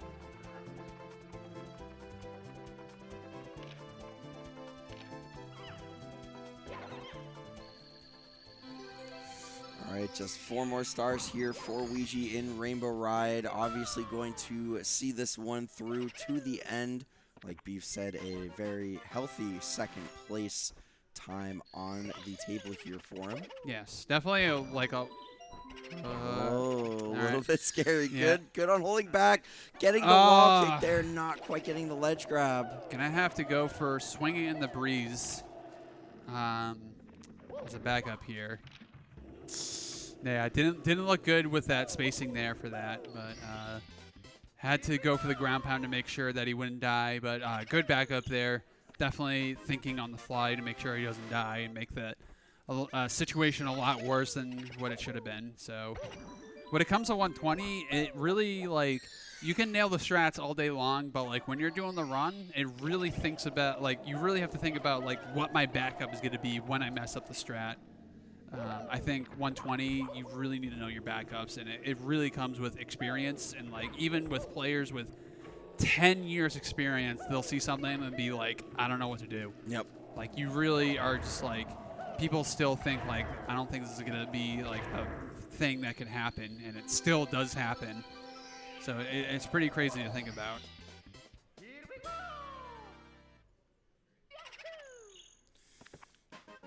All right, Beasts it in BBH. What does everyone else have going on here? Gothic and LLL, Punke and Blue Bob going into the intro on a couple of resets here. And Luigi going to be working on the 100 coin to wrap up Rainbow Ride. Grabbing those extra coins from the Lakitu kill. Sometimes that Lakitu can be a little mischievous and not give you the greatest RNG, but Ouija able to react accordingly and grab all those coins, which is good.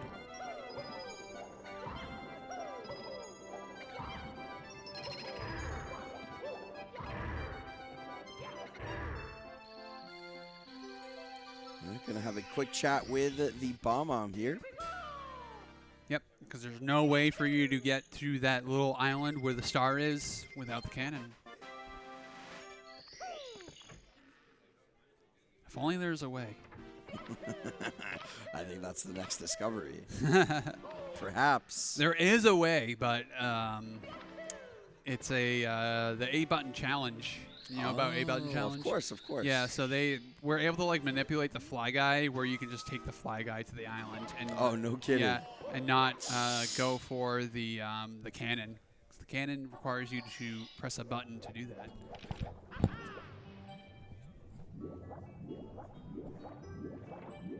Ooh, nice front flip there from Ouija. That was kind of cool looking. Oh, no. Oh, too low on the cannon shots. That's I'm not going to sugarcoat it, folks. That's not good.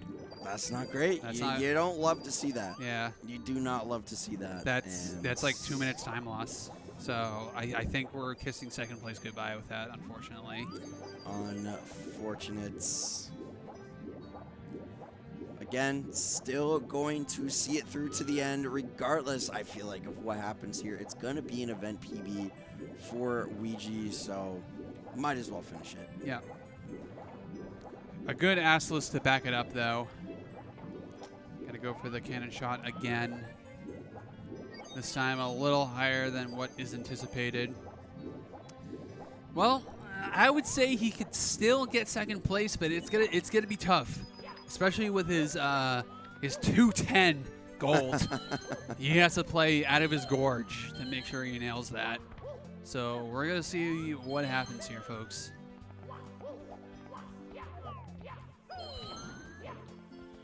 All right, Ouija going in to Bowser in the sky.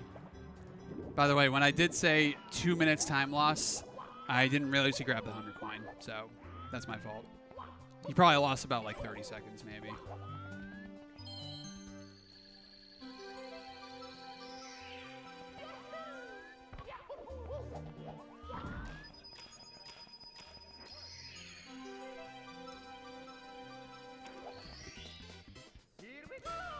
All right, working his way through Bowser in the Sky Reds.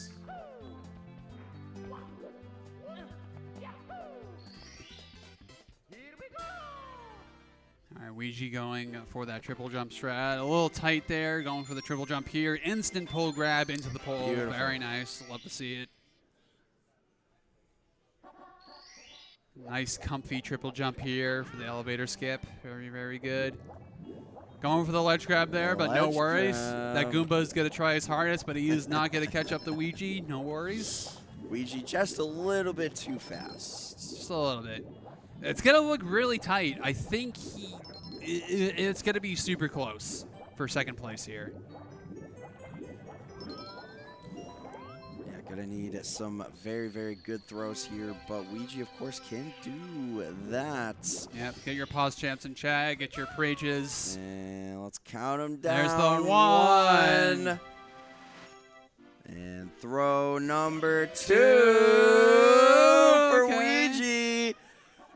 And might be too far left. So unfortunate. The 138 off of the table, but third place for Ouija still up for grabs. And 3. GG's to Ouija, blasting out his 145.02, which was the first no reset of day one, canceling it out with that 139.12, I believe. Definitely a great feeling for Ouija being able to move himself into a podium position here at the tail end of day 2 with a whole day left. That's right. Of attempts, and seeing the runs that Ouija was getting on today. That's right. And runners still have 5, count them, 5 minutes left until final resets. So we're going to see if Ouija's going to do a little, like one more run, one little cheeky run before the end of the Could we see it? End of the day, or is he just going to call it there? Maybe. I'm not 100% sure, but the rest of these runners still blazing through. Blue Bob in Womp's Fortress. Punkay just starting his reset now, along with Gothic Logic. But we do have Beast Assassin here, going through a Fire Sea here, trying to nail a Pro Boost. Unfortunately, as I say that, not nailing the Pro Boost, missing that movement there. So going to have to miss the cycle here, I believe.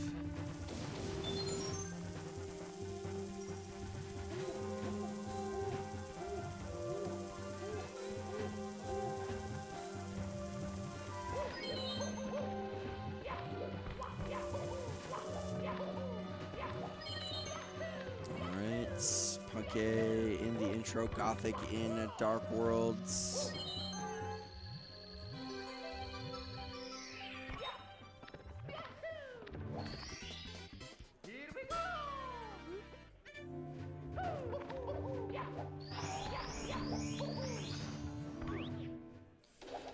And Fire Sea Bowser Throw coming up for Beast Assassin.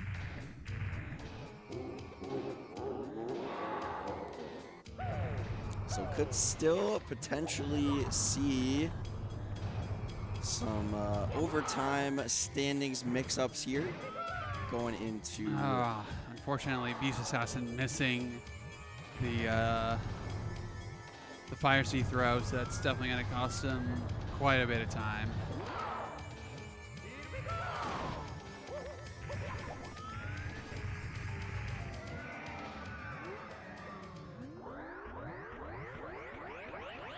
But event PB is still on the table for Beast Assassin. Best possible time, 1:39.05.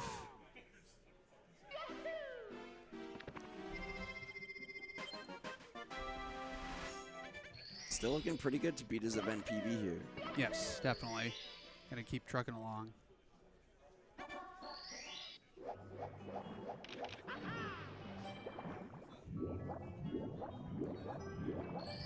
Not much else happening here as well. We got Blue Bob in Aquarium with a 703 Womps, pretty decent. And Beast Assassin cleaning up the rest of DDD.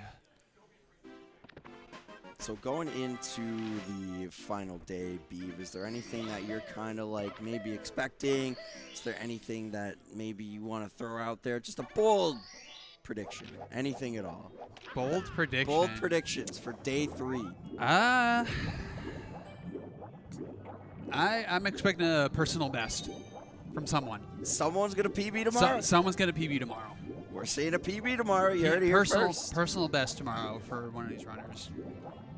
A personal Not an best event PB, an actual personal best tomorrow. A real, for real PB. For realsies, no cap. No cap, no kizzy. Yeah, am I allowed to say no cap? I think so. Okay. I'm not dating myself, am I?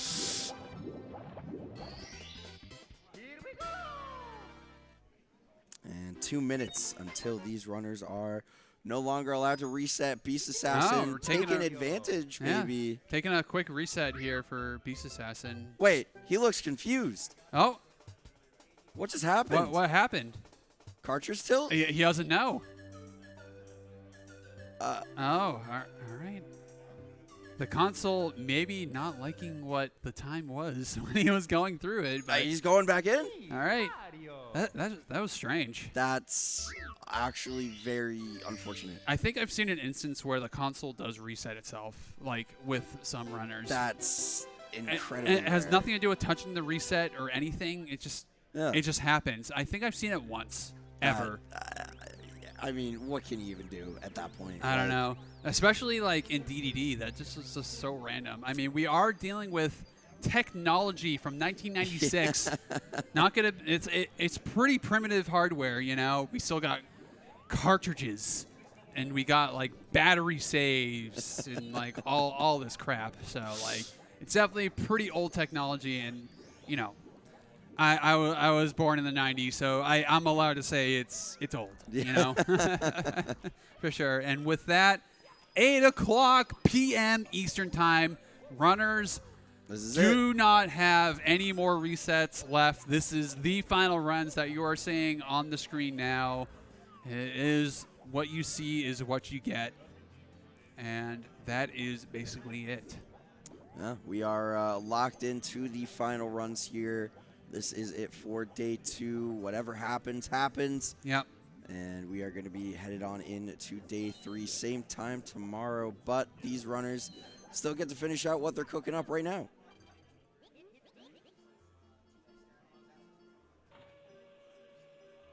And of course, Blue Bob the furthest along here in JRB right now. Not too deep into JRB, just leaving Womps a minute ago, working on the 100 coin.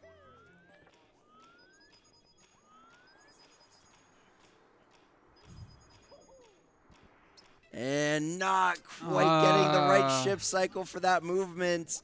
And taking a tumble into the water. It is, you know what, actually wasn't that hot in Laurel, Maryland today, but yesterday, you know, a little dive in the water maybe could have helped. Gonna take a quick dip. Blue Out's gotta go for this. Gotta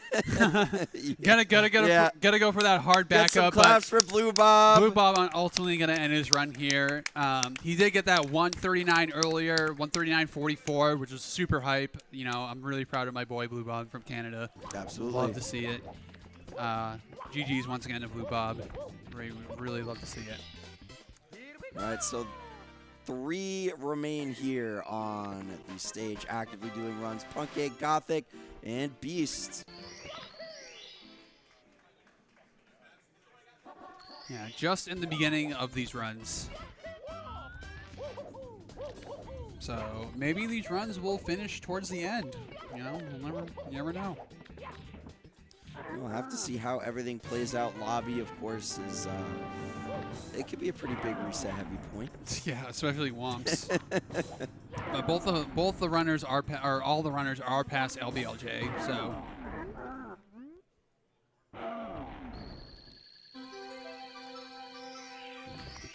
This kind of stinks when you do a 120 and like you get to the certain level where it's like, okay, I got to start doing LBLJ and basically half your resets die to LBLJ because it's just such a crazy run. Did it just happen again? What? Really? There's no way. Hey, that's so unfortunate. I'm not sure what's happening tech-wise for Beast Assassin, but his console is resetting on itself, not pressing it. Not like a PSU issue. Yeah, I'm not 100% sure. I'm willing to give my N64 to Beast Assassin. I don't have an active reset button on my console, but Beast, you can have my console, brother. Yeah. That's really frustrating. Yeah, it's super, super frustrating. Hate to see it. And now that leaves just Punkegg and Gothic kind of in a little bit of a race, if you want to think about it that way. Just about. Gothic not doing LBLJ, just going for the bomb clip beginning and then finishing out, going and opening the 8-star door for Dark World. Which is about, you know, it is slower than LBLJ, but it's definitely more consistent because bomb clip is definitely 100% easier than LBLJ. So. Although.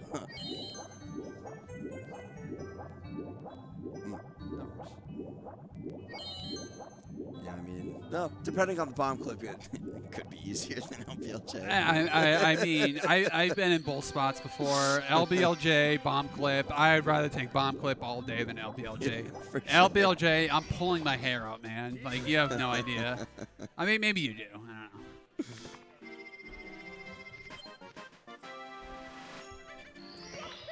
So, yeah. Punkegg working on JRB, just entering here. Gothic taking a little spill in the Womps Fortress right at the end, going up to grab star number 8 in the tower. Right at Tower Star.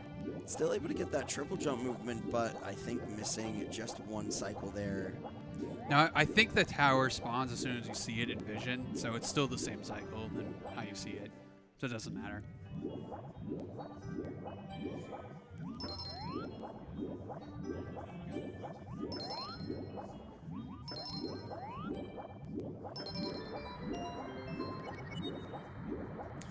All right, well, we are going to be doing a little mid-run swap of the commentary, but for myself, Zeus, and It's Beeve, it has been a pleasure hanging with you all for the past couple of hours. Thank you so much for watching. Yes. GG's to all the runners. Thank you for the donations. Yes, we really appreciate it. Much appreciated. Make sure you do exclamation point donate if you haven't donated today. There's so many incentives on our website that we can check out that you could also win for that. So make sure you get your donations in, and it goes to a really good cause as well. So we really appreciate it. And thank you, GSA, for having me on comms once again. I'll be back tomorrow with, I believe, Z Seabeard. So that would be a good block. Yeah, that'd definitely be a really good block. And I know you're doing commentary tomorrow as well. So yeah, we really appreciate everyone watching. This is such an amazing opportunity. Thank you, GSA, Milo, everybody who's put on this event. It's been super fun. We really appreciate it. And yeah, thank you for having us. So absolutely, we're gonna swap you guys over to Warning Track and West Dog. So the last hour. Thank you so much. Yes, thank you.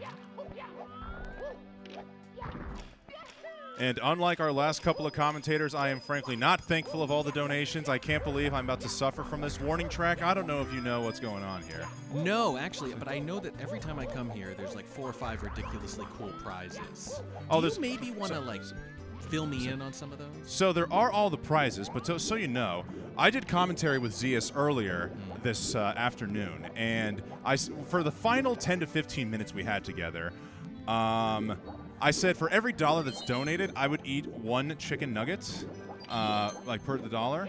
We raised $555. Did you give yourself any sort of time limit on this?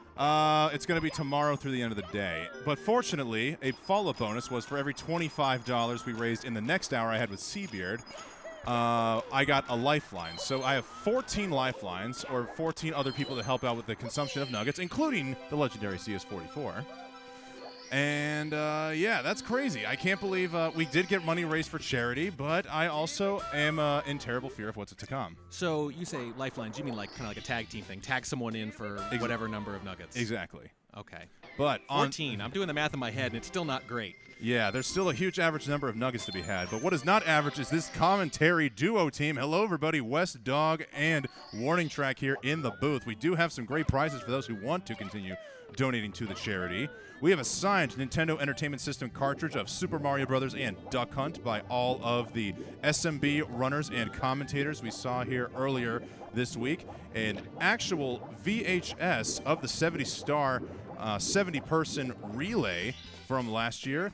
A Japanese Mario 64 cartridge that will be signed by the runners that comes in a box with the manual, so complete in the box. It's in plastic. It's in actual plastic. Yes. That's how you know it's good and new.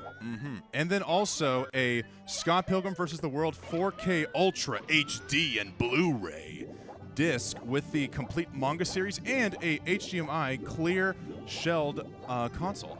See, I saw one of those when I was a kid, and I remember thinking it was the coolest thing ever. It kind of reminded me like the old Zelda Golden cartridges. Like anytime they like mix up the normal colors or whatever, even though it's just differently colored plastic, it always gets me. And seeing all the little innards of the N64, so cool. Also, that 70-star person relay you mentioned, I want to point out again, it's like a VHS tape style. Yes. It's an actual VHS That tape. is, yes, and it's just, you would probably know, but for people who don't know, it is a VHS that goes into a VCR. It is not a VCR. It is a VHS that goes into a VCR. Yes, that's how it works. And yes, I do know. It's a very subtle way you called me old. I appreciate it. Hey, I'm old too, man. Yeah, he knows what a VCR is too. I don't know how. Someone must have told you about it. I mean, I'm 30 years old, so I grew up with. I grew up on the very end of the very of the VHS. Yeah. Yeah. Some of my earliest memories are watching the Denver Broncos Broncos Super Bowl runs and the Star Wars on the VHS. Very nice. I mean, it's retro now. I've lived through it, and it's retro. Yeah. Funny. We are also nearing $20,000 for the whole event. Only a couple hundred more gets us there. It would be very cool to do this by the end of the day. I know we're going to get it one way or the other. So now that I've given you the full context, I do want to say this. There were $95 of unaccounted for donations. We are currently sitting at a 555 nugget challenge. But there were 2 donations totaling $95 that came in at the very end that technically didn't count because they came in at commercial break because they were processed. But they did have nuggets incentives in there. So if we want to add those 95 nuggets onto the challenge and make it a 650 nugget challenge, consider donating to the Urban Arts now. ! Donate if we get to $20,000. By the end of overtime here, we will have a 650 nugget challenge. So where do you get the number 14 in terms of help? Like the number of people you're allowed to tag in? Oh, it was so for every $25, we got to add an extra person for the tag team. I see. We raised $360, which is 14.4. We don't have a fourth of a human, or a 4/10 of a human, so we're going with 14 whole humans. I think that's fair. Insane, but fair. And what was it you did last year? Was it like 60 nuggets in 60 minutes? 64 in 13 minutes and 26 seconds. I saw some of it. Yeah, that was... I'm not going to speed eat. This is going to be something that takes precious, precious time. Now, where do you stand on sauce? Is that going to make it harder or easier? I got a whole bunch of sauce for that 64 nugget challenge last year, and I frankly didn't use a single one of them because the whole goal was to speed eat. If I'm taking my time, maybe I probably will take a little bit of sauce. I thought maybe it was like with the hot dog eating contest where they dip them in water to help them go down quicker. Maybe you needed some lubrication in the form of sauce. There was water there, and while the sauce could be good lubrication, unfortunately, you have to open the sauce packets, and in this world of speed eating, that's going to take too much time. So maybe if you pre-open the sauce packets. Yes, if that is allowed before the eating commences. So new nugget eating strats being developed live on air here. Exactly. Pre-open them. There's nothing that says you have to have them closed when it starts. This is completely new and exclusive to Pace. This is all new. This is all new ground we're breaking here. This is all very upsetting. I want you to know that. I'm trying to help you, but I'm not enjoying this. Hey, no problems at all, man. I dug my own hole. I have to lay in it. It's You're gonna lay in it for quite a while. Yes, I'm a man of my word. That's the whole goal here. I'm not going to try to back out and just say everybody got scammed. Ha ha ha ha. Right. I am going to be a man of my word and do this as much as possible. I at least appreciate people who are willing to cooperate and give me a lifeline here. Yeah. No. Otherwise, you would die. Yes. Speaking of scams, though, don't you still owe some hot sauce from a couple of years ago? I don't know if it's possible to eat yourself to death, but yeah, it would not be pretty. Really? I think so. But trust me, don't try to disprove I that. forgot there was something involving hot sauce. There wasn't there? Yeah. Oh boy, shoot! I didn't bring my hot sauce. Am I gonna need to go to a store and get some extremely hot sauce? For I don't know. nuggets? It was the whole you would eat hot sauce if we hit $20,000, and then King Jeff came in with the $9,900 one at the very end of I think it was last summer, wasn't it? Yes. It was the Beast Assassin one. Yes, it was. The one where he closed it out with he had like a $9,900 donation to get us to the 30K. Yep. And you didn't even bring the hot sauce because you thought there was no chance we were going to hit the mark that day. And you're like, I don't even have it with me. Yep. You could put that on the nuggets. I could. I'm going to need to go find some hot sauce. But speaking of hot sauce, we've got something hot and saucy in here. A donation from J-Mill, it looks like?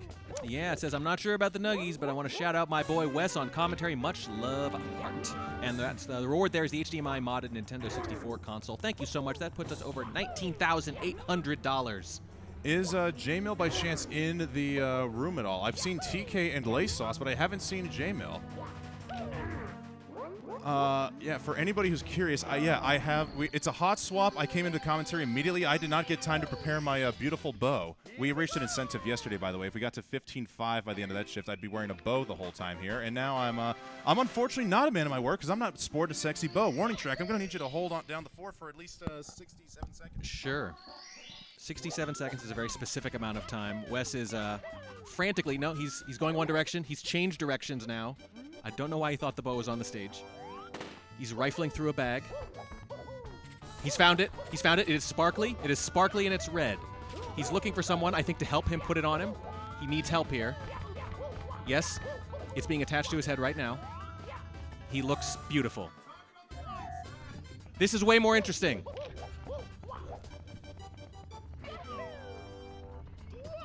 It is attached. He's coming back to the booth. My God, it's even sparklier up close. You look like such a pretty little princess. Thank you. You look beautiful. Hey, I'm a pretty little prince, sir. Okay. I believe you. Oh, no. Well, we're apparently getting switched over because everybody needs to see the bow sparkling on top of my head. Listen, I pride myself on evocative commentary, but nothing I can say can do this justice. I had no control in this. This was production's decision to cut over. So shout out. I wish I knew the creator. Shout outs to Etsy for the bow, and shout outs to Stephanie Lee for being my hairstylist throughout all this. Yeah, look, the booth does a lot of work back there. You know, round of applause for the booth. Oh my God, they work so hard. But they deserve to have a little fun. And if they want to cut to one of us or both of us looking silly at any point, they should feel free to do it. Yeah. You look lovely. Thank you. Are you going to wear that during the Nuggets? Maybe with the hot sauce? I think you should just get it all out of the way at once. I mean, I've already been wearing it the whole time I've been on commentary, so I don't know. Might be a mutually exclusive event. Yeah, I might be asking too much.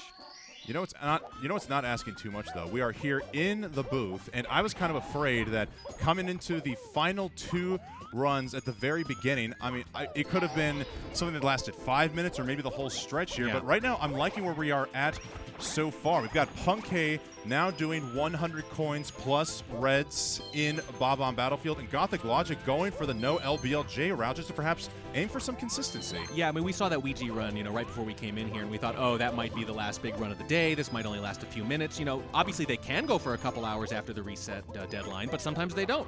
And it looked like that might be the case, but no, Punkay and Gothic Logic playing this out. Yeah. I don't know. Any run could be the one. I unfortunately did miss out on the Ouija run. I was out and about exploring the town, trying to get the stomach a little bit loose to get used to the idea that there's going to be a whole bunch of nuggets stuffed in there tomorrow. But I was aware that Ouija did just finish with the 139-12. Apparently he was on a ridiculous pace, but experienced a couple of deaths in Rainbow Ride, if I'm to be correct on that. Yeah, and a death in TTC too. But that didn't kill his pace. You know, he was still on pretty good pace after that, because that's Ouija for you. He'll take a death in TTC and still be on personal best pace, which is world record pace. It's the same thing now. Yeah. But still, catching that third there, I mean, that's a very Ouija thing, is to not even put up a decent time, reset really hard, but at the end of the second day, you want to get that sub 140 in there because you don't know what's going to happen tomorrow. You don't want to be one of those guys who never puts a time down. Yeah, it is relieving to say that the world record holder Ouija was able to improve upon his 145.02 he got from day one and now get into the 139 range. I gotta say, I'm gonna need to go back tonight and take a look at all the historical times, but the fact that we have 5 times in the sub 140 range. This is honestly got to be one of the better turnouts we've seen in the recent paces. Yeah, it started a little slow. I think we only had 1 or 2 that first day, but we got several more today. And you can see, look at that. 7th place, last place is 141. Pretty darn good. I mean, it's getting better every year, and it's getting marginal. The differences between runners at these events are getting smaller every time I come here.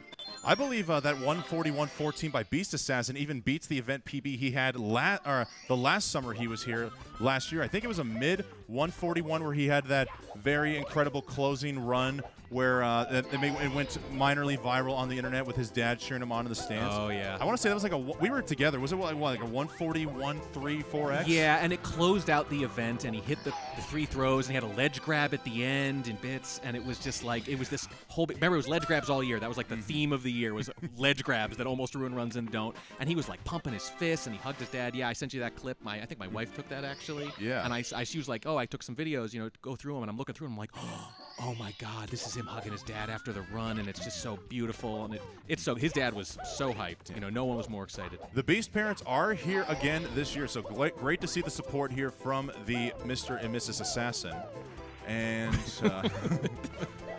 yeah, Beast Assassin already got an event PB. Gothic Logic live debut with a 140-104. His event PB. Blue Bob, I believe, getting his first ever live 139. Cheese with the first ever live 137.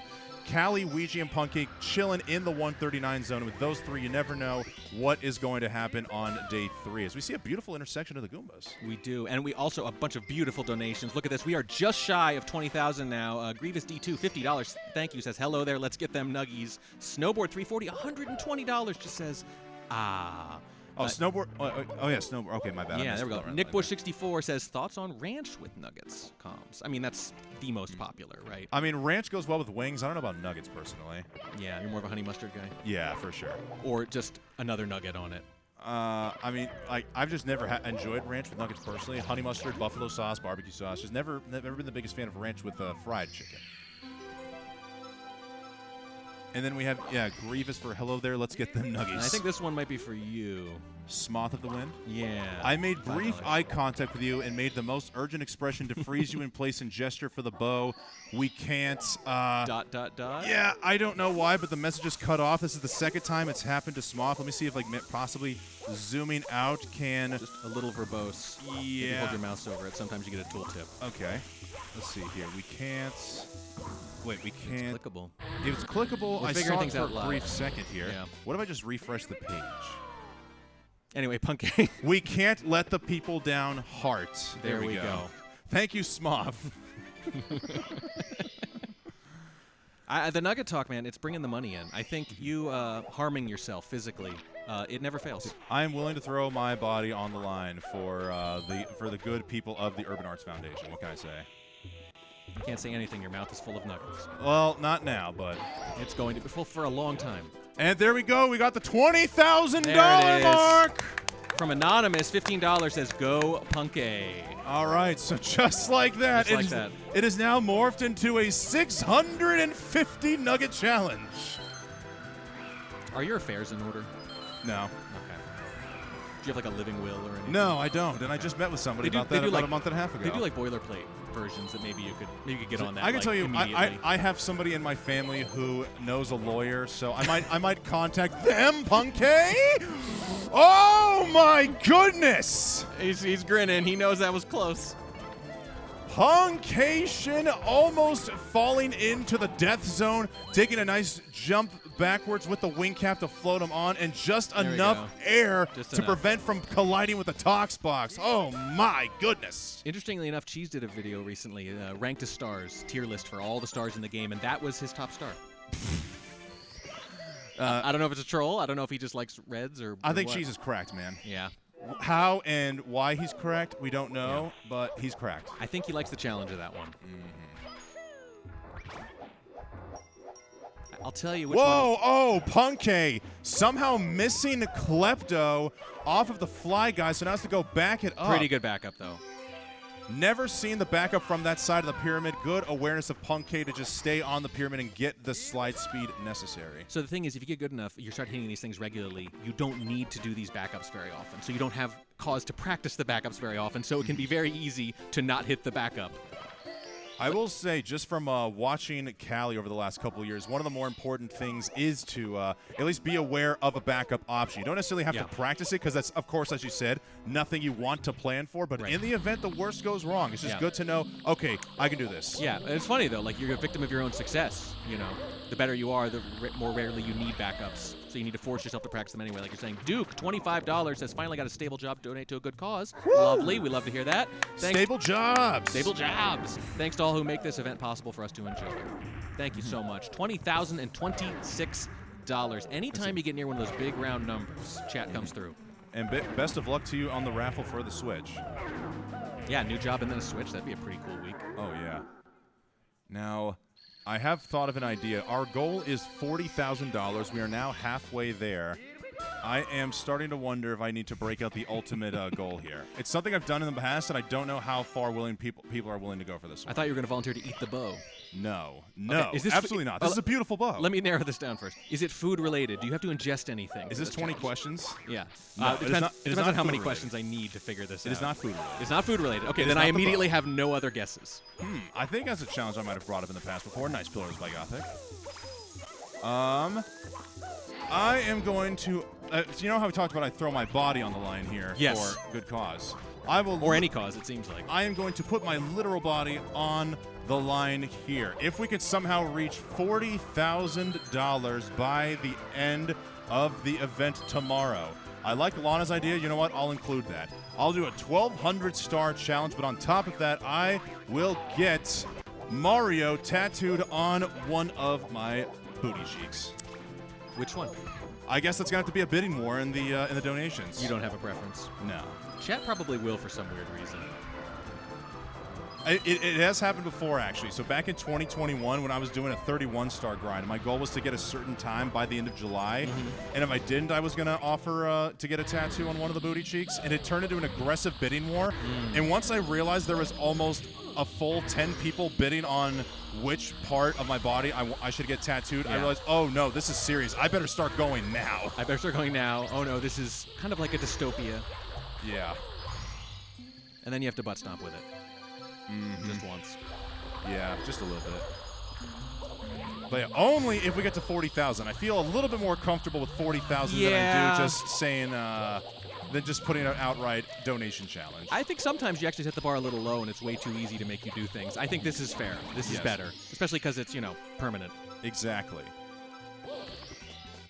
And I mean, we're only a little over halfway there. It's not like we're going to get some Moby Dick out of the ocean that's just going to surprise us all with like a huge 5-figure donation, right? It's only happened, last year. Yeah, last year or the year just before that. I think there are limits to this. I think you're probably safe, but, I've thought that before. Iris, if you want to make a command, just go for it. You've already thrown in the 555 command, so by all means, go for it.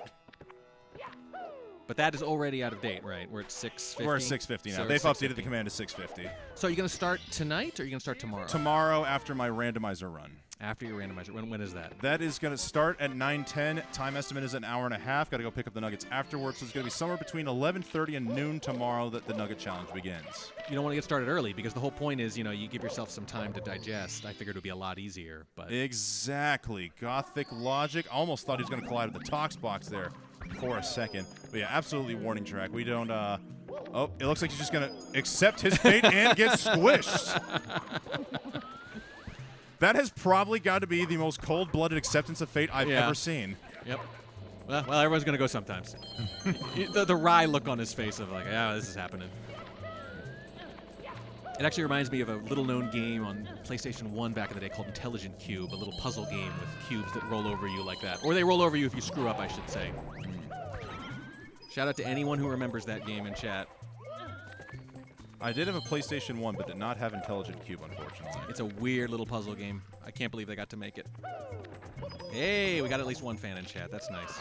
It's an underrated little gem. No one ever talks about it.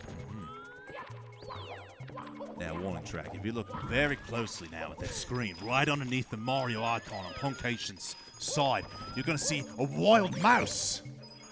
I don't know how to get rid of it. I don't see it. I don't got a mouse trap anywhere. Right there, that white little speck underneath the Mario. It's a wild mouse. Oh, God.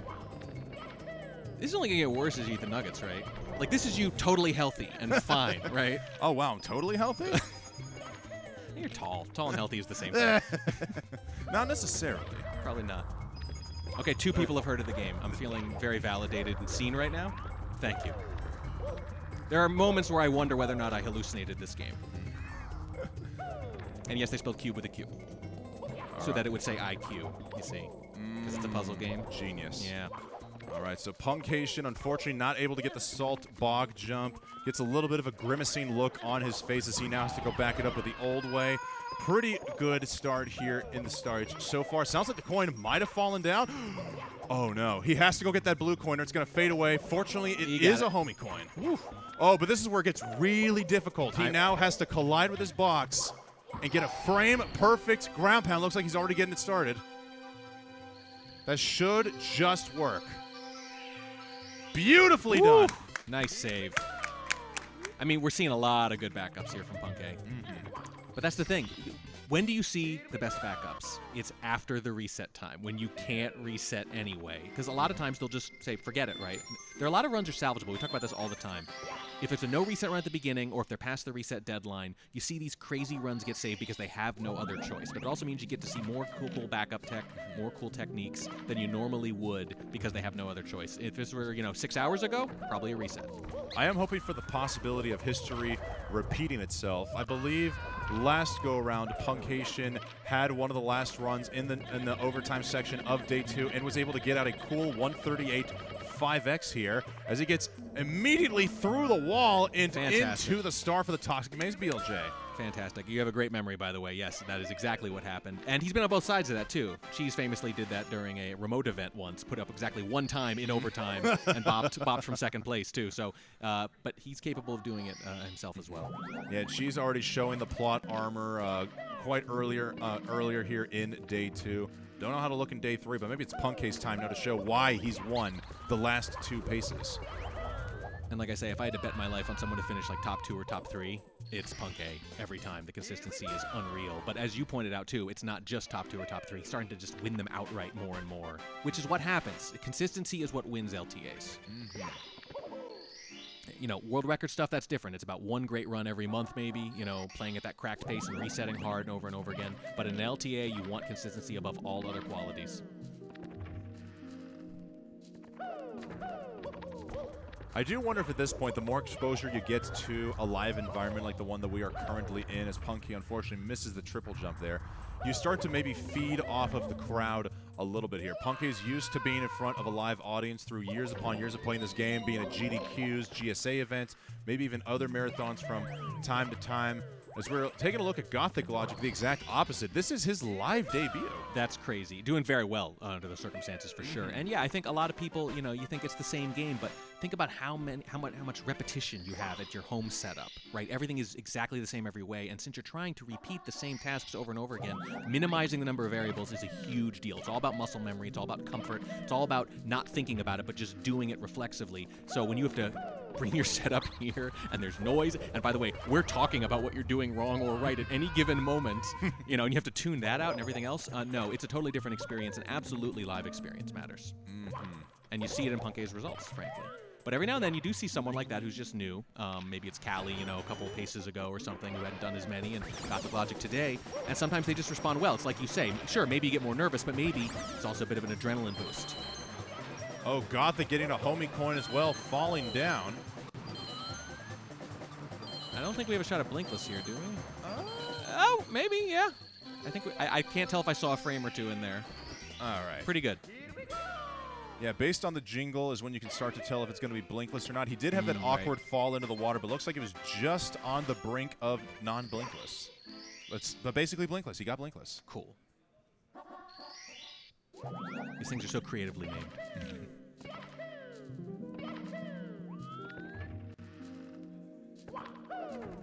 Gothic Logic saving some time on his HMC 100. Still comparing against that 141. Actually, that's a 141.24 comparison. His event personal best looks to be a 141.04. I wonder if that was a run he finished earlier that perhaps he just finished out but wasn't quite an event PB. So even then, if he finished with a 141.24, the consistency he's showing there with 141 level, don't let the position on the screen fool you guys. These are the best of the best, and 141 is still a very respectable top 50, if not top 40 time. Yeah, I think sub 140 very plausible tomorrow. Maybe even right now. Maybe even right now. Chat, by the way, still talking about the Nuggets. I'm afraid they find that more interesting still. I am going to completely disregard the Nuggets. We've gotten everything we've needed to out of the way for the Nuggets. We've got tomorrow to worry about that. Right now, we are focused here on the runs. We're focused on the Toadstar, and oh, thank God he gets it. The backup for that one is brutal. Yeah, too deadpan? Okay. Fortunately, no Toad violence was necessary this go-around.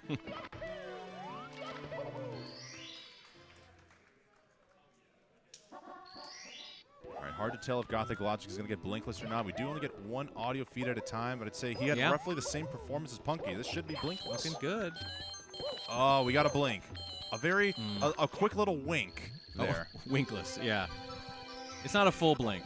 It's just a little half. It's one of the two eyes. Exactly.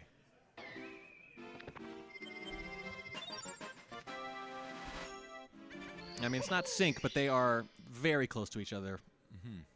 It's kind of funny. You watch Punky do something, a minute or two later, you look over, Gothic's doing the same thing. You get to kind of compare it. Yeah, it's actually interesting. Punky, unless you're keeping track of the splits at home, we're only getting the delta to show up on screen here. So don't know the full exit. Excuse me, that was a hiccup.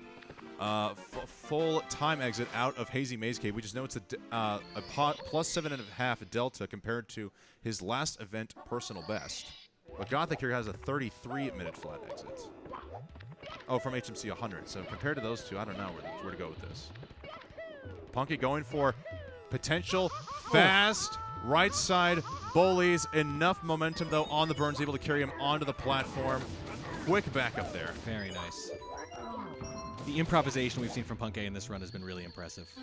I did not realize just how finely tuned that trick is. I've now seen Ouija, Punkei, and Cheese go for it, and Cheese is the only one to do it successfully. It seems like the ability to succeed on that trick when you're coming to those platforms in and out of the lava is pixels.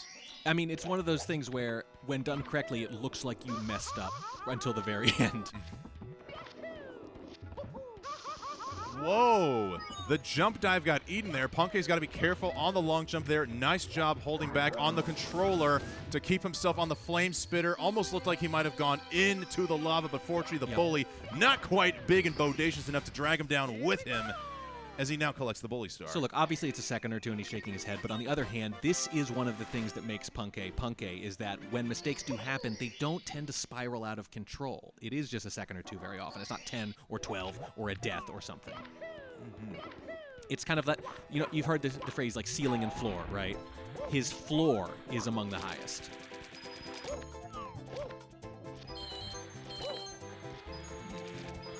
I'm just trying to catch up with chat here. Oh my gosh, Beast.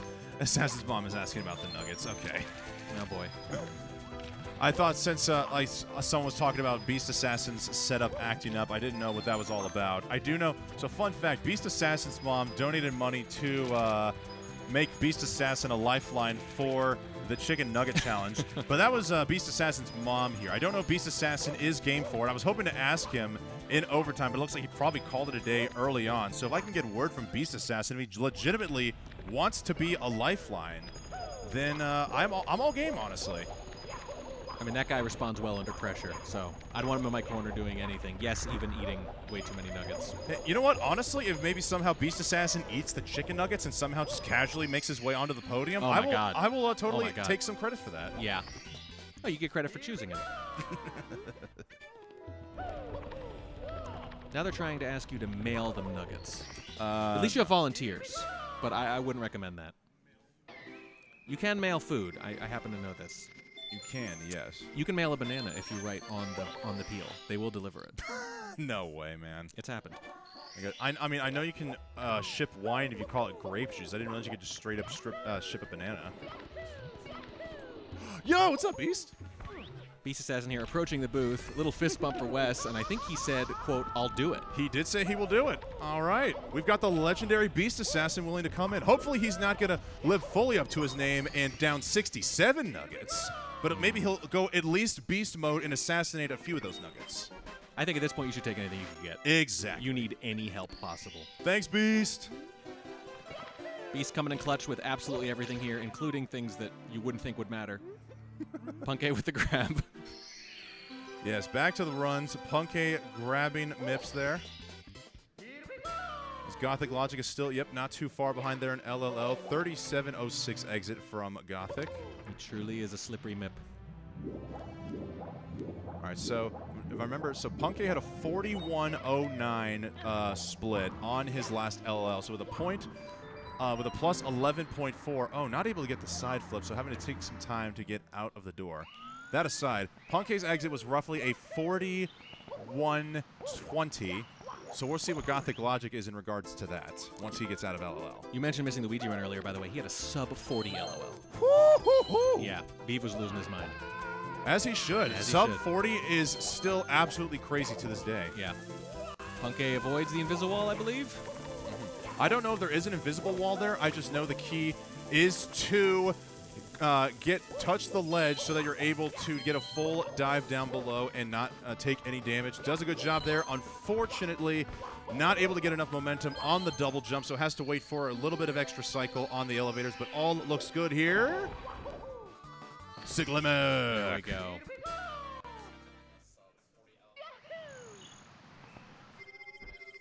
No grimace there, even a smile. And like I said, we'll get the grimace with like a second loss sometimes too. So if we're looking happy, it's going well.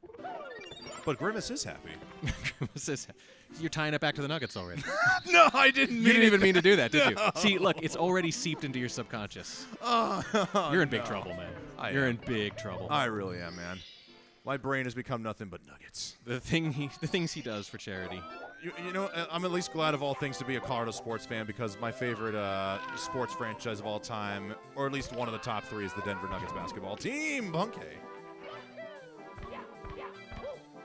I know you're a baseball man, but do you watch the NBA at all? Just a little bit.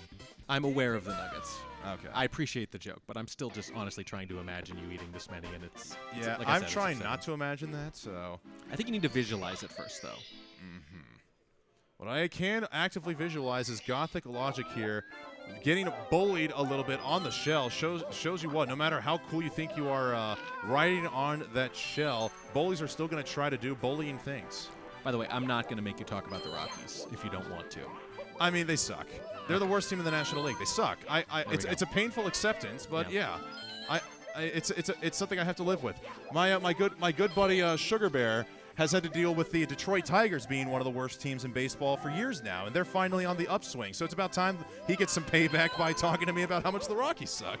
I think you guys are paying Chris Bryant $20 million a year to do nothing. Oh gosh, yeah, that's 7 years, $185 million. That's even more than $20 million, man. He's on the IL again. What a surprise! But that honestly, it's better that way. Yeah, let's. He's got negative WAR when he's not on the IL. Let's get rid of our once-in-a-generation first ballot Hall of Fame third baseman and bring in an injured MVP. Fantastic, but he won a World Series, Wes. Yeah, but that was a winner. That was then. That was then. All right, that's enough on the Rockies. You're right; they're very bad. Yes. Remind me, what fan are you? Who's your team again? Yeah, we don't need Pirates. Hey, you guys are on the upswing. We do have. You've got a solid-looking pitching staff. The next couple of years are very exciting. This year, pretty meh. As long as the ownership does not cheap out, or you guys can do well with a developing cast. The moment they start asking for money, you guys might be. That is my concern. Yes, but we have 2 unbelievable young pitchers. Yeah, that is how it starts. How it ends, I don't know. Yeah. But yes, Paul Skeens. Speaking of how it all ends, oh no, Gothic! Whew. Fortunately able to bonk off the wall and not thread the needle, keeping Vanish Cap alive there. 41-40 exit out of Lethal Lava Land, 20 seconds behind Punkay, which still puts him at least on a very solid 137 potential run here. We don't know how these runs are going to end. The fact that they've even gone on this long, I'm very pleased. Yeah, I mean, if Gothic Logic clutches out even like a sub 140 here, even if it doesn't, say, bop Blue Bob in 5th, that's just such a strong way to go out in the second day. And you go into that last day with a lot of momentum, figure I'm going to finish strong. My best runs are going to be my last runs. Heck, even if it's a sub 141, it just ends up in the 140 range. I do believe maybe I can get a Zeus or a Geo Gringo if he's in the chat to back me up. I believe Gothic Logic wanted to at least go for the 140, if not a little sub 140. We know that's what he's capable of. And he's still got margin for it, too. We're getting to that midpoint in the run, though. There's a lot of dangerous things coming up. A lot of runs lost around here. Fortunately, CCM, for the most part, does seem to be an auto-scroller. That's why they have elected to put it in this part in the run. Gothic Logic already getting past the hardest part of the run. Did not get to the top platform, and Pro wall kicks will work, but a very quick backup.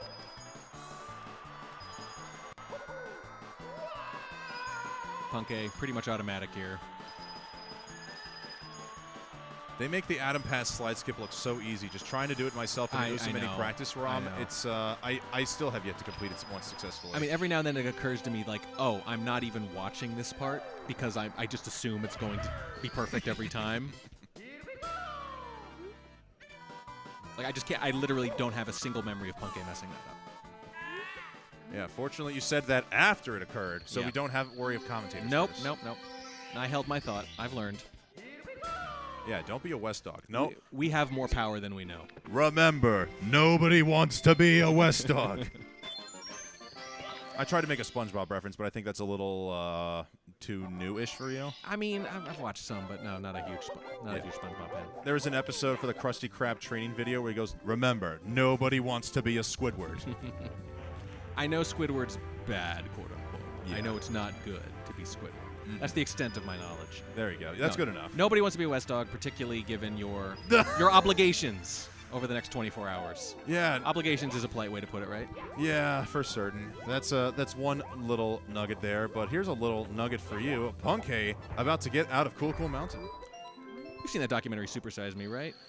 R.I.P. Morgan Spurlock, man. Yeah, well, that was done over a month. You're doing it over one day. Yeah. You're going to reenact that documentary tomorrow. Yeah, and he didn't even eat that many nuggets. No. I'm gonna pray for my stomach and my liver. I don't think prayer's going to do it. I think you need some kind of witch doctor. Yeah. Chat's now asking you about hockey. I don't know if you have hockey opinions. What exactly are they asking? Stanley Cup Finals. Oh, yeah, so it's the Oilers and the Panthers?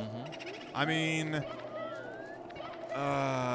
naturally, my initial thoughts are the Panthers are back for the second year in a row. I'd love to see them get the revenge trip. It's the same thing with the Royals in baseball from 14-15. Oh, yeah. I always like it when a team makes a revenge visit. Also the Spurs from 13-14. Yeah. So I'd like to think history would be in favor of the Florida Panthers. Also, Penguins 09, I think it was. Yeah.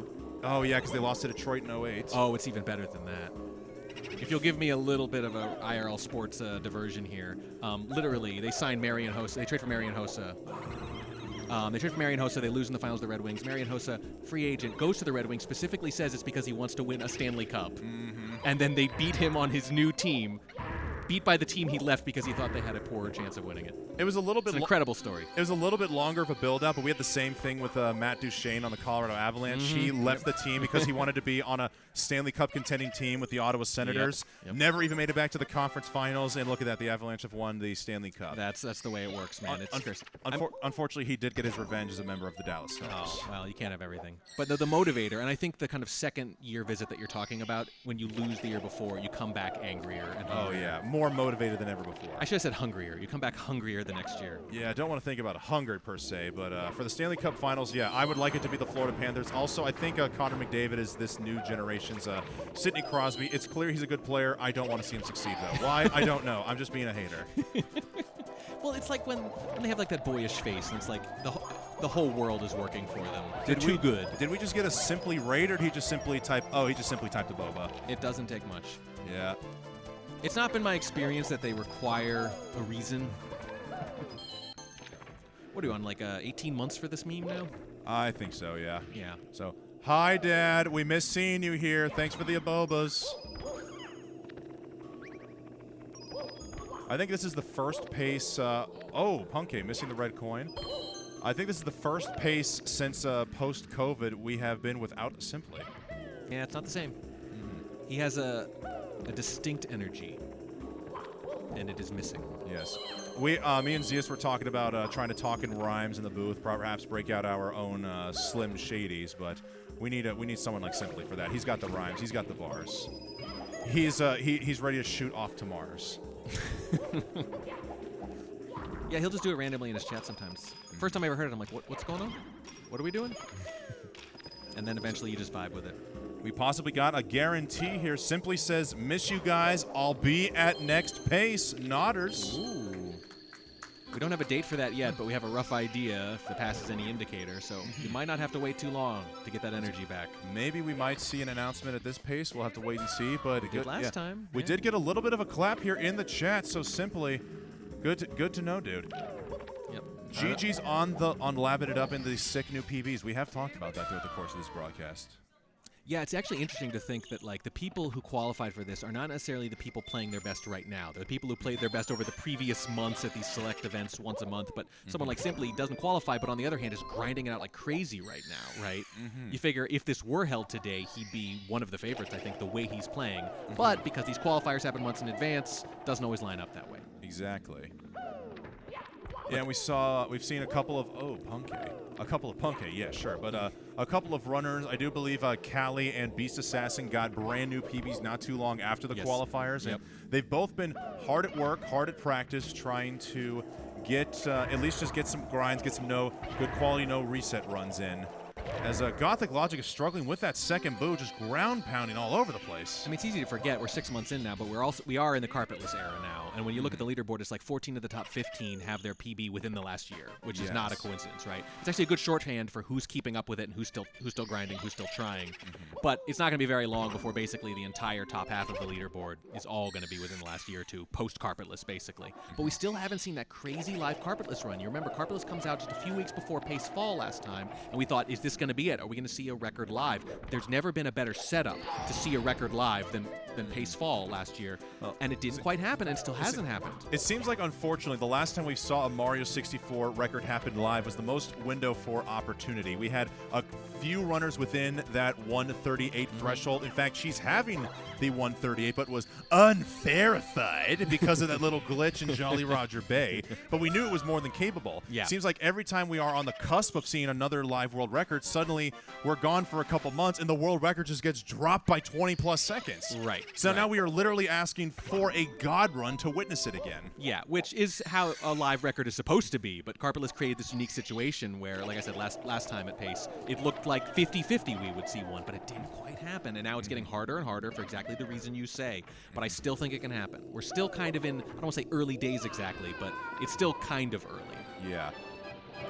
At this point, we're going to need to maybe pray for a 135 to happen live, which we've seen some paces, but we just haven't quite hit there yet. Ouija's earlier today had that potential for a little while, yeah. But, I mean, I want to see it. I mean, the tech is there. Carpetless is it's not becoming automatic. That's going to take a while. But it's man, they're getting so good at it so quick. It's already funny. Like, when I started talking about this game, BLJs were the crucible. They were the scary thing at the end that you worried was going to ruin your run, especially in, like, 16-hour runs or whatever, right? Stuff like that. But now, there's this bigger, scarier thing at the end of longer runs. You can't design something more dramatic than carpetless, and yet here it is. And they're already hitting it, what, half the time or more, the best runners? It sure seems like that, yeah. And they've all gotten really consistent, too. It seemed like at the beginning when we were first learning about carpetless, people were taking multiple pauses, like almost frame-perfect pauses to make sure they had the correct adjustments, and now they're starting to consistently get 2-pause carpetless. It's crazy. Well, the ones we were doing last fall, we got some 7 or 8s in there, and I remember thinking, like, the higher the number gets, the less likely it's going to work, but every now and then someone would bust out, like, 10, and it would still go. And it's a big deal, too, because the game audio stops because of the pause, and the crowd goes silent. So it is so tense in this room. If you haven't experienced it, if you haven't been to Pace for that, you absolutely should be, just for that moment of the entire room, hundreds of people falling silent while someone pauses over and over again. Which something it's still nice to see that we have enough respect for the severity of carpetless that we're willing to collectively come together and just STFU. Yeah, and the funny thing is, at first, we weren't really sure. Should we be talking or not? Sometimes we did, sometimes we didn't, because, we're used to commentating on whatever's happening in front of us, and for the most part, that's fine. But we sort of built up this informal etiquette after a few of these runs, and without really communicating it to anyone, everyone just sort of realized, oh, we should probably be quiet for this. But I think it's getting to the point where it's getting routine enough, and like you say, fewer pauses. We'll probably be able to talk again at some point. Probably won't have to have a moment of silence for every carpetless. I kind of hope it just remains silent, because I do like it's cool. The real life iteration of a pause champ or a hold emote. Yeah. It's like literally the entire crowd pauses. Hold? Yeah, hold. And you're right, it is like a nice little kind of break. In the way Rainbow Ride used to be a break, an actually relaxing one, this is more like a pause than a break. And it's much more intense and much shorter, but much quieter, too. That is the one reason, if I ever get if I ever go on a serious grind for 120, I never want to give up the carpet, because I love having that break and blasting magic carpet right on. I believe it. It's a nice little thing. Plus, great taste in music, Wes. Oh, thank you. Old school, but great. Name one other Steppenwolf song, though. Besides Born to Be Wild? Yeah, good point. Yeah, go. Sorry. 2 others. Those are the only 2 I can name, too. It's tough, yeah. I'm trying to think. That's an impossible question. See, I was going to say Easy Rider, but that's the movie that Born to Be Wild came out of. Punkay slipping down off the front of the sub. Man. But we're not going to reset. He's still powering through. Still powering through. We still got a lot of margin. Best possible time still in the 136 area for the time being. Now it looks like he's setting up for the wall kick. Let's see if he lands this one. Should connect beautifully. Nicely done. Like I said, there are failures, but he minimizes the damage of the failures as well as anyone. he stops the bleeding very quickly. We've seen so many runs spiral out of control when one thing goes wrong. One thing goes wrong, becomes 10 things go wrong. Because then the muscle memory's working against you now. This is something you haven't had to do. All right, we now see Gothic Logic getting ready to get out of Big Boo's Haunt. Didn't quite pay too much attention here. I know there was a little bit of some slippery mishaps during the 100 coin star, so it looks like he's going to be losing some time, but still has got a lot of ground to make up here for the second half of his run.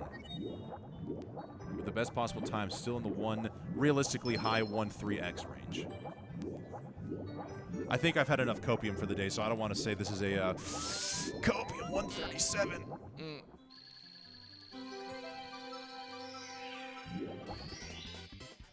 Were you holding your breath trying to make sure you didn't suck in this remaining copium? Yes. Sorry about that. That's not your fault. I have terrible lung capacity. Fair enough. By the way, we are still taking donations. Yes. I don't think there's any more nugget-related incentives, but the prizes themselves are still pretty good. I would go as far as to say some of these prizes better than making you eat too much. Right on cue. Look at that. From mouse cursor on screen, yes, it bothers us too. $20 says I'm famous. I'm basically the fastest mouse cursor on Twitch. Let's go. Well, you must be the fastest because you haven't been caught yet. True. $20,046. See, I'm trying to think if we can get anything to get us up to 2,500 or 21K, but I'm afraid of any idea I come would subject myself to further challenges and difficulties. Well, you did say Mario tattoo on one cheek. But that's for 40,000. It is. I think the problem is it's like we need to find a way to incrementally build up the goal. If I just say, 40,000 for the tattoo, people are going to suddenly go, whoa, that's way too much. Why would we ever donate to that? Right. I mean, I don't know if it could be general, like you start with the mustache, then you add the hat, then you add one of the eyes.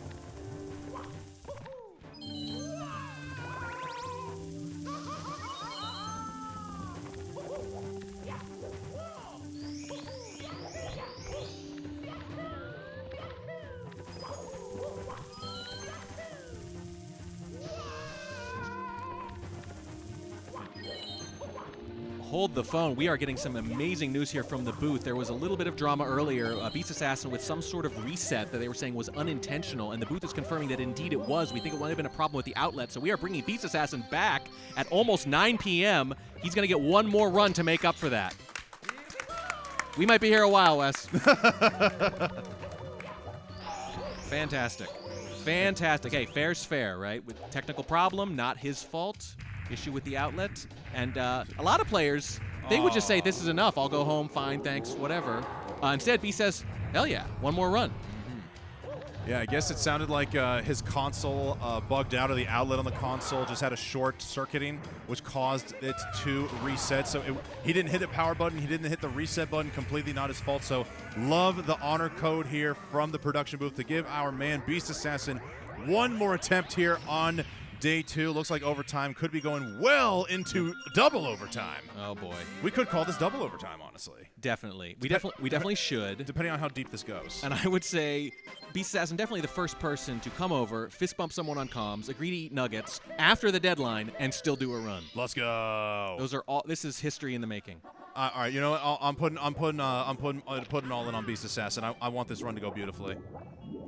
Well, womp womp. We're off to a good start. That means we could potentially fall incredibly behind schedule for some of the other runs we have coming up here. If you guys are interested in Mario 64, don't worry. Mario 64 doesn't stop after the LTA. We have the 70-star speed drum coming up here from the legendary CZR. If you guys haven't seen the drum control, you need to see it in person. It's ridiculous.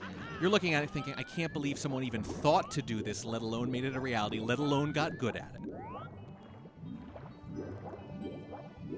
That's why you gotta love the creativity in the speedrunning community. It's unbelievable. It's any weird thing you can come up with, right?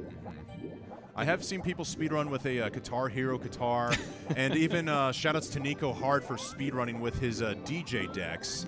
But the speed drum altogether, we've all played it here at Pace. Just the difficulty to master the movement and even get the most basic star in the game with Into the Wild Blue And yet this man is able to get a 70-star run with a full drum set in under an hour 20. And I think there's a clip of floating around of Cheese doing BLJs on it or something. Insane.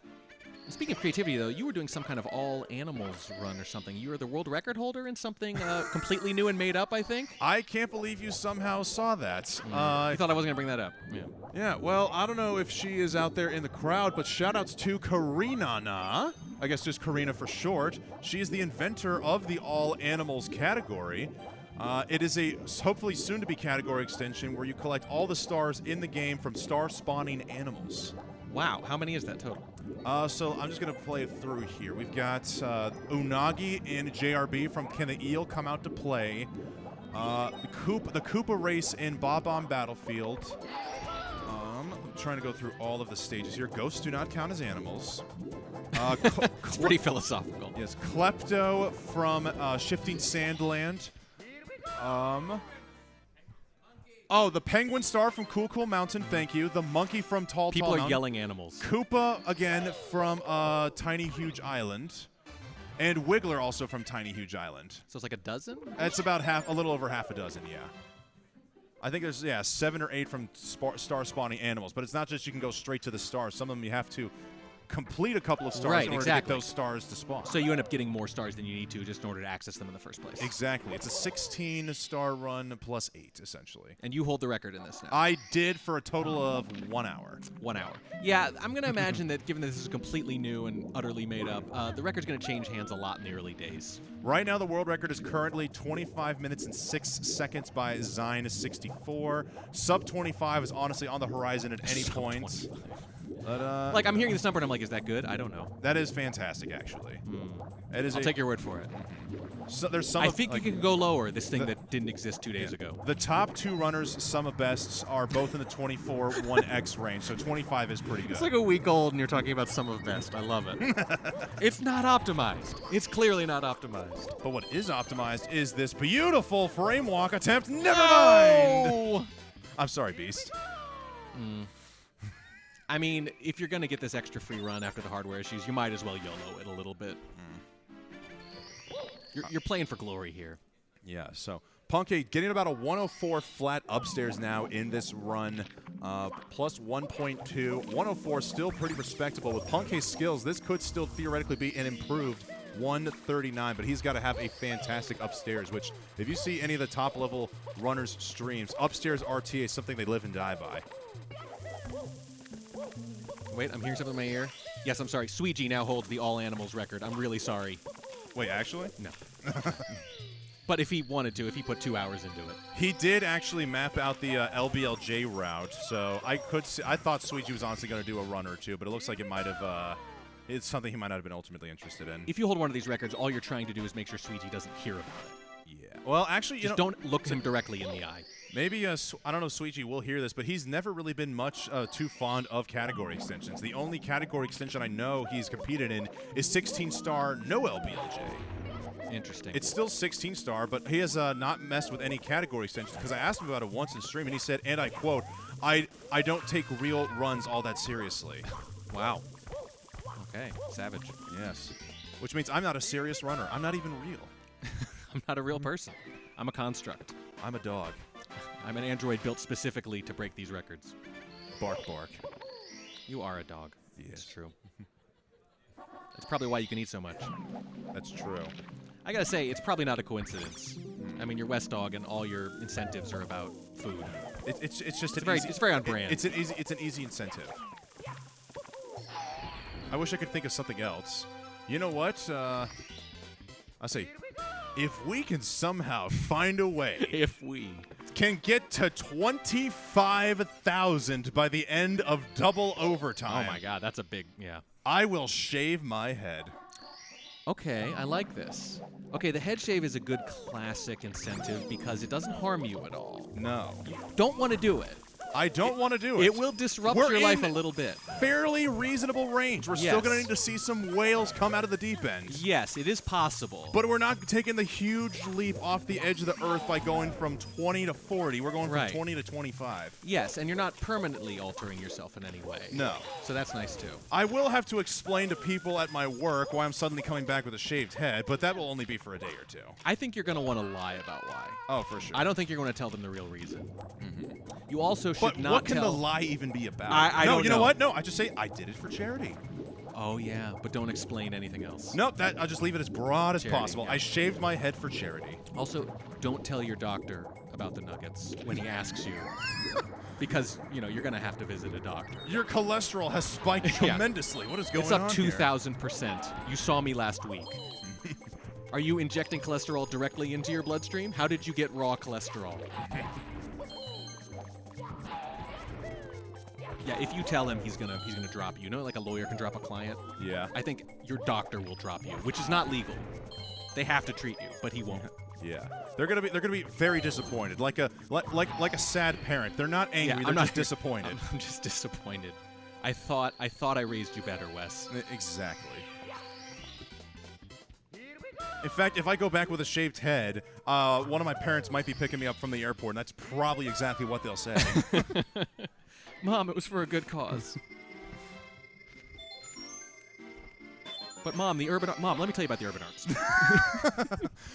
Address chat as your mother. Explain to the chat like they're your mom what the urban arts is. Okay, Mom. So video games and how they're really cool now, and a lot of people make money video games and billions of dollars. Well, a lot of people don't have a chance to do that, and this helps them do that. Really, it helps underprivileged kids get into the art and science of game design. Mom. Surely a good mom truly values a good quality education, which is exactly what the Urban Arts provides. For every student that is accepted into the Urban Arts program, every single student, Gothic, unfortunately taking a fall from Grayson Wet Dry World as he now has to come back up, fortunately with a quick triple jump. But every single person that has walked through the door of Urban Arts goes on to pursue higher education, something you rarely see from many educational institutions nowadays. 100%. It's a ridiculous number. The kids who walk through the door are motivated and ready to get on with further education in the arts of computer science and video game development. And it shows that they're not just teaching these kids something and kind of handing them off to the next person, right? They're making sure they're in good hands. They're helping them find actual, gainful education and employment beyond those walls. And it's because of that pragmatic approach they take.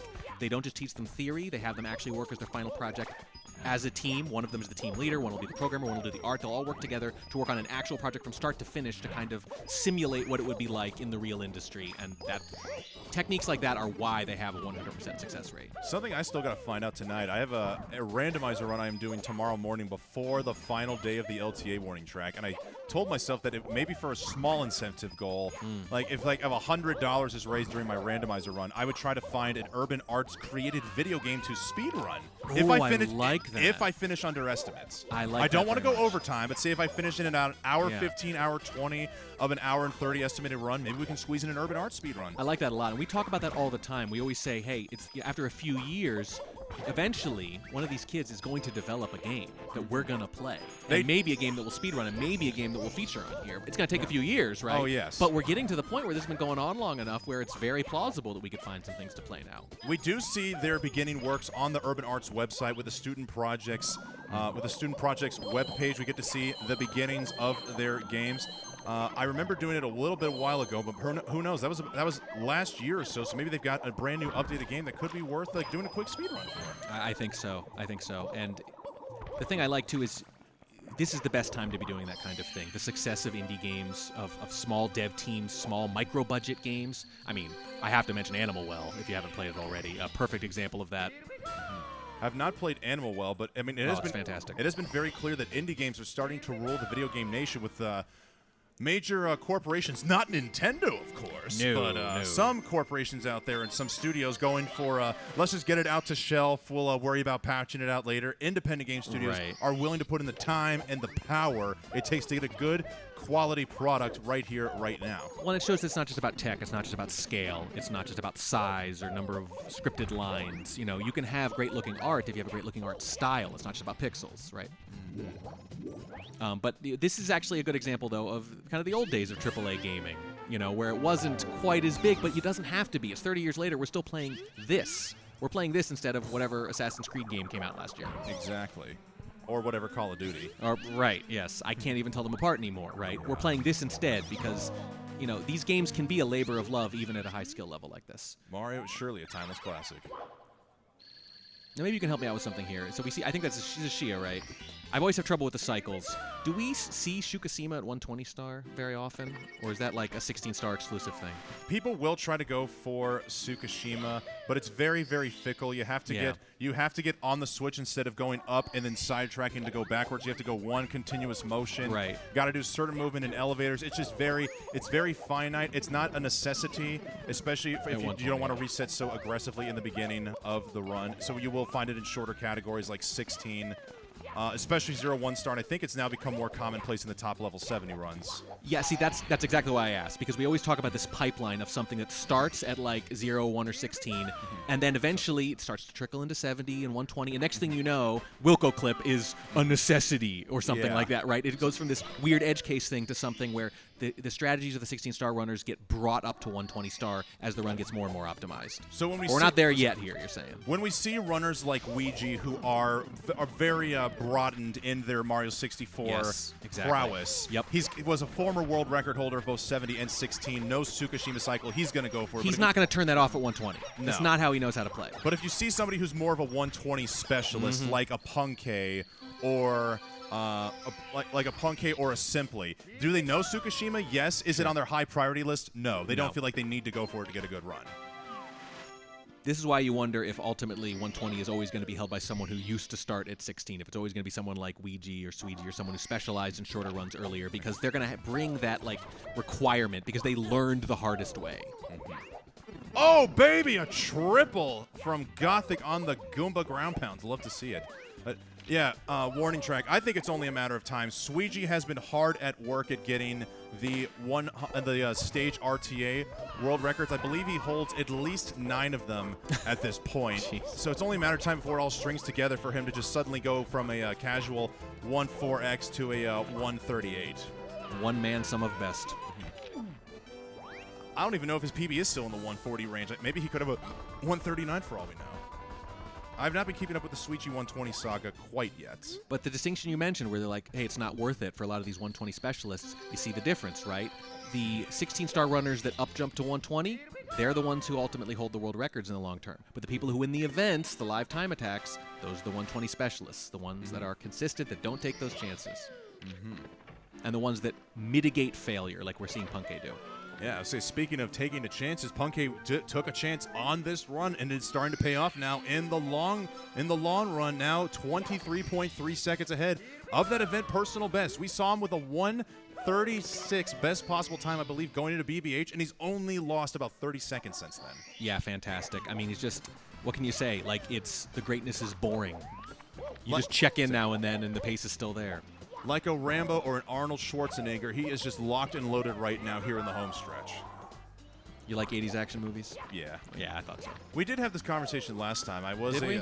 Yeah, because we were talking about favorite Tarantino movie. Yeah. I mentioned Hateful Eight, and I said also it's because it's a similar style of The Thing. One of the greatest movies I've ever seen. Yes, the Carpenter version. Yes. Because there's 3 versions total. Yeah, there's the prequel, the 82 Carpenter version, the 58 original version. Haven't seen that, but I don't think I ever need to because Carpenter's all I want. Correct.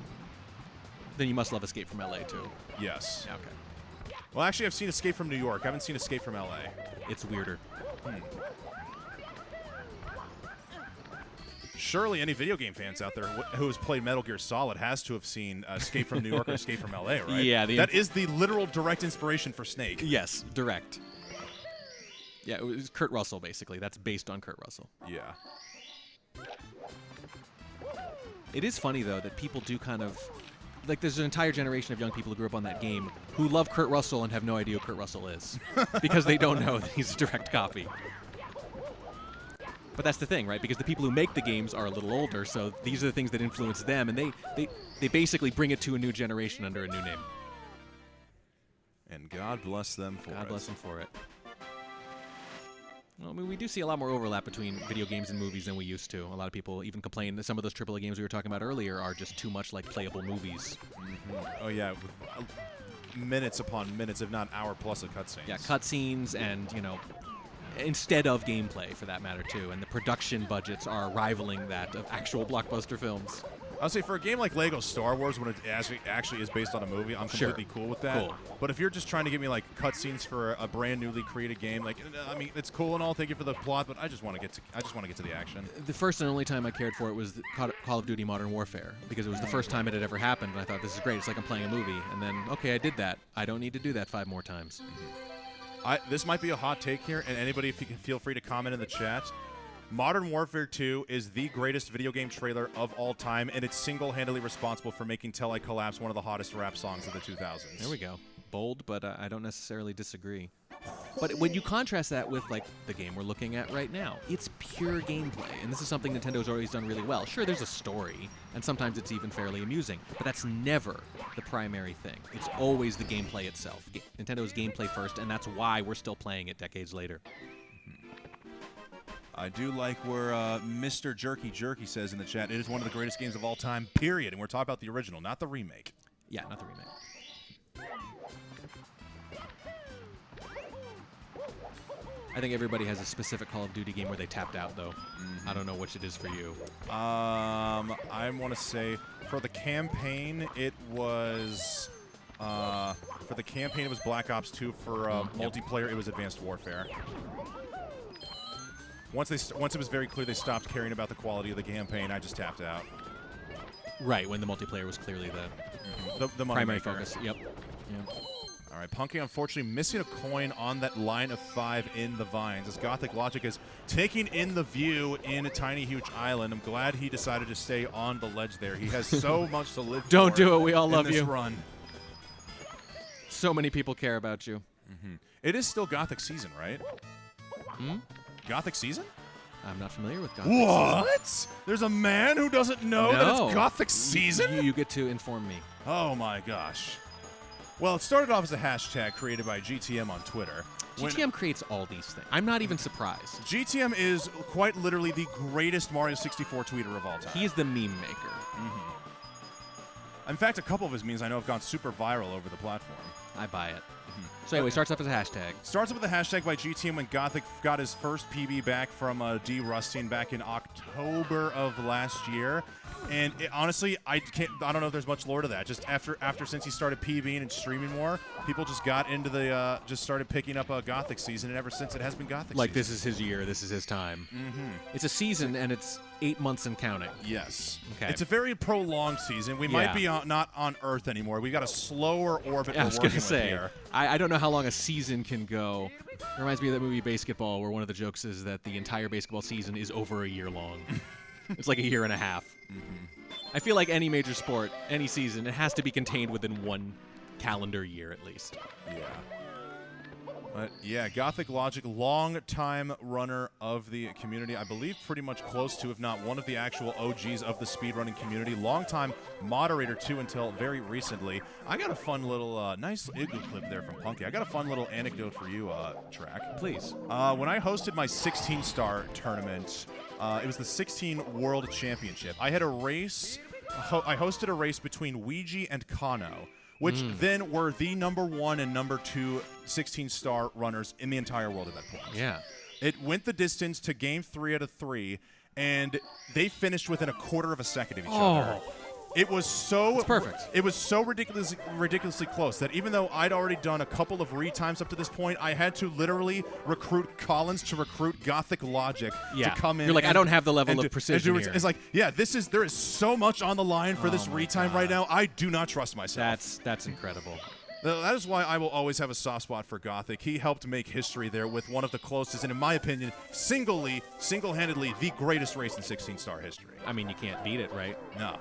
I mean, you could have a few frames closer. A little That's bit. it. That's Yeah. about it. How close it was, who was racing at the time. Yeah. The fact it went the distance, just, thing of beauty. Fantastic. Races are a lot of fun. And it's the same thing as like with the no resets I was talking about, or the final run of the day like this, where you see things you've never seen before because you can't just quit.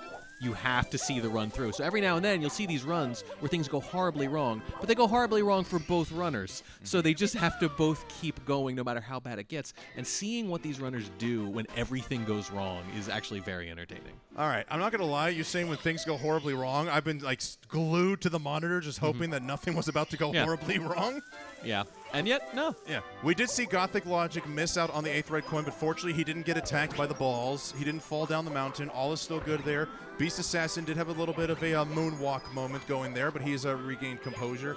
And Punkate now is going to be dealing with the notorious RNG. Yeah, one of the handful of points in the entire run where it actually does make a meaningful difference. There aren't many, and we like that. That's one of the reasons I think this category is so popular, this game is so popular, is you're not at the mercy of RNG. And so many speedrun records in particular across many games are very RNG dependent, which is heartbreaking. I don't know how anybody puts up with that. This isn't Mike Tyson's Punch-Out, you know. I like to think that Mario 64 and Super Smash Brothers are right in the fine line there between skill level and RNG. The way it all works out, you're still going to need to rely on RNG to help some things go in your favor, but no matter what happens, you still need a high level of skill to get a good quality run. There's only so much RNG can do. Right, and also a lot of games of all types, card games, board games, whatever, benefit from that little bit of unpredictability so you can't plan perfectly. The best games ever made, perfect information, like Go, right, or chess. But most games realistically need some die, need a random number generator somewhere in there just to kind of force you to improvise sometimes. But you're right, there's not a whole lot here. This really hits the sweet spot. It's almost entirely skill-based, but not entirely. Not entirely. And that makes for drama, even though it's not always fair.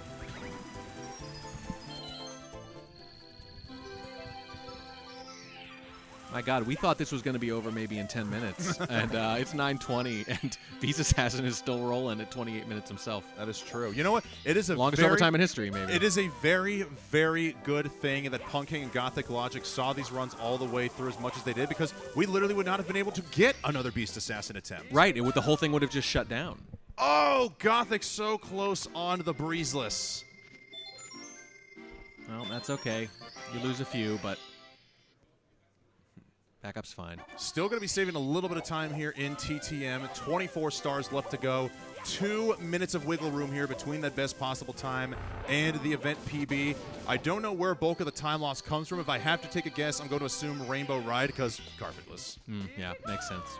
And Punkate still in the blue here, but now we've got 17 stars to go with about 1 minute and 40 seconds of wiggle room here to get that new event PB. Throw up them praises if you believe in the Wilco clip. That margin he has is just enough to keep me nervous, but also hopeful at the same time. Let's go! Nice and quick. That caught almost immediately. I mean, short of green Sweegie level BLJs. Right. Exactly. Exactly. That right there had to have probably saved him a good 4 to 5 seconds. Yeah. And we're just 3 years removed from that being scary to people. And now, for the top runners, increasingly automatic.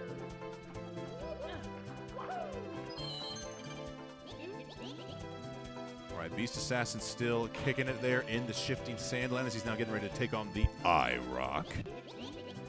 I mentioned earlier Cheese making his little tier list video. If I remember right, the one Punkate is doing now was one of his top choices. And why not? I mean, everyone agrees the music, the sense of freedom, and the genuine skill it takes to navigate quickly. Because obviously it's nice, but like it's so sensitive. You know what's something I realized, Warning Track? If we want some small incremental donations, I got this idea here. Okay. I've been told I have a decent... you ever play Halo online? No.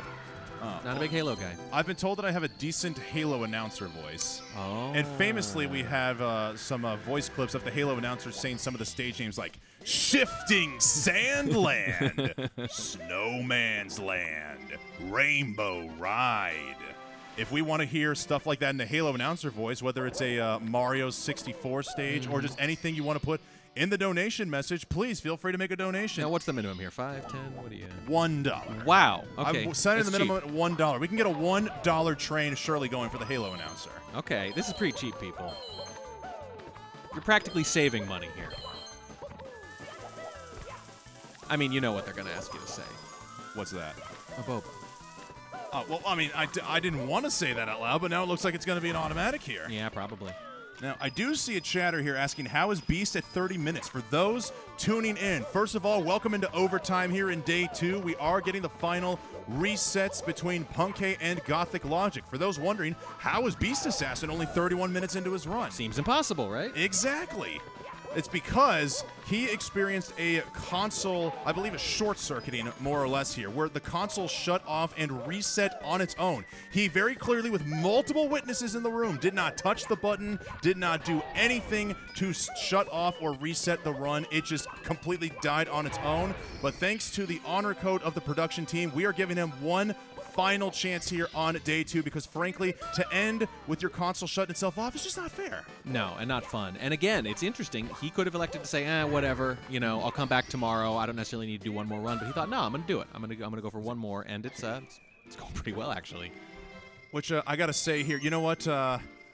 I was going to hold possibly a grudge against Beast Assassin because I know he is a Mike Conley fan, and Mike Conley and the Timberwolves took out my Denver Nuggets. But he is an honorable dude, man. It just shows we can put our sports alliances aside here. I'm willing to show some love for Mike Conley now if it means we've got good people like Beast Assassin. It all comes back to Nuggets.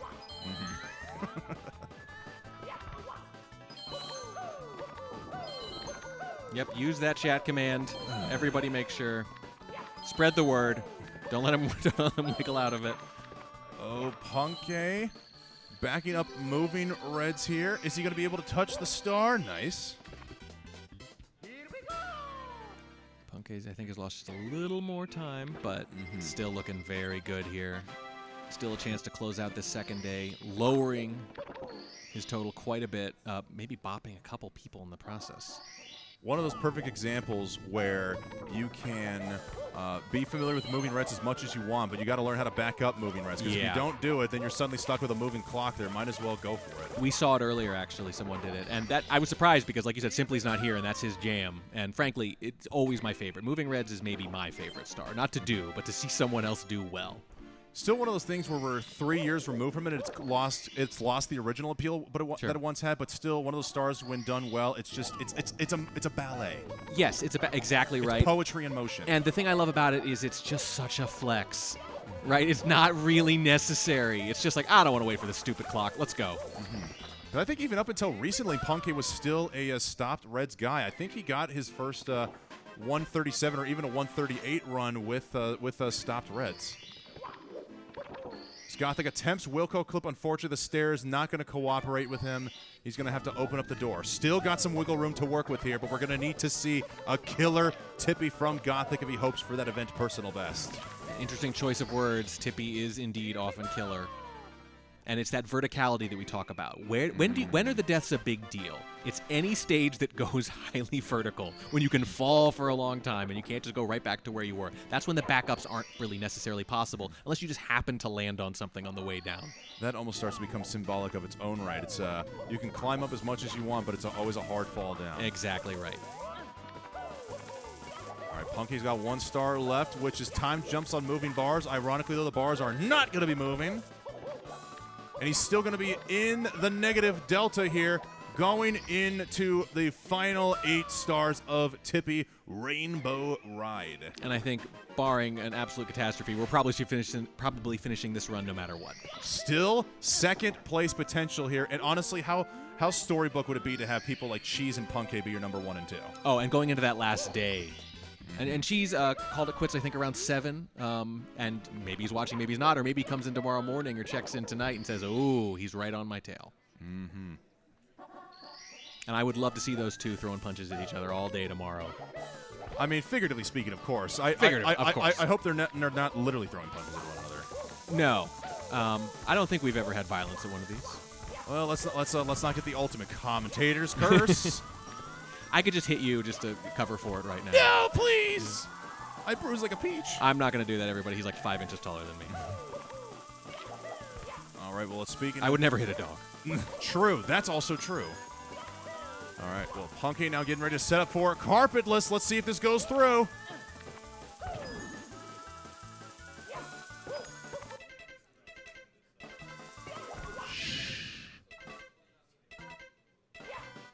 No, and we're gonna fall a long, long way. He was a little far off of the wall there. Still got 33 seconds of time save, though. I'm pretty sure that's much longer than a carpetless attempt. So let me see. Actually, he's still got a minute of wiggle room here, so he could miss carpetless one time, still get an event PB, but now I don't think second place is on the table anymore. He's just going to have to improve his fourth place positioning if carpetless connects this go around. Yeah, but I mean, you just like the reps here, too, for that matter, because this is going to come up again tomorrow at least once. So get this in now while you can. Get this real world with the crowd here. You don't come all this way just to stop before carpetless. Exactly. Oh. We don't even get to the setup that time. It looks like he's come all this way to just possibly stop at carpetless. I mean, immediately. I think he's going to see it through. I'm sure there's a number. There's a number of failures at which it would happen, but I don't think it's 2. Yeah. Yeah, given the amount of wiggle room that is, I believe Event PB is now dead, unfortunately, in the clouds. I mean, great he's already in the clouds if you're going to, if the run's going to pass away. The possibility is in the wind. Dust in the wind. Or would be splits in the wind. Oh, yeah, yeah. Do you like to sing, Wes? I like to, but it doesn't mean I'm good at it. So what you're saying is you like to, but other people don't like you to. Exactly. It's fitting for a karaoke situation, but if I just tried to break out a song right now, I would be horrifying everybody's eardrums. Speaking of, here we go.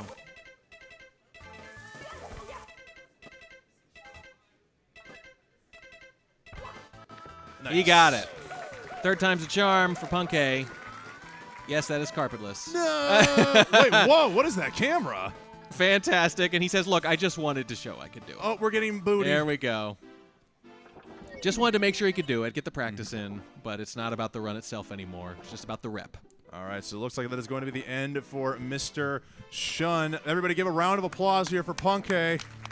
Improving that personal best from 140 to 139.35. He's made some strides here, but he's still got a long way to go if he has any hopes of making the three-peat happen. Yeah, but if anyone can, it's going to be him. And it looked for a second like he might do it here in overtime or double overtime if you're Beast Assassin, as you said earlier. But he was very close. Having it die at carpetless shows how close he was and how close he'll presumably be again tomorrow. And, go out on a good one, I always say, right? Get that little victory, hit carpetless, get a good night's rest, and then come out strong tomorrow.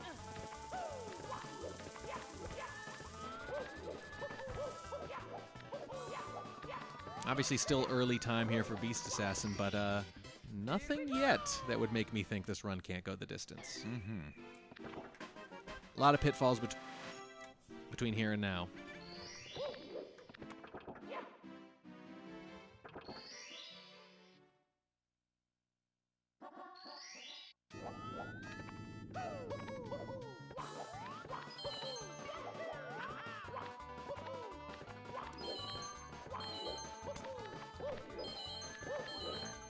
All right, Gothic now wrapping up his tick-tock clock. Still has a very good run here on the table, and we're near the end, so you don't need that much more to go right. Yes. Or wrong, for that matter. He's still got a minute to work with here.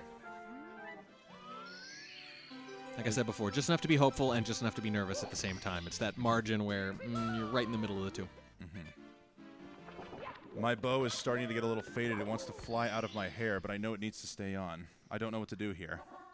Yeah, there's a little fastener there, and I think it's come a little bit loose. If you shave your head, you're not going to be able to do this at all. Yeah, that's true, but it looks you like could tape it to your head. We're not in danger because no one's been making any donations so far. That's true. I don't think they're going to get 5,000 out of nowhere. So I think your hair is going to stay. Yeah, I was really willing to go back to my place, grab my razor, and just completely shave it all off. I am a man of my word. Oh, I would do it. I would hold you to it. I have a razor back in the hotel room. I could absolutely. Oh, Gothic going for carpetless and unfortunately takes a spill. And I think maybe we'll see another attempt here, too. Again, you come all this way, get the practice in. He still died on the way to the trick, so not the worst time loss in the world, but still not a whole lot of wiggle room to work with here.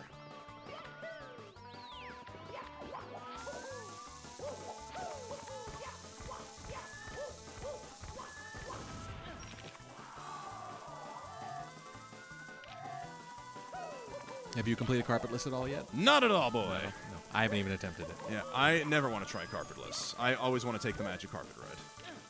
I mean, even just like not even in a run, just to do Not it. even. I've never even practiced. Yeah.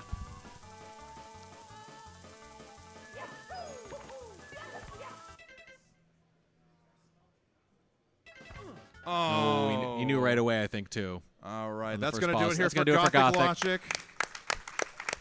Held that pause and thought, no, I know right away the angle's wrong. All right, so while it looks like Gothic and Punkay have ended, we've still got Beast Assassin here on a heater in Lethal Lava Land. And while we are in double overtime, looks like we got time for one quick break before we come back here to conclude day 2 of the LTA. Yeah, and then we'll see if Beast Assassin can close it out with his extra special run. For those of you who came in late, a little bit of a hardware issue. Wasn't his fault. Reset his console without his permission. So they're giving him one more. That's why we're so late into overtime. Double overtime, as you're calling it. We have a small chance here to see history. Don't go anywhere.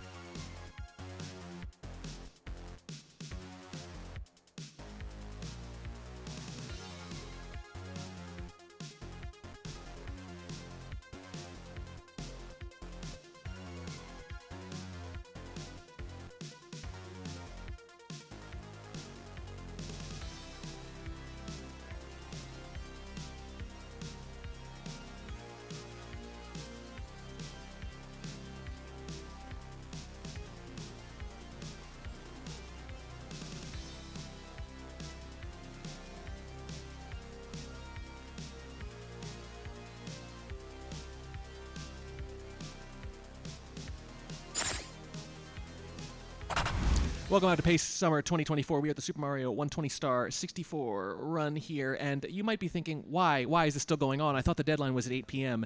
It was, but there was a bit of a technical glitch with Beast Assassin's console, so as a show of good faith, he's been granted one more run well past the reset deadline, and it is still going on. We're going to cut to it right here. This is it. This is not just it for the runners in general. This is it for any of the runners on the final day, and as you can see, nothing has happened yet Not to the cause him final to day, want but to end the it. end of day 2. Yes, the final of the day, I should Yes, say. There is one more day to go. And this run is going well enough. It's one little thing. It's like, hey, maybe I'll give it a shot, see how it goes. Maybe it'll pop off, maybe it won't. So far, going pretty well. And there really is no precedent for this. I've never even seen something like this happen, let alone lead to, let's say, a change in the standings. I mean, I'll tell you, there is precedence for Beast Assassin in overtime. Yes, that happened last year, I think it was. I think it was an event best right there in the final overtime of the final day. It didn't win the event, but honestly, from the reaction, you couldn't tell the difference. We have got a $311 donation. Nice. From Kevin F311. And even though this wasn't exactly part of it, I'm still going to say it in the Halo voice. Thanks for a great week, everyone. Good luck with those nuggets. It's good that he's concerned for your health, because at this point we all are.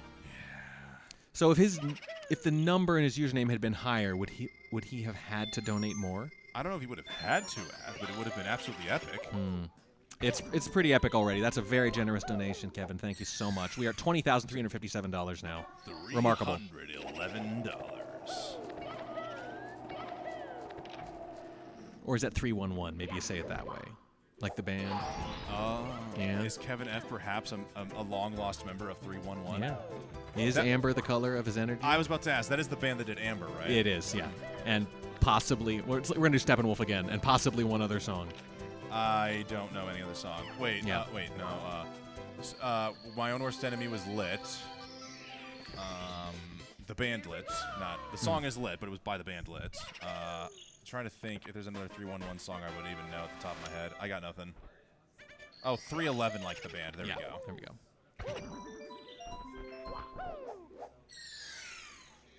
Beast Assassin still going here. This will be. I think this is going to be the latest run past overtime in Pace history.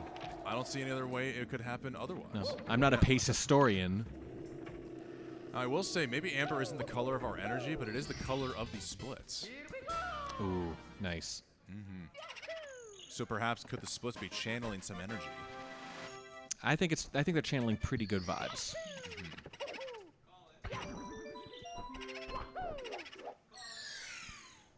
I do like the clarity of the single screen audio. Normally you have just a chaos, a cacophony of sounds, and you can't really tell where they're coming from until we big screen one of them, and in this case, it's just Beast Assassin. By the way, they are setting up the drum kit in front of the stage right behind him simultaneously. It is chaos here at Pace. That in a good sense. True. We've got the 70-star speed drum coming up right after this double overtime run. Love to see them getting ahead of the game here in these unprecedented times by pre-setting up the drum. Yeah, we should talk about that a little bit because there are probably people tuning in expecting to see that right about now, and they're wondering what on earth is going on. That's what on earth is going on. See, we should start telling a story of Beast Assassin is so beast. He was able to bend time to his will. He has fully convinced us all that he started directly in overtime, but has somehow been running on PAL, and he's only in BBH. He just stood up on the stage and says, "It's not past the reset time," and we just went, okay. You don't mess with the sheer force of charisma. He assassinated time itself. You know what I just realized? Given his name, are we allowed to formally call him Mr. Beast? Well, first of all, you're going to get a cease and desist letter in like 24 minutes just from asking that question, probably. That's a very specific amount of time. Yeah. Well, they're working on sub 23, his lawyers. But his lawyers don't even know how to keep these nuts on the shelf. Well played. Thank you. I think earlier you had it right when you called his parents Mr. and Mrs. Assassin. I think there's supposed to be a space there. I think Beast is the first name. I forgot about that. Yeah, first name Beast, last name Assassin. Yeah, it's a family name. But he could be. He's Mr. probably got like a he great could be grandfather. Mr. Beast Assassin. Mr. Beast Assassin, all of them. And you just kind of mumble the assassin part. Mr. Beast Assassin. Which it almost sounds like he's going to then assassinate Mr. Beast. Like, maybe great grandfather, Ellis Island, named Beast, and they figure they want to honor him. Name their name their son Beast. Yeah, because I couldn't imagine living in the coming over to a brand new country with the name Assassin. Yeah, I People don't would start know. giving you some weird looks. Yeah, I don't think that would go very well. But you know what would go very well, though? With nuggets? Sauce. Perhaps. It definitely sparked some nuggets for sure, is if we got some more donations here for the Urban Arts Foundation. Still a huge plethora of prizes to win here. We've got the 70-star person relay VHS, a real-life VHS made by Kodak. Yeah, it is a real-life VHS tape.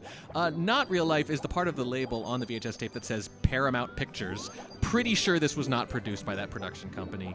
I'm pretty sure this is a label, kind of a boilerplate label they've taken, but painted over maybe in some sense. Are you sure there's an FBI warning on there? Do you really think we're going to risk toying off the FBI? There is an just for some FBI warning. legitimacy? I can't believe there's an FBI warning on something labeled Super Mario 64 70-star 70-person relay. But apparently the FBI will get involved here.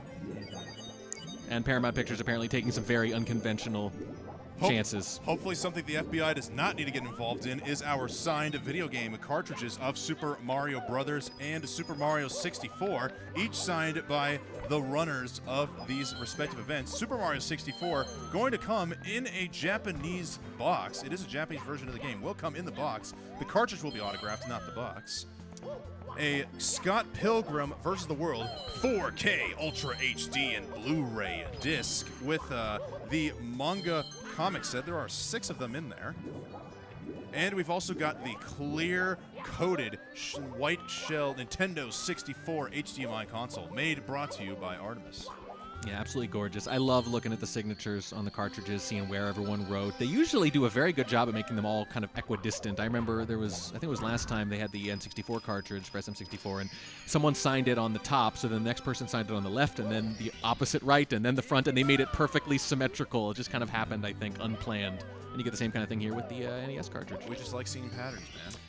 It makes sense. It makes sense. But nobody wrote on the label. That's the important part. I feel like that would be a big no-no. That would be sacrilegious. Yes, exactly.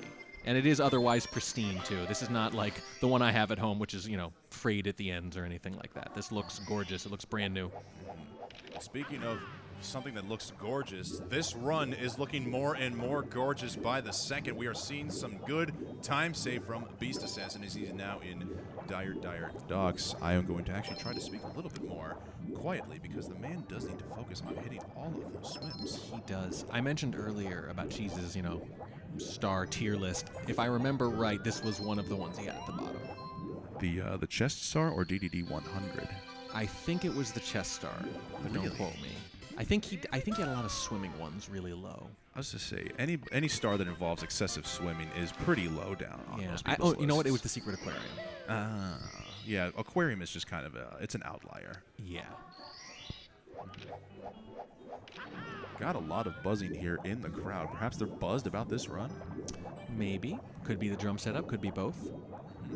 I still think it's Nugget related, personally. I wish the drums were set up so we could make some jokes and have CCR go. Yep. I mean, we both do kind of favor the puns, and we could really use a rim shot. Yeah.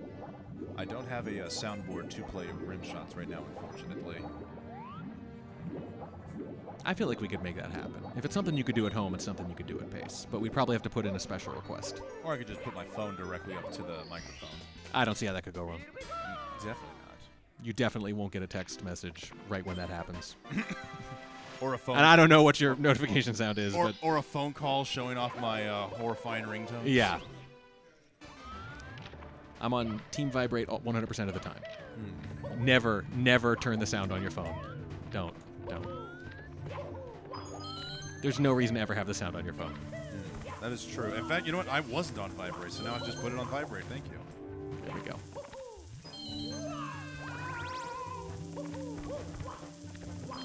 Movement looking good here from Beast. Not going to clip all the way up. We don't need to. We don't want to. And this run is still promising enough. We do not need to take any chances just yet. Very nice early Ellie's. No, you don't want that, but as long as you don't hit again, you'll be all right. Beautifully done, avoiding the flame spitter and still hitting the 7th red without another burn. Having to take the double burned approach over for that red coin. Yeah, but again, we're mitigating the time loss very well. I know a second here, a second there adds up, but again, as long as you don't let it spiral out of control. Well, it's funny you say spiral out of control. He's about to go into the funnel, perhaps There in it a is. spiraling motion. Down he goes.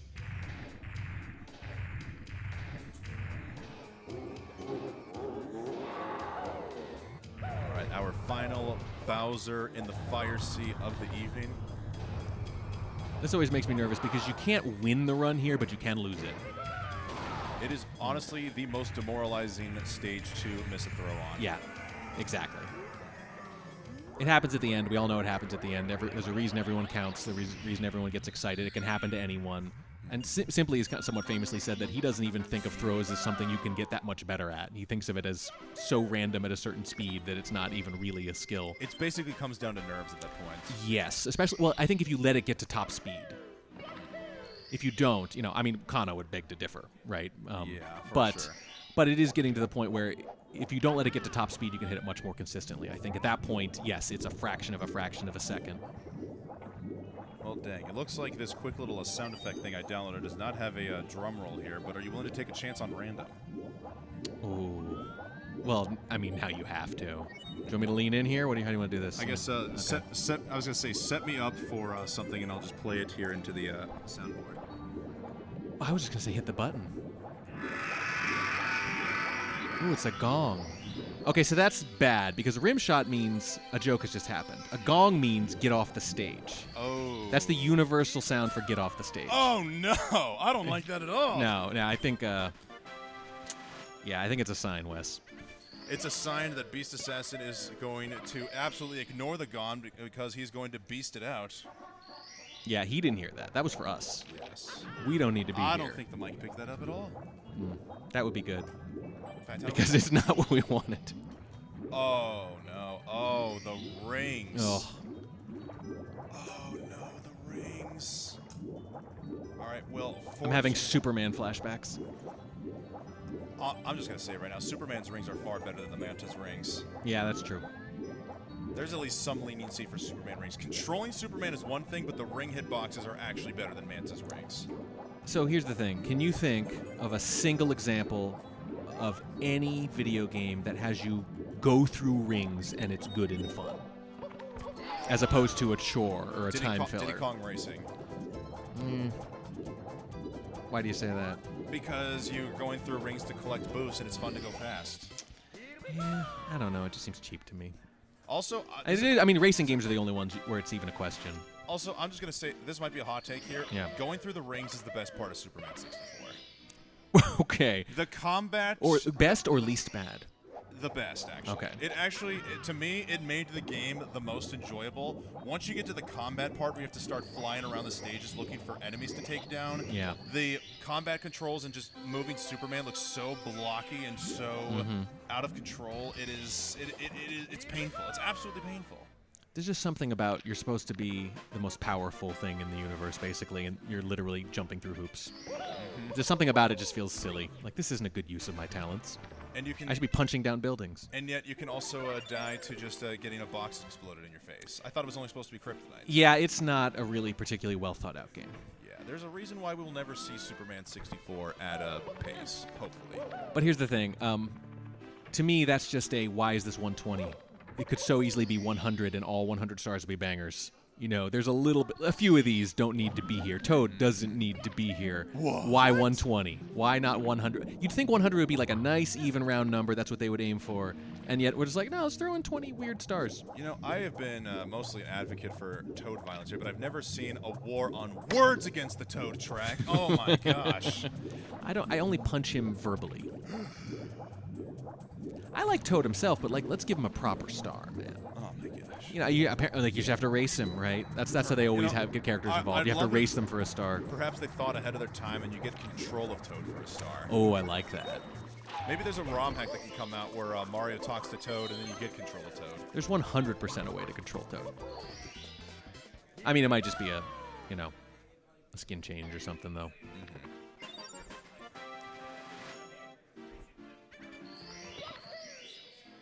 I'd probably want to control Luigi before I controlled Toad, though. I'm sure a lot of people want to control Luigi. There's a whole lore behind that. Let me ask you something. Where do you stand on Luigi having to be necessarily thinner and taller than Mario, as opposed to just a palette swap? Do you think that's a core aspect of Luigi's identity? The different body type? I mean, or is it just the color? I just leave it up to genetics, man. Genetics are a very weird and finicky thing. He, even though he's the younger brother, he is taller. He's got more vertical, but you know, Mario is the much more accomplished of the two. It's true. Although he's not the ghost hunter, though. Luigi's got that going for him. Luigi does have that going for him. Which also, speak of the devil, I believe later tonight we're going to be seeing a Luigi's Mansion 100% speedrun. Oh, nice. The first one, the original one? Yes. That's the only one I actually ended up playing. There you go. It was on the Wii, right? GameCube. Oh, GameCube, right. Yeah.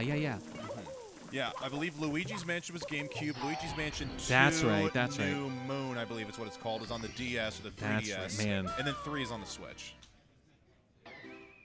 But yeah, I believe it's going to be JJSRL doing Luigi's Mansion 100%. What I find interesting is that once you get into like Wii and beyond, you don't typically have as many glitches, it feels like, as the N64. The runs tend to be purer, I want to say. I mean, have you with seen, some exceptions. Have you seen Legend of Zelda speedruns lately? Yes, exactly. Right, yeah, that one being a key exception. If it's a speedrun people want to put time into, the glitches will be found. They will find. But I'm thinking specifically like Super Mario Odyssey. You watch that, there's way fewer glitches than this, right? And you want to put it down to like any game that was developed when they knew this was a thing, right? Because Super Mario 64 was developed, no one had any idea we'd be playing it this way 30 years later. But Super Mario Odyssey, they absolutely developed that knowing that people were going to try to break it and speedrun it. I would say, oh, Beast missing the gate, now having to back it up here with a triple jump wall kick. Should connect. Let's go. Got it. So yeah, less notable glitches for sure. There is no LBLJ. There is no carpet list. There's nothing that's going to rip the game open and save minutes upon minutes of time save. But there is still a lot of cool jumping tricks. I guess it's more down to technical skills. Yes, with the exactly. with the occasionally bad rendered corner you can glitch through. Exactly right. But Odyssey, it feels like it's a totally different thing, which is why like I feel like we don't see many runners who do both. You'd think normally that would be a natural kind of slide over kind of move, but it doesn't happen because it's a fundamentally different experience. Although I will say there also is the nut jump. Honestly, one of my favorite tricks to say. I'm not familiar with it. So in the original, like the first released version of Mario Odyssey, it turns out that if you take an acorn nut, you make it wet by putting it in water, and then you proceed to throw it, jump, grab, throw it, jump, grab, repeat. You can do it an infinite number of times. So you can kind of just fly then? Yeah, it's an infinite jump glitch essentially, but every single jump, I believe it's either frame perfect or near frame perfect, and it's what allowed people to create a category called min caps, where you only need to win the game with 3 or 4 captures of the cap. Wow. Because you can just track across an entire stage where normally you have to collect all of these moons and capture many enemies, and you can just go nut, nut, jump. Crazy. Yeah, I mean, there's no such thing as a bug-free game. 2 frames at 60 frames a second. Thank you, Wookie. That's insane. Not Wookie, it's Wookis. Sorry, I'm far away and I can't read too. I mean, it could be pronounced Wookiees. We don't know how it's pronounced. Oh, great use of the backwards momentum from Beast to get on top of the Skeeter. Sub 140 still very, very possible. And he doesn't even need it to move up the leaderboard either. Yeah, we're still looking for just a small little 10-second time save over Gothic Logic. It does appear that Beast did lose a little bit of time with the falling down in secrets, and I believe also a little bit in the I'm trying to think. There was one other star. I want to say 100 coins. We just watched 100 coins. I don't know if there was a mishap there. We are past 10 p.m. now, and we're still rolling. Yes, we are. 10 p.m., 1:10 on the timer. This is double overtime here. For the first time ever. Yeah, unofficially called a double overtime. Due to a technical glitch, Beast Assassin 67 was given one more opportunity for a run here in the middle of overtime. Now that our overtime runners have finished their attempts with Punkay and Gothic Lodge, we're in double overtime. And they have fully set up the drum kit here. They're testing it out. We're going to be ready to switch over to that pretty quickly once this does end. We appreciate everyone bearing with us who's here to see the insanity of drum-based Mario. Instead, you're going to have to see the insanity of regular Mario first. I'm assuming we're going to go to an ad break after this run attempt is completed, but it should be a quick transition to the drums right after this. Yes. So bear with us and enjoy this in the meantime.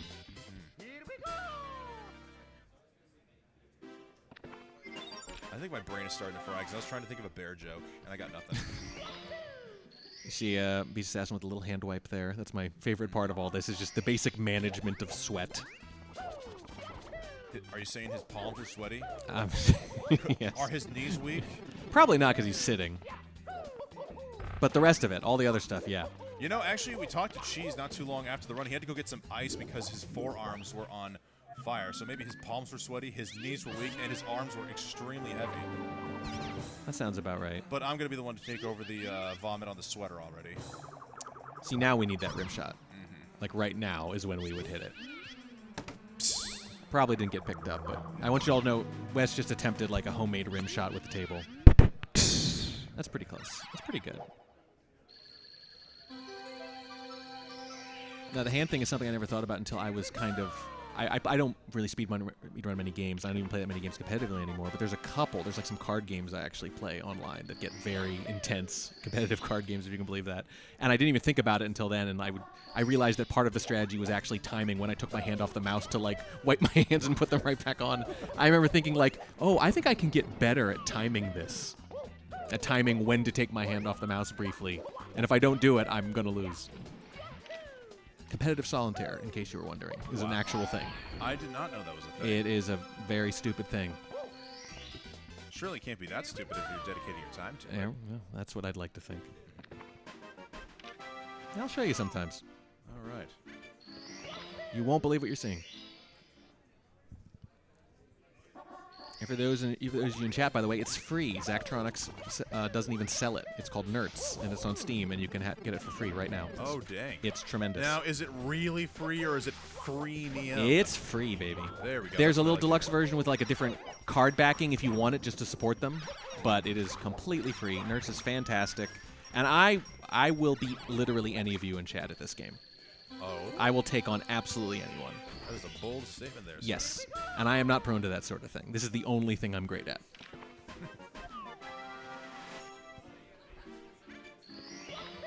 I joined a Nerds Discord server, and they gave me a tag without asking me, and it just says Nerds Overlord. Do you feel like an overlord? Honestly, yes. Yes, I'm calling out the whole chat. I'm calling anyone listening. I will play you at Nerds. Beast Assassin missing out on a couple of coins, having to go for some backups here. Nice. Oh boy, I've got a challenger here in chat. Yeah, so they do mention it is a real physical card game. It's one of those ones you do in real time where you put cards down in front. Oh, wow. Oh. Send me like a whisper or a DM or whatever. We will set something up, my man. I don't think I've ever heard a track getting so competitive over something. Oh, baby, a triple. Very good. Yeah, no, there aren't too many things I feel strongly about. This is one of them. I've decided to dedicate my life to competitive solitaire.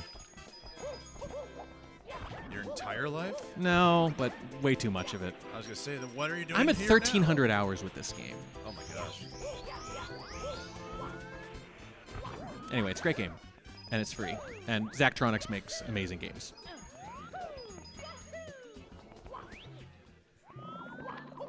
Beast Assassin now about to lock in and get the red coins and the 2 blue coins here in Tiny Huge Island. My brain is so fried on Mario, I'm starting to yawn. Yeah, we're into double overtime too. Put it that way. But Beast is still going strong, still powering through. Yeah, there is a basic stamina issue here. I mean, it's 10 p.m. He's been running all day, and even though he took a little break, and didn't go straight through, it wasn't a long break. You still need to sleep. This is very late to still be running.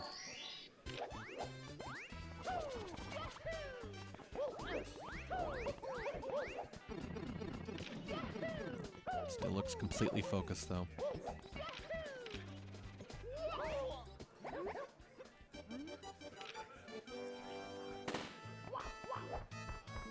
Let's see how quickly he beats the Koopa. I'm going to say 15-9. Oh, he takes out the Koopa, adding injury to insult.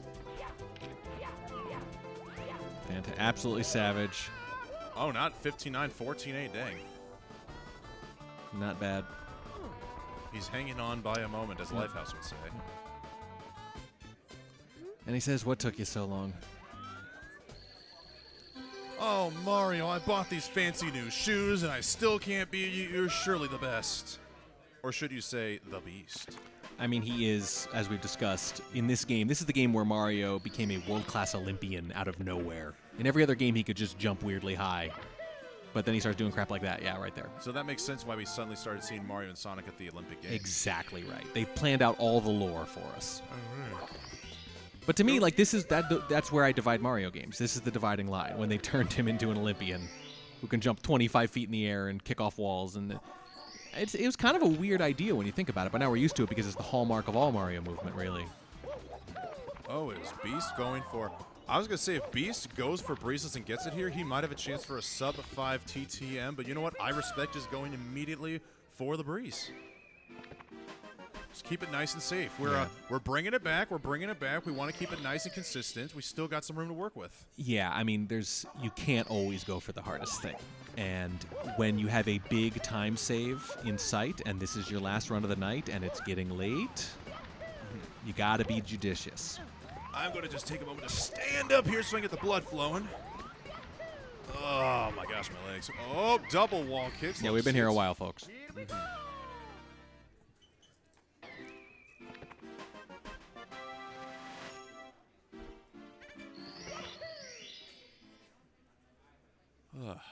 We're just about 20 minutes from finding out whether or not he can use this extra run, this double overtime run, to increase his standing.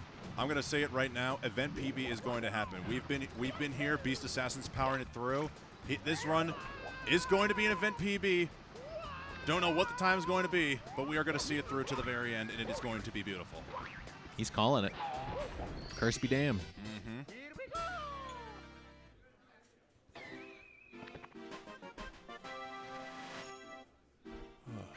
I mean, at this point, there's no way to be more emotionally invested in a run than this particular circumstance because it's never happened before.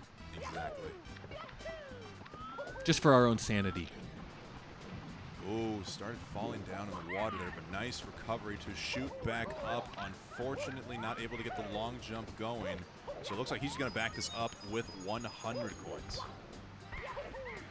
Yeah, we avoided the worst case scenario, which is key. And especially here, you know me, I always talk about the verticality. There's a fair bit of that here.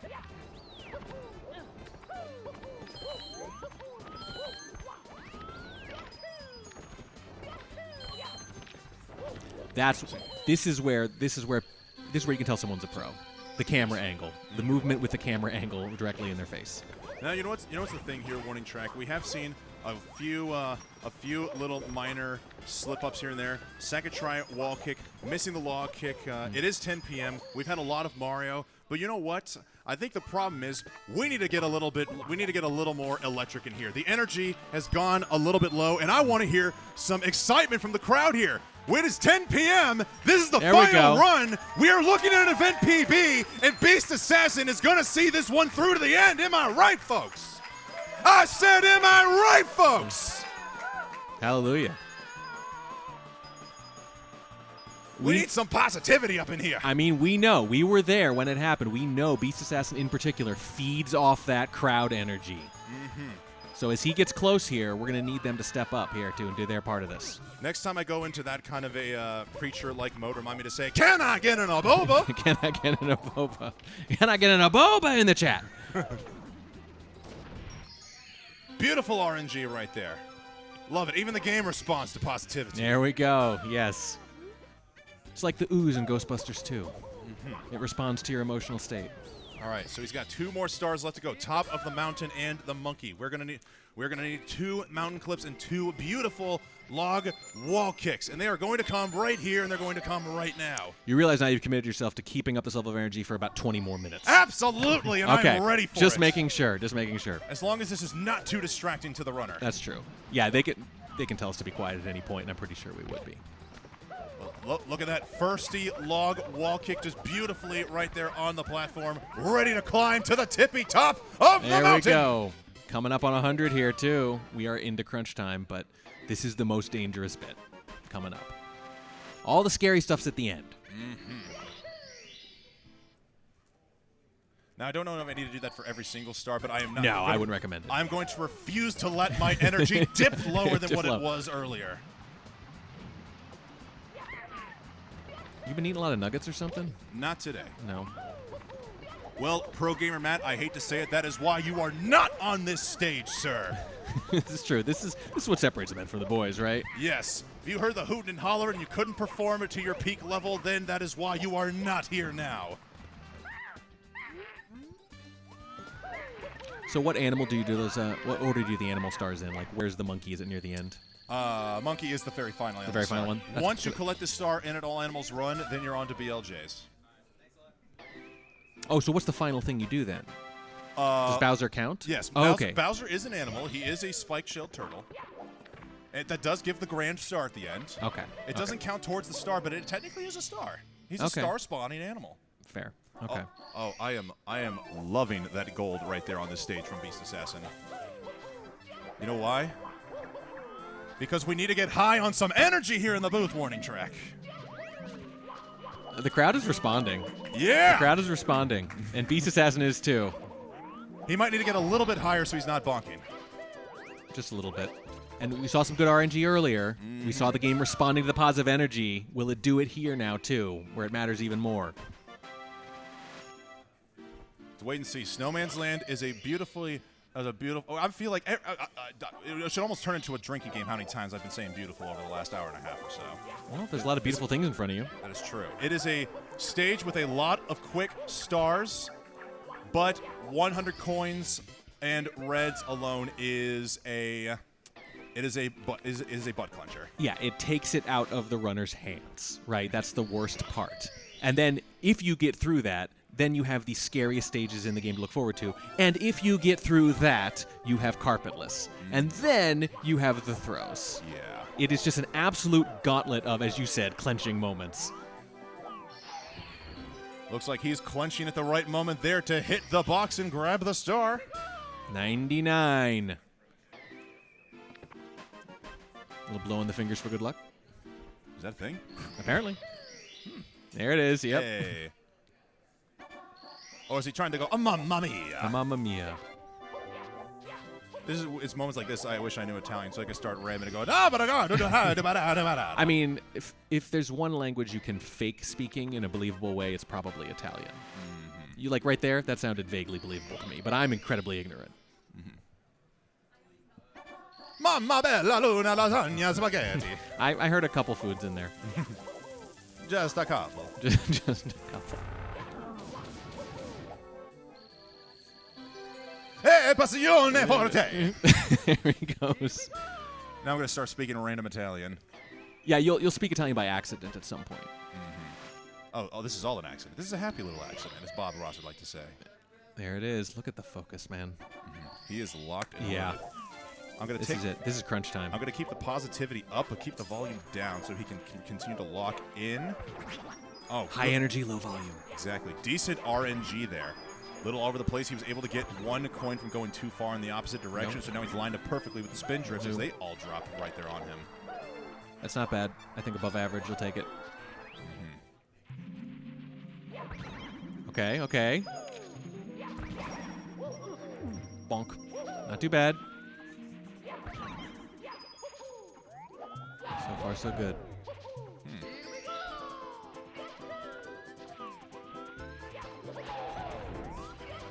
And our runner is also dealing with all the technical setup happening around here because we are running behind schedule. There's more distractions than usual.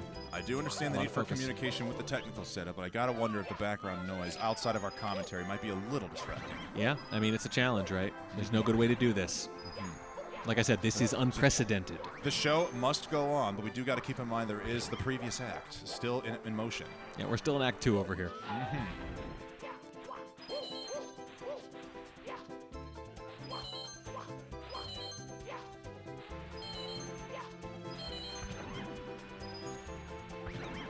Right, and now it's all up to money bags. Can we get some good RNG?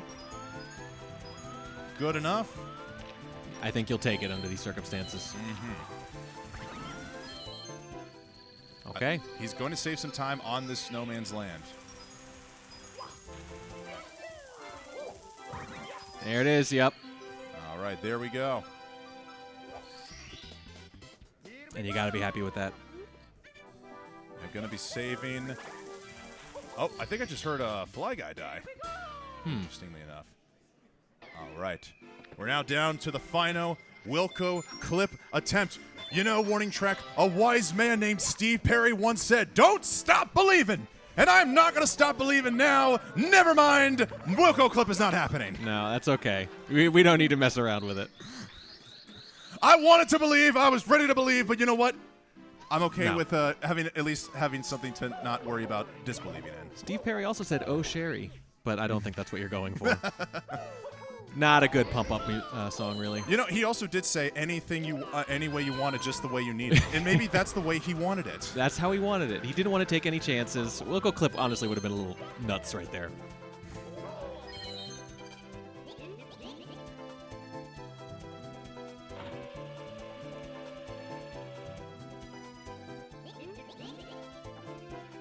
Forcing my eyes to stay open here.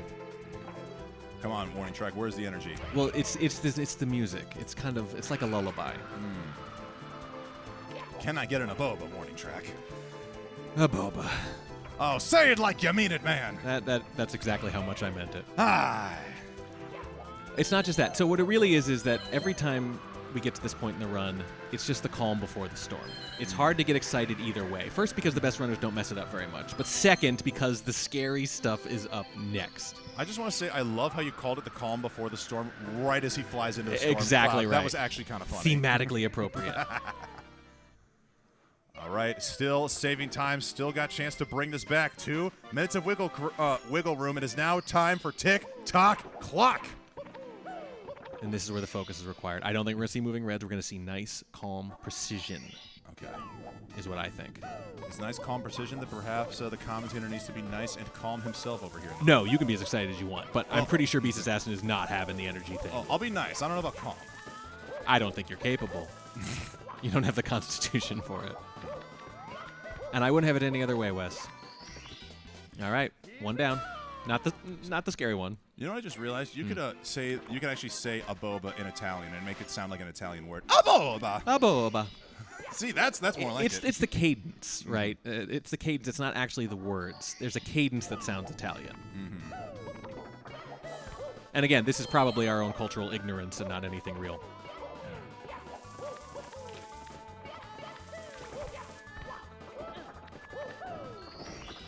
All right, so far, no tats, no falls. And hang in there, everybody. We are going to put up a quick poll here.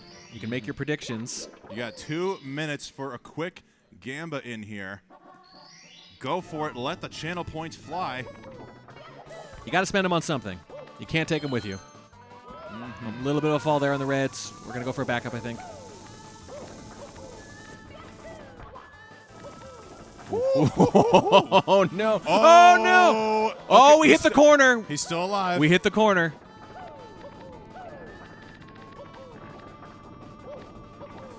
If you believe in the power of positive thinking, bet everything on yes.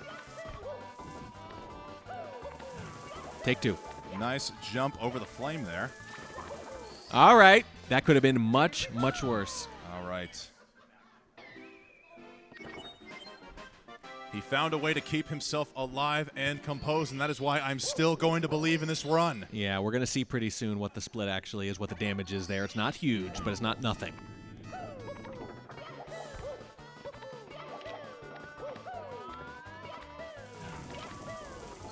Clean. You know, I've said it. I said it yesterday as a joke, but now I'm going to say it somewhat seriously. Warning track. Beast Assassin is also known as a top-level former world record holder of the Toy Story 2 speedrun on the Nintendo 64. But this man is not toying around, especially with our emotions. No, he looks more like Sid right now. Well, I hope Stone Cold Killer. Oh, I mean, you know, it's actually fitting. It is on brand with him. Yes.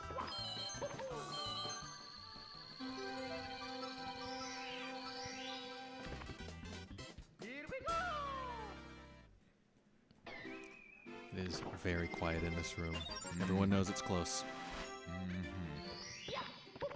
We're all starting to believe. Now it's time to conclude this tick-tock clock with 100 plus stomp on the flop. No more backups now. Just got to do it.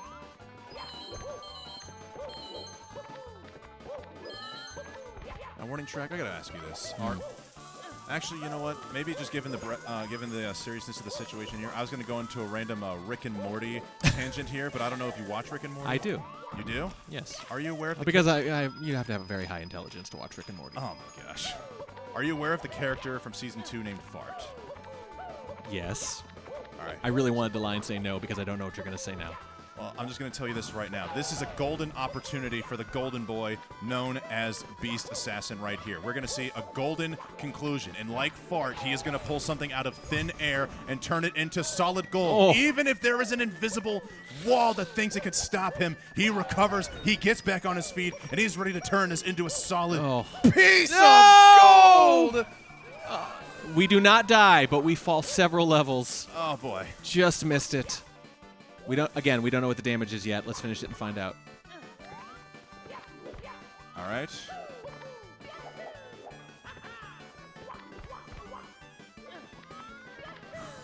All right, still here at the top. All right. If there's any hope for the There it 139, it is dead, but he can still beat Gothic Logic. It is all going to come down here to Rainbow Ride, which looks like we've got a lot of wiggle room to play within Rainbow Ride. Yeah, hopefully we won't need it, but we have burned some of that margin here, as happens in Tippy so often.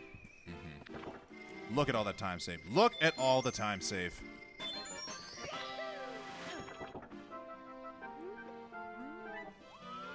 Yeah, here, sure, I found this. I mean, it dilutes the value of the star when a couple guys just hand it to you, don't you think? Not at all. Not at all? I say that you just like shiny things. That's proper Toad skill right there. Look, I like the idea that we cut away to Toad and what he had to do to get that star before he just hands it over to you. I mean, he just kept it hidden in his pants, is from what I assume. How'd he find it? Bowser's just very sloppy with some of these stars, man. I was going to say. Good. Lakitu. Bounce. I don't know if Beast Assassin is a carpetless in the beginning or carpetless at the end kind of runner. I know some people do like to go for cruiser, then carpetless. I guess we're going to have to wait and see. I am still willing to believe in this. Well, you're going to know in about 6 or 7 minutes regardless, either way. You won't be in suspense much longer. Is it okay if I finish my thought from TikTok clock before he Please. fell down? He's going to pull something beautifully out of thin air and turn it into gold. He is going to become Fart. And this is a compliment. Yes. Okay, just making sure. We want to be Fart. Let's take it easy on the we. Okay. Okay. You. I want to see farts. It's interesting to visualize. You want more senses involved. All right. If you believe, throw up them praises. Here we go.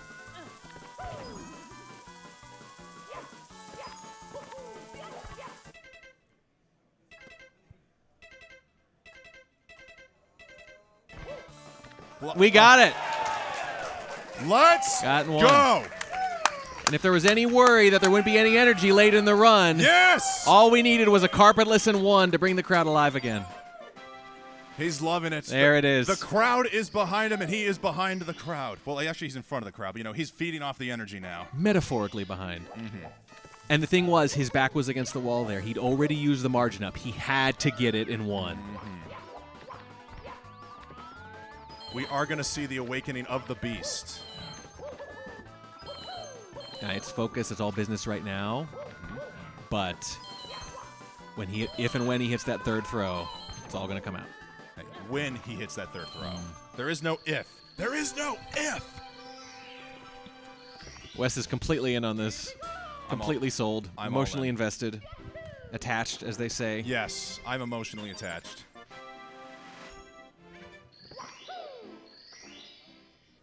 This is double overtime, something that we may never see, in Pace history ever again. Unlike the World Series in November, this is truly something that could be once in a lifetime. Yeah, there's just no precedent for this. Triangle's trying to be a little tricky, but guess what? Beast Assassin's got a couple of tricks up his sleeve. Got it. We're so close now.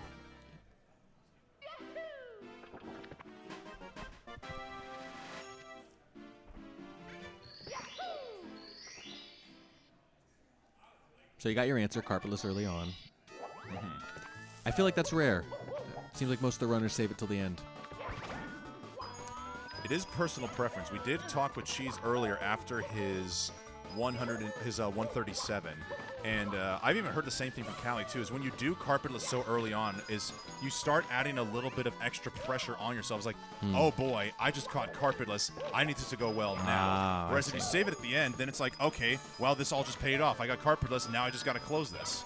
So I guess it's just all up to preference. Do I want to get the hardest trick out of the way now so I don't waste any more time, or do I want to save the extreme pressure for only the very, very end of the run? Yeah, you can't avoid the pressure, right? You can just find little ways to mitigate it here and there. Exactly. Psychology is a big part of it.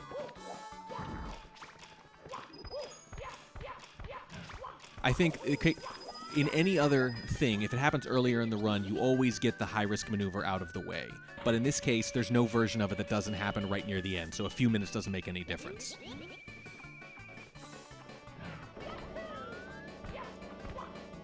I know it's late at night, but I'm sure hoping that we've got the Beast parents somewhere out there in the crowd watching this run. Oh, nice recovery. Yeah, but every little issue here in the sky is terrifying. Lakitu, why are you Come being on. difficult? Lakitu does not believe. Not even going for a chance to recover Lakitu. Can't blame him there. He's just going to go take out the Chuck, yeah. Yeah, you can't mess around with that anymore. You still have a chance here.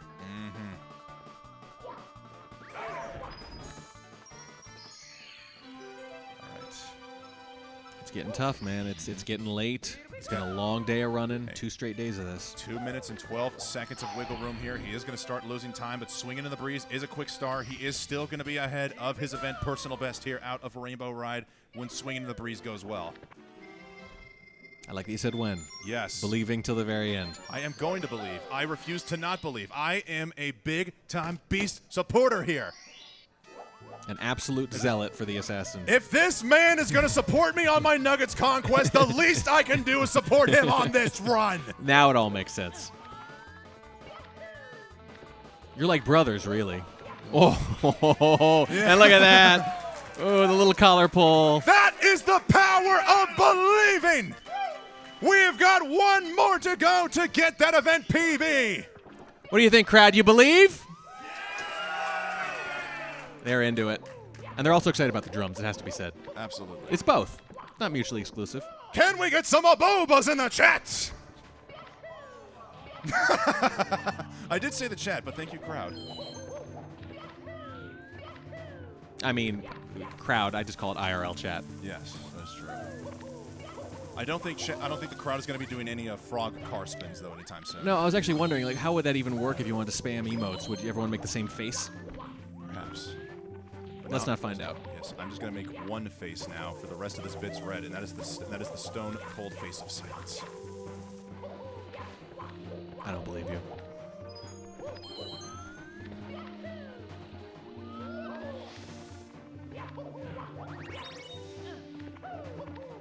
Little ledge grab for old time's sake.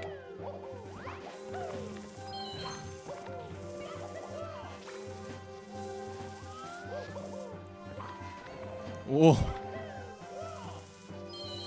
Oh, a close one there. A little extra drama. Why not?